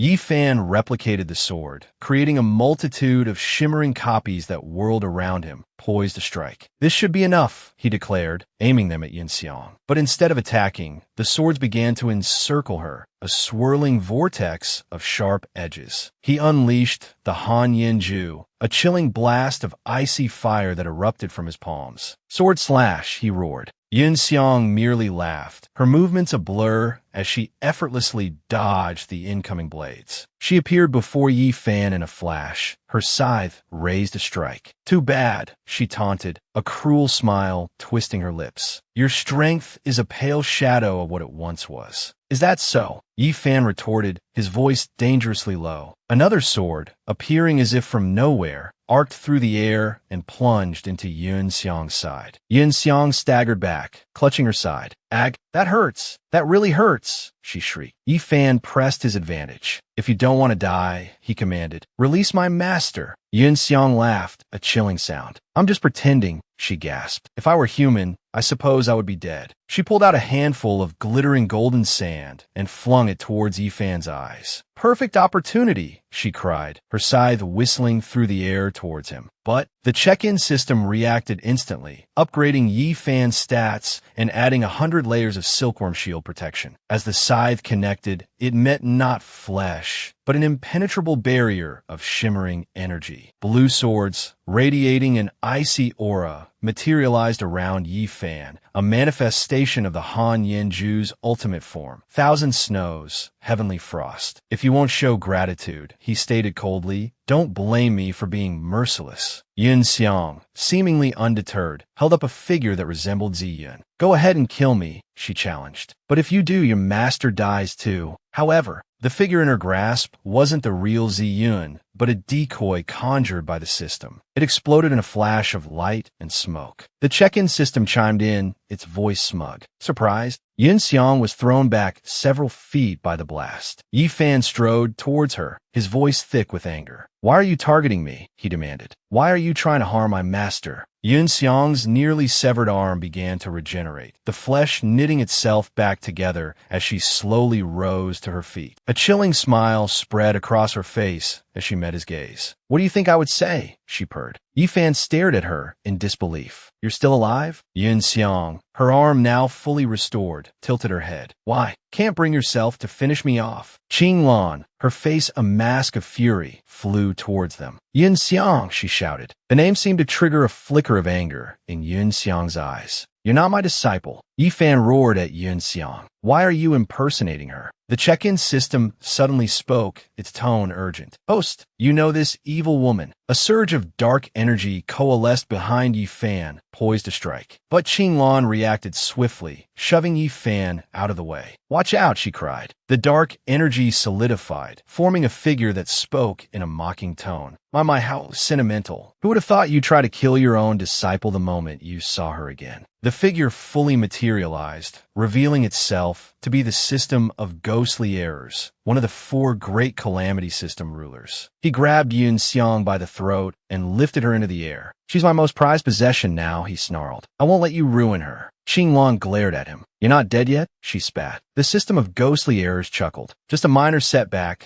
controlling a few pawns, losing a game. Don't take it so seriously. The check-in system raged. You old fool. How dare you violate the rules and attack my host? The chicken slapping system also squawked. You decrepit old beast. You can't even handle proper fight, yet you dare lay a hand on my host disciple. The system of ghostly errors hung his head. A couple of low-level wastes who haven't even taken proper form. What are you doing here? Flapping your gums. Yifan, consumed by fury, gripped his sword. You harmed my disciple and plotted against my master. You and your wretched underlings. Do you truly believe you haven't suffered enough? The system of ghostly errors seized Yun Xiang by the throat, a chilling laughter escaping his lips. Death. Thin, ethereal threads snaked out from his hand, adhering to Liang Un, Rinhai, and Jinsu. Jinsu, bewildered, stammered, What is this? The system of ghostly errors cackled. This is laughable. Back then, I merely controlled a few of that realm's strongest cultivators and nearly drove you to your death. Where do you find the strength to challenge me? If I were serious, I could control everyone you know and have them beheaded in an instant. The check-in system whimpered. Thank goodness I don't have a head. He caressed Yun Xiang's face. Be a good girl and submit. If you die, I'll spare a few lives. Then, I'll choose some beauties to be my ghostly dolls, keeping them in my treasure vault. A spatial rift tore open behind the system of ghostly errors. He spun around, fear etched on his face. The aura of a supernova? But I blocked all communication signals here. How? The system of ghostly errors ripped the portal wider, bellowing, I'll spare you this time. Once I've refined the bone-chill frost, I'll return for you. With that, he vanished into the rift. The check-in system cheered. Host, we're saved. It then cried out by RA. You truly are a mother to me. You came to save us. Emerging from a spatial rift was not by RA, but the chicken blood system. The check-in system blinked. Why is it you? Where's by RA?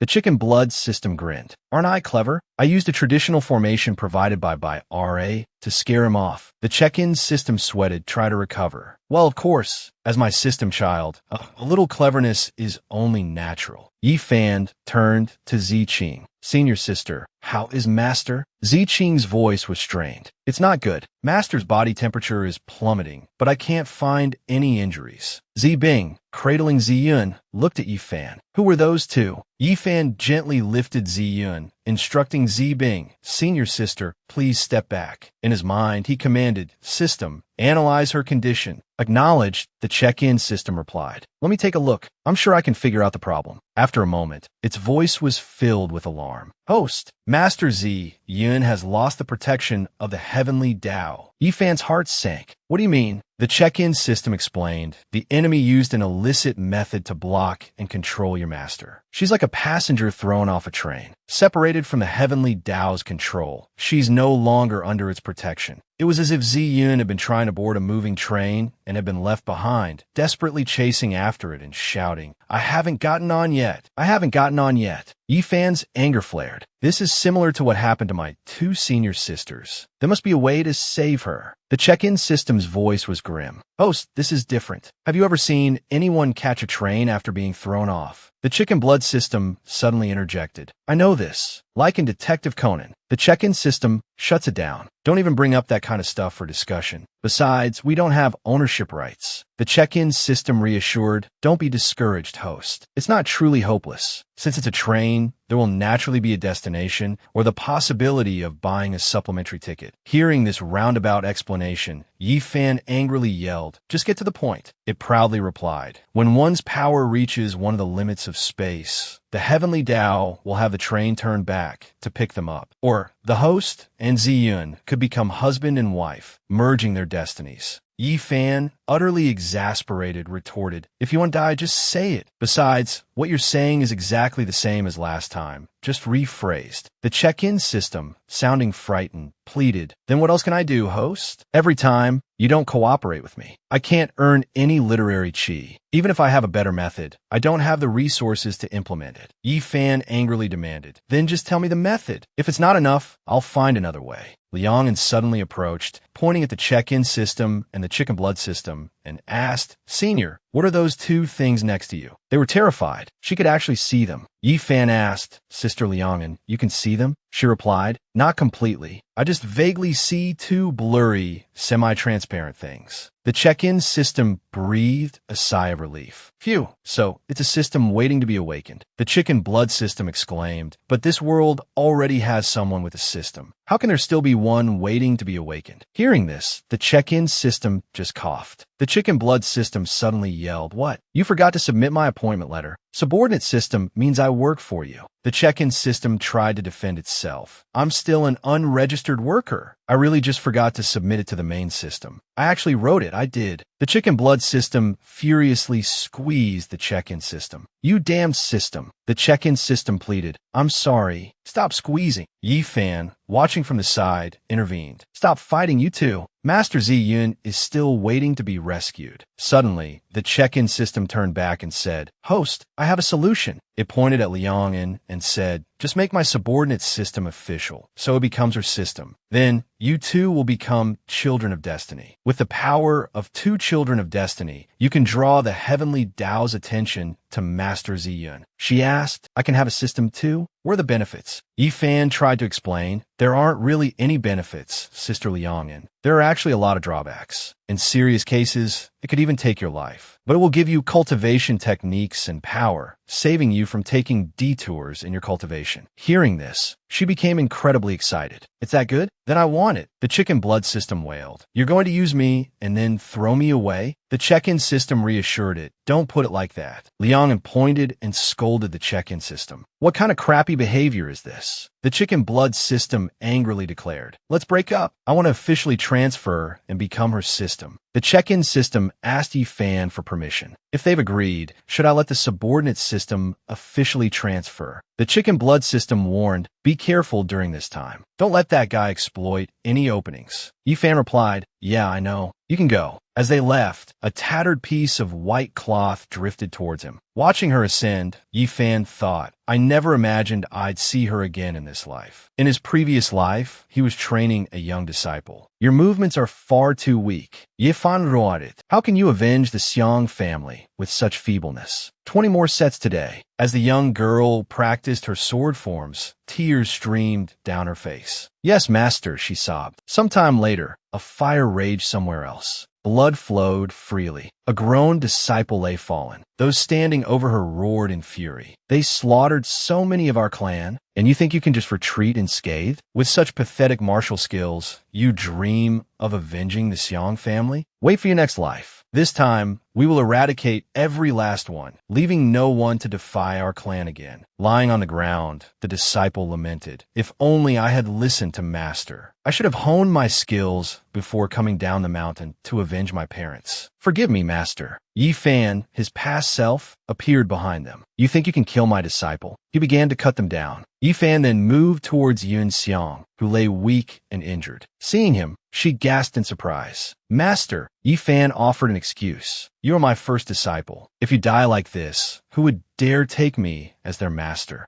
I'm sorry, master, she apologized. I was wrong. Yun Xiang suddenly jolted as Yifan lifted her into his arms. I'll take you back to the sect for treatment, he said. Qing Lan interjected. Brother, I made myself clear. If you want to carry her, do it yourself. I'm not waiting. Yifan retorted. Brother, what are you saying? Seeing this, Yun Xiang was overjoyed. Years later, at his own place, Yifan raged. That old Taoist is truly capable. This time, he's managed to rally 3 million cultivators at the Tribulation Transcendent stage to fight me to the death. Disciple, quickly lead your junior brothers and sisters away. This sect can no longer be protected. Yin Xiang smiled. I understand, master. Hearing her tone, he turned, startled. What's wrong? Yin Xiang suddenly lunged forward and kissed Yifan. She smiled and said, Master, don't let those cultivators catch you. He chuckled. Don't underestimate your master. Yin Xiang called out. You flirt. You better come back. She now awoke, confused. The system of ghostly errors, standing outside, observed her awakening. You're awake, my masterpiece, he said. She was submerged in a chamber filled with liquid. He drained the chamber, releasing her. Well, he asked, have you recovered the memory of your most proficient weapon? Yin Xiang replied, I have. My sword is called. Looking at the blade, she spoke. Wang Jun.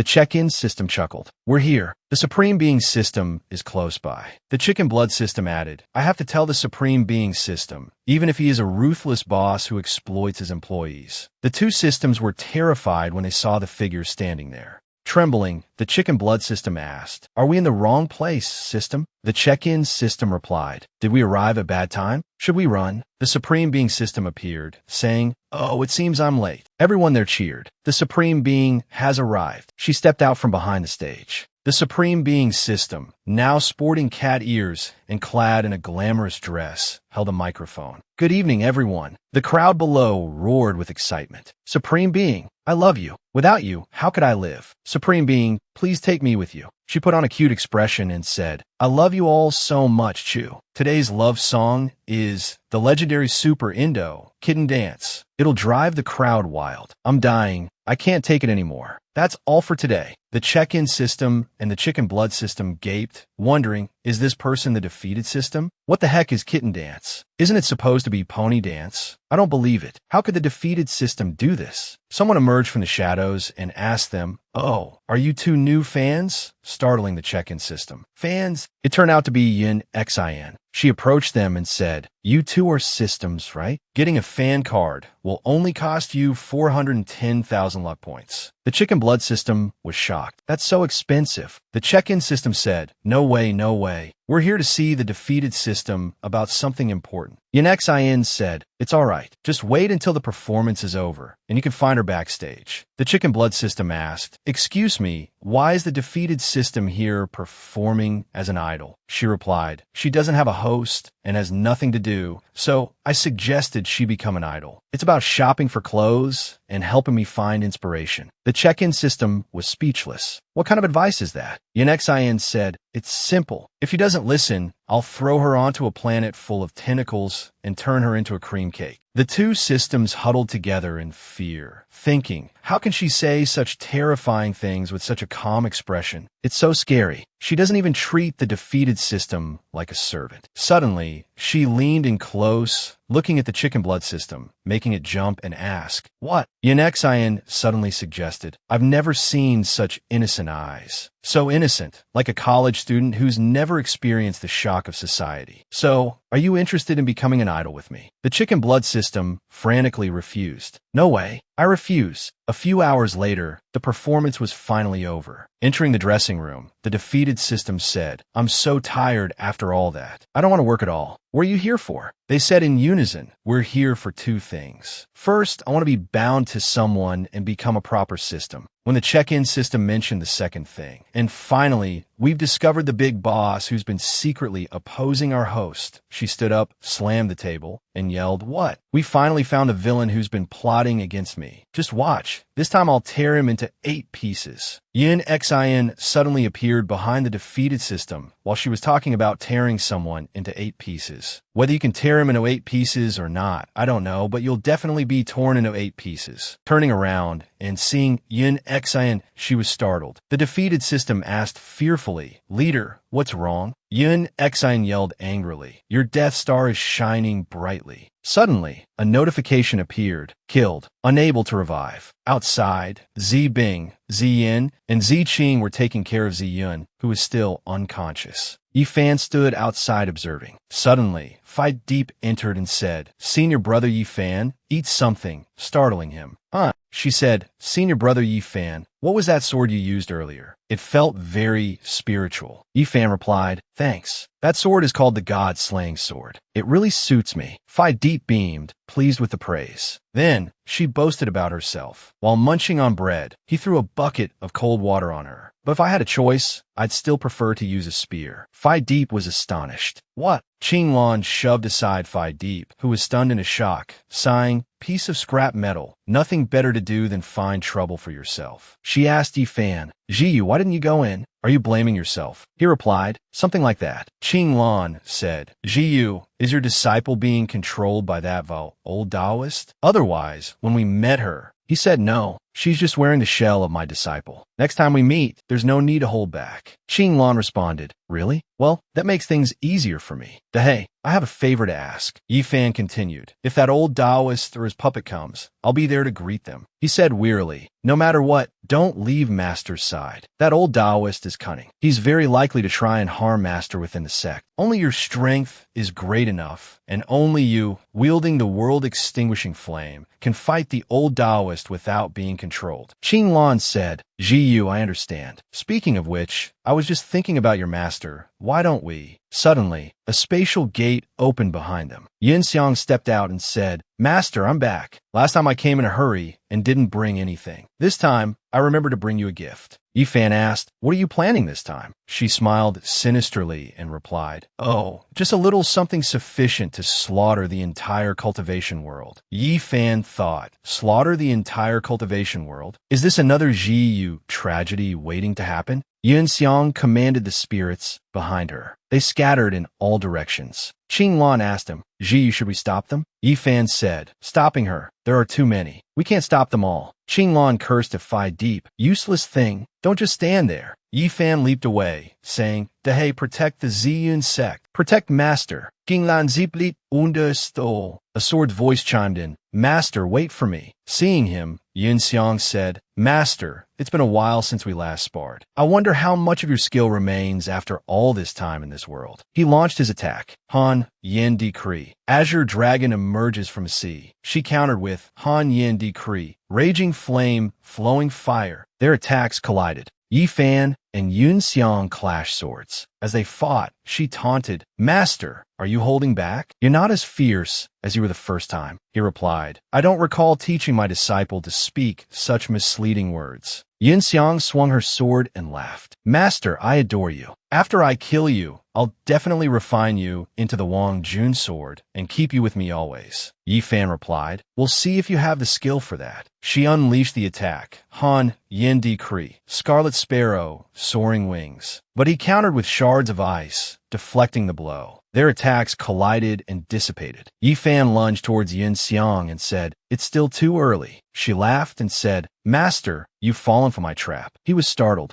Yin Xiang's scythe grazed and cut Yi Fan. She held the scythe and mocked him. "Master, you're not as invincible as I thought." Seeing a dark energy emerge behind her, Qing Lan realized something. She called out to the others, "Senior sister, everyone, take Jiyu's master away. Now." Zibing Ripley understood. A figure appeared, no one other than the demonic air system. He asked why this beast wasn't assisting his master, but instead guarding a useless person like this. Qing Lan retorted that she alone was enough to handle him, and she wouldn't let him threaten anyone close to Yi Fan again. He flexed his power, asking if she intended to stop him, and if so, she could become his plaything too. Without a word, she unleashed the world-extinguishing flame technique. But when the attack landed, nothing happened. The demonic air system had deployed a precise shield. He remarked, "As expected of the world-extinguishing flame. Truly troublesome. Even my backing can't withstand it for long. However, in the end, it's just a tool I've already broken before. I still have ways to counter it." Qing Lan yelled, "Keep showing off then." The demonic error system used the two-figured spirit pet puppet technique. She cried out, "This is bad." A dark energy appeared on Qing Lan's neck, encircling it. He laughed, saying, "This is just a modified pet collar." It's a pity it can only be used on pets. I had it tucked away, never expecting to use it today. Qinglan cursed him, calling him despicable. The demonic error system replied, if you want to blame someone, blame yourself for being a beast. As for Yi Fan,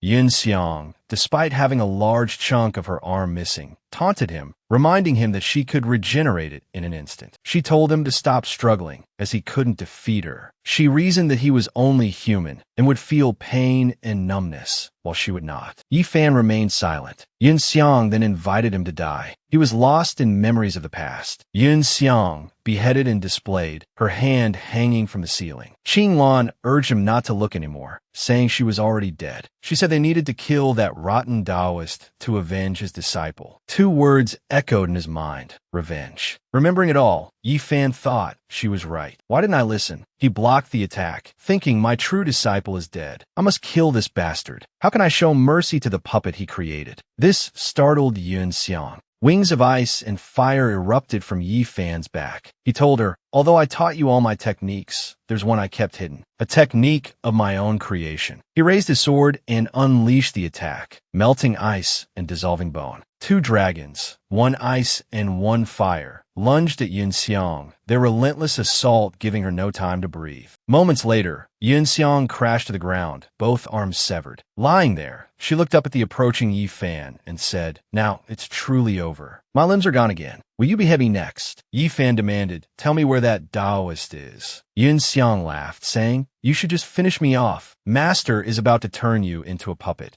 She began to regenerate, but he ignored it, raising his sword. I never intended to spare you. The demonic error system appeared, shouting, stop. He seized Qinglan, his voice a low growl. Don't ruin my things. Otherwise, I can't guarantee the life of this little beast. From below, she cried out, Ji Yu, don't misjudge the situation. Yi Fan's anger flared. Are you threatening me? The demonic error system tightened his grip on Qinglan's neck. This isn't a threat. Even if you fought me one-on-one, you wouldn't be a match for a puppet system like me. He responded to her cries. Ji Yu, stop. The demonic error system sneered. Now you listen to reason. Despite his words, Yi Fan plunged his sword into Yun Xiang's head. Her body began to dissolve into nothingness. The demonic error system roared in fury. You dare! She was my masterpiece, crafted with all my heart and soul. How dare you destroy her? His eyes, sharp as bullets, fixed on Qinglan. Since you don't care about this little beast, then I'll kill it. Liang'an appeared, attacking the demonic error system, who cried out in pain. Qinglan exclaimed, this is the power of a system? So formidable. The chicken blood system replied, indeed, this is the compensation system I received. The demonic error system raged. Who are you? Why do you have a system? Liang'an struck a pose. I am the destroyer of worlds, protector of ponds, marshes, and sandy beaches. The magical girl, signing on.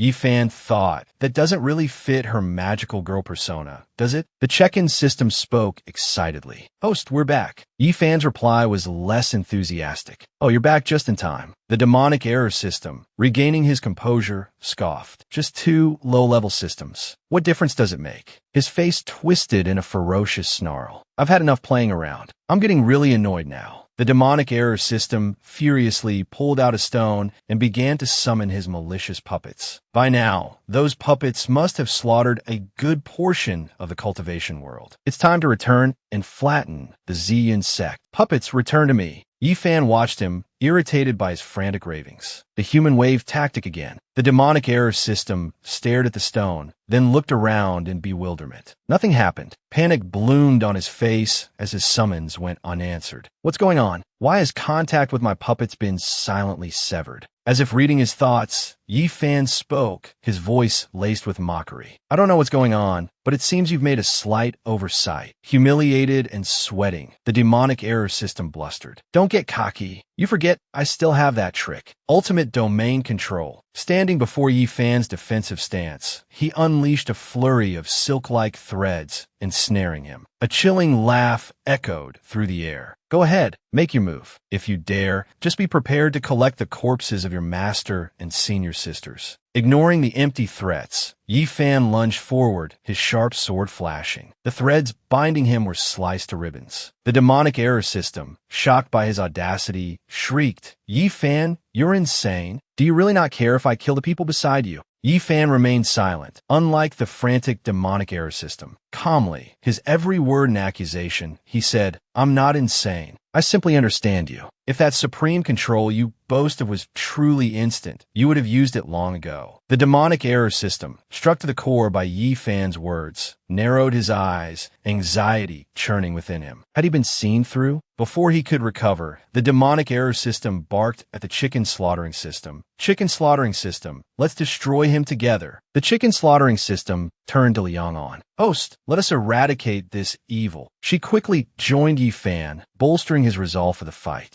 Seeing the burning intensity in Yi Fan's group, the demonic error system, panicked and desperate to flee, found himself trapped. "I can't die here." Before he could escape, a weak hand clutched at his robes. Yun Xiang, her mangled body struggling to hold on, crawled towards the demonic error system, gripping his clothes. "Don't go." Annoyed by her interruption, he snarled, oblivious to Yi Fan's impending attack. "You, what did you get here? Damn you, let go." Yi Fan swiftly brought his sword down upon the demonic error system's mud-caked head, but the blow seemed to have no effect. The demonic error system taunted. "What? Surprised? This head, reinforced by my body, can withstand even a celestial's attack. You can't kill me." He erupted in a deranged laugh, infuriating Yi Fan with his arrogance. Whatever further schemes the demonic error system had were abruptly halted as a golden bullet whizzed past his face. He froze, his hand flying to his untouched neck, terror etched on his face. What was that? How can your sword fire bullets?" Yi Fan, equally surprised by his sword's newfound ability, examined it with curiosity. "This power, it's like little Yi's infinite annihilation gun. Unlimited ammo, never jams." His thoughts drifted to Phi Deep, who had wielded a similar weapon. A triumphant grin spread across his face. "So, I've successfully refined this weapon after all." The demonic error system, silent until now, suddenly clapped a hand over his mouth in a panic. "Damn it, my daughter unit is damaged. Not only can I no longer control the puppet, but even my basic system functions are affected." Yun Xiang, witnessing his breakdown, couldn't help but sneer. "Old Taoist, it seems your retribution has arrived." The insult seemed to paralyze him, leaving him frozen in place. Unwilling to prolong the fight any further, Yi Fan prepared his finishing blow. "It's over. So does sword, finish him." The sword hummed in acknowledgement, but before it could strike, a blinding light descended. 3 massive craters, carved by immense power, appeared in the ground. Yi Fan, caught off guard, stared in astonishment. 3 figures materialized on the rooftop. The first, a stoic man with crimson hair, was the villain system. Beside him stood a woman with demonic features and 2 unusual ears, the Tai Huang system. The last, a handsome young man with a cheerful grin, was the magic reform system. The demonic error system, visibly relieved by their arrival, couldn't resist a jab. "What took you so long? I almost died." The villain system, irritated by the demonic error system's panicked pleas, snapped, "Shut up. We're here to clean up your mess, aren't we? Keep whining, and I'll smash that puppet of yours to bits." The demonic error system, desperate, could only beg, "Help me kill them." The magic reform system, however, seemed oddly cheerful, urging, "We should retreat. The Supreme Star Lord has locked onto our position. We won't escape if we linger." The Tai Huang system nodded in agreement, moving towards the barrier with the villain system. "He's right." The chicken slaughtering system, enraged, watched the 3 systems prepare to flee. "You're not getting away," he roared. The check-in system, struggling to restrain him, hissed, "Don't be stupid. Those are 4 high-level humanoid systems." The magic reform system cast a fleeting glance at Yi Fan. "We will meet again," he said softly, the words laced with an unsettling promise. The black barrier swiftly contracted, then vanished entirely, leaving an unnerving silence in its wake. The chicken slaughtering system watched their escape with frustrated fury. "They got away." The check-in system, ever practical, replied, his voice adding to the chaotic din, "Be thankful they're gone. If a real fight had started, we'd be dead." Yi Fan's gaze fell upon the broken form of Yun Xiang. He gently stroked her hair. "When did you return?"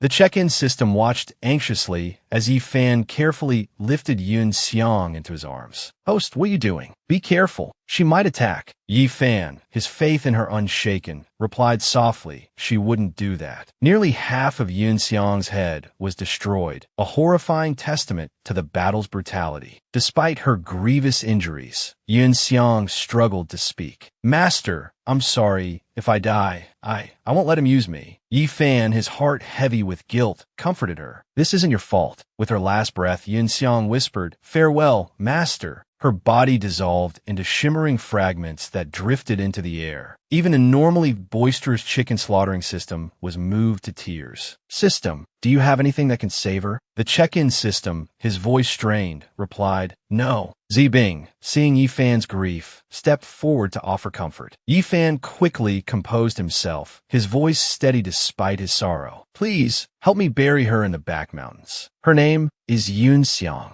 Zibing nodded. "Of course." Liang An, having witnessed the somber exchange, approached Yi Fan. "Senior," she asked, "is there a chance those others will return and attack?" Yi Fan shook his head. "Who knows? By the way, what about the casualties at the Myriad Beast sect? Didn't their leader send a large number of experts? He claimed he wanted to slaughter the cultivation world." Liang An quickly retrieved her communication device and contacted the Heavenly Realm. "You're right. I should ask my heaven-sent master." But her words trailed off as Jun Su's response left her stunned. "Casualties? What casualties? I haven't received any requests for help from the other sections." Meanwhile, in another location, chaos reigned. Phi Deep struggled with the ring around Qing Lan's neck. "This ring won't break." Little E, observing Phi Deep's frustration, offered, "I've tried. It's not something brute force can break." She touched the ring, her expression grave. "This isn't an ordinary magical treasure. After I put it on, my cultivation and abilities were completely nullified. It's truly infuriating." Phi Deep stared at her in disbelief. "So you're just an ordinary person now?" Phi Deep, frantic, blurted out a dangerous suggestion. "Or how about I just shoot it off for you with a gun?" Qing Lan, exasperated by Phi Deep's antics, snapped back. "Are you that eager for me to die? My master won't be able to handle this. Is there any other way?" A thought suddenly struck her. Perhaps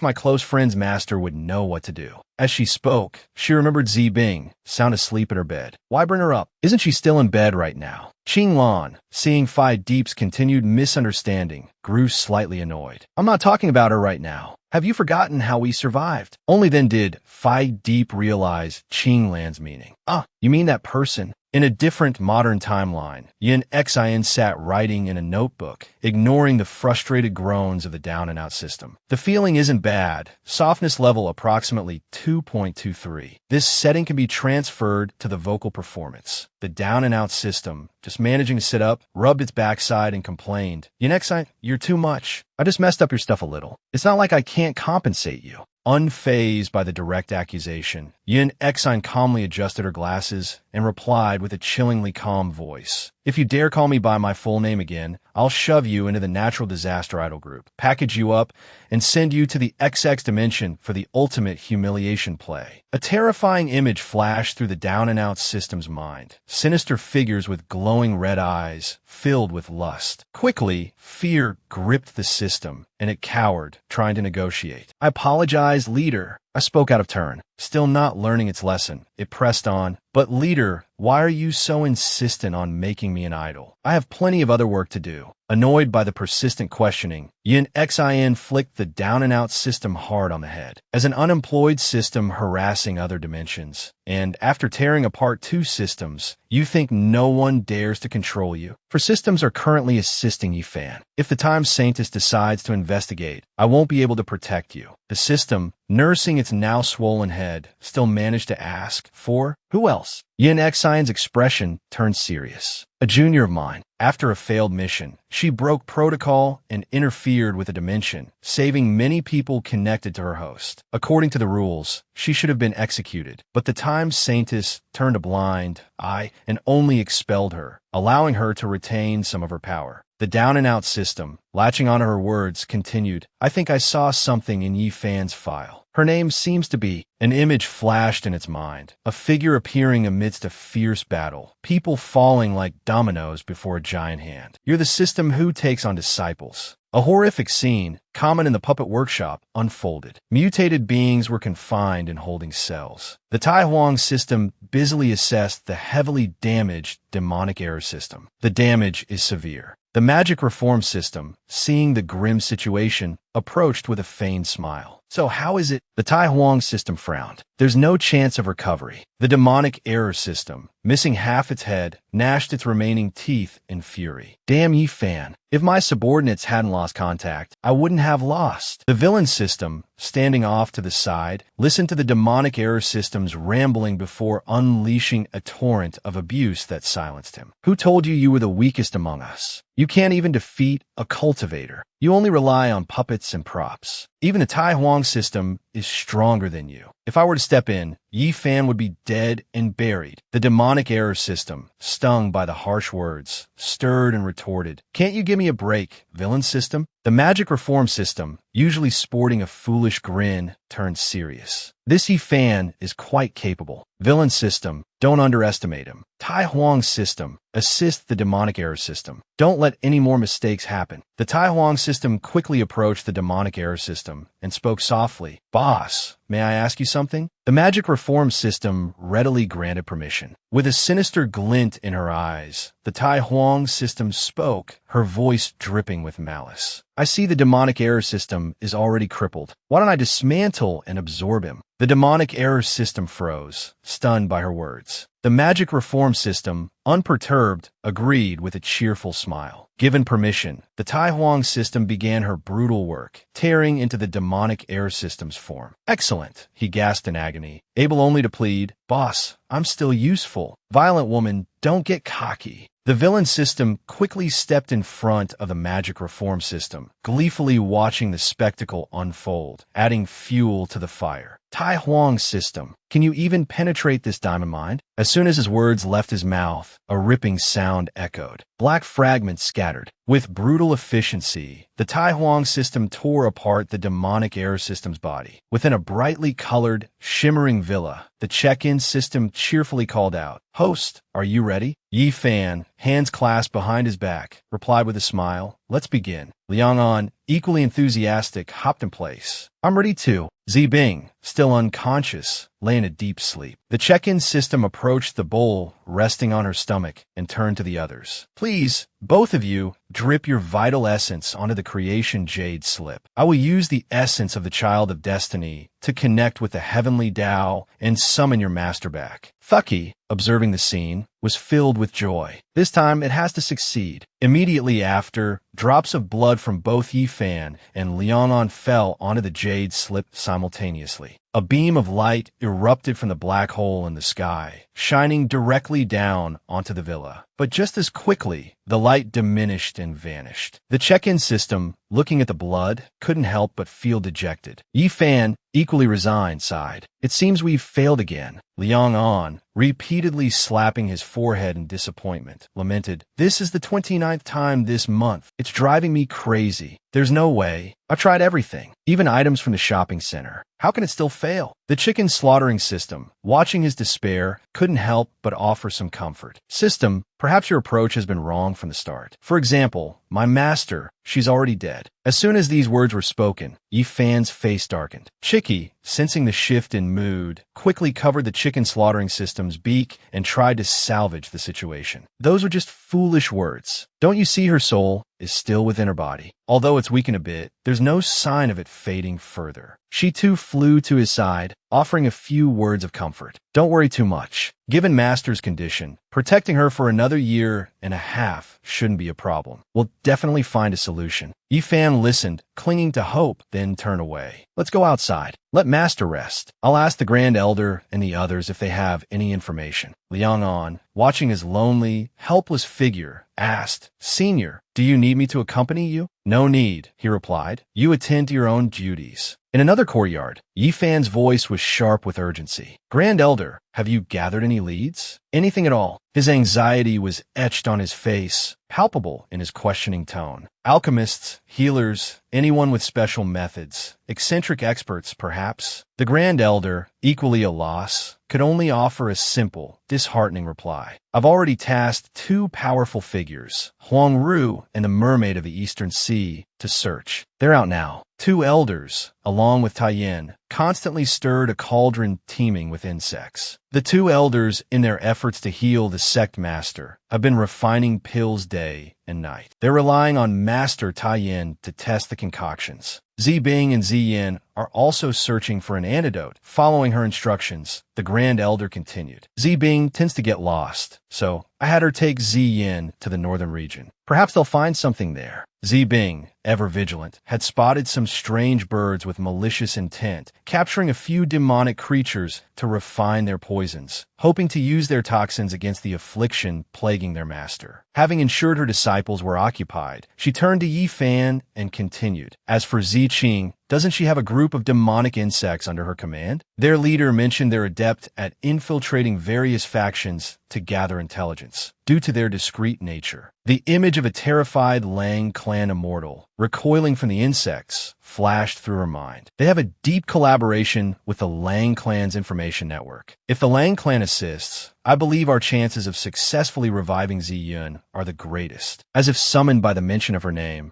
Zi Qing suddenly appeared. Grand Elder, Junior Brother, we're back. Yi Fan, eyeing the stranger she had brought with her, questioned, Second Senior Sister, who is this? Zi Qing, with an air of casual confidence, pushed the man forward. This is Tang Yi, the healer we've been observing and vetting for quite some time, with the help of the Lang clan. Don't let his golden core stage fool you. Just last week, he hadn't even reached the Qi refining stage. Following her introduction, the man stepped forward with a haughty air. Tang Yi at your service, Yi Fan. It's a pleasure to meet you. May I inquire as to the patient's location? The check-in system, after verifying Tang Yi's identity, discreetly informed Yi Fan. Reaching Golden Core stage in just a week, that rivals the speed of someone with an innate Dao body. Impossible. How can someone with such heaven-defying luck exist in this world? Zi Qing, noticing Yi Fan's continued contemplation, approached him with concern. Junior Brother, do you truly not trust this young Tang Yi? Not wanting to arouse suspicion, Yi Fan offered a few reassuring words. It's not that, but he is, after all, someone you and Second Senior Sister brought back. Hearing the unease in his voice, she quickly explained, Little Junior Brother, at Ziyun's sect, the only people I truly trust are you and Master. If you're truly at ease, just tell me and I'll listen to you. If not, I'll go find other healers. The check-in system, agreeing with her, began its own attempt at persuasion. That's right, host. Second Senior Sister is absolutely right. It's all right. We could try someone else. This person is too much of a risk. Yi Fan understood their concerns, but he knew the gravity of the situation. Even if we refuse Tang, it's hard to guarantee the next one won't be someone they send. No matter what we choose, the initiative remains in their hands. Only by accepting can we hope to find a weakness. Addressing Tang Yi, he finally decided. Physician Tang, please follow me. Tang Yi, seemingly at ease, followed his lead. Inside the room, the incense burner continued to smolder, releasing a thick, fragrant smoke. Tang Yi looked at the unconscious Ziyun. A flicker of discomfort crossed his face, quickly replaced by a look of appreciation for her ethereal beauty. So this is immortal Ziyun. She truly retains her former grace. It said her female disciples are all exceptional beauties. Sensing Tang Yi's ill intentions, Yi Fan spoke up. Physician Tang, is there a way to treat her? Tang Yi responded quickly, casually picking up a bloodletting bowl. It's nothing difficult. This is merely a symptom of imbalanced heavenly fortune. Just a drop of blood essence from someone with great fortune, and the problem will be solved immediately. The check-in system, observing the bloodletting bowl, expressed its disdain. Isn't it the thing we tried this morning? It's completely useless. Seeing Tang Yi about to use his own blood, Yi Fan quickly offered, then take my blood essence. But Tang Yi wouldn't allow it. No need, I have some. With that, Tang Yi took a knife and sliced his own hand, letting a drop of blood fall into the bowl. A shimmering light emanated from a bowl. The shimmering light intensified, flowing directly into Ziyun. The check-in system, witnessing this, was utterly shocked. How is this possible? Ziyun's long-closed eyes fluttered open, leaving the system in stunned disbelief. Oh my god, she's actually awake. Tang Yi, basking in his apparent success, declared proudly, "See, this is my ability as a physician. There's no illness I can't cure." Yi Fan rushed forward to help Ziyun sit up. "Master, are you alright?" He expected a heartwarming reunion, but she abruptly pushed him away, recoiling in fear.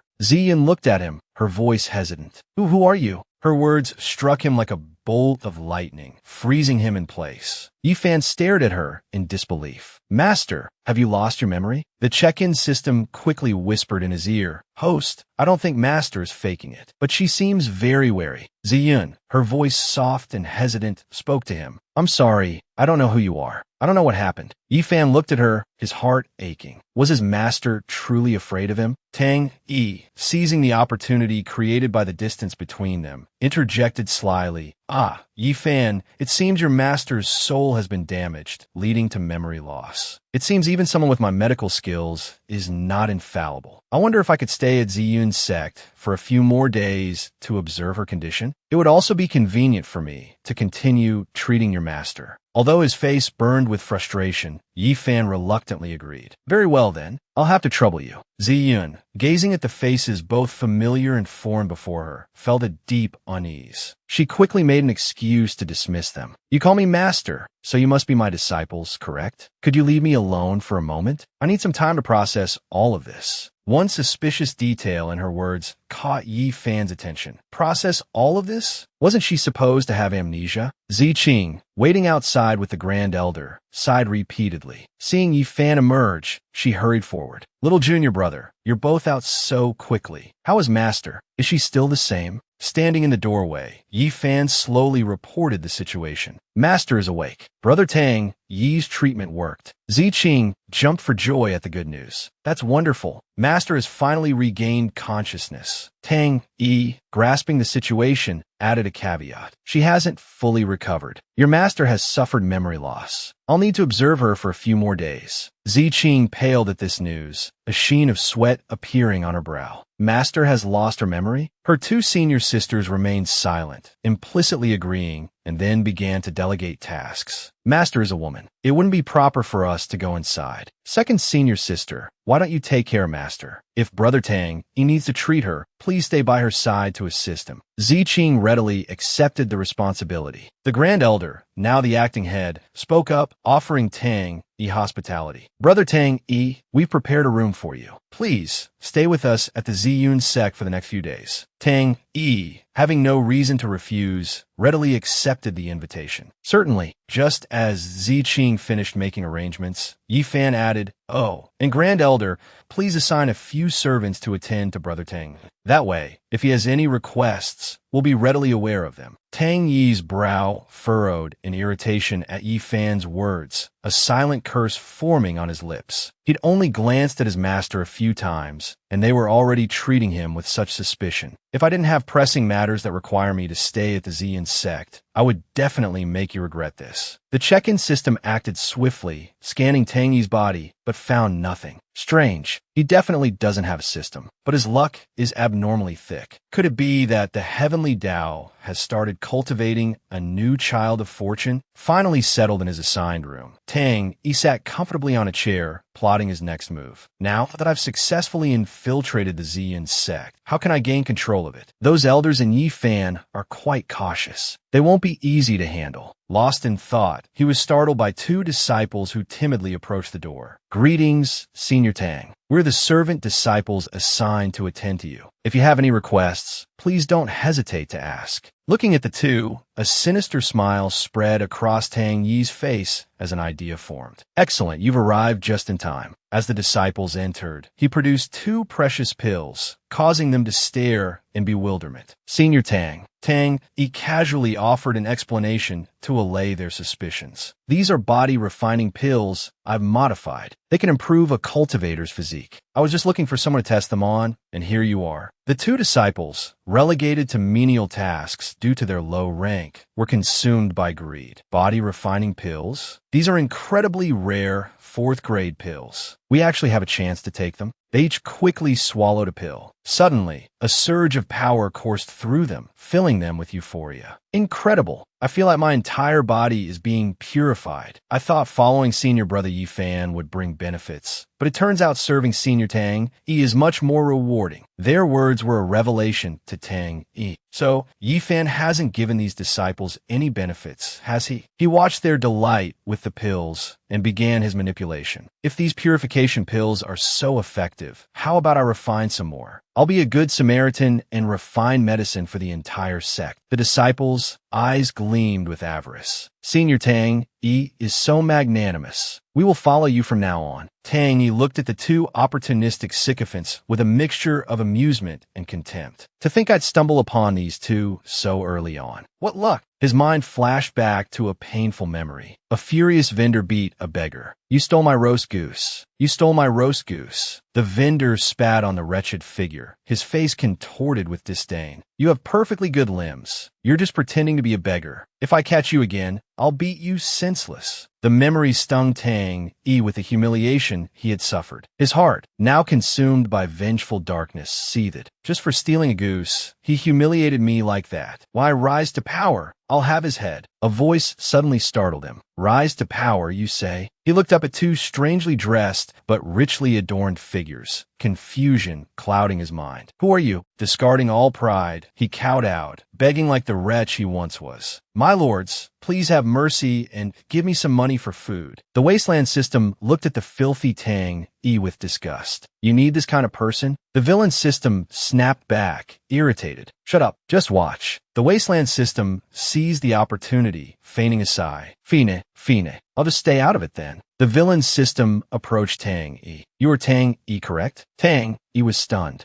How do you know my name? The villain system ignored the question, instead producing a green book, waving it enticingly. Do you desire to become someone revered, someone the world looks up to? In the sect courtyard, a group of disciples gossip. Have you heard? Senior Tang Yi has reached the golden core stage. Another disciple gasped. So fast. When he first arrived at the Xian sect, he was only at the Qi refining stage, or maybe foundation establishment. Exactly. This speed rivals Senior Brother Yi Fan. A disciple with purple hair scoffed. Don't even mention Senior Brother Yi Fan. His lack of effort can't compare to Senior Tang Yi. A stout disciple chimed in, agreeing. Senior Tang Yi cultivates while also healing, refining pills, and researching formations. Otherwise, he would have already reached the nascent soul stage, maybe even spirit severing. Another sighed wistfully. If only Senior Tang, you were a true member of our sect. At Immortal Jade Peak, the Wasteland system complained, Host, that Tang Yi is completely winning over the sect. This isn't good for you. Hearing this, Yi Fan calmly continued cooking. It's nothing more than a cunning trick, he replied. If I were to be swayed by something like this, I would have already fallen for his trap. The system seemed to understand. Host, you mean the key is still Master Ziyan? Yi Fan's expression turned serious. Exactly. Master must be hiding a secret. Yi Fan brought the food to Ziyun, speaking solicitously. Master, I brought you today's meal. She sat on the bed, a slight distance between them. Disciple, you've come again. He lifted the steaming plate. I know Master has forgotten many things, so I tried making a variety of dishes. Perhaps you'll find something you like. She hesitated, a touch of apologetic embarrassment in her voice. Ah, yes, please don't make any more of those strange dishes. I truly don't enjoy them. The savory dishes and sweet desserts were laid out enticingly. He reassured her, don't worry. These are all made according to traditional recipes. Seeing the food, she was immediately drawn in. Before her was a large plate of chicken and pudding. Picking up a piece of chicken with one hand and scooping up some pudding with the other, she exclaimed, delicious. Seeing her enjoyment, Yi Fan didn't linger. He simply said a few words before leaving. I'm glad you like it, Master. I'll leave the food here and come back to clear it later. He glanced back, his mind racing with thoughts. As soon as he stepped outside, Zi Qing, who had been waiting, called out, Junior brother. He approached her and asked in a low voice, "Second senior sister, how is the investigation into Tang Yi progressing?" Her expression turned serious. It seems there really is something wrong with Tang Yi. I asked the Grand Elder to investigate his hometown. She recounted what they had discovered. It appears that over a month ago, the town where Tang Yi lived was burned to the ground. She continued, her voice filled with suspicion. If that were all, it could be dismissed as a misfortune. But I discovered that all the cultivators in that town were slaughtered. Without exception, she speculated, based on the charred remains. Judging from the bodies, they were all drained of their life force while still alive. Yi Fan pondered this grim news. Death by draining. I encountered a similar situation in my past life. But even so, Tang Yi's cultivation shouldn't have increased so rapidly. Moreover, since arriving at the sect, he hasn't left and no one has died. So what exactly has he been draining? Suddenly, she remembered something and quickly informed him. "Oh right, junior brother. Junior sister Liang Ying of the 10,000 Bees sect told me that recently, their sect also welcomed an exceptionally talented prodigy. His name is Xiao Shun." Surprise flickered across Yi Fan's face. A prodigy? He quickly realized the implication. A child of destiny. So that's how it is. He made a suggestion. "Second senior sister, please help me investigate. How many prodigies like Tang, Yi, and Xiao Shun have appeared recently?" Ziqing agreed. "All right, I'll ask the Grand Elder and the Langxian Pavilion for assistance." Meanwhile, Tang Yi was meditating. His cultivation had reached the first level of the nascent soul stage. He reveled in the power coursing through him. The profound heaven creation art truly didn't disappoint me. I've finally broken through to the nascent soul stage. He reflected on his previous methods with a satisfied smirk. It seems my previous kill the chicken to get the egg approach was a huge loss. I should nurture a group of loyal fools and absorb their destiny. A cunning smile spread across his face. Now that I've reached the nascent soul stage, my power surpasses that of ordinary nascent soul cultivators. It's time to go see her alone.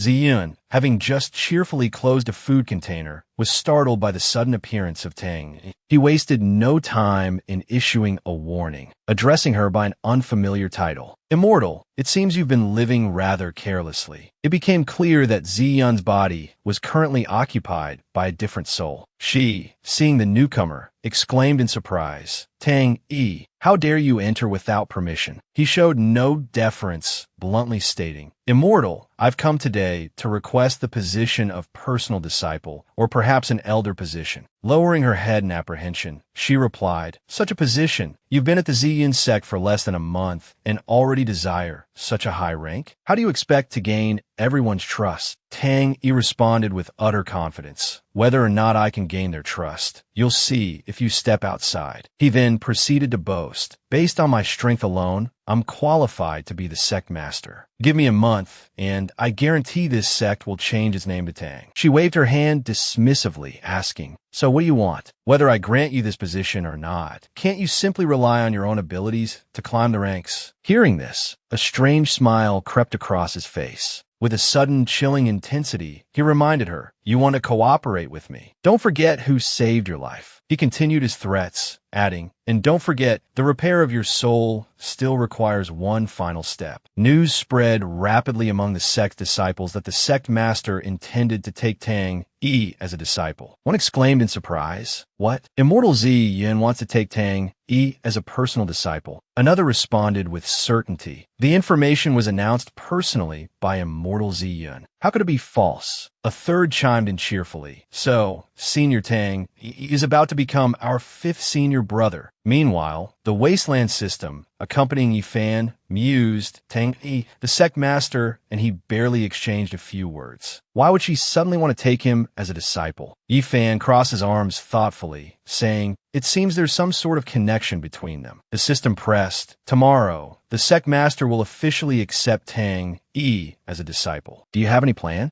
Slamming his fist against the railing, Yi Fan declared with conviction, "Don't worry. I won't let Tang Yi succeed in his apprenticeship tomorrow." Elsewhere, in a secluded corner, The imposter sect master met with Tang Yi. She reported, "I followed your request and granted you the status of personal disciple." He responded with a slight praise. "Very good. Next, we'll gradually seize control of the Ziyun sect." Suddenly, he stepped forward and embraced her, whispering, "Once I eliminate Yi Fan, you'll become my woman." She recoiled in shock and anger, immediately slapping him and stammering an apology. That was just my body's conditioned reflex." Enraged, Tang Yi lunged forward, grabbing her throat with a serious tone. She threatened him. "We have a cooperative relationship. If you dare lay a hand on me, we'll see if you can even leave the Ziyun sect alive." Hearing this, Tang Yi turned away, then spun back around, seething. "Fine. Ungrateful wretch. There's so many beautiful female disciples in the Ziyun sect. Do you really think I'm interested in your withered face? When I become the overlord of the Eastern Wastelands, even if you kneel and beg to sleep with me." Cutting off his words, she thought to herself, "Overlord of the Eastern Wastelands? We'll see if you're even lucky enough to live that long." The scene shifted to the main hall of the Ziyun sect. Inside the hall, Yi Fan stood in a corner, arms crossed, observing the disciples as they exclaimed, "Look, Tang Yi has arrived." He turned his gaze towards Tang Yi. He strode into the hall, a triumphant smirk playing on his lips. Stopping before Ziyun, he offered a superficially respectful bow. "Tang Yi greets immortal Ziyun," he said, his voice smooth as silk. "I await your command." Huddled in a corner, several disciples murmured amongst themselves. "This is even grander than when the senior sisters, or even Yi Fan, were accepted," one whispered in awe.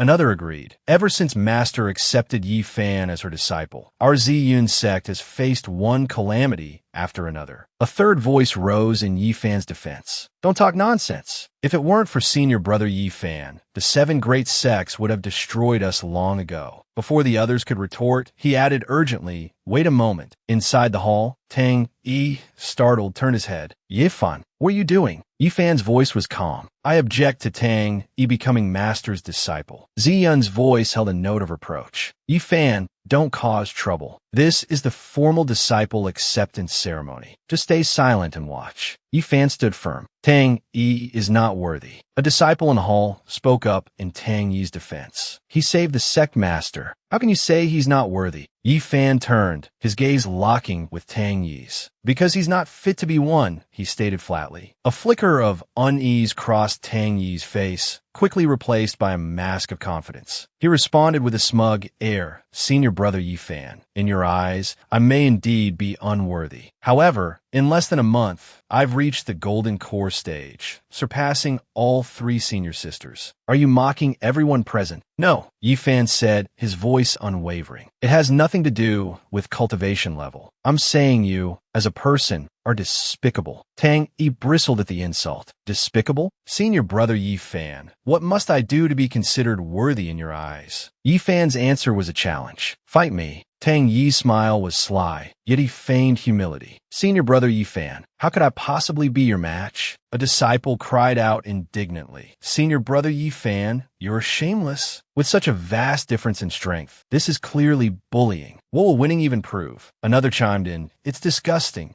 Ziyun suddenly spoke, her voice decisive. "I permit it." Yi Fan drew a simple iron sword. "This is an ordinary iron sword, worth a few pieces of silver, bought at the foot of the mountain. I won't use my chi. If you can defeat me with this, I'll concede." Tang Yi put on a show of reluctant acceptance. "If senior brother Yi Fan insists on being so unreasonable, then I have no choice but to accept the challenge." Inwardly, he sneered, thinking, "What a fool. I have my secret technique. He won't use his spiritual power. How can he fight me? If I, as a junior, win without using my full strength, my reputation in the Ziyun sect will be solidified. Even if I lose, I won't lose face." He gestured towards Yi Fan. "Senior brother, please, make your move." Yi Fan replied with a simple, "Very well." He lunged forward with surprising speed. Tang Yi gasped so fast. The tip of Yi Fan's sword grazed Tang Yi's arm. "Tang Yi Vita, Pushing Yi Fanbuk." He stumbled, clutching his injured arm, his mind racing. That was close. If that sword had pierced my head, I would be dead. Meeting Yi Fan's cold gaze, a flicker of fear ran through him. Something's not right. Does he want to kill me? Yi Fan's eyes were sharp, unwavering. Tang Yi retreated, raising his hands defensively. Senior brother Yi Fan, you forced me to do this, he cried. Then his voice rang out, filled with power. Celestial transformation art, activate. An invisible force emanated from him, drawing the energy from the surrounding disciples. They swayed, weakened, murmuring in confusion. Why do I feel so weak? He too was affected. Even Yi Fan wasn't spared. The vital energy within him was being steadily drained. Tang Yi sneered. Senior brother Yi, you possess quite a substantial amount of vital energy. But I'll show you in a moment what true vital energy is. Yi Fan didn't allow him to finish his boast. With a swift swing of his sword, he warned, you talk too much. A worried voice echoed in his mind. The system urgently cautioned, host, be careful. Don't let him absorb your vital energy. It's incredibly difficult to replenish. With sufficient vital energy, he could turn the tables even in a seemingly hopeless situation. It continued. If your vital energy drops too low, you could die from something as simple as crushing an ant. Unfazed, Yi Fan calmly replied, then let's see if my attacks are stronger or if his absorption is faster. He lunged forward, unleashing the Ling Feng steps technique. His speed was overwhelming, leaving Tang Yi struggling to defend himself. Ugh! Tang Yi cursed inwardly. Damn it! While using the profound heaven transformation art, I can't use any other skills simultaneously. How can I stop Yi Fan? Panic swelled within him. My vital energy isn't regenerating as fast as Yi Fan is attacking. At this rate, I'll die. A plan formed in his mind. He feigned surrender. Senior brother Yi, I admit defeat. Before he could finish his sentence, a fist slammed into his face, sending him flying several meters. He struggled to his feet, spitting curses. Yi Fan, are you deaf? Yi Fan, sword in hand, glanced at him coldly. Yi Fan unleashed a flurry of blows, leaving Tang Yi bloodied and screaming. Help! Someone! Save me! He collapsed, motionless, blood pooling around him. A disciple spoke up, criticizing Yi Fan. Senior brother Yi, this is too brutal. Another chimed in. Is this really Senior brother Yi? The first elder quickly intervened. Yi Fan, that's enough. This is a sparring match. You must know when to stop. Yi Fan replied. When did I say this was a sparring match? The first elder was momentarily speechless. Well, that's true, it wasn't. The imposter Zi Yun slammed her hand down in a show of anger. Yi Fan, this is enough. This is my disciple acceptance ceremony. He is my disciple. Ignoring her, Yi Fan continued. He will never be a disciple of the true Zi Yun. Junior brothers, help me escort this Tang Yi to the sex prison. The imposter Zi Yun, a mixture of shock and fury in her voice, shouted, Yi Fan, what do you mean? Who is in charge of the Zian sect? Me or you? Yi Fan turned and walked towards her, sword in hand. Seeing his approach, she recoiled in fear. Yi Fan, what are you doing? What do you want from me? He raised his sword to her throat. Imposter, you are not worthy of those words. An elder cried out, Yi Fan, have you gone mad? That's your master. Another voice joined in. Stop Yi Fan. Don't let him do something foolish. The imposter Zi Yun trembled, her voice strained. You say I'm an imposter. What proof do you have? Is it because I lost my memories? Or because my habits and behavior are different? Yi Fan asked, do you remember the dishes I've made for you these past few days? She questioned, is it because my tastes have changed? He stated, those dishes don't belong to this world. Doubt crept into her voice. Wait, are you also? Yi Fan ignored her words. Pressing the sword closer to her throat, he demanded, leave master's body, or don't blame me for what happens next. She responded with a hint of defiance. This is your master's body. Are you really not afraid of harming her? He advanced on her, his voice cold. Even if I kill you, my master is still my master. At least I won't have to watch an imposter, wearing her face, commit such wicked deeds. Terror seized her, tears welled in her eyes, her heart pounding with fear. I'm dead. I'm definitely dead. He's insane. He's actually going to kill both me and his master. Why am I so unlucky? Why did that damned system throw me into this woman's body? She sobbed, her voice choked with fear. Damn system, where are you? I finally got another life. I don't want to die. desperation clawing at her. She pleaded, "I confess. I'm not the real Ziyun. Please, I beg you, don't kill me." Those witnessing the scene gasped. The sect master, a fake? She fell to her knees, tears streaming down her face. I was forced. It was all that damned system's doing. I want to leave this body, but no one told me how. Yi Fan, desperate for answers about his true master, demanded, "You possessed my master's body. Where's her soul?" She wiped her tears, her voice trembling. "When I entered this body, her soul was already fading. I think she vanished from this world." Yi Fan's face hardened, the air around him growing frigid. Well, that's all for now, folks. If you want to see what happens next in this story, be sure to hit that subscribe button, and while you're at it, give us a like. Thanks for watching till the end. Bye-bye, lovelies.